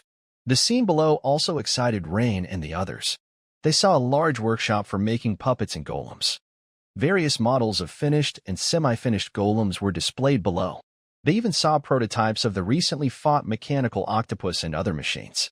Many parts were hanging from chains, and the floor was covered with oil stains and scratches. Even from above the hole, Rain and his team could smell the strong scent of machine oil. The importance of the golem-making workshop in Gnome civilization was clear. It meant they were getting closer to the city's core area. It also meant they were getting closer to the truth. Let's go. Tyrio, the Sword Saint, jumped down first, followed by the others. Indeed, the whispering sounds are clearer now, and their influence is stronger. Hernandez frowned slightly. Because of this whispering, even the Dawn Wizard began to feel its subtle effect. Rain quickly looked ahead and saw many goblin figures. They had pale, dried-out skin and looked like mummies, but they wore white coats and resembled scientists. Enemies. My. Golems. Attack. These. Enemies. Goblins' language. Suddenly, a deep, broken voice came from behind them, sounding like a baby just learning to speak. Hearing the voice, everyone immediately turned to look. They saw a goblin mummy in a white coat, watching them from about 10 meters away. A dense chain of hanging parts and equipment blocked their view, so they hadn't noticed it before. But what was most shocking was that it could talk. This meant that, on some level, it still had consciousness. Remember, this was a sight from thousands of years ago. That thing can talk? Sir Tyrio, the Sword Saint, frowned in surprise. Is it still alive? But shouldn't it be controlled by those black bugs? Hernandez also frowned. Is it like a necromancer? Unlike the others, Rain was not very surprised, because when he heard Harem say that the strange whisper was goblin language, he had a faint guess. Maybe these goblins becoming undead wasn't caused by evil gods or necromancer spirits, as everyone thought. It might have been their own doing, to fight against the strange black bugs. This could explain why there were no residents here, but still some skilled mechanical engineers and technicians. Of course, this was just Rain's guess so far. There was no solid proof, but it seemed possible. Thud, thud. At that moment, the heavy, quick footsteps of the golems interrupted Rain's thoughts. Two giant golems quickly rushed out from behind the goblin zombie. These two golems look very similar to the prototype machine that Ryan saw before. However, one golem's triple-barreled gun at its arm has been replaced with two swords, while the other has become a pair of large steel fists. Both golems are much faster than the prototype machine Ryan encountered earlier. Clearly, this is because they are designed for close combat. It seems that the Federation's initial naming of the first golem as a prototype was reasonable. Both of these golems can be seen as improved versions of that prototype. Divine Cross / Facing the two golems rushing towards him from front and back, the Sword Saint Tyrio shouted angrily and immediately used his signature move. Ryan was slightly surprised. Usually, it's not wise to use a powerful attack right at the start. When facing an unknown enemy, it's better to test them first. As a Sword Saint, Tyrio surely knew this. Actually, Ryan himself might not have expected this. His recent series of analyses, judgments, and his use of domain magic to break through the ground were very impactful, even to seasoned epic warriors like Tyrio and Hernandez. It seemed Tyrio wanted to show his strength by attacking fiercely right away, like a tiger emerging from its cage. Two large silver swords crossed like a giant X, shooting like lightning straight ahead. However, the double-sword golem responded very quickly. Its chest, resembling a large Gatling gun barrel, fired continuously, sending dense energy projectiles. On its shoulders, two bursts of plasma suddenly erupted, forming blue plasma whirlpools that protected it. Boom. But Thyrio's ultimate move was not so easy to block. The silver cross-shaped sword light broke through the energy projectiles and plasma shield, clashed fiercely with the prototype's double swords, and then exploded loudly. Instantly, a dazzling shockwave mixing silver and blue spread outward. The double-sword golem was knocked back more than 10 meters and collided heavily with the double-hammer golem behind it. Meanwhile, Ryan's companion, Hylam, was also knocked over by the strong gust of wind. However, Ryan was not paying attention to Hylam now. He squinted and stared ahead, his brows furrowed. Huh? Thyrio's expression became serious, and he whispered softly. Although the twin-sword prototype was knocked away at the last moment, the opponent crossed their swords and blocked the aftershock of his divine cross slash. This means that the powerful move he used, which cost him some stamina, did not have a real effect in battle. It only made a loud noise. Indeed, the twin hammer prototype caught the knocked-back twin sword prototype, and then both charged again toward Ryan and the others. However, Ryan noticed something more troublesome happening in his peripheral vision. A greenish energy wave suddenly shot out from the hand of a skeleton-like creature in a white coat, standing nearby. It aimed at a large magic golem on the ground that looked like a prototype machine. The energy wave entered the golem's head. The creature's dull voice, like a baby learning to speak, called out, "Get up. Destroy. Intruders." Suddenly, the black and gray magic golem holding a huge metal sword and shield sat upright and quickly stood up again. This was another prototype machine golem. The others also saw what the skeleton was doing. Halim shouted in panic, "3 golems." Now, except for Ryan, the other 3 looked shocked. But it wasn't over yet. The skeleton in the white coat activated the golem on the ground with the sword and shield, then ran to its right side and raised a hand toward another large magic golem with metal claws. Halim's voice trembled as he shouted, "We must stop him. Lord Ryan, I'll handle these 3. I'll go take out that skeleton." Tyrius, the sword saint, said with a serious face. Just as Ryan was about to speak, Tyrius dashed forward like an arrow. Tyrius was the fastest among them. If Ryan didn't use his bloodline transformation, Tyrius was the best suited for a surprise attack. But Ryan had a bad feeling. The shape of that sword and shield golem looked strange, with a bulge in its abdomen, as if it had a device installed. With a whoosh, Tyrius moved swiftly, dodging left and right. In less than 2 seconds, he broke through the first twin sword prototype's defenses. At this moment, the twin hammer prototype seemed to sense Tyrio's intention. Its enlarged 6-barrel Gatling energy cannon on its chest immediately roared and opened fire at Tyrio. Bang! Bang! Bang! Blue energy projectiles poured down like a heavy rain toward Tyrio. However, as a sword saint, Tyrio's agility was naturally exceptional. In the blink of an eye, he dodged to the right, while the blue barrage of energy bullets continued to follow behind him like a high-pressure water jet. But they couldn't catch him. Humph! Is that all? Tyrio accelerated again, breaking through the twin hammer prototype's defenses. But in the next moment, before the joy in his heart could turn into a smile on his face, his figure suddenly froze. Gravity field? It turned out that the third activated prototype, besides holding a sword and shield, also had a gravity influence device installed in its abdomen. As Tyrio's body paused briefly, the energy barrage from the twin hammer prototype behind him roared forward. This forced Tyrio to immediately turn around and defend himself. At the same time, the Gatling on the chest of the sword shield prototype, which was using the gravity field, also roared. Bang! Bang! Bang! Suddenly, the sword Saint Tyrio, caught from both front and back, was hit by several energy blasts. Boom! Tyrio grunted and had to retreat to the side and behind. Although protected by the magic shield blessed by Hernandez, he was not injured. However, what made him grim was that the skeleton in the white coat had already activated the 4th giant golem. Even the usually composed sword Saint Tyrio couldn't help but swear. After missing a great opportunity just now, the situation in front of him was becoming more and more serious. Now, he was caught between a rock and a hard place. He didn't know whether to go help his teammates behind him, try to destroy a golem first, or continue to break through. But the problem was, with two golems attacking from front and back, especially with the gravity field affecting them, it was very hard to break through. Now that another golem had been activated, the chance of success was even lower. "Tyrio, your majesty, come back first." At this moment, Tyrio heard Ryan's voice in his ear. For some reason, hearing Ryan's calm voice, Tyrio immediately had no doubt and turned around to go back. At this moment, Ryan has once again used his domain-type attack, the Steel Forest. This time, he softened the metal ground around the prototype dual swords and dual hammers into a muddy metallic substance. These two heavy prototypes are now deeply stuck, greatly reducing their movement speed. This allows Tyrio to easily rejoin the team. "Your Highness Tyrio, let me handle this," Ryan said as Tyrio returned to the team. Without waiting, Ryan charged forward. "Lord Ryan." Tyrio started to ask how Ryan planned to fight, but saw Ryan's figure quickly dash out. Could Lord Ryan be transforming into a dragon vein form? But once he's huge, he won't be able to break through the enemy's golem defenses, Helen murmured.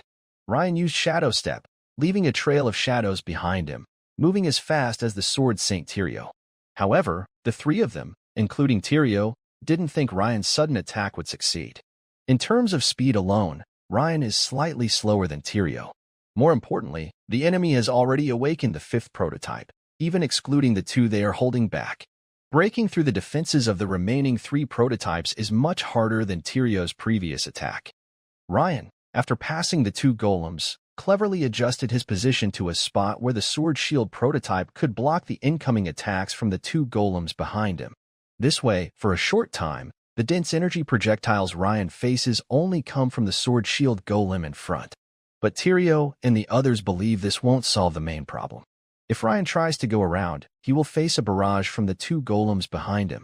With the gravity field affecting him, Ryan is likely to fail. Suddenly, a jagged, silver-gray disc about 2 meters in diameter floated above Ryan's right hand, spinning rapidly. The disc spun so fast that the fine saw teeth around it were indistinguishable, only a bright glow circling its edge. Before launching his attack, Ryan had already anticipated this situation. His solution was a new move he had just mastered, the blade toothspin disc. At this moment, due to the increasing number of dense projectiles and the rising smoke and dust, the cover provided by the dust allowed Ryan to freely use this move without much concern. Meanwhile, the battle behind was also quite intense. The two prototype machines that escaped had strong fighting power, so Tyrio and the others had no time to pay attention to anything else. Ryan quickly moved his body left and right, and his right hand, holding the serrated spinning disc, suddenly retracted like lightning. Whoosh! The dark silver disc, spinning rapidly, instantly cut into the plasma shield of the nearby sword and shield prototype machine. It bypassed the shield and flashed above the enemy's metal ankle joint, passing quickly. Then, the dark silver disc followed Ryan's leftward movement, staying close like a shadow, and floated above his raised right hand. At this moment, the two prototype machines behind saw Ryan finally reveal himself. They immediately fired their 6-barrel Gatling guns at his chest, releasing dense energy projectiles that formed 2 long blue streams of bullets, crossing each other like a web of fire, heading toward Ryan. The first prototype that Ryan had just dodged suddenly turned around and aimed to shoot again. However, it found that the dense projectiles it fired became uncontrollable, shooting toward its comrades instead. They continued upward, sweeping at a 90-degree angle toward the ceiling, destroying a row of emergency lights and creating a series of deep holes in the metal ceiling. Boom! This sword and shield prototype lost its balance and fell backward, head tilted up. It turned out that its right metal ankle had been instantly cut off by the serrated spinning disc in Ryan's hand. No wonder the energy cannon attack had accidentally injured another prototype machine. Taking advantage of the chaos, Ryan quickly moved and appeared in front of the fifth giant golem. Go! He swiftly raised his palm, and the dark silver disc shot through the waist of the fifth giant golem. In the next moment, it rejoined Ryan, who was circling around the golem. Ryan had just performed a human split move. As the dark silver disc returned to its original position, the sixth giant golem had already been awakened by the zombie-like skeleton dressed in a white coat. The skeleton zombie muttered something and ran toward another golem beside it. It seemed that if they didn't stop it soon, a seventh golem would appear. The sixth golem's weapon was a giant chainsaw resembling a lumberjack's tool. When Ryan faced the fast-charging attack, he immediately swung horizontally. He stepped sharply on his toes, causing the metal ground to dip suddenly. Ryan leapt 10 meters into the air, quickly jumping over the incoming giant chainsaw. In midair, he swung his right hand forcefully, and a dark silver metal disc shot out, crossing rapidly with the golem's upper limb. Shoo! When Ryan landed, a heavy object hit the ground behind him. If someone looked now, they would see that the metal right arm that originally held the giant chainsaw was now missing. As Ryan's toes touched the ground, he quickly made a throwing motion, aiming a dark silver disc at the green energy beam being emitted to activate the seventh golem, the Goblin Zombie. The Goblin Zombie, dressed in a white coat, seemed to realize the danger. It raised its hand to block. But in the next moment, the dark silver disc flying horizontally suddenly rotated 90 degrees, turning vertical, and sliced through the Goblin Zombie's midsection in an instant. Shoo! The Goblin Zombie was cut in half, and a dark, blackish fluid splattered onto the ground. Ryan also noticed a fleeting black insect on the zombie's head, which was instantly destroyed by the flying disc, leaving only a faint wisp of black smoke drifting up. Just as Ryan exhaled slightly to steady himself and was about to turn back to help the other 3 team members, he suddenly heard a series of urgent beep sounds behind him, more than one. He quickly turned his head and saw that the severed chainsaw golem was emitting a red glow, and the other golems in sight were doing the same. Not good. Ryan's face changed instantly. Alarm bells rang loudly in his mind as he swiftly dodged to the side. Boom, boom, boom. In the next second, a series of earth-shaking explosions erupted around him. Because Ryan sensed the danger early, he quickly flew back with the protection of his steel armor. Although the shockwave knocked him away, he was not seriously hurt. However, as he was pushed back, he heard distant explosions mixed with the angry shouts of the sword Saint Tyrio and curses from Hernandez. Obviously, the 3 people over there were more seriously affected by the explosion than he was.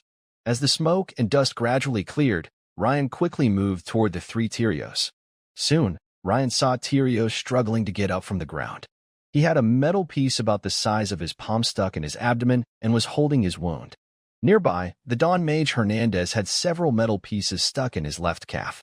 The explosion was so powerful that it broke through his magic defenses. As for Hylam, the weakest of the crystallized mages, he was in the worst condition.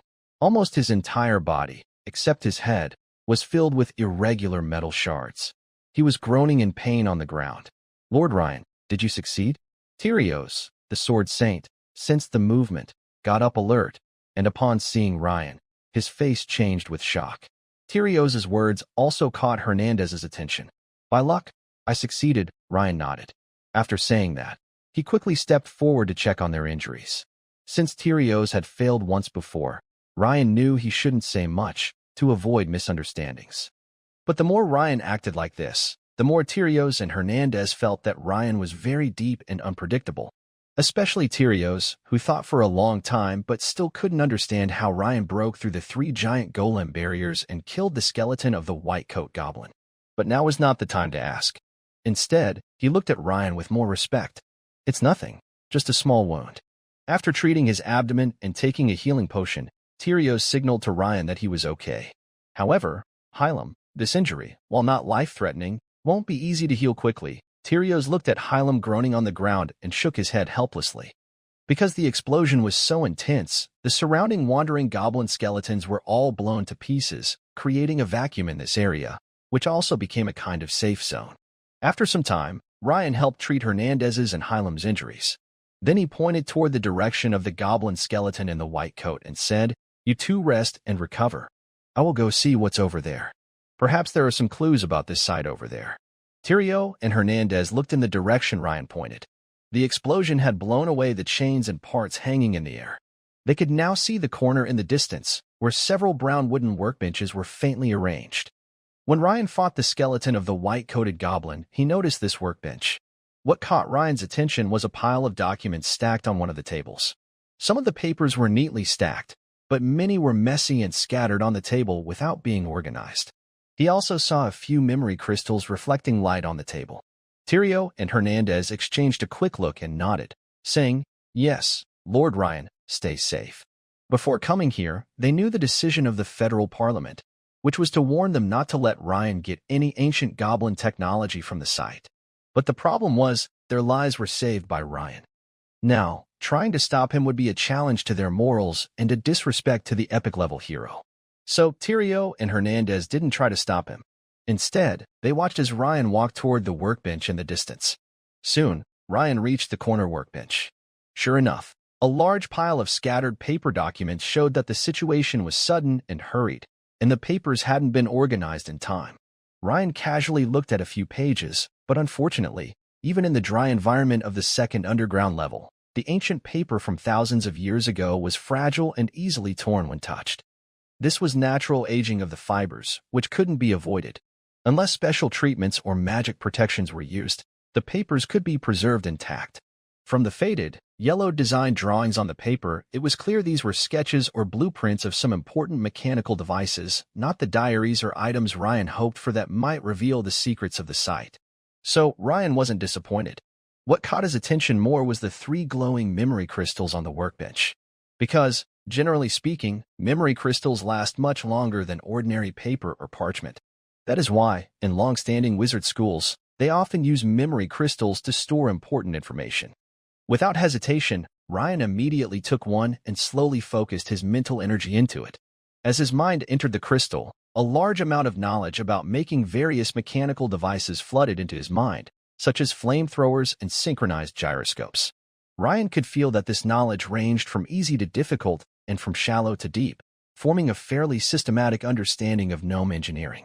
Any wizard who gained such a complete and systematic set of gnome engineering knowledge could benefit greatly with some time and effort. Gnome engineering? That's interesting. Ryan looked at the memory crystal with surprise. He didn't expect that what was recorded inside was this. After a moment of thought, Ryan decided to record it first, because this valuable information would be very beneficial both to himself and to the Baishio construction school he belonged to. Soon, Ryan's morning light wizard mental power forcibly memorized the content. Of course, this was just memorization, not full mastery. It's like knowing the steps and precautions of a chemical experiment well, but to truly master it, you need to practice a few times. Ryan's current situation was similar, especially since much of gnome engineering requires hands-on practice to execute properly. Huh? What's this? Ryan's expression changed slightly, because just after he recorded the knowledge, the system suddenly prompted, "Ding. Detected host contact with gnome engineering. Triggering class change. Gnome Engineer, Legendary. Prerequisites for promotion to Gnome Engineer, Legendary 1. Crafting or Mechanical Extraordinary Class Level 5 or above, Master Armorer qualifies 2. Strength 18+, Constitution 18+, Spirit 20+, 3. Mastery of Gnome Engineering Knowledge, 4. Independently produce any 3 qualified Gnome Engineering creations. Current conditions not met. Promotion to Gnome Engineer, Legendary, failed. After carefully reviewing the system prompt, Ryan's heart suddenly filled with joy. He didn't expect that, instead of finding a meditation method, he would first discover the subsequent class change for the Master Armorer. Such an unexpected joy.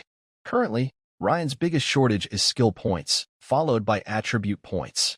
His gold skill points are not lacking due to continuous battles. If he could change his class to a Goblin Engineer and also become an Elf Leatherworker, he wouldn't have to worry about skill and attribute points for a long time. The first memory crystal brought him a lot of surprise, which made Ryan focus on the remaining 2 memory crystals on the workbench. What could these 2 contain? A thought crossed Ryan's mind. He immediately picked up the second memory crystal and quickly sent his mental energy into it.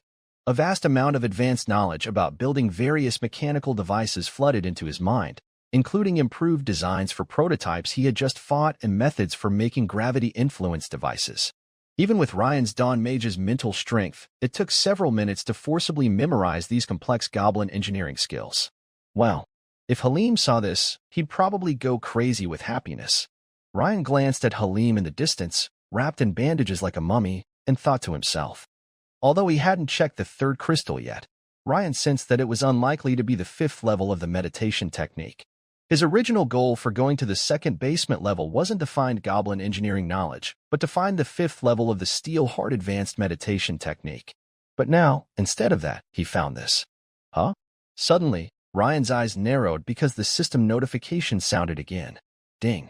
Detected host contact with advanced Goblin engineering knowledge. Triggering special advanced class change. Goblin engineering expert, Epic. Prerequisite for promotion to Epic Goblin engineering expert. Level 5 Goblin engineer. Current conditions not met. Promotion failed. Epic Goblin engineering expert? An epic level? This unexpected big surprise truly caught Ryan off guard. It seems that even without finding the 5th level of the meditation technique, this harvest is invaluable. Ryan couldn't help but smile. He clearly understood the importance of epic-level professions in system evaluation. If he managed to improve one, it would mean great power. To understand this better, he looked at his own epic profession, the King of Thousand Blades.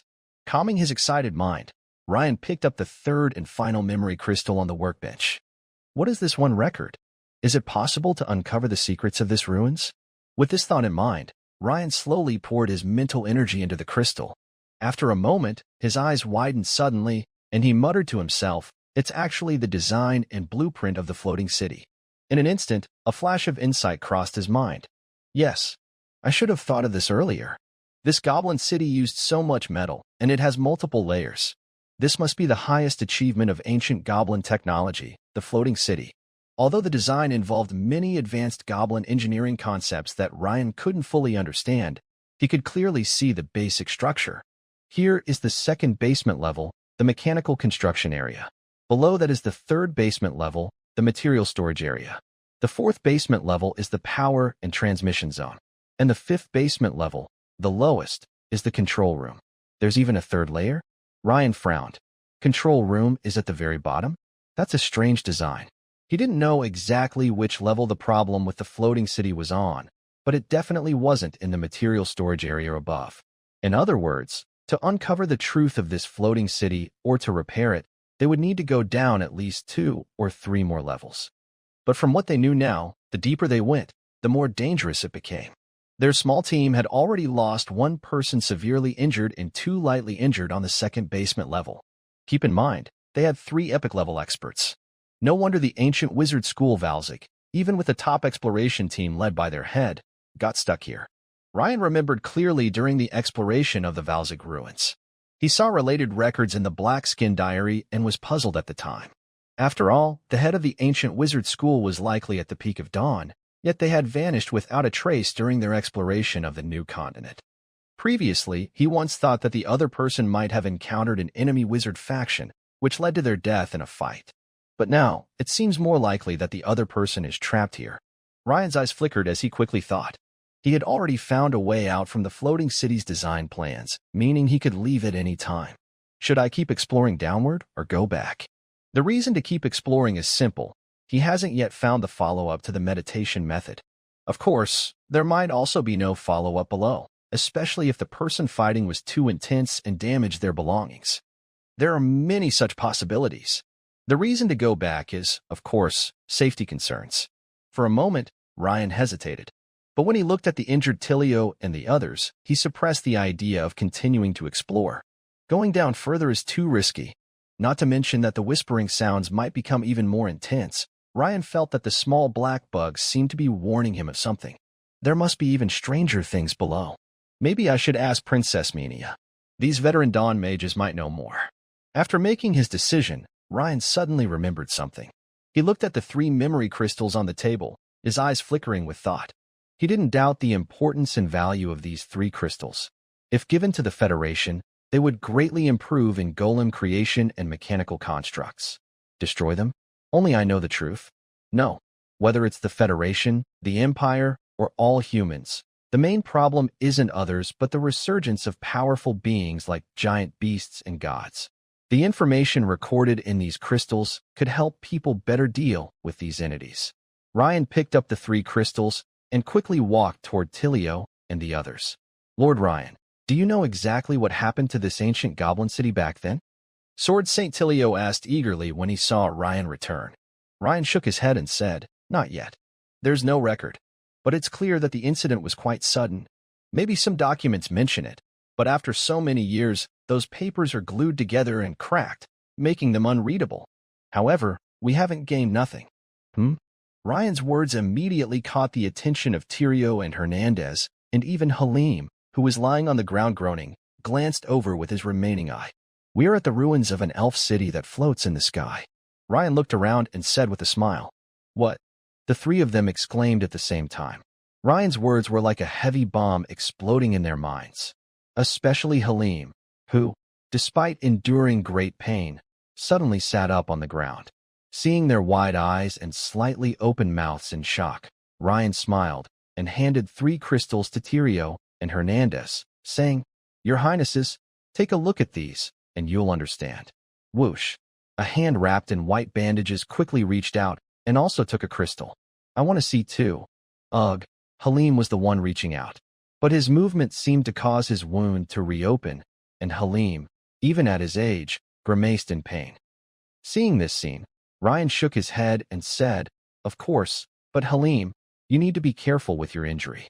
However, less than 2 minutes after Ryan's reminder, Halim's face turned red with excitement, his eyes widened, and he hurriedly said to Ryan, Lord Ryan, this memory crystal contains complete knowledge of elf engineering. Do you realize how important this could be? I have a feeling that your discovery will bring huge changes to the Federation, the Empire, and even all of humanity. Halim, I think you should look at this too. Hernandez, the Dawn Mage, saw Halim so excited and his expression grew more complicated. He handed the memory crystal in his hand to Halim while speaking. Halim couldn't help but feel puzzled. Could there be something more important than elf engineering? So, Halim took the crystal from Hernandez and quickly infused his mental energy into it. After a few seconds, he began to tremble uncontrollably. Oh my God! A floating city. This is the complete design and manufacturing process for a floating city. Although Ryan had already mentioned that this ancient elf city was actually a floating city, Halim had always thought that Ryan's conclusions came from some leftover diaries or other materials, but now it was clear that was not the case. Instead, it came from this memory crystal.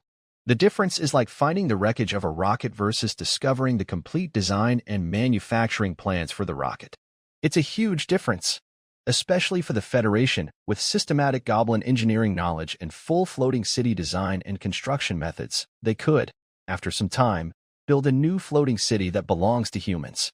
Not just one, but possibly more than one. Of course, the fastest way is to repair the floating city beneath their feet. Finally, a solution to deal with the giant beasts and the revival of gods has appeared. Halim cheered excitedly. Lord Ryan, you are truly a savior. Cough. Lord Halim, your bandages are bleeding through, Ryan kindly reminded him. His Halim realized that most of his bandages were soaked with blood and gasped in pain. It's okay, Lord Ryan. Your discovery is so important that even losing this blood isn't enough to celebrate, Halim said. Hearing Halim's words, Ryan didn't know what to say at first. After a moment of thought, he said, By the way, everyone, I found a way to leave the floating city in the design plans. You can exit from the 3rd door on the basement level. That is on the level above. Ryan pointed upward. Lord Ryan, aren't you going to explore further? Halim asked urgently. Halim, don't let your excitement blind you. Look at your injuries, the Sword Saint Terrio said seriously. I've wanted to leave this terrible place for a long time, Halim replied. Moreover, just from these 3 memory crystals, our harvest far exceeds expectations and is much greater than previous site explorations. I think we should be satisfied, he added. This reminder from Sword Saint Terrio was like pouring a bucket of cold water over Halim, making him suddenly more clear-headed. Yes, continuing to explore is too dangerous. But still, he felt a bit reluctant. This is an airship city. Once repaired, it means. Halim looked conflicted. I also think we should leave first. Hernandez nodded in agreement with Tilio. Seeing that both of their top-tier fighters believed they should escape first, Halim felt a bit disappointed. But he knew that with a 3-to-1 situation, arguing was pointless. Then, let's go to the ground first, gather the people at the temporary camp, and then go to the basement level to leave through exit 3 of the floating city, Ryan said with a smile. Yes, Lord Ryan, I follow your plan, others agreed. Soon, the 4 of them safely moved from the 2nd basement level to the 1st basement level. Near the hole they broke through, there was still a gathering of goblin corpses and mechanical devices due to the alarm, so Ryan had to scout ahead and clear the area. Halim, injured and unable to participate, was left behind. He was excitedly examining a memory crystal that recorded details about the floating city. After about 10 minutes, they returned to the ground. Hey, There's even a military camp on the third basement level, Halim muttered to himself as he followed the group, pondering. The others understood Halim's fascination with the floating city. Huh, I didn't see a prison on the second basement level, Halim mumbled again. Wait, a prison? Halim's careless remark suddenly made Ryan think of something. It was like a flash of lightning in a fog, piercing the darkness. Ryan realized he might have overlooked a possibility. The Valzig School's team, being outsiders, if defeated by goblin machines, would either be executed on the spot or sent to the prison in the second basement level, where goblin corpses still follow some instinct from their former lives. And if they were sent to the prison in the second basement, it meant that what the enemy carried, such as the meditation method, would also be inside the prison. A few minutes later, the four returned to the temporary camp. Hearing their stories, the others there were amazed and surprised.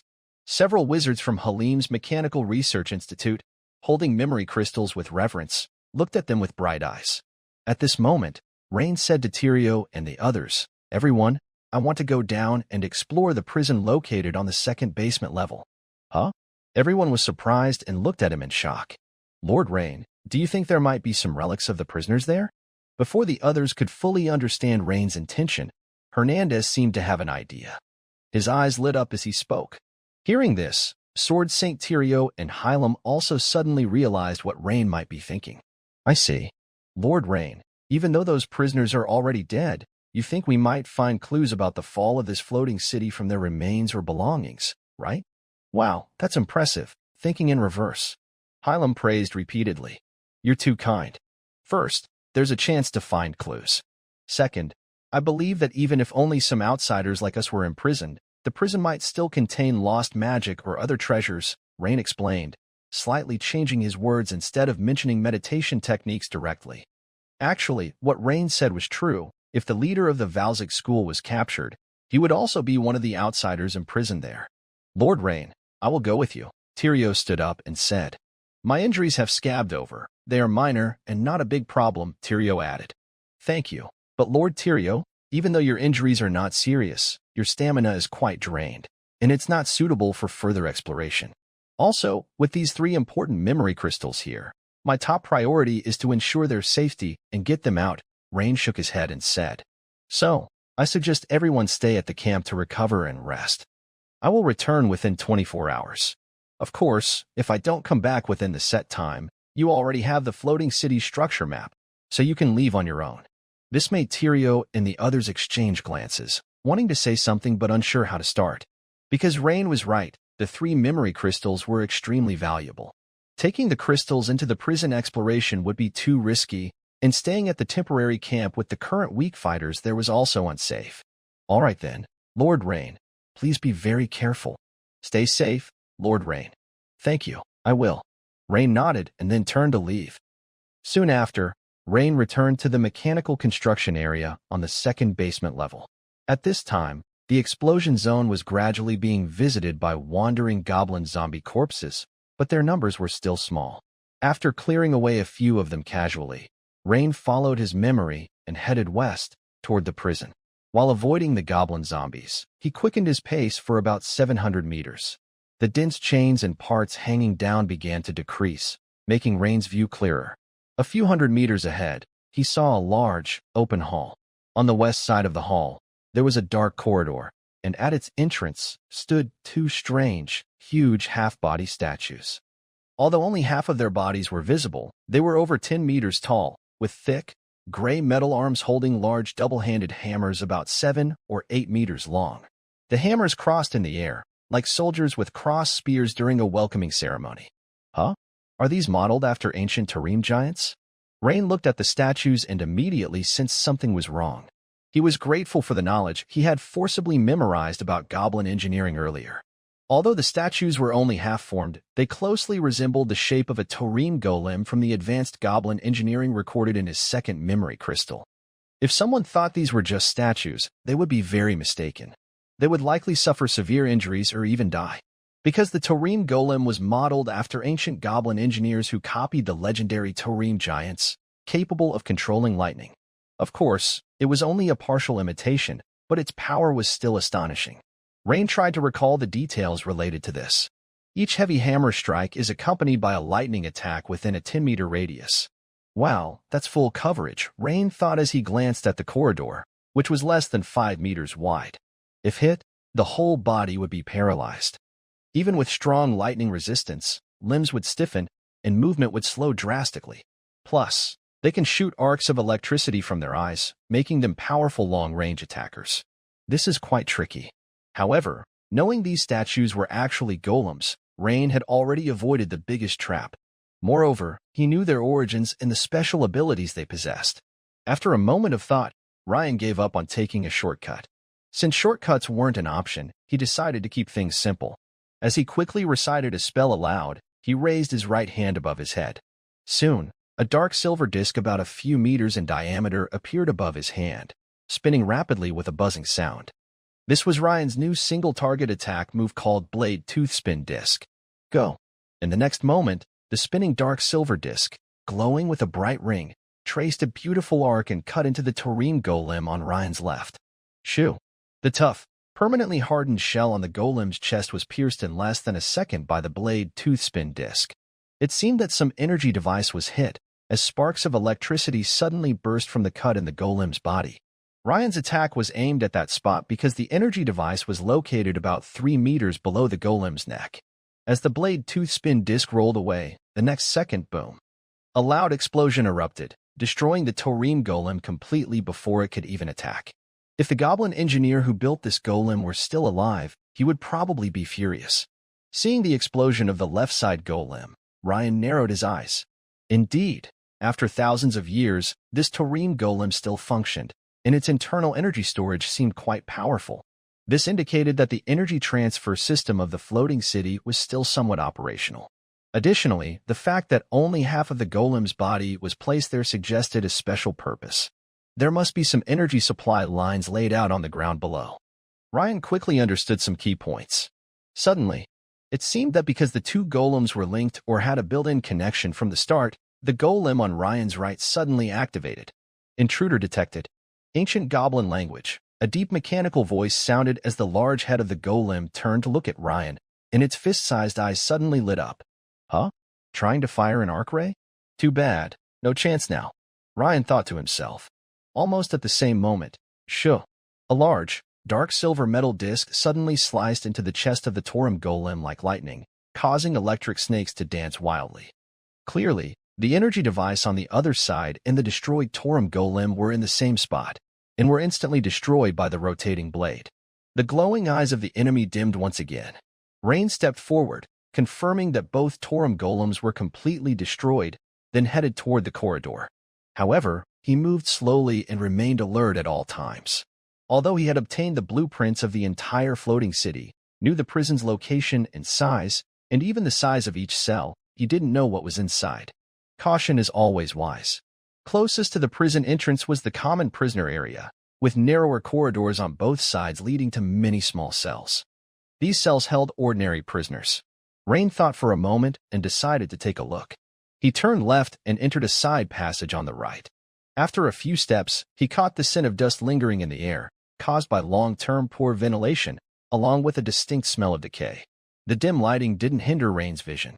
Soon, he saw a dense cluster of small cells. They were packed closely together, each only about 7 or 8 square meters, containing a bed and a water basin similar to pigeon cages. Inside, there were no living prisoners, only bones of various sizes scattered on the ground. Rain also noticed that, judging by the length of the leg bones, most appeared to be gnomes. He looked around, shook his head slightly, and turned to leave. Since he had decided to look, he also checked the cells on the left side. But he found nothing different, no survivors in either side. It seemed even the black insects had no interest in infecting beings of such ordinary strength. Do ordinary people not get infected? He wondered. Or do they simply not care? That's an interesting discovery. Suddenly, Rain stopped and looked up, focusing his gaze ahead. Just now, if he didn't feel wrong, it seemed like there was a sound coming from inside. How to say, it wasn't the stiff footsteps of a goblin zombie, but more like the sound of a gust of air hitting something. Breathing? Could there really be something alive after thousands of years? Ryan's eyes flashed with surprise. Ryan recalled the design diagram of the floating city, especially the part about the prison. The corridor ahead on both sides was the holding area for extraordinary beings. The rooms were larger, and the cells were more secure, with special energy restriction devices and reinforced metal grills designed for close combat. The presence of unknown beings made Ryan even more cautious. However, he didn't stop. He slowly moved forward. The sound that resembled breathing grew louder, probably coming from about 20 meters ahead, from the fifth cell on the right side of the corridor. He also heard other sounds from farther away in the prison. Huh? More than one? And the air temperature is starting to rise. Ryan thought to himself and slowed down a bit. The temperature change was quite noticeable now. Just a few meters closer, it had risen at least 5 degrees. This temperature increase wouldn't bother him, even with his super dragon bloodline. But it showed that the airflow he heard earlier probably didn't come from a humanoid creature, but more likely from a high-energy creature like a dragon or a dragongan, which has a fiery breath. Living for thousands of years? Could it be a dragon? Ryan's eyes sparkled with a hint of excitement. Even for a 1,000-year-old dragon, he wasn't afraid, unless it was something like the king of red dragons, Straz, a near half-god being. Otherwise, with Ryan's current 6th form of dragon transformation, he couldn't guarantee victory but wouldn't fear a fight. As he approached slowly, the air temperature continued to rise, becoming more obvious. This is strange. The temperature is almost 70 or 80 degrees. Even a normal dragon, without using its breath, wouldn't cause such a big change in the surrounding temperature just by breathing. Could it be a special fire dragon? Ryan couldn't help but think of the ancient fire dragon Angus King that leapt out of the volcano.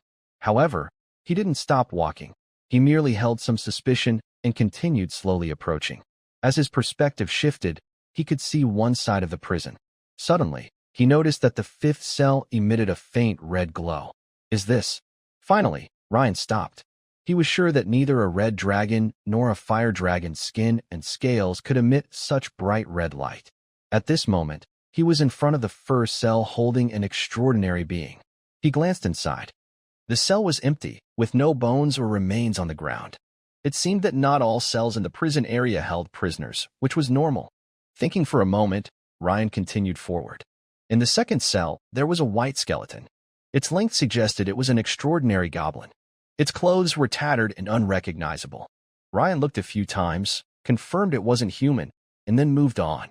Now, his view could see part of the 5th cell on his right. Inside, there was a creature resembling a naga, but with 4 small, sharp horns of different sizes on its head. It was over 3 meters tall. Besides the firelight, Ryan noticed a black aura swirling around its head. He had a feeling that this black aura was somehow connected to the tiny black bugs inside the goblin's skull. This was an instinctive sense from a dawn mage. The creature's body looked quite fresh. Yes, fresh. Its skin didn't look dried out or wrinkled like the goblin's remains. Although a bit dry, it didn't seem strange. Instead, it looked somewhat strong. However, recalling the goblins infected by the black bugs, Ryan understood. Whether they were goblin manipulators or engineers, their subcutaneous tissues were only shriveled, not fully decayed. Due to the black bugs, the decay was somewhat suppressed. As Ryan got closer to the enemy's prison and carefully looked at the other person, it seemed that the person also sensed Ryan. The person immediately adjusted his position from the side to face Ryan directly and scolded, "Despicable. Goblin. Daring to imprison Rice." Ryan immediately noticed a language mistake. Goblins?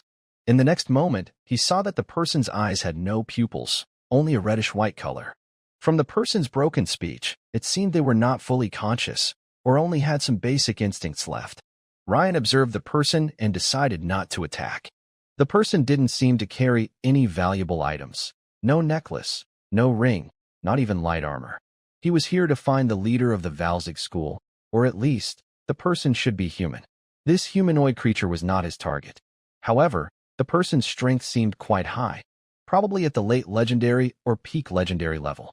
Ryan didn't know if the person's original strength was stronger or weaker, or if the black fog covering his face was affecting his power. Suddenly, the red light on the person's body flared intensely, and a hot wave of energy swept out. A loud explosion sounded. The creature resembling a naga charged toward Ryan and crashed heavily into the steel bars. Despicable. Goblin. Let me out. It was clear that the person hated goblins very much. With his confused mind and blind eyes, he mistakenly thought Ryan was a goblin. Because of the distance, his attack couldn't possibly hurt Ryan. Can't see it all and still wants revenge. Ryan shook his head. But in the next moment, he was surprised to see the alloy bars of the prison, each about the thickness of a thumb, melting away. Huh? Ryan narrowed his eyes and looked inside the prison. He discovered that the intricate lines on the ground of the prison, which were originally some kind of magic array meant to restrict power, had been damaged for some reason. No wonder the person could break the bars. This meant that the prison's suppression of his strength had already failed. Unlike the stiff and rigid movements of the previous goblin corpses, the opponent's sliding motion was smooth and coordinated. It seemed that the black mist affected this creature's strength differently than the goblins. Could it be that the black mist actually preserves the opponent's power? As Rain's thoughts drifted, he raised his hand. 6 humming, serrated metal rings appeared before him. This was the 3rd-level metal magic serrated ring. The opponent's strength was not at the epic level, and Rain's nearly powerful dawn magic serrated ring was enough to handle it. He didn't plan to attack first, but if the opponent dared to initiate an attack, Rain wouldn't hesitate to eliminate him. This was also a good chance to observe how the black mist changed. For Rain, the black mist was the most threatening thing. As the metal grid melted away, the opponent raised a sharp, red arm with claws. Suddenly, fiery whirlwinds about a meter in diameter appeared on the ground around Rain. These whirlwinds burned fiercely, with white at the top, indicating extremely high temperatures, and they quickly expanded. Rain quickly retreated, then pointed his finger at the opponent. Go. With this command, the 6 spinning metal rings shot out from different angles, forming bright arcs that instantly struck the creature resembling a naga. Shish. Shish. The 3rd-level magic serrated ring, enhanced by Rain's Iron Heart meditation and super metal affinity, had power comparable to early dawn magic. The 6 rings sliced through the creature's pale red scaled body as if cutting tofu. In an instant, the creature was cut into several pieces. No. Just before the creature's death cry, a strong wave of flames burst from its shattered body, shooting outward in all directions. It's probably at the peak of legendary strength, but I don't know what role this black mist plays here, Rain thought silently as he watched the creature's body fall apart. But just as the severed body parts hit the ground with a heavy thud, suddenly, a cloud of black mist erupted from the remains. It quickly shifted shape midair, forming various terrifying figures, sometimes like a giant insect, resembling a huge mantis, and other times like a giant, clawed centipede. In the next moment, the black mist suddenly surged toward Rain's position. Swish. Faced with this sudden attack, Ryan was already prepared. He flicked his fingers, and 6 buzzing metal rings shot out from behind the black mist. The black fog surged violently, but it seemed to have no solid form. The jagged metal rings appeared to hit only the smoke. It only delayed the fog for a moment before it continued rushing toward Ryan like lightning. However, Ryan had already planned a way to deal with this strange black gas before the fight. His neck suddenly thickened, revealing dark silver scales, and his head transformed into a fierce, large dragon's head. He then unleashed a breath of fire toward the black, twisting mist less than 2 meters above him. Roar. The flame started small but quickly expanded into a cone shape, covering the constantly shifting black fog completely. Sizzle. A sound like hot water spilling on a hot iron rang out. At the same time, Ryan faintly sensed a piercing scream mixed within, as if something was crying out in its final moments, sending chills down his spine. A faint smell of blood drifted over. After transforming into a dragon, Ryan's sharp dragon eyes carefully scanned the prison cell to make sure no danger remained before returning to human form. Just now, he used part of his dragon form to breathe fire and successfully destroyed the strange, twisting fog. But inside, he felt uneasy. As he had suspected earlier, this kind of thing didn't seem to have a solid form. Since seeing the black, deforming beetle, he had guessed this, and now it was further confirmed. Actually, it seems it can switch between being a solid and a fog, and the larger the black fog becomes, the more strange changes might occur. But one thing is certain, as the black fog grows bigger, its aggression seems to increase rapidly. Ryan frowned and thought carefully, quickly summarizing some experience. The black beetle was not so hard to deal with before, but as the fog grew larger and could resist physical attacks, it became much more difficult. However, this is just based on limited experience, and there aren't enough samples to draw firm rules. Suddenly, the activity deep in the corridor intensified. Ryan quickly turned around, focusing his gaze on the dim, shadowy hallway. It seemed that the noise from his recent fight with the monster had triggered a response from other things inside the prison. He heard stiff footsteps, banging sounds, and the clanking of metal bars. There were at least 4 or 5 of them, not just 1 or 2. This made Ryan's face change slightly, and he looked seriously at the changes in the cells on both sides of the corridor. Suddenly, a cell grill to his right and front was smashed by a great force, twisting and deforming, then flying open. A large black hoof, at least as thick as an adult's waist, stepped out. The creature was a minotaur over 3.5 meters tall, with white glazed eyes, 1 broken horn on its head, and a mane running from its head down its back. Its muscles were large and tight, but its skin was cracked and rough, like stone. The upper body of the minotaur was also surrounded by dark mist, especially around its face, which was thick with black fog. Clearly, this was another prisoner invaded by that strange black fog. An ancient minotaur that's long extinct? I didn't expect to see one here. Ryan immediately guessed the creature's origin from its unusual appearance. But it wasn't over yet. On the left side of a nearby cell, a withered, wrinkled hand reached out and touched the metal bars. Then, the bars began to twist and deform rapidly. Metal shaping magic? Ryan's eyes widened. Unlike the fire magic used by the previous monster, the magic and energy fluctuations from this dried corpse were very familiar to Ryan. They were metal-based energy particles. A human-like undead, wearing a wizard's robe, staggered out. An ancient human wizard? Such clothing. It must be right. Ryan's eyes flashed with insight. He had seen a similar style of wizard's robe at the Valzyke ruins, which seemed to be the standard robe of the ancient Valzyke wizard school. Because of the special magic symbols carved on it, even after thousands of years, this wizard's robe on the undead still remained mostly intact, with distinctive markings. This meant that the owner of this undead, even if not the head of that school, was definitely a wizard from the ancient Valzyke school. It seems my earlier guess was correct. Ryan immediately felt a bit excited. Suddenly, a door-opening sound came from behind Ryan. Near the entrance of the corridor, a hidden door was also opened. Ryan had seen this door when he first entered, but didn't pay much attention to it. It seemed to be a guard's resting room. At that time, he was planning to check the prison first, so he simply ignored it. A small, dark leather-clad female goblin zombie with black mist swirling around her stepped out. Ryan noticed she had a whip tied to her waist. Interrogator? One after another? Are we surrounded now? Despicable. Goblin, you use traps. Just to catch the great Rebri. A deep, hoarse voice came from the ancient minotaur. This time, everyone. Prepare to die. The minotaur spoke in ancient common language. As a wizard, Ryan had some knowledge of it and could understand. Why do I always feel so much resentment towards goblins? However, Ryan was not panicked when facing multiple enemies. Before entering the prison, he had already thought about how to respond if he was ambushed. So Ryan suddenly raised his hand and heavily slapped the ground. Steel forest. In the next moment, a dense ripple of dark silver spread out like waves, sweeping through the corridor and all surrounding areas centered on Ryan. Since this is an air-floating city, the floors on each level are mostly metal. Although permanently solidified, the concentration of metal energy particles inside the subspace is higher than normal. This is why Ryan's metal magic power was not weakened, but actually increased by over 10%.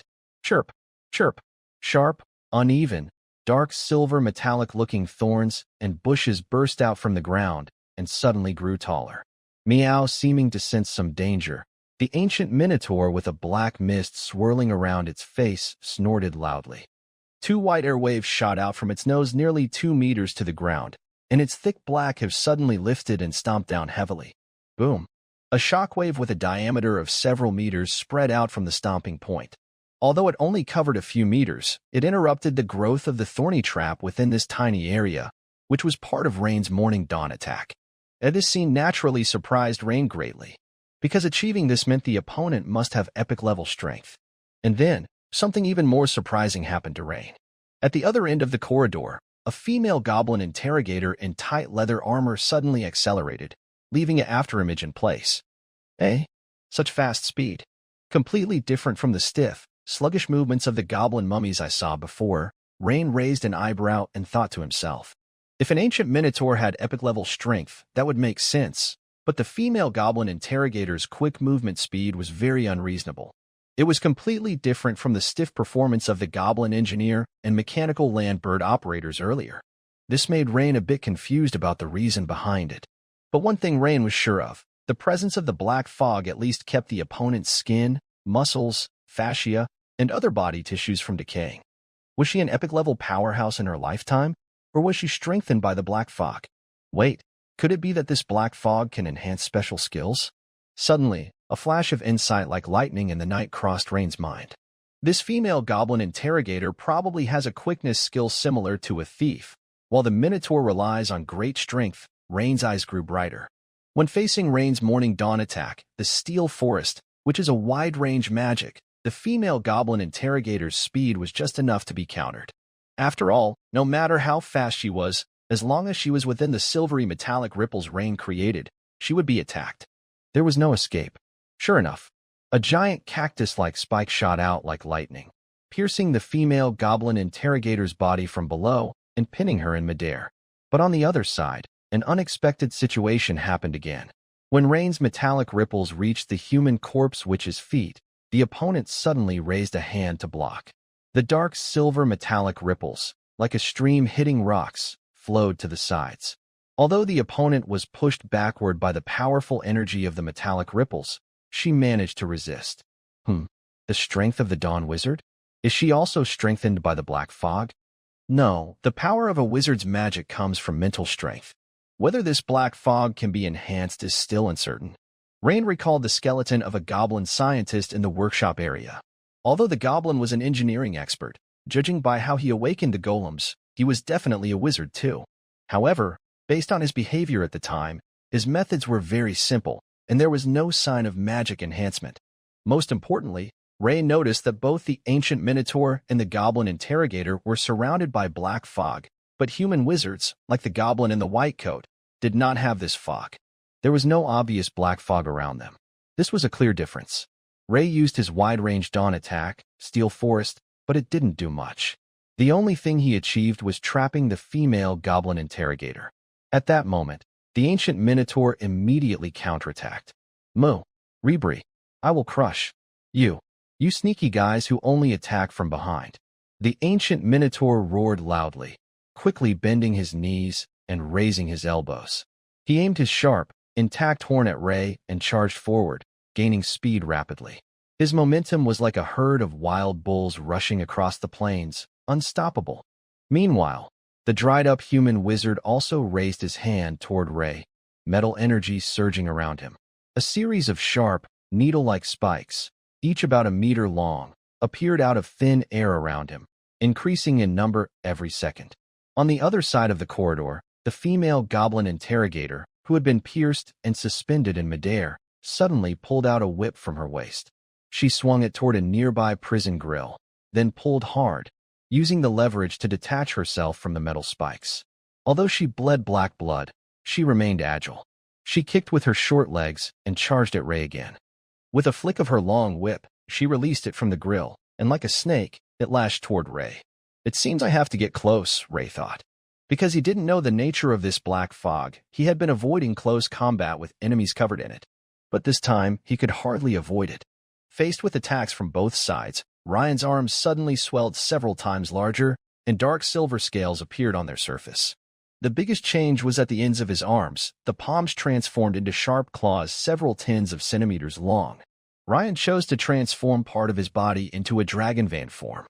Additionally, his high resistance from the dragon bloodline gave him confidence to fight hand-to-hand with the enemy without fear of the strange black mist.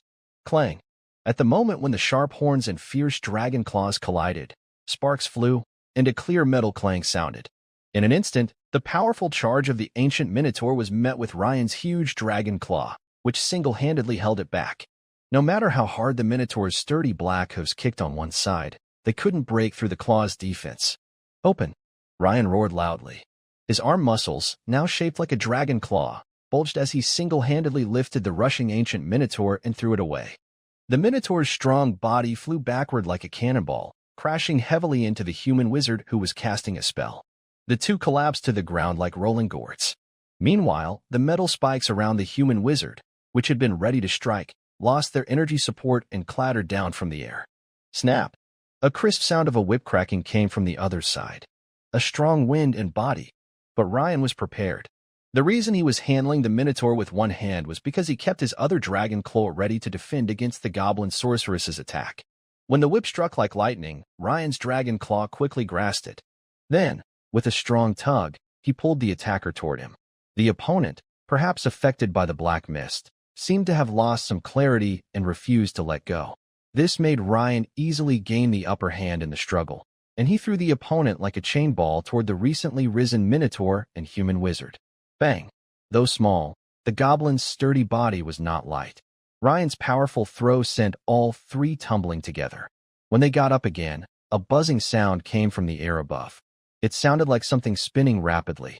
If viewed from their perspective, they would see a straight line several meters long rushing toward them like lightning.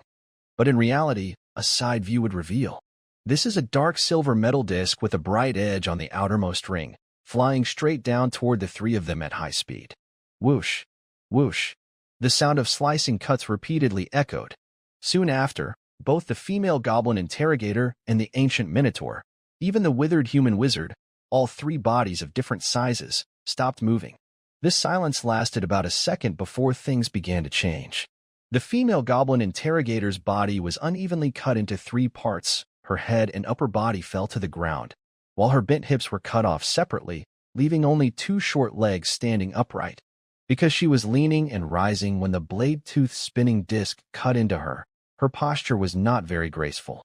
The ancient Minotaur was much neater. Its tall body was split evenly from the middle to the sides, leaning to the left and right. Its intact horn, which was bent and elongated, was also cut off, leaving both horns broken. As for the last human wizard, since he was not aligned with the Minotaur or goblin, only half of his head was slashed off at an angle, leaving most of his body intact. Thud! With the final fall of the withered human wizard's body, Ryan also remained still.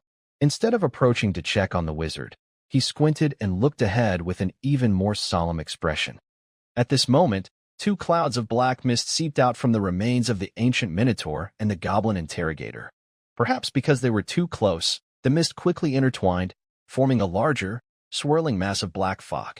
Meanwhile, inside the human wizard's half-severed head, a black beetle seemed to be summoned by some unseen force. It transformed into a black arc of light and merged into the swirling black mist. With the beetle's arrival, the black fog's movement intensified, boiling like a raging fire, as strange things seemed to churn within the darkness. Suddenly, a black claw shot out from within. Ryan focused intently and saw that this claw resembled an eagle's talon, thin, sharp, powerful, and entirely black, with dark energy swirling around its surface, like a demon's claw reaching from the depths of. This single claw's appearance was just the beginning of the black fog's violent change. Soon after, another black claw emerged. Eagle? Predator shape? But in the next moment, the subsequent change dismissed Ryan's guess. Suddenly, a black sickle-like limb, resembling a mantis's front leg, shot out from the black mist. 1, 2, 3, for sickles, positioned roughly at the opponent's chest. Is the arm turning into a sickle? However, at this point, Ryan no longer needed to guess. Because the opponent's entire form now appeared clearly from the black mist, Ryan became more cautious. This was the first time he saw such a terrifying monster. The creature had no arms. On each side were 4 black sickles. Its lower body was a pair of black claws, and its head was covered with sharp spikes and a large mouth filled with sharp teeth. Dark mist enveloped its body, making its shape faint and elusive.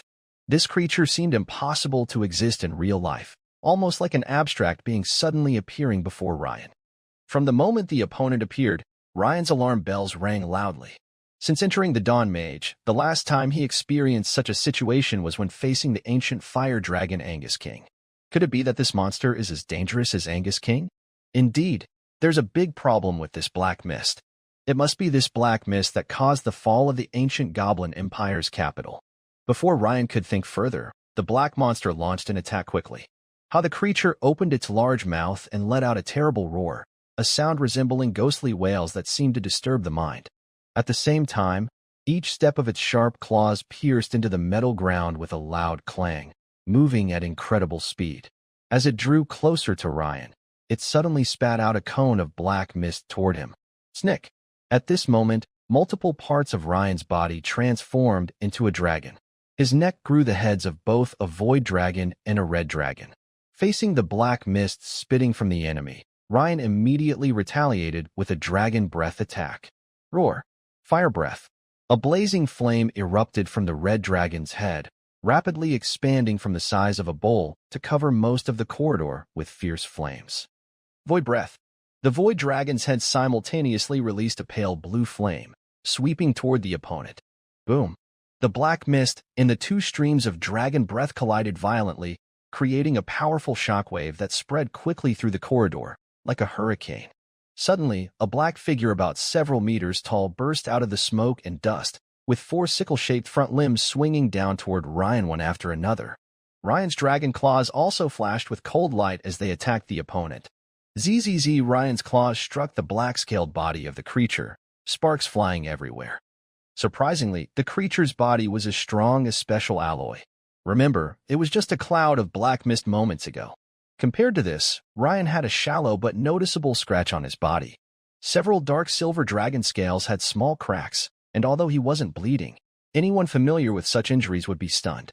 Because Ryan's dragon body, in terms of strength, was actually slightly weaker than the opponent at this moment. Clang! After another fierce fight, the two immediately separated by more than 10 meters. The black mist creature's lower limbs hooked onto the metal ground, sparks flying as it dragged deep claw marks. It quickly offset the recoil force from the collision. Ryan also stepped back a few paces to readjust his stance. He looked at the opponent with his 3 pairs of dragon eyes, trying to find its weakness. But unfortunately, from the recent fight, the black mist creature's strength, speed, and body toughness all surpassed any fierce beast or dragon descendant Ryan had ever seen. Additionally, it could emit a mental interference roar and a black mist breath similar to a dragon's breath. This means the opponent is versatile in close combat and ranged attacks, with hardly any weaknesses. As for resistance to different types of magic, Ryan couldn't fully test that now. However, the power of fire seemed to slightly suppress the opponent. Because Ryan had just used 2 types of breath attacks, and the fiery breath appeared more effective against enemies than the void breath. In other words, advanced fire magic might have a better chance of defeating the enemy. Are fire spells more vulnerable? But the problem is, Ryan isn't good at fire magic, or rather, he hasn't mastered high-level fire spells.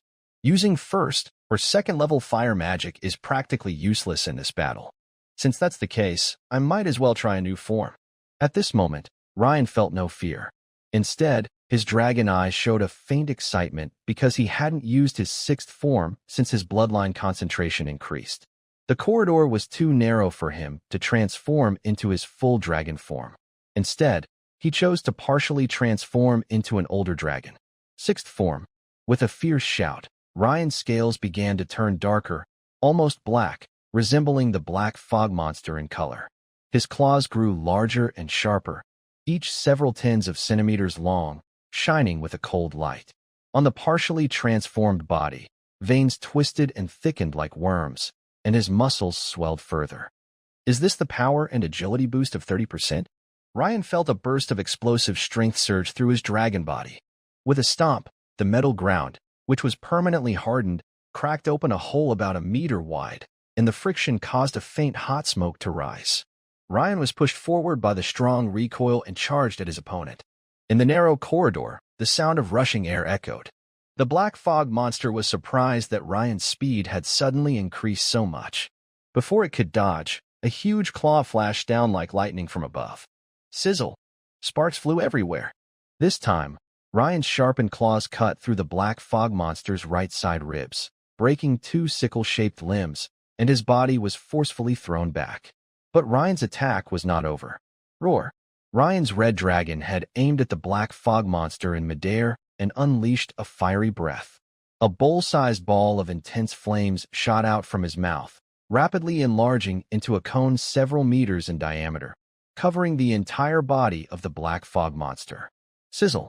The black fog monster, hit directly by the fiery breath, let out a painful roar. The flames continued to push it upward to the top of the corridor, and as the flames died down, it was heavily thrown down. Ryan could see that the opponent's black body had changed from scales to a liquid-like black substance, appearing soft and emitting faint, foul-smelling black smoke. At the same time, perhaps because of the fire damage, Ryan could clearly feel that the opponent's body seemed to be slightly smaller. Looks like the effect is good. Take advantage of his weakness. Ryan never gave his enemies a chance to breathe. With a swift move, Ryan charged at the opponent again. But the black mist claw monster also leapt up suddenly. Clearly, Ryan's attack had some effect, but it was not enough to defeat it. Clang, clang, sizzle. Two dark shadows, one large and one small, moved quickly along the corridor, sparks flying everywhere. There were clashes between dragon claws and sharp claws, as well as fierce friction between claws and metal floors and walls. The sharp, screeching sounds of metal hitting metal echoed nonstop, synchronized with the sparks. Ryan was sure that whether it was the Sword Saint Theriot or the Dawn Mage Hernandez, if they faced this monster, they would not survive. At this moment, the opponent's shape changed again. Its waist became thinner, but its shoulders, wielding sickles, grew broader, which meant its strength and speed had clearly increased. Although the increase was small, about 10%, it was obvious that the opponent was trying to adjust its body structure to cope with his increased attack power. But it seemed that because Ryan's strength had reached a certain limit, even though the opponent's strength and speed increased again, it was still clearly at a disadvantage. Ryan could see that under his continuous powerful strikes, the two tough, dark sickles of the opponent were trembling and showing signs of cracking. Suddenly, Ryan unexpectedly kicked out with lightning speed, sending the opponent flying into the air. Then the head of the red dragon launched another fierce flame breath. The opponent once again flailed its sickles in pain and roared in midair, but faced with the intense, invisible flames, it seemed powerless. Clang! Just as the flames were about to die out, a huge dragon claw suddenly burst out of the fire, smashing down heavily on the opponent again. In the chaos, the black mist claw monster swung its sickle to block, but this time, after being scorched by the flame breath, its black sickle could no longer withstand Ryan's powerful dragon claw strike and was instantly cut down. The opponent was also thrown onto the metal floor of the corridor. Void breath. After 3 quick attacks, Ryan followed up with another void breath, then rushed forward, targeting the struggling black mist claw monster on the ground. He struck with both claws, hitting from the sides. The battle soon became predictable. After multiple uses of breath attacks, the black mist claw monster finally stopped roaring. Instead, it curled up its limbs, looking like a dried-up baby. Smack!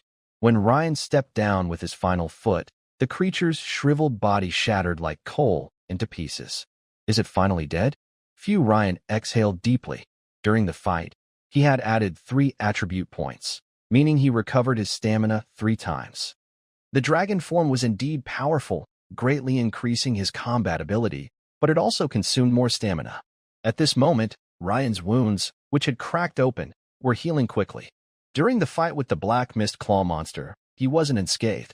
Before the enemy was defeated, Ryan's wounds were wrapped in black smoke, like a deadly infection, hindering his healing. But once the enemy was gone, the black smoke started to dissipate rapidly. Is there no reward like a divine power crystal? Ryan didn't immediately search the human wizard's corpse for items. Instead, he waited for his injuries to heal quickly while frowning and thinking. Originally, he wondered if this black fog might be a clone of some evil god. If that were true, then after killing it, the system should trigger absorption prompt based on previous experience. Strangely, after killing the black mist monster, what Ryan named the black mist claw monster, no such system absorption prompt appeared. Of course, he still received a generous reward of 196 golden skill points from the battle. So, it seems the opponent isn't a deity's incarnation but some kind of evil creature? Or perhaps a strange phenomenon caused by a powerful god? It seems only like that could explain why the system couldn't absorb anything. Ryan had a faint guess. But these were just guesses. After sensing the opponent's strength, Ryan lost the desire to explore further into the next level. In his view, the opponent's strength was even greater than the combined power of the Sword Saint Theriot and the Water Dawn Wizard Hernandez. It was easy to imagine that as the black mist grew thicker and monsters appeared more often, the danger would increase greatly. Ryan shook his head and stopped thinking about it. He quickly walked toward the remains of the human wizard. When he was about 2 or 3 meters away, he paused cautiously and used metal transformation magic to shape a small stabbing sword, poking at the corpse a few times. After confirming there was no danger, Ryan bent down and quickly searched the body. Soon, he found a pendant on the wizard's chest. The pendant had a thin gold chain. and the hanging gem was a faceted crystal. Ryan didn't sense any energy fluctuations, so it didn't seem to be a powerful magic tool. Thinking for a moment, Ryan put it away and continued searching. This time, he felt a hard, square object in the inner pocket of the wizard's robe. When he took it out, he saw it was a black diary, with a style that looked somewhat familiar. Huh? The material is almost identical to the black leather diary I saw in Valzig School's safe, Ryan thought, raising his eyebrows happily. Could it be that this is the master of that faction himself? Although it was unsafe here, Ryan decided to quickly look through the diary. He flipped to the last few pages. I don't know if anyone else will find this diary, but I have to write something. Later, readers, when you see this letter, I probably will be dead. But if I had another chance, I would still come here. Because besides the ancient gnome's construction achievements, there's also a secret that only a few people know. A secret that is very important to me and all metal-type wizards. It's about the ancient gnome empire, the earliest source of the steel heart meditation technique. In other words, to get the full version of the steel heart meditation technique, you have to come here. Of course, if you are a wizard of another element, or not a wizard at all, I beg you to share this message or even sell it. Trust me, metal wizard friends, I am definitely willing to pay a price that satisfies you for this secret. What? Seeing this, Ryan's eyes widened, and it was as if a thunderclap sounded in his mind. So that's it. It's not just about knowledge related to constructing golems. It also involves the content beyond the 5th level of the Iron Heart meditation method. After a moment, Ryan quickly looked at the last few lines. At first, I thought this was just pollution caused by some evil creature, but I never expected it to be a nightmare. When we reached the 3rd underground level, we found goblin soldiers infected by dark magic everywhere. After killing them, the dark energy gathered and turned into even more terrifying dark creatures. This is only the 3rd level. Warning. Future explorers, the danger here is beyond your imagination. Every step could be your last. Take my advice, don't explore further. The danger on the 3rd level is more than a Dawn wizard can handle. Future explorers, I hope you cherish your life and live well. Oh, and one more thing. If you're willing to help, Magneil and Snape will be very grateful. Please deliver my pendant to the Valzig Academy. Thank you. I just wonder if Magneil and Snape can bring the Valzig Academy back to its former glory. Dark creatures? Huh? Is the 5th level of the Iron Heart meditation method here? Ryan's eyes lit up with joy. He immediately took out the pendant and focused on the crystal. Without hesitation, Ryan quickly sent his mental energy into the crystal. A few seconds later, with a happy expression, Ryan carefully stored the pendant away. Inside was indeed the 5th level of the Iron Heart meditation method. With this, he could just follow the plan and smoothly advance to become a level 5 full moon wizard. Since he had successfully obtained his goal this time, Ryan naturally didn't plan to stay any longer and quickly turned to leave. However, as he passed by the body of the female goblin interrogator, which had been cut into 3 pieces, he suddenly noticed that she had a ring-shaped keychain on her waist, with a long string of keys attached. Keys to the prison? Ryan bent down to pick it up. But in the next moment, he keenly noticed that among the bunch of keys, one was clearly different. It wasn't made of bronze, but from some kind of stone material. This probably isn't the key to the prison. Could it be for that interrogation room just now? Interesting. However, Ryan weighed the keychain in his hand and glanced at the room nearby. After a brief thought, he decided not to explore further. Perhaps there would be other gains later, but it would also involve significant risks. Soon, Ryan's figure disappeared from the prison area. Not long after Ryan left, suddenly sparks appeared on the floor of the corridor in the prison area. A sharp, large gear seemed to cut through from the lower sub-basement, level -3. If you shift your view to level -3, you'll see that the owner of the gear is a huge mechanical dinosaur resembling a Tyrannosaurus Rex. The gear is located at the end of its tail, which is currently raised high, cutting into the metal ceiling above. Around the giant mechanical dinosaur are many small mechanical devices shaped like swift raptors. Some are walking back and forth, while others are stationary. Around them, goblin-like undead soldiers dressed in military uniforms are busy repairing something.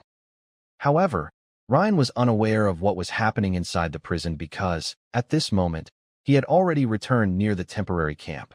As Ryan recited a spell, an oval mirror appeared in midair. At the same time, the people in the camp saw Ryan and showed expressions of surprise and relief. Lord Ryan, It's so good to see you safe and sound. How did it go? Was it smooth? The sword Saint Tyrio stood up with a smile and asked. Thank you, Your Majesty Tyrio. It went fairly well. Ryan nodded and smiled.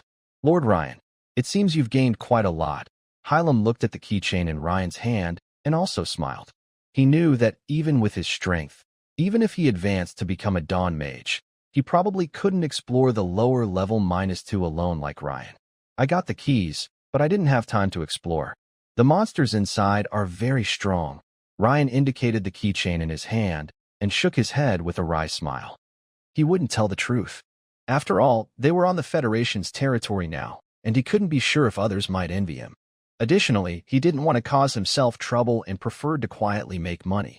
Oh, are the monsters inside very strong? Tyrio asked with interest. Yes, I encountered. Rain quickly explained the situation. Your Highness Tyrio, if you plan to explore, remember not to go deep into the -3rd floor. As for the -2nd floor, it's best to go with a team, like with Lord Hernandez and other strong people. Meanwhile, Rain kindly reminded Tyrio. After all, Tyrio had been getting along well with him recently, and Rain thought he was a good person. Thank you, Lord Rain. I will be careful, Tyrio nodded and said. Next to them, Hernandez seemed to catch on to something important and looked thoughtful. Regarding what Rain had said, both Tyrio, the Sword Saint, and Hernandez didn't doubt it, but for Harem and the researchers, it sounded too exaggerated. Many people whispered behind their backs, is this really true? Can a zombie with the strength of a cow-headed creature match Lord Tyrio's power? And Tyrio is going to team up for this. Is Lord Rain from the Empire not taking our Federation's Sword Saint seriously? But what if Lord Rain is telling the truth? I think Lord Rain might be exaggerating a bit. These researchers, who were second-level liquid mages, hadn't seen Rain's true strength and hadn't been deep into the -1st floor. In their view, Rain's words seemed too exaggerated. Even Harem thought Rain might be overdoing it. Of course, Rain heard these whispers, but he didn't care about others' opinions and certainly wouldn't bother explaining. If they wanted to listen, let them. If they didn't want to listen and went in unprepared, they would only be asking for trouble. After all, he had already given a fairly honest warning out of respect for Tyrio. By the way, Lord Rain, you mentioned a term just now, ShamMO? Hernandez suddenly remembered something and asked. Yes, did Lord Hernandez hear about it? Rain asked with interest. Just now. Rain didn't mention the situation where 3 black mists merged. He only briefly said that after killing the monster, the black mist formed a ShamMO, which was very powerful. I recalled seeing something about this in an ancient book before, but it wasn't explained in detail. It only mentioned a few sentences, Hernandez said, shaking his head. It seems that this kind of evil spirit is a creature that originated from some ancient evil, and it cannot be completely destroyed. Oh, are there any other records? Ryan asked thoughtfully. Not being able to fully eliminate it? That makes sense, considering that after defeating it, the system didn't absorb any high-quality energy. There isn't much else to say, Hernandez replied. Thank you, Lord Hernandez, for clarifying, Ryan said, feeling a bit disappointed. He was still quite cautious about this evil spirit after their encounter. It seems I need to ask Princess Minia about this evil spirit. After all, with her status and experience, she would know many secrets that ordinary Dawn mages are unaware of. Lord Ryan, since you've returned, shall we leave now? Said the Sword Saint Tyrio. During the time Ryan was exploring the prison, they had rested enough, and his injuries had already healed. Of course, Ryan nodded in agreement. Soon, the group quickly followed the map of the floating city, passing through 2 entrances, and arrived at gate number 3 on the 2nd basement level. Gate number 3 was located opposite the direction of the prison, closer to where the prototype explosion had occurred earlier, so there were very few goblin corpses nearby. This made the researchers suspect that Ryan's earlier statements might have been exaggerated. Is this really a huge steel door? Hylam looked at the towering metal door, at least 30 meters high, and exclaimed, Yes, the passage for deploying the giant golem must be large. Ryan had seen the floating city's design plans and understood why this corridor was built so tall. The mechanical gate could no longer be locked. It could only be opened manually through this gate. Hylam frowned and pointed to a round steering wheel-shaped dial nearby. Although he was a metal mage, the dial below was connected to a complex gear system that required a lot of force to turn. Simply deforming the metal wouldn't open the door. This round-shaped steering wheel, with a diameter of over 3 meters, clearly suggests that it is controlled by a goblin operating some kind of machine or golem. Among the people present, perhaps Sword St. Tyrio's strength is enough, but the problem is that the wheel is at least 2.5 meters above the ground, making it impossible for a normal human to reach and exert force. As for directly transforming the large door in front into a big hole, he definitely cannot do that either. Maybe Lord Rain can do it. Hylam thought to himself. Well, I will try, Rain said, stepping forward quickly. Hylam also thought of the same questions. He saw his right arm suddenly, dark silver dragon scales appeared, and his body rapidly grew to over 4 meters tall. This was the result of Rain deliberately controlling his transformation. Creak, creak. The sturdy dragon claw grasped the metal wheel and turned it forcefully. Rumble. Meanwhile, the thick metal door, more than 1 meter thick and dozens of meters high, was slowly lifted. Suddenly, red warning lights flashed around, accompanied by a loud mechanical sound. Warning. Warning. Door 3 has been illegally opened. Please eliminate the threat immediately. Ancient Goblin language, not good. All exits of the floating city should be connected to the control room. I didn't expect the control system to still be working, Hylam said with a changed expression. Lord Rain, you. Don't worry, I have enough time. Because of the gear transmission structure, one full turn of the wheel only lifted the metal door about 10 centimeters. However, with the alarm sounding, Rain's turning speed began to increase dramatically. The huge metal wheel spun faster and faster in the giant dragon claw. The metal door also lifted rapidly. Let's go. Hernandez quickly led the researchers and the Federation exploration team through the door. As for Sword St. Tyrio, because he was the fastest, he stayed behind to guard Rain. Done, Lord Rain. Good. When Rain released the wheel, he didn't lock it with the latch beside him. The wheel spun rapidly, and the door started descending and closing quickly. But with Rain and Tyrio's speed, rushing out of the door was no problem at all. Whoosh, whoosh. 2 figures shot out of the door at top speed. Just as Ryan left Gate 3, he suddenly felt something and looked back. He saw several mechanical creatures, shaped like raptors, rushing toward him from a few hundred meters behind. Boom. But in the next second, the heavy metal gate closed again, and these mechanical raptors disappeared from Ryan's view. Sir Ryan, is something wrong? Sir Therius, the Sword Saint, asked curiously when he saw Ryan turn to look at the closed Gate 3. Nothing. Sir Therius, let's go, Ryan replied, shaking his head. At this moment, the two of them had reached outside the floating city. Beneath their feet was a narrow path only 2 meters wide, likely a maintenance corridor on the city's outer edge.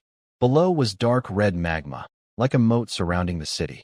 Compared to their previous position at the cave entrance, they were now closer to the ground, so their view was much clearer.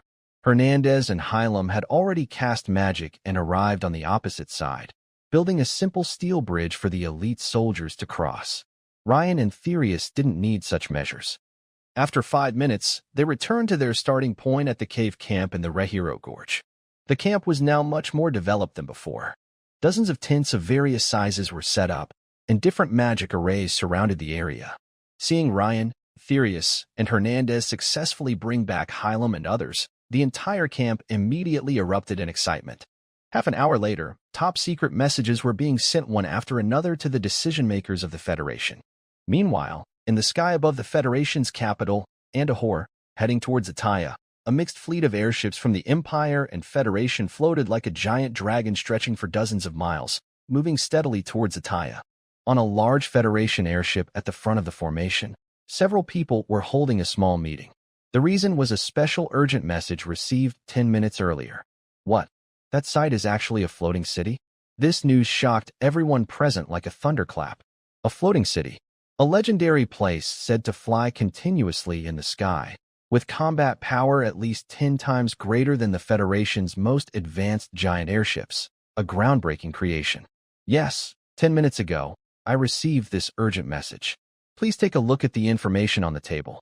Then, we will discuss what to do next, said Vice Speaker Bertrand with a nod. Since the last stop for the Empire delegation was Ataya, the Federal Parliament decided to let him handle the site matters as well. When he first received this news, he was just as shocked as the others present.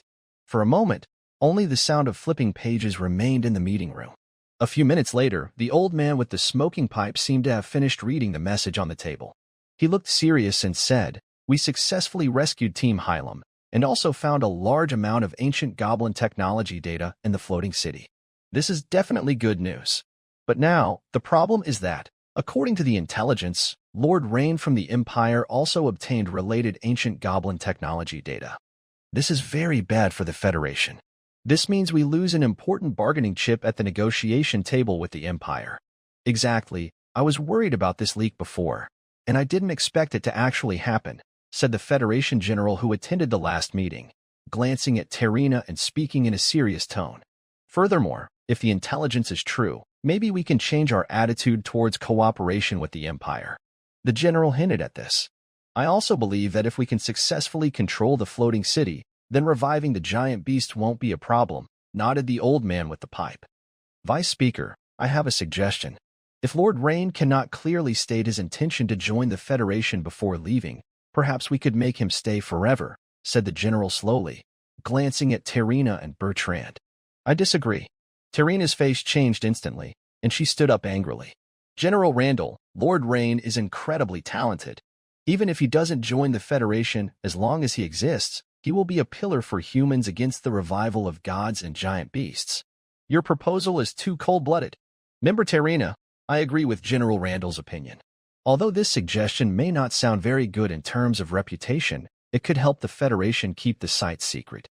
And after we master ancient goblin technology in the floating city, we might not only solve the problem of giant beast revival independently, but also eliminate the Dragon Empire and incorporate it into the Federation's territory. It is undeniable that a unified large federation is the most efficient way to mobilize manpower and resources and to respond to future challenges, rather than the current two-nation cooperation model. The old man with the pipe took it out of his mouth, tapped the ash into the ashtray, and spoke in a deep voice. As a senator and head of the Federation's industrial production, he had good reason and confidence to say this. Finally, Senator Terina, don't forget, you are a senator of the Federation. When you took the oath, you promised everything for the Federation, never to do anything against its interests. Have you forgotten that? I still disagree. Didn't you see in the intelligence reports the important role Lord Rain played in this operation? To betray basic moral principles for personal gain, please forgive me, I cannot agree. This caused a big disagreement, and Vice President Bertrand looked hesitant. It is true that if the target were not Lord Rain but someone else, Bertrand's instinct would lean toward keeping the secret because it involves the core interests of the Federation. But now, the target is Rain. Bertrand had seen Rain's fighting ability and unmatched talent with his own eyes. Killing such a young man with great potential would be costly, and personally, he felt it was a great pity. Right now, we are just starting to head to Zataya, and we have a day before we arrive. The military department can handle this matter. Also, the Zalar resistance has been somewhat active lately, so we can blame them. General Randall continued. If we wait until Rain and the Imperial delegation meet, we won't have a chance to act. Vice President, we don't have much time, someone added. Vice President, I strongly oppose this, Terina said coldly. This matter will be put aside for now. The most urgent task is to quickly take control of this floating city, Vice President Bertrand said after a moment of thought, waving his hand. Given its size, even the Dragon Empire would need years, massive financial and human resources, to build a floating city as large as the ancient Goblin City. Without several years and huge investments, it's simply impossible. Additionally, compared to the Empire, the Federation's technological reserves and number of engineers are far greater. This gives us a natural advantage in connecting with and controlling the floating city. If we can gain control of the floating city earlier, we will also hold a significant advantage for a long time. What do you all think? Well, that's unfortunate, said Admiral Randall with a shrug. Vice President, I agree with your opinion. I suggest we start exploring the floating city as soon as possible. Currently, Prince Tyrio, Lord Hernandez, and the young Lord Rain have only explored the lower 2 levels of the floating city. Undoubtedly, this was a failed exploration, but the discoveries made were truly remarkable, said the old pipe-smoking man, Counselor Nelson. Counselor Nelson, I think I should remind you of something. You might have forgotten that the main task for Prince Tyrio and his team was not just exploration, but rescuing Lord Harem, said Trina, somewhat pointedly.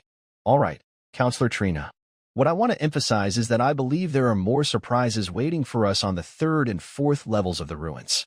Perhaps, the upcoming discoveries will greatly speed up our Federation's control over the floating city. What do you think, Trina? Nelson smiled, showing he didn't mind being interrupted by Trina. I naturally agree with that, Trina nodded. But she knew Nelson was a clever old fox. He must have some other purpose behind this, or he wouldn't be beating around the bush. Yes, I suggest that the military lead the initial exploration. The military has many strong members with a background in the Federation. They can coordinate quickly to carry out further exploration, Nelson said with a smile to General Randall.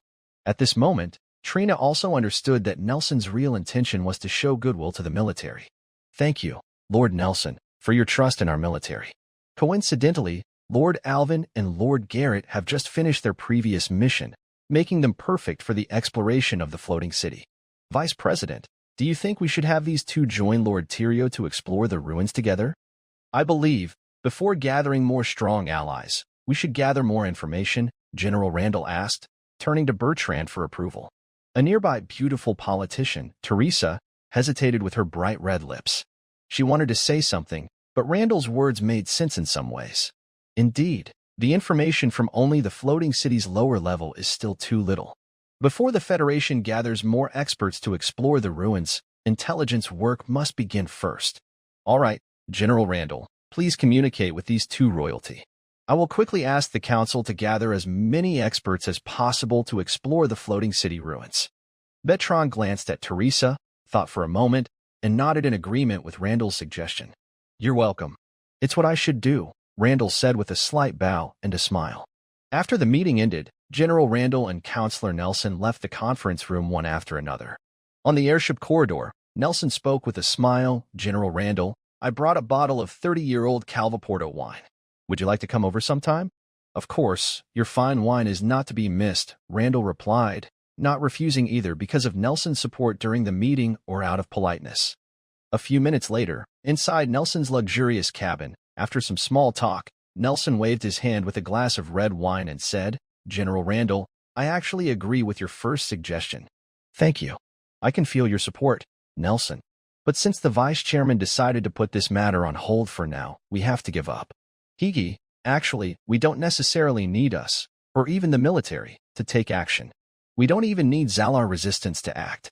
After all, allowing the resistance to kill members of the Imperial delegation on Federation territory would be a stain that's hard to explain, Nelson said confidently.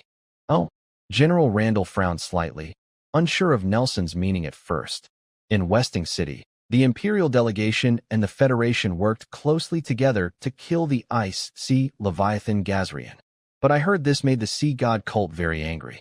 They launched several costly attacks along the Federation's long coastline for days, Nelson explained. The news is true, Randall nodded in confirmation. Well, if Lord Ryan or the Imperial delegation's return schedule and route accidentally get leaked to the Sea God's cult spies by the Zero Resistance, what do you think would happen? Naturally, Randall finally understood what Nelson was trying to say and immediately grasped his true purpose. I see, Congressman Nelson. You are truly considering the interests of the Federation. I believe you will gain much support from the military during next year's Federation leadership election. Thank you, General Randall. All for the Federation. Cheers. Nelson smiled happily. Cheers. The two clinked their glasses gently and drank in one gulp. Riathero Gorge, Cave Camp. Inside a luxurious tent at the center, Ryan was having tea and chatting with Sword St. Tilio. Suddenly, Harum frowned and entered, saying, Your Grace Hernandez, just received an urgent message from above. There are reports of a giant sea creature causing trouble near the coast of Ander. You need to go support quickly, preferably today. So urgent? Tilio, who was chatting with Ryan, frowned. He sensed something was not quite right. Maybe it's because the coast is a good place to show off my abilities. Also, the Duchy of Ander isn't far from here, so this arrangement makes sense. It's just a pity I didn't get to talk more with Lord Ryan. Hernandez didn't see any problem and took the note handed by Harum with a smile. After all, there are many water mages in the Federation, but only about 5 reached the 4th Dawn level. He was probably the closest one. Your Grace Hernandez, I also learned a lot from our conversation. I hope we can meet again next time, Ryan said with a slight smile. At this moment, the Sword St. Tilio said to Hernandez, I feel like things are a bit rushed. Normally, after completing a mission, Hernandez, you should take some time to rest. Has the situation worsened again? Possibly, Hernandez nodded. Your Grace Tilio, You also have an urgent message, a confidential one, Harem said, handing Tilio another note. Hmm? Tilio frowned slightly and quickly opened it to read. Could it be that you also have a mission, Tilio?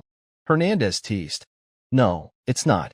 Someone from the Empire's military headquarters came here, hoping to find me to learn about the mechanical monsters and goblin zombies inside the ruins. I see. That makes sense.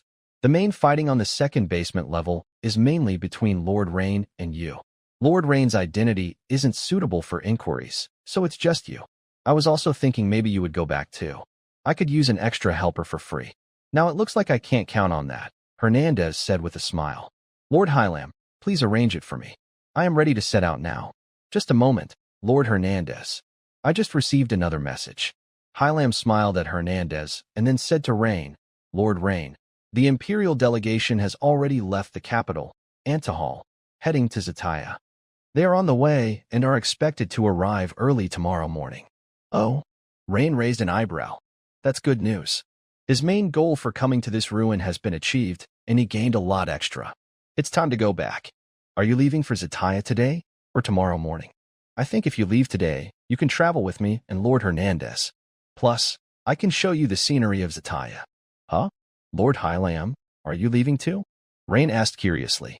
Hearing that Hylam was also leaving, Tyrio and Hernandez looked at him. Hee, Lord Rain, I must thank you. Your metal-type Dawn Strike technique gave me a lot of insight. I feel I can try to break through to the Dawn level. So, I applied to return to Antahal as soon as possible yesterday, Hylam said happily. Congratulations, Lord Hylam. I'll leave early and travel with you and Lord Hernandez, Rain said with a smile. It takes several hours to go from the Falero Gorge to Zataya. Leaving now means arriving in Zataya in time to rest for a night and meet the delegation early the next morning. Congratulations, Hylam, Hernandez said.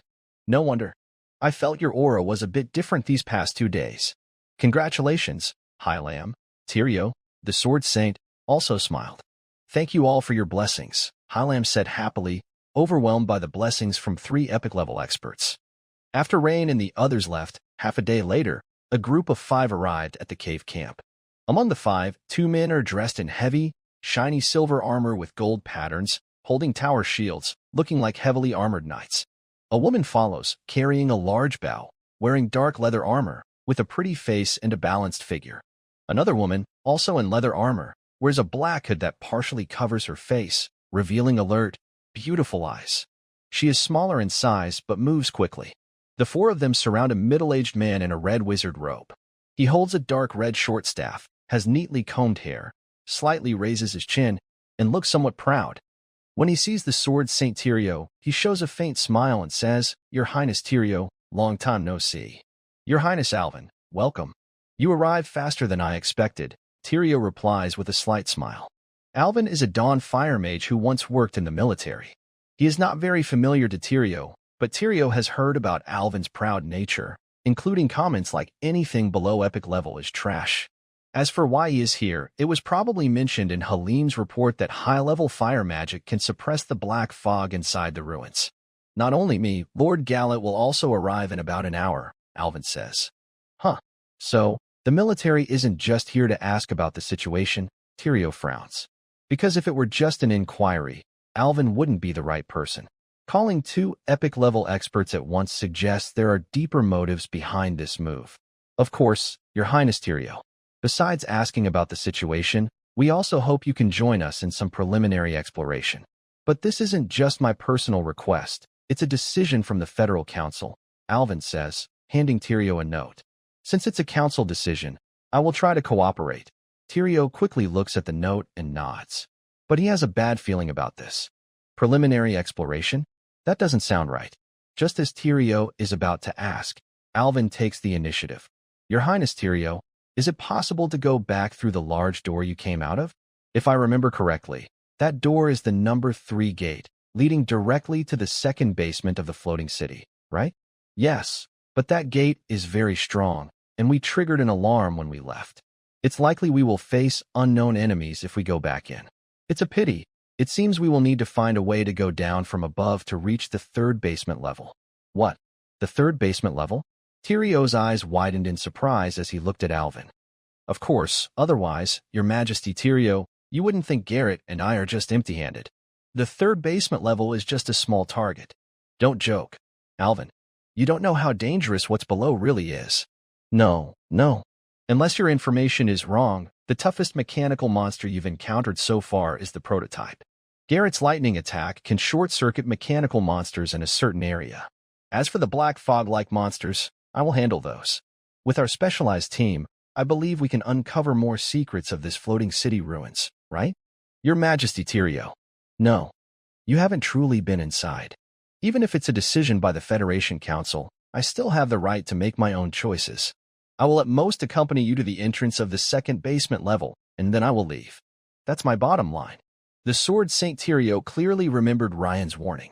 He was told not to enter the third basement level unless he was confident. Also, Tyrio himself did not want to explore the floating city ruins again. As a Sword Saint, he was unlikely to find anything that would help him improve his combat power in future explorations. Most worrying was the attitude of Alvin or the military team. From what they mentioned about the small goal of reaching the third basement level, it seemed they didn't take the unknown dangers inside the floating city ruins seriously.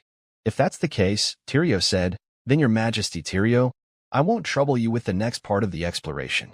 I will suggest to the military to send Sword Saint Gutierrez instead. Gutierrez? Hearing this name, Tyrio's face immediately darkened. Anyone in the Federation knew he and Gutierrez didn't get along. The fact that Alvin deliberately mentioned bringing Gutierrez in to replace himself was very telling. In that case, farewell, and I wish you good luck, Your Majesty Alvin. Tyrio looked angry and immediately said a few words before turning and walking away. Inside the cave camp, everyone watched what was happening and fell silent out of fear. After all, both the Dawn Mage Elvin and the Sword Saint Tyrio were important figures. No one there dared to speak or interfere. Watching Tyrio leave, Elvin looked around with a serious face and asked in a deep voice, "Who among you has been inside the ruins?" Since Tyrio didn't give detailed information about the floating city ruins, Elvin wouldn't rush him blindly. He needed others to give him more detailed reports. He was proud but not foolish. Otherwise, he wouldn't have reached the level of the Dawn Mage. Your Majesty Elvin, a few of us went inside with Dean Harem, said several men dressed in mage robes, raising their hands nervously. These men were part of the group rescued last time, and they represented the Federation Mechanical Research Institute, which was studying at this site after Dean Harem left. Oh, you are researchers from the Federation Mechanical Research Institute? So, you were the ones trapped inside last time and needed rescue? Hearing this, Elvin's expression eased a bit. He knew these people were familiar with the situation. He also knew Dean Harem had already left the camp. Otherwise, he would have gone to find him. Yes, Your Majesty Elvin, the men replied respectfully, though they secretly thought, Elvin is really bad at speaking. Trapped inside? Isn't that a successful return? Follow me. The camp is now under my control, Elvin said to the nearby soldiers before leading the researchers into a tent to learn more details. So, the whispers inside can actually be avoided just by deafening oneself? Yes, Your Majesty Elvin. That's so simple. Elvin couldn't help but smile. Having previous experience made things easier. There was less need to risk lives exploring blindly. It seems that the previous group led by Sword Saint Tyrio was not entirely without achievements. At least, they discovered some patterns of the floating city. After killing those goblin zombies, do their heads sprout black bugs or emit black mist? Alvin asked again, showing interest. We have only seen black bugs, replied the leading researcher hesitantly. Huh? Then how does the report from Harem say there are monsters formed from black mist below? Alvin looked suspiciously at the group. We haven't seen it ourselves. In fact, even Director Harem hasn't seen it. It was information provided by that young Lord Rain, after he explored the lower second level alone. The researchers exchanged glances and told the truth. Oh? Alvin was surprised by this news. So, it turns out like this. But there are two possible explanations. One is that what Rain said isn't true, probably to delay the exploration of the ruins by the Federation. The second is that what Rain said is true, and it's actually better because his fire magic can target and eliminate the black bugs and black mist directly. Once he understood this, Alvin's mood, which had worsened because of Tyilio's departure, improved a lot. Your Majesty Alvin, Lord Garrett has arrived. One of the 4 followers who had come with Alvin to the camp, a small, agile woman with a dagger, entered to report. Good, let's go and welcome him together, Alvin nodded and stood up. At the entrance of the cave camp, a middle-aged man dressed in a blue and gold-embroidered wizard robe appeared. He was flanked by a team of female warriors in shiny silver chainmail, armed with spears and shields. He had a gentle expression and a warm smile, giving a feeling of spring breeze, very different from Alvin's impression of him. Many people in the camp looked at him with admiration. This was Garrett, a rare lightning element wizard among the elemental magic users, even rarer than ice mages among water element mages. Compared to Rain, a rare metal element wizard, Garrett was equally impressive. Your Majesty Garrett, welcome. Lord Alvin, long time no see. After a brief greeting, the two quickly sat inside the camp's main tent. So, Your Highness Tyrio has left? Gatler asked, frowning upon hearing the news. He knew that the opponent was a sword saint, and losing such a powerful fighter would surely affect the upcoming exploration of the floating city ruins. It's okay, Your Highness Gatler. I contacted the army immediately, and Lord Gutierrez will arrive at the camp early tomorrow morning. Also, these researchers from the Federation Mechanical Institute are survivors from the last group. They just told me detailed information about the floating city ruins. Alvin pointed to a few researchers nearby, speaking casually. I see. If Lord Gutierrez arrives, he can naturally take Tyrio's place, Gatler said, his brow relaxing as he nodded, knowing Alvin had thought everything through. Since he, Alvin, and Gutierrez all had military experience, their cooperation was naturally well-founded. However, without the experienced epic-level guide, we still need to be cautious. That's natural. But, Your Highness Gatler, you don't need to worry. Heneron's water magic in the team is suppressed inside the ruins, greatly reducing his power, but we are different. The three of us are the best coordinated team from the military, each with our strengths. I believe our gains this time will be greater than the last team. Yes, I heard that the young strongman from the Empire, Ryan, is a rare metal-type Dawn mage? Haha, maybe. But in my opinion, the biggest role of a metal-type Dawn mage here is that they can directly create two holes in the floating city's metal ground, Alvin said with a teasing tone. Lord Gutierrez, being a sword saint, should be able to do the same easily. Also, with the blueprints, we can take the normal route down, though it will just be a bit slower. Well, since Alvin has prepared so thoroughly, I feel relieved, Gatler nodded and smiled. That's right, Gatler. I plan to leave as soon as Lord Gutierrez arrives tomorrow. What do you think? Good. Meanwhile, in Zataya, Rains had already arrived and was currently with Harem on the top floor of a tall building. They were sipping Bordeaux wine and looking out at the vast, green sea view in the distance. As for Hernandez, he had already left Zataya and was heading to the task location in the Principality of Andorra. Dean Harem, I just listened to your introduction about common puppets and golems and ancient goblin engineering. It was very helpful to me, Rains said with a smile, raising his glass to thank Harem. Rains was not just being polite. It was genuinely helping him improve. Before he became a legendary goblin engineer, one of the requirements was to master knowledge related to goblin engineering. Now, there was a new percentage indicator showing 28%. Although Harem was not good at fighting, he was very knowledgeable about research and had valuable insights. Your Highness Rains, you are too kind. With your talent, it only takes a little time to understand this knowledge, Harem said with a smile, complimenting him. Actually, he wasn't just flattering. Before discussing goblin engineering, Harem thought that Rains, being so young and already so powerful, must have dedicated all his time and energy to magic and mental strength. But after a few conversations, he realized that Rains truly understood the subject. When Harem mentioned some difficulties in making puppets, Rains responded smoothly, showing he had hands-on experience. This completely shocked Harem. He couldn't understand how Rains could be so strong in combat and still be so skilled in puppet research. But I still want to thank you, Lord Harem. After dinner, I hope we can continue discussing related knowledge, Rains said. Of course. Well, Lord Rains, a few officials from the Zataya Administrative Office have been waiting nearby for a long time. Shall we go to the dinner now?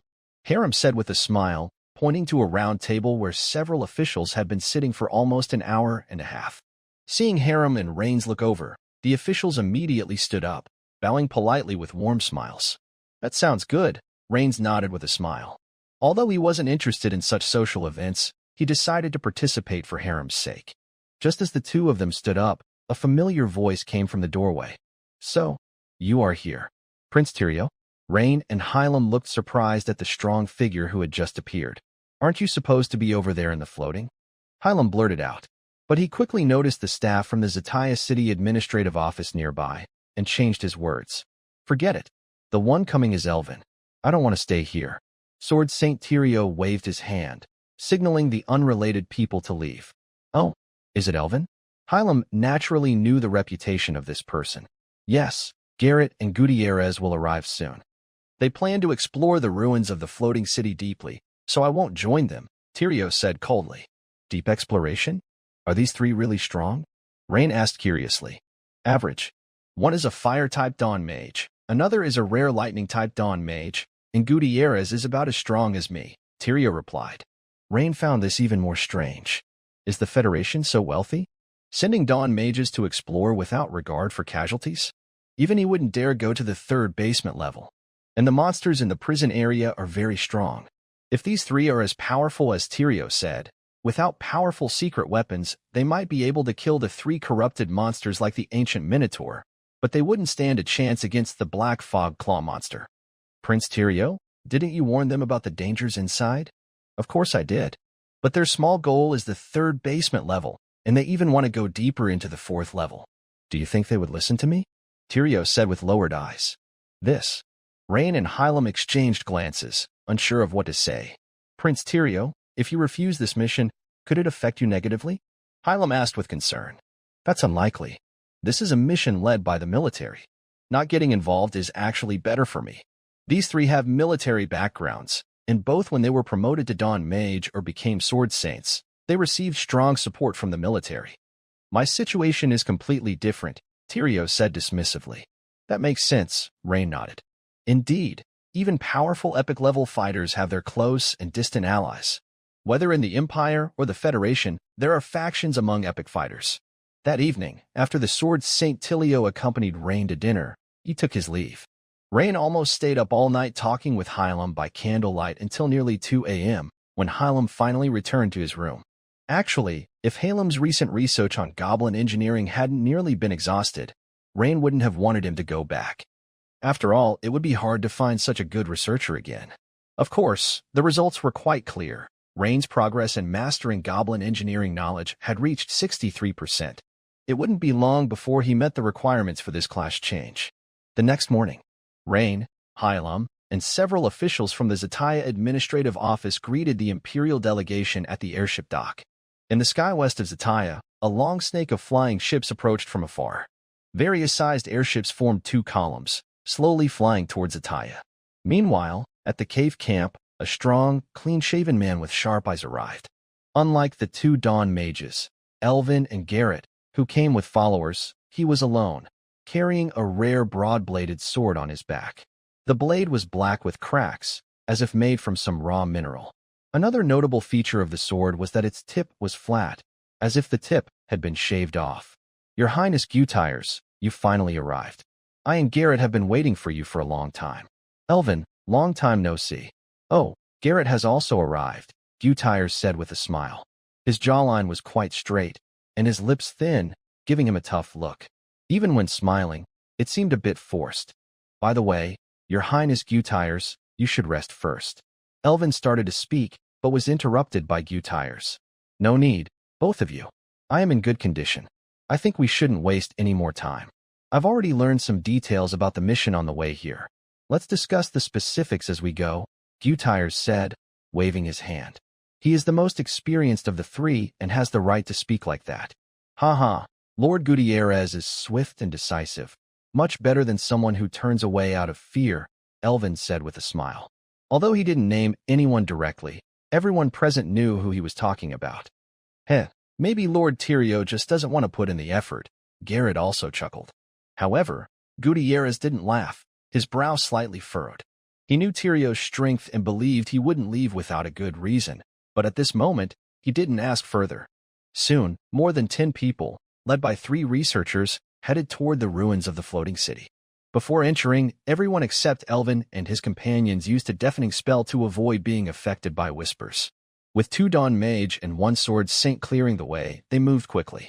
After quickly defeating 2 groups of mechanical land birds, they reached the temporary camp where Hylam's team had been trapped. but the hole that Ryan had blasted through to the lower level was gone. Huh? It's not here. It should be right here, said one researcher, looking around the ground with a puzzled expression. It probably restored itself. Gator lowered himself, sensing the ground with his right hand crackling with sparks, and said in a deep voice, Lord Gutierrez, Elvin and I are not good at breaking through thick metal layers. We might need your help.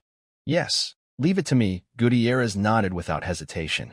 In the next moment, he leapt high into the air, over 10 meters, and swung his black sword rapidly toward the ground.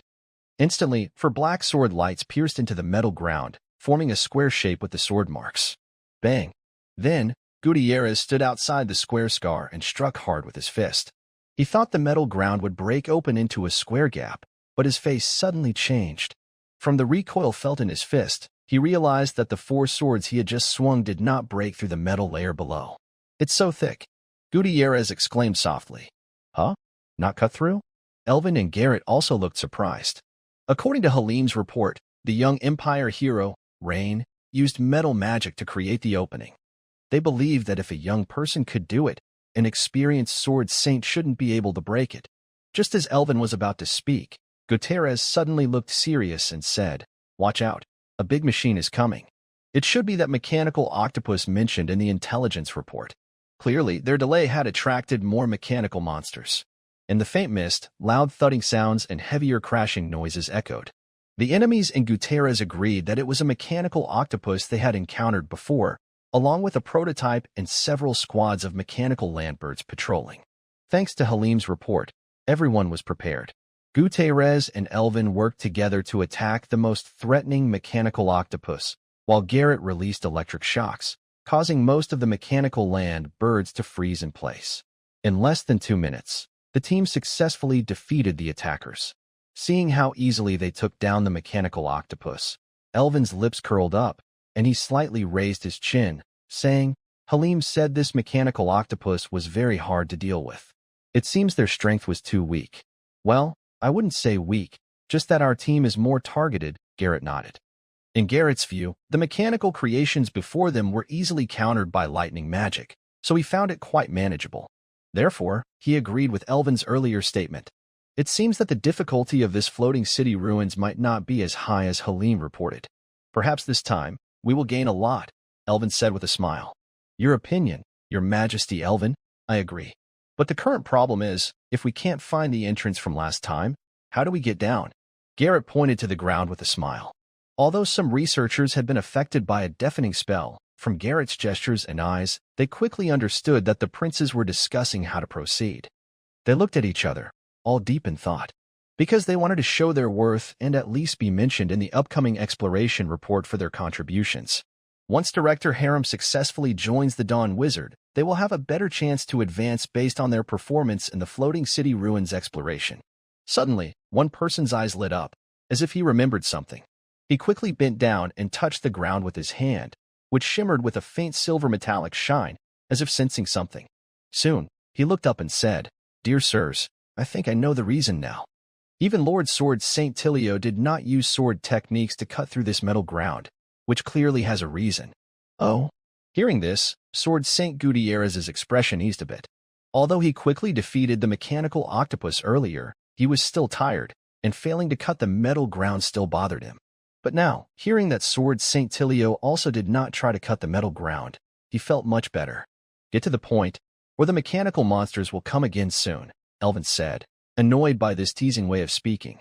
Unfortunately, Elvin forgot that these researchers had been affected by his deafness spell, so the researcher continued speaking fluently. Besides being eternally solidified, the metal ground also seems to have some strange force between the metal particles, similar to stress. So, at that time, none of the lords took action, but Lord Rain, the Dawn Wizard of the metal type, used some kind of metal magic to slowly corrode the metal ground. This explanation was immediately accepted by Elvin and 2 others. No wonder it couldn't be cut. I see now. And what's the solution? Garrett asked, then quickly realized that since the researchers had been affected by the deafness spell, he gestured again. Oh, my lord, we brought a metal particle generator, which should be able to counteract this stress within a certain area. Then, we should be able to cut through. The researcher understood the gesture and said immediately, Then what are we waiting for? Let's move quickly, Elvin said impatiently. If there's a way, why delay? Are we going to wait for the second wave of mechanical octopuses? Soon, several researchers took out disc-shaped devices from their bags and placed them at the four corners of a square. Then, Gutierrez jumped high again and performed a sword move. This time, as four black sword beams cut through, the metal ground didn't need to be struck again with a heavy punch. Instead, the square cut began to slowly lower. Just as I thought. I knew it. That young Dawn mage named Ryan isn't strong enough to do this.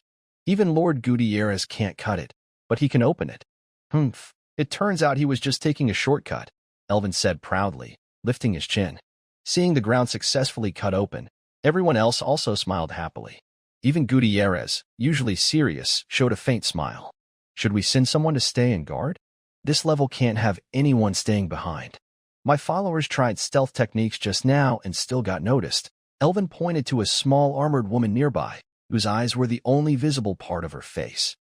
Don't worry, everyone. We still have plenty of particle generators. A few minutes later, as the team entered the basement level, they looked at the large space filled with various gears and mechanical devices moving automatically. Elvin's eyes showed a greedy look. If only this floating city could be fully controlled by him, how great would that be? He might become the strongest mage in the whole Federation. But then, Elvin suppressed his desire and said in a deep voice, according to Halim's report, this level mainly controls the movement and protection of the surface layer. To gain anything, we need to go at least to the second basement level. Yes, let's go directly to the second basement level, Garrett agreed. Soon, using the particle generator to relieve metal stress, the sword master Gutierrez successfully cut through the metal ground again, and the whole team moved into the second basement level. Halim's report said there was a big explosion in the workshop area on this level. Besides the prison, there shouldn't be many mechanical monsters here, someone said. But this level has already been searched by Team Tilio. Lord Gutierrez, Lord Garrett, should we continue to the next level? Elvin asked. Although he looked calm, he was already looking forward to what they might find on the third level. That's possible. However, according to the report, the Empire's reign hasn't finished exploring the prison.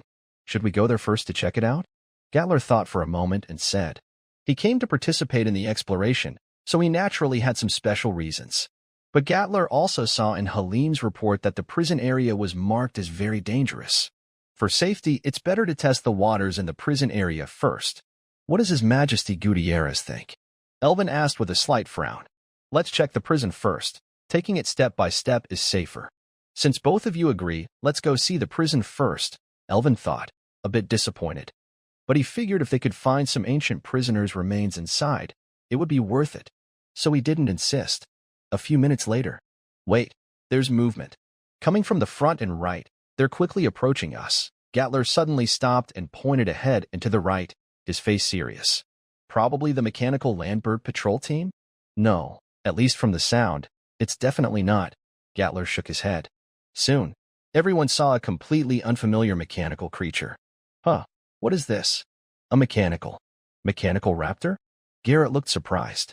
But Halim's report didn't mention anything about this level having such things, Elvin said, staring at the appearing mechanical raptor, also a bit stunned. A few researchers had never been to the lower level too, so they looked just as confused. They saw two groups of raptors appearing on their left and in front, each with more than 10, about 3 meters tall, controlled by goblin zombies. The lead raptor in each team was noticeably taller, about 4.5 meters. These raptors had long, hooked claws that shimmered with a metallic shine, looking very sharp. Their large limbs exposed hydraulic and gear mechanisms. If Halim were here, he would immediately recognize that their structure indicated they were very fast. The battle started right away. Because there was no information as soon as they fought, the speed and agility of the mechanical raptors amazed everyone present. Compared to mechanical raptors, the difference is like a security patrol team versus an organized armed force. A few minutes later, although the team quickly defeated the two groups of raptors, there were first casualties. Elvin and Garrett each lost a follower. That's really tricky. No wonder that Empire's reign left after exploring for a while. But for our team, it's not a big problem, Elvin said with a slightly raised chin and a somewhat proud expression. If the numbers were larger, even we would need to be more careful. Wait, what's that hissing sound? It's a cutting noise, and it's getting louder, suddenly said Gutierrez, who stopped at the front of the team. At this moment, others in the team pointed in different directions. "Look, mechanical raptors. There's more over here. And behind us," shouted the female archer at the back. The number of these mechanical raptors exceeded 50, no, 100. They moved like real raptors, hunting in organized large groups. "Don't panic. Defend in place," Elvin ordered in a deep voice. He thought these raptors might threaten his followers, but for a powerful mage like him at the Dawn Mage level, they weren't deadly, just troublesome. His two heavily armored knights stepped forward upon hearing the command, raising their tower shields to block in front of Elvin. Suddenly, the buzzing grew louder. A spinning, 3-meter-wide cutting disc emerged from beneath the ground, instantly slicing the two knights with shields in half. Then, the disc flashed and cut Elvin, who was casting a fire-based dawn attack, into two as well. The speed was almost lightning fast. What? The Sword Saint Gutierrez and Garrett were stunned immediately. Is Elvin dead? Such a powerful level 4 Dawn Mage just died? Actually, there was some coincidence involved. Elvin was casting a fire dawn attack, which took longer to perform, and he didn't expect the attack to come from beneath the metal ground. In the end, he trusted his two armored knights too much, believing they could hold the enemy for a moment, but they failed to block even briefly and didn't have time to dodge. This led to the almost instant defeat situation you see now. At this moment, a loud twisting sound of a large metal sheet echoed from below. As the metal ground was cut open, a huge, shining red-eyed metal dinosaur skull pushed its way out from the thick metal layer beneath. Just the size of this metal skull was comparable to a steam locomotive. Zataya. At this time, the Federation delegation's last stop in the Union, Zataya, had a half-day inspection that went smoothly. Led by Vice Chairman Bertrand, the Federation staff was at the Zataya airship dock, seeing off Queen Minia, Rain, and Reginald. "Thank you, Vice Chairman, for your careful arrangements and warm hospitality during this time," Minia said with a smile. "It's my honor, Your Highness Minia. I look forward to our next meeting," Bertrand replied with a slight bow. However, just as Bertrand finished this last sentence and Minia turned to board the airship, a servant with a serious expression suddenly approached Bertrand and whispered two words. Although Bertrand only nodded without saying anything, Rain, standing nearby, could feel that the other person slightly swayed, and his smile suddenly froze. Clearly, something very important had happened.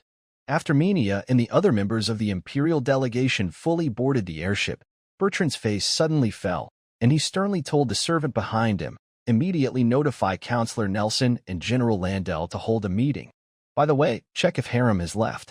If not, also inform him to join the meeting."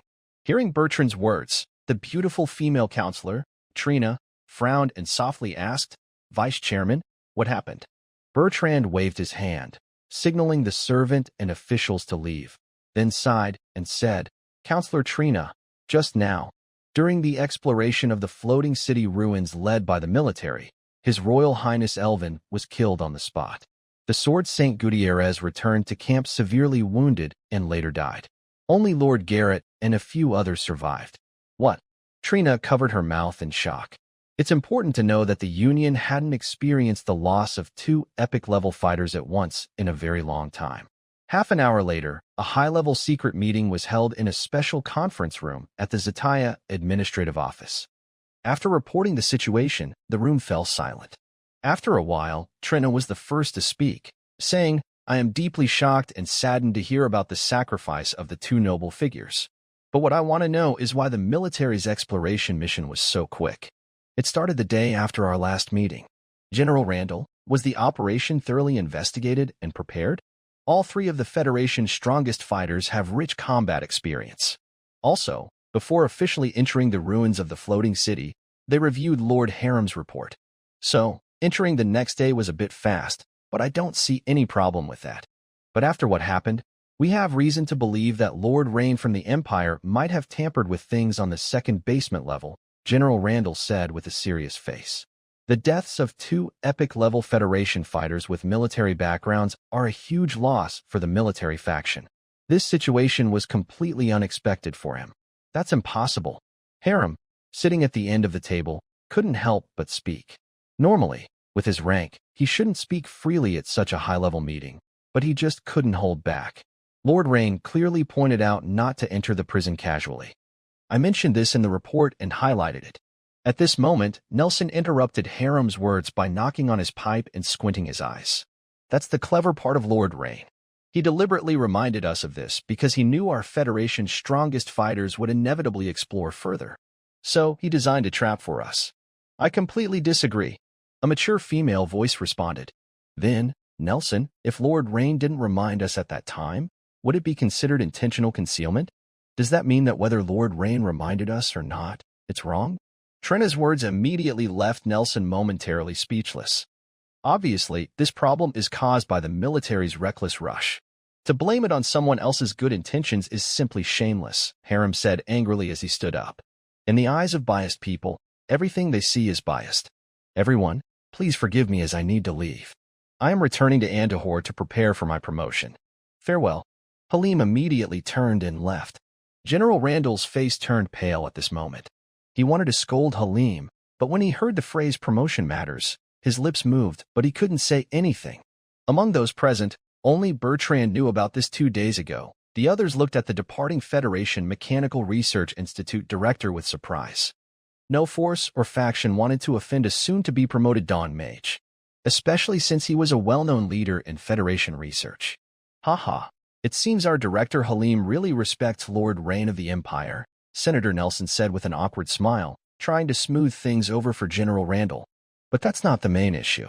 The real question is, what do we do about the upcoming exploration of the floating city ruins? Trina asked nearby. Because the initial exploration led by the military department encountered such big problems, neither General Randall nor Senator Nelson dared to speak up when Trina asked. Senator Trina, do you have any good suggestions? Vice Chairman Bertrand asked in a deep voice. I suggest immediately sending Sword St. Tilio to return to the cave camp. As a Federation expert with experience from the previous floating city exploration, it would be better for him to oversee the initial work. Additionally, I recommend setting up large-scale defensive magic arrays around the floating city to prevent the mechanical monsters that look like raptors from escaping the city. Senator Nelson frowned and questioned, Senator Trina, do you know how large the area of the floating city is? That will require a lot of resources and manpower from the Federation. Of course, but has Nelson considered what to do if these mechanical monsters break out of the floating city? Trina replied sharply. All right, even if what you say makes sense, what about the exploration work? Shouldn't we start the initial exploration? Nelson continued. My opinion is that Tilio should lead the team, limited to activities on the lower level of the floating city ruins, and be ready to retreat at any moment. Once we gather enough strong fighters, we can consider deeper exploration. Especially Lord Harem, if he successfully advances to become a Dawn Mage, he will be the second metal-type Dawn Mage in the Federation. This will greatly benefit the ongoing exploration of the floating city ruins. Don't forget, Lord Rain of the Empire is also a metal-type Dawn Mage. Trina's words immediately made Counselor Nelson and General Landell feel uncomfortable, as if they had eaten a bitter pill, but they couldn't think of a good way to argue back at the moment. Let's decide that then. Counselor Trina, please contact Sword St. Tilio immediately. Additionally, General Landell, you and I will return to Andahal right away. We both need to face questions from the Federation Parliament, said Vice Speaker Bertrand in a serious tone. His face looked grim. Because of the military's failure in this operation, he had to go back and explain to the Federation Parliament. Of course, it's not that he was responsible, but after a major event like this, it's normal to undergo questioning. This is one of the important systems within the Federation. The deaths of 2 Federation experts during the ruins exploration was undoubtedly a shocking event for the Federation. Meanwhile, high above the vast summer sea, the Empire's airship fleet had just set out, and the large city of Zataya behind them was gradually disappearing from the view of everyone on the airship. Rain and Minia were standing on the side of the flagship's deck, enjoying the scenery in the distance and chatting while feeling the sea breeze. Something important must have happened in the Federation just now. I saw Bertrand's expression change, Minia said calmly. Your Highness Minia, you noticed too? Rain smiled. Yes, no rush. The intelligence department should send news soon. By the way, Rain, how did your exploration at the ruins go this time? Your Highness Minia, I was very lucky. I found the 5th level of the Steel Heart Advanced Meditation Technique. Oh, that's great news. Moria will be so happy when she hears this. Also, the Empire will soon have a new major school of thought. Minia looked at Rain with her beautiful eyes, gently brushing her slightly red hair behind her ear, and smiled. Rain was stunned by her sudden smile and noticed for the first time that her beautiful eyes seemed to hold more than just admiration. He had always thought that Mania, as a representative of the imperial royal family, mostly admired and hoped for the future stars of the empire. But now, it seemed that wasn't entirely true, at least not for him. This was a kind of. However, Rain didn't dwell on the thought for long and quickly nodded, saying, "Haha, indeed, Lord Moria would be very happy. As for the large-scale school, after we return, I think Lord Moria will represent the Bishio Construction School to apply for promotion to a large-scale school. By the way, Your Highness Mania, perhaps you don't know, that site is actually a complete floating city from the ancient Goblin Empire." Rain suddenly remembered something and explained. "Huh? A floating city?" Mania, who usually kept a calm expression and composed demeanor, widened her beautiful eyes slightly. Yes, it was the capital of the ancient goblins and also a stunning floating city. Inside. Immediately, Rain began to tell in detail about his journey, of course, skipping over some secret contents recorded in the Black Skin Diary, such as the origin of the Steel Heart meditation from the ancient Goblin Empire. "By the way, Your Highness Mania, I encountered a black mist inside that could transform into any form, which was very tricky. Also, according to relics found on ancient wizards who died during exploration, they called this black mist Shamoth. Do you know where this thing called Shamoth comes from?" Rain finally asked what he had been wanting to know. "What? Shamoth?" Mania's pretty face changed again, suddenly becoming very serious. "Rain, are you sure that the ancient wizards called that black mist Shamoth?" "Yes, Your Highness Mania," Rain nodded. "Tell me in detail about the Shamoth you encountered," Mania said after a moment of thought, in a serious tone. Rain nodded, knowing that Mania wanted to confirm whether what he encountered was really Shamoth. At first, there was a black insect nesting in the goblin zombie's head. I killed it, but found it strange because it turned into a cloud of black smoke and disappeared. In the second basement prison, I encountered an ancient minotaur surrounded by black gas. As Rain spoke, Mania's face became even more serious. Based on your description, it does seem to be a demon of destruction. It appears that the ancient records mention the fall of the Goblin Empire, which was likely caused by a sudden attack from this demon. It seems to be true. Princess Mania nodded and said, "What exactly is this demon of destruction? These demons have a very long history, and it's hard to trace their origins. Ancient texts from long ago say that they were created by the Void Lord and that each appearance causes great chaos in the world. These demons don't have a fixed shape. When multiple demons meet strong enemies, they can merge into a larger, more powerful demon, sometimes even into a huge demon. Actually, fighting these demons is not only our task, but also a main duty of the Goddess Church." "The Goddess Church?" "Yes. You probably noticed that fire magic is very effective against these demons, but the most powerful way to fight them is with divine power." "Divine power?" "Yes, Rain. Since you've encountered these demons, there's a secret you should know. Deep underground at the Cathedral of Colin in the capital, there is a sealed part of a demon's body. Because of this, most of the Goddess Church's strongest warriors are busy guarding the remains of the demon." "I see." Rain nodded, looking thoughtful. "No wonder, when other evil cults are active, the Empire's sword-wielders and the royal family are the ones fighting them, while the Goddess Church seems less active. It turns out they are guarding against the demon's revival. Based on what you've told me, although the Goblin City was attacked, it seems they managed to seal or suppress the demon, maintaining some kind of balance. Otherwise, it would have broken out and caused destruction in the Federation long ago. But as the Federation explores further, it might upset this balance." Mania suddenly thought of something, her eyes narrowing with a hint of sharpness. "Lieutenant, send a message to the Federation, telling them to be very careful about the demon issue.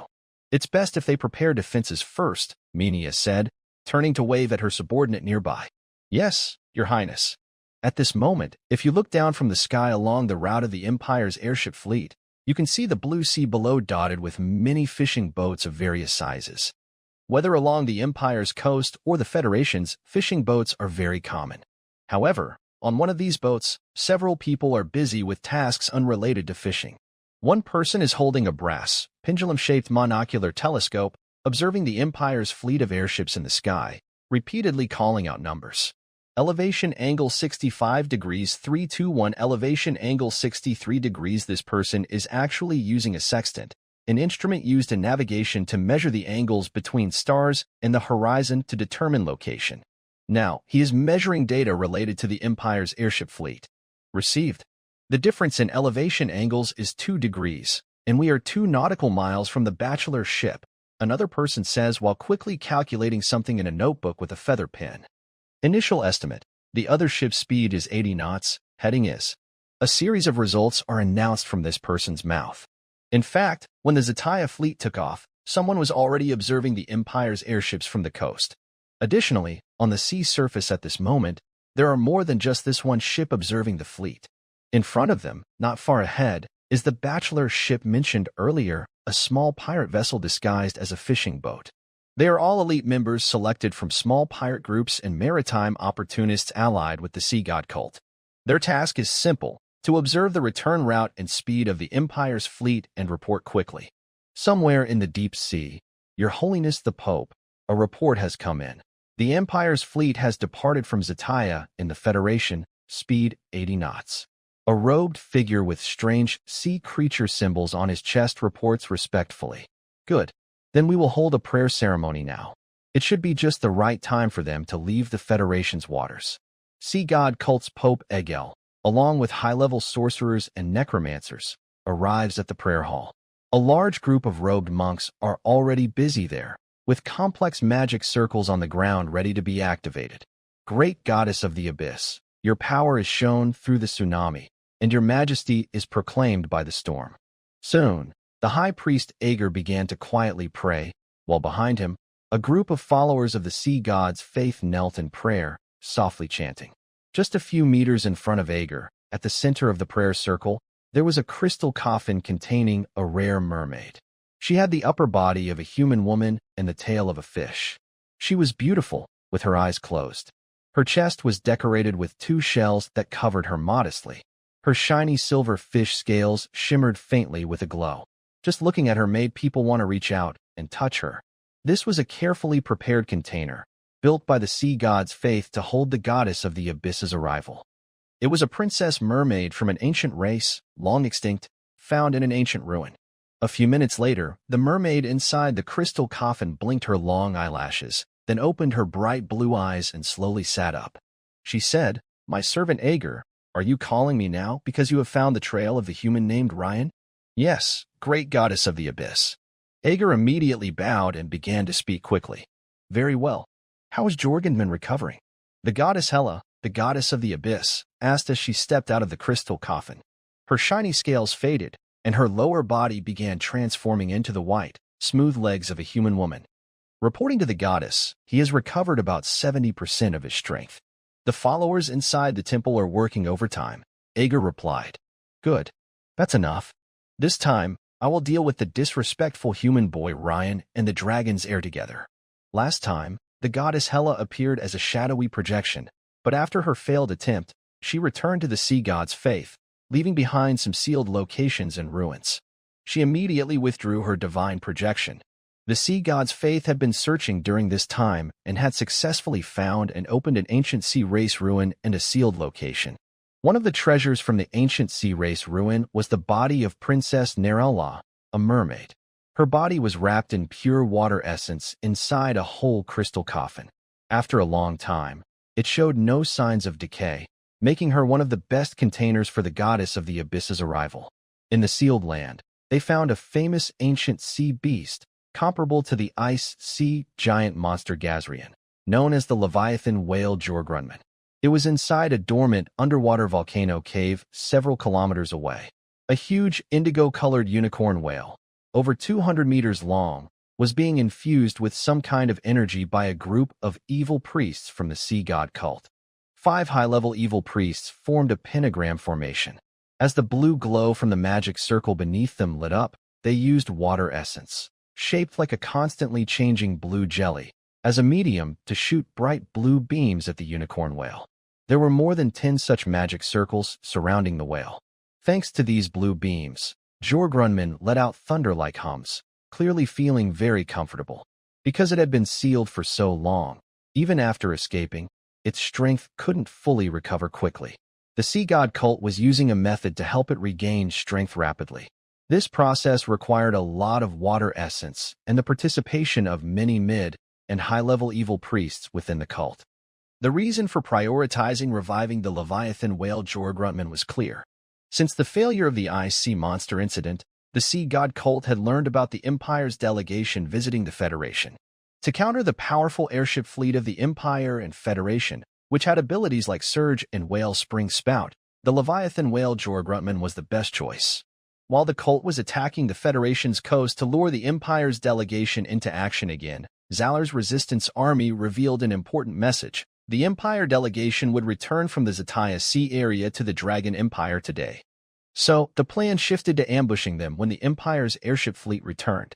Several hours later, in a luxurious cabin aboard the flagship of the Empire's airship fleet, Reen, who had just completed his transformation into an elf leatherworker, was checking the system notifications that kept popping up. Ding. Promotion successful. Promotion to elf leatherworker successful. Strength +2, agility +4.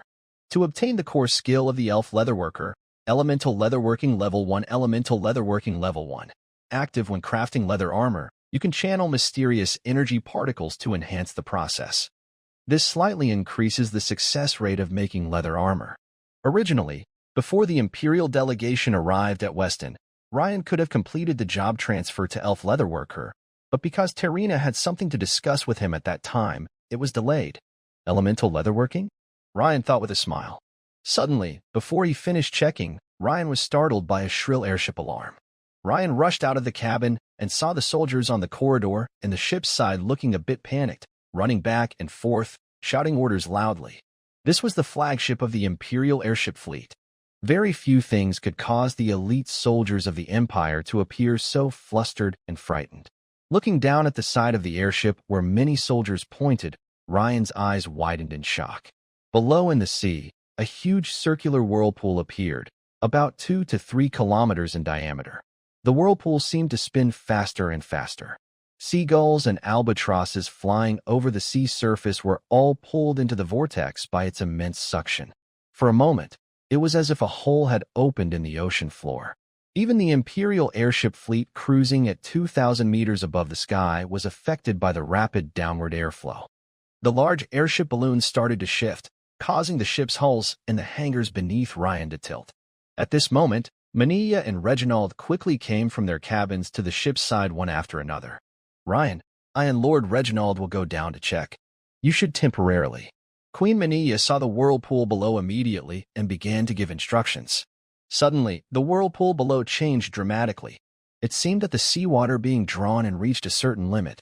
In the next second, the massive water at the whirlpool's center suddenly surged upward, forming a huge, crystal-clear column hundreds of meters high. It was like throwing a stone into the water. The surface was first dented inward, then rebounded outward. But what immediately caught the attention of Ryan and the 2 other epic-level experts wasn't the tall water column itself, but the enormous shadow within the rising water column. This is a fish. A huge whale. And a whale with a single horn. The whirlpool just now was caused by the Leviathan whale Jorgenman's special ability called Tide Surge, which creates a whirlpool on the water surface. When it draws in enough seawater, it pushes back into the sky, forming a tall water column. Is this an ancient Leviathan whale? Wasn't it supposed to be extinct long ago?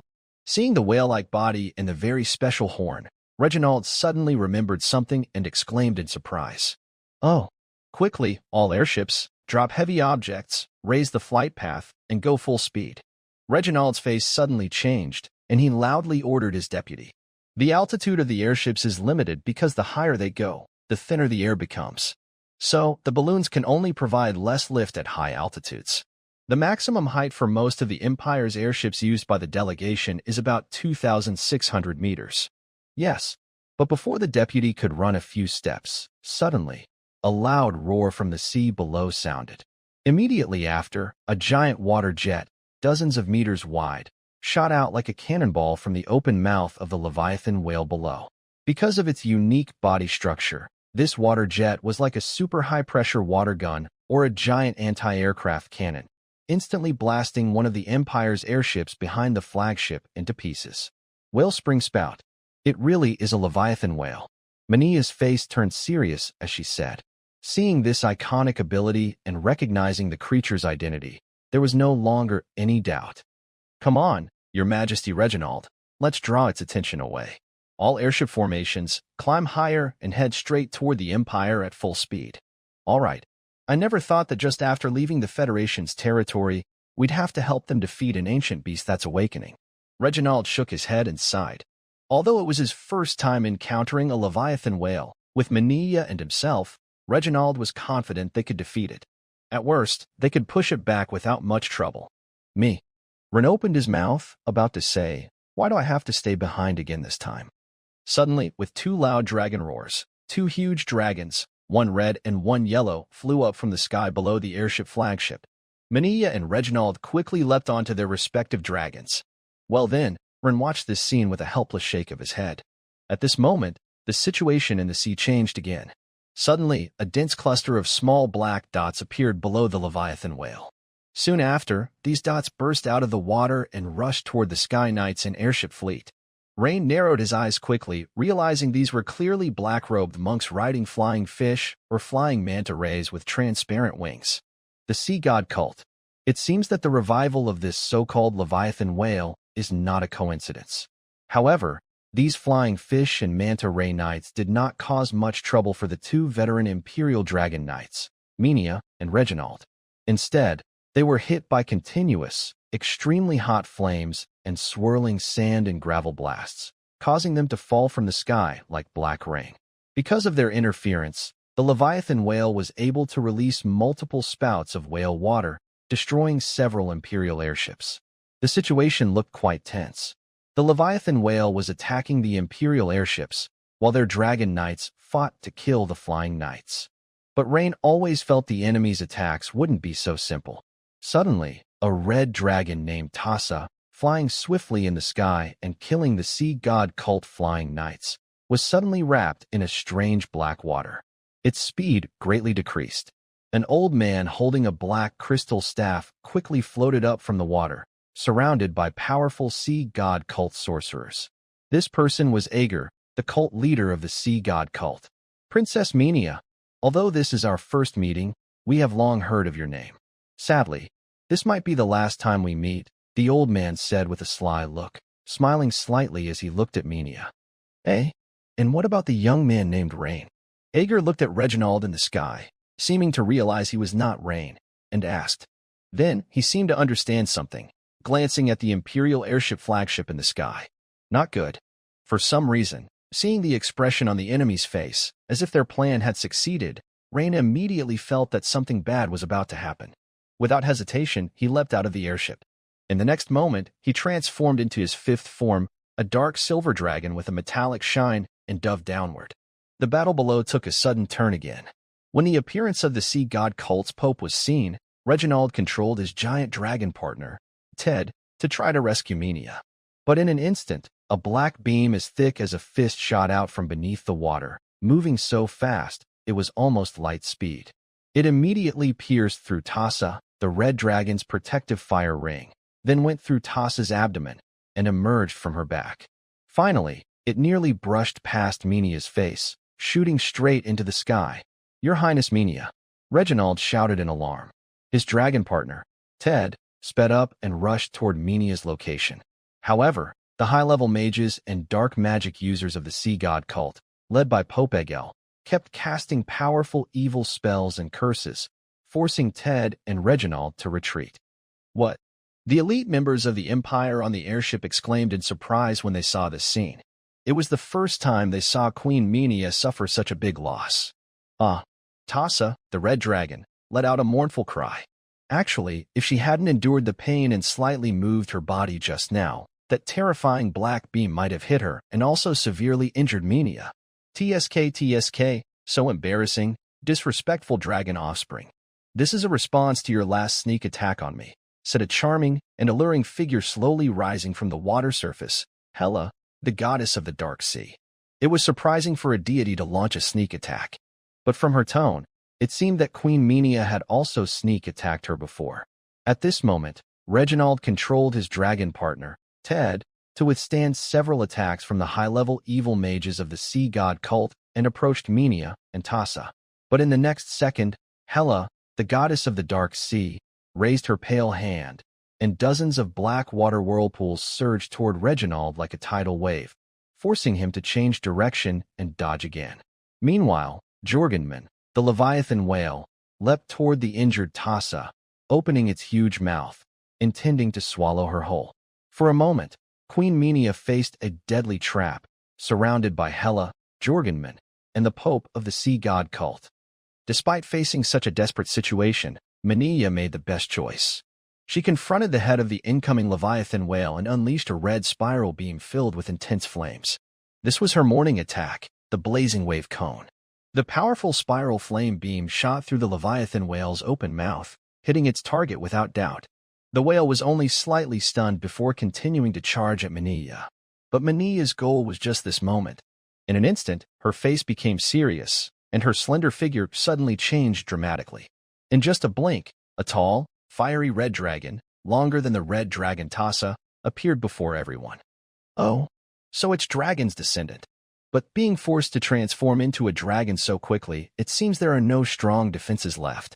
Unlike the shocked crowd, the sea goddess Hela was unbothered by this scene.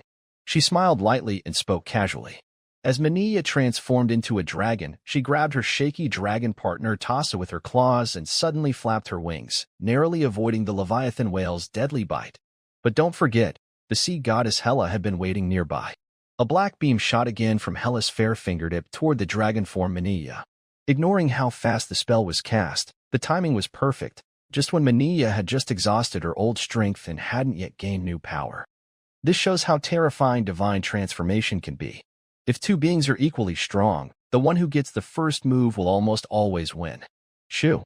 In a flash of lightning and fire, a huge, dark silver figure swooped down from the sky, appearing instantly in front of Minia and Tassa.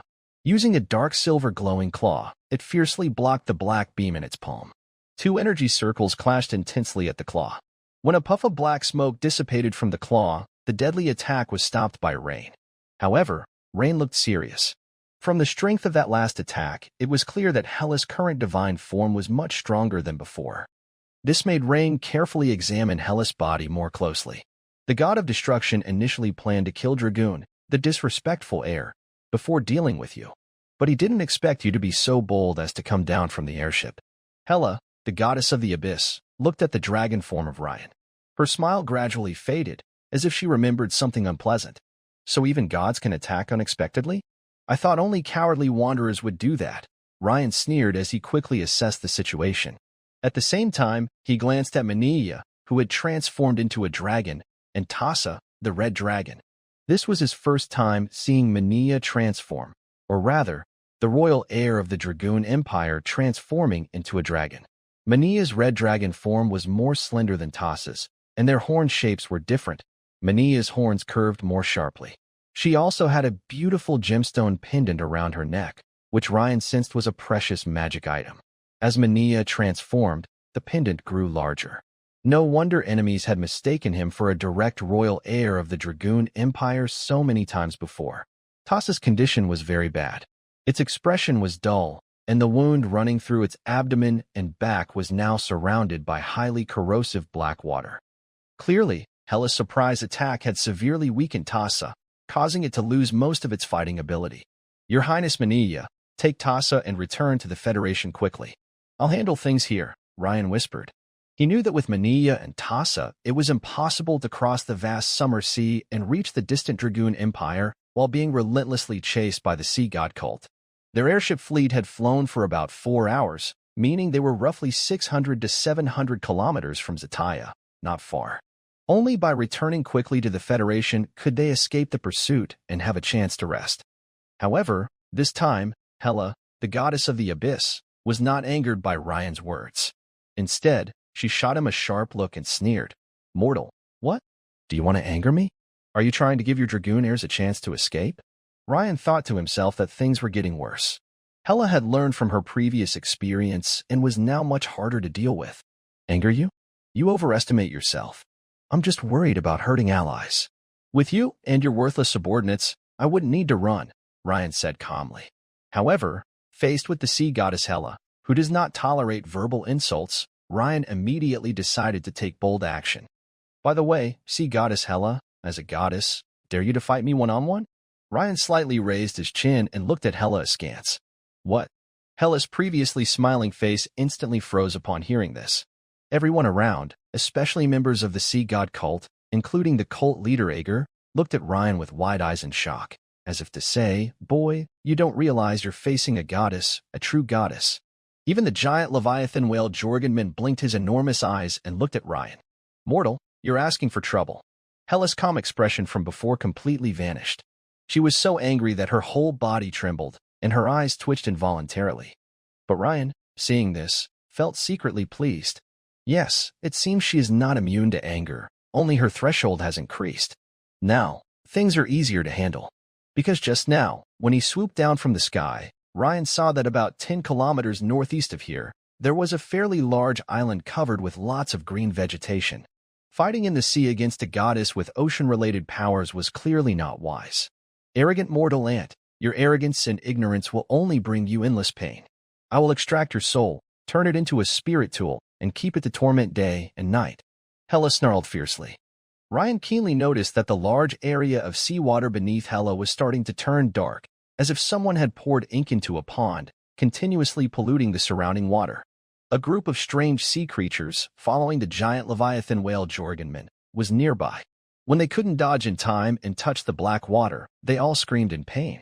The faster ones, like Strange, quickly lost limbs to survive, while the slower sea creatures instantly dissolved into a pool of pus.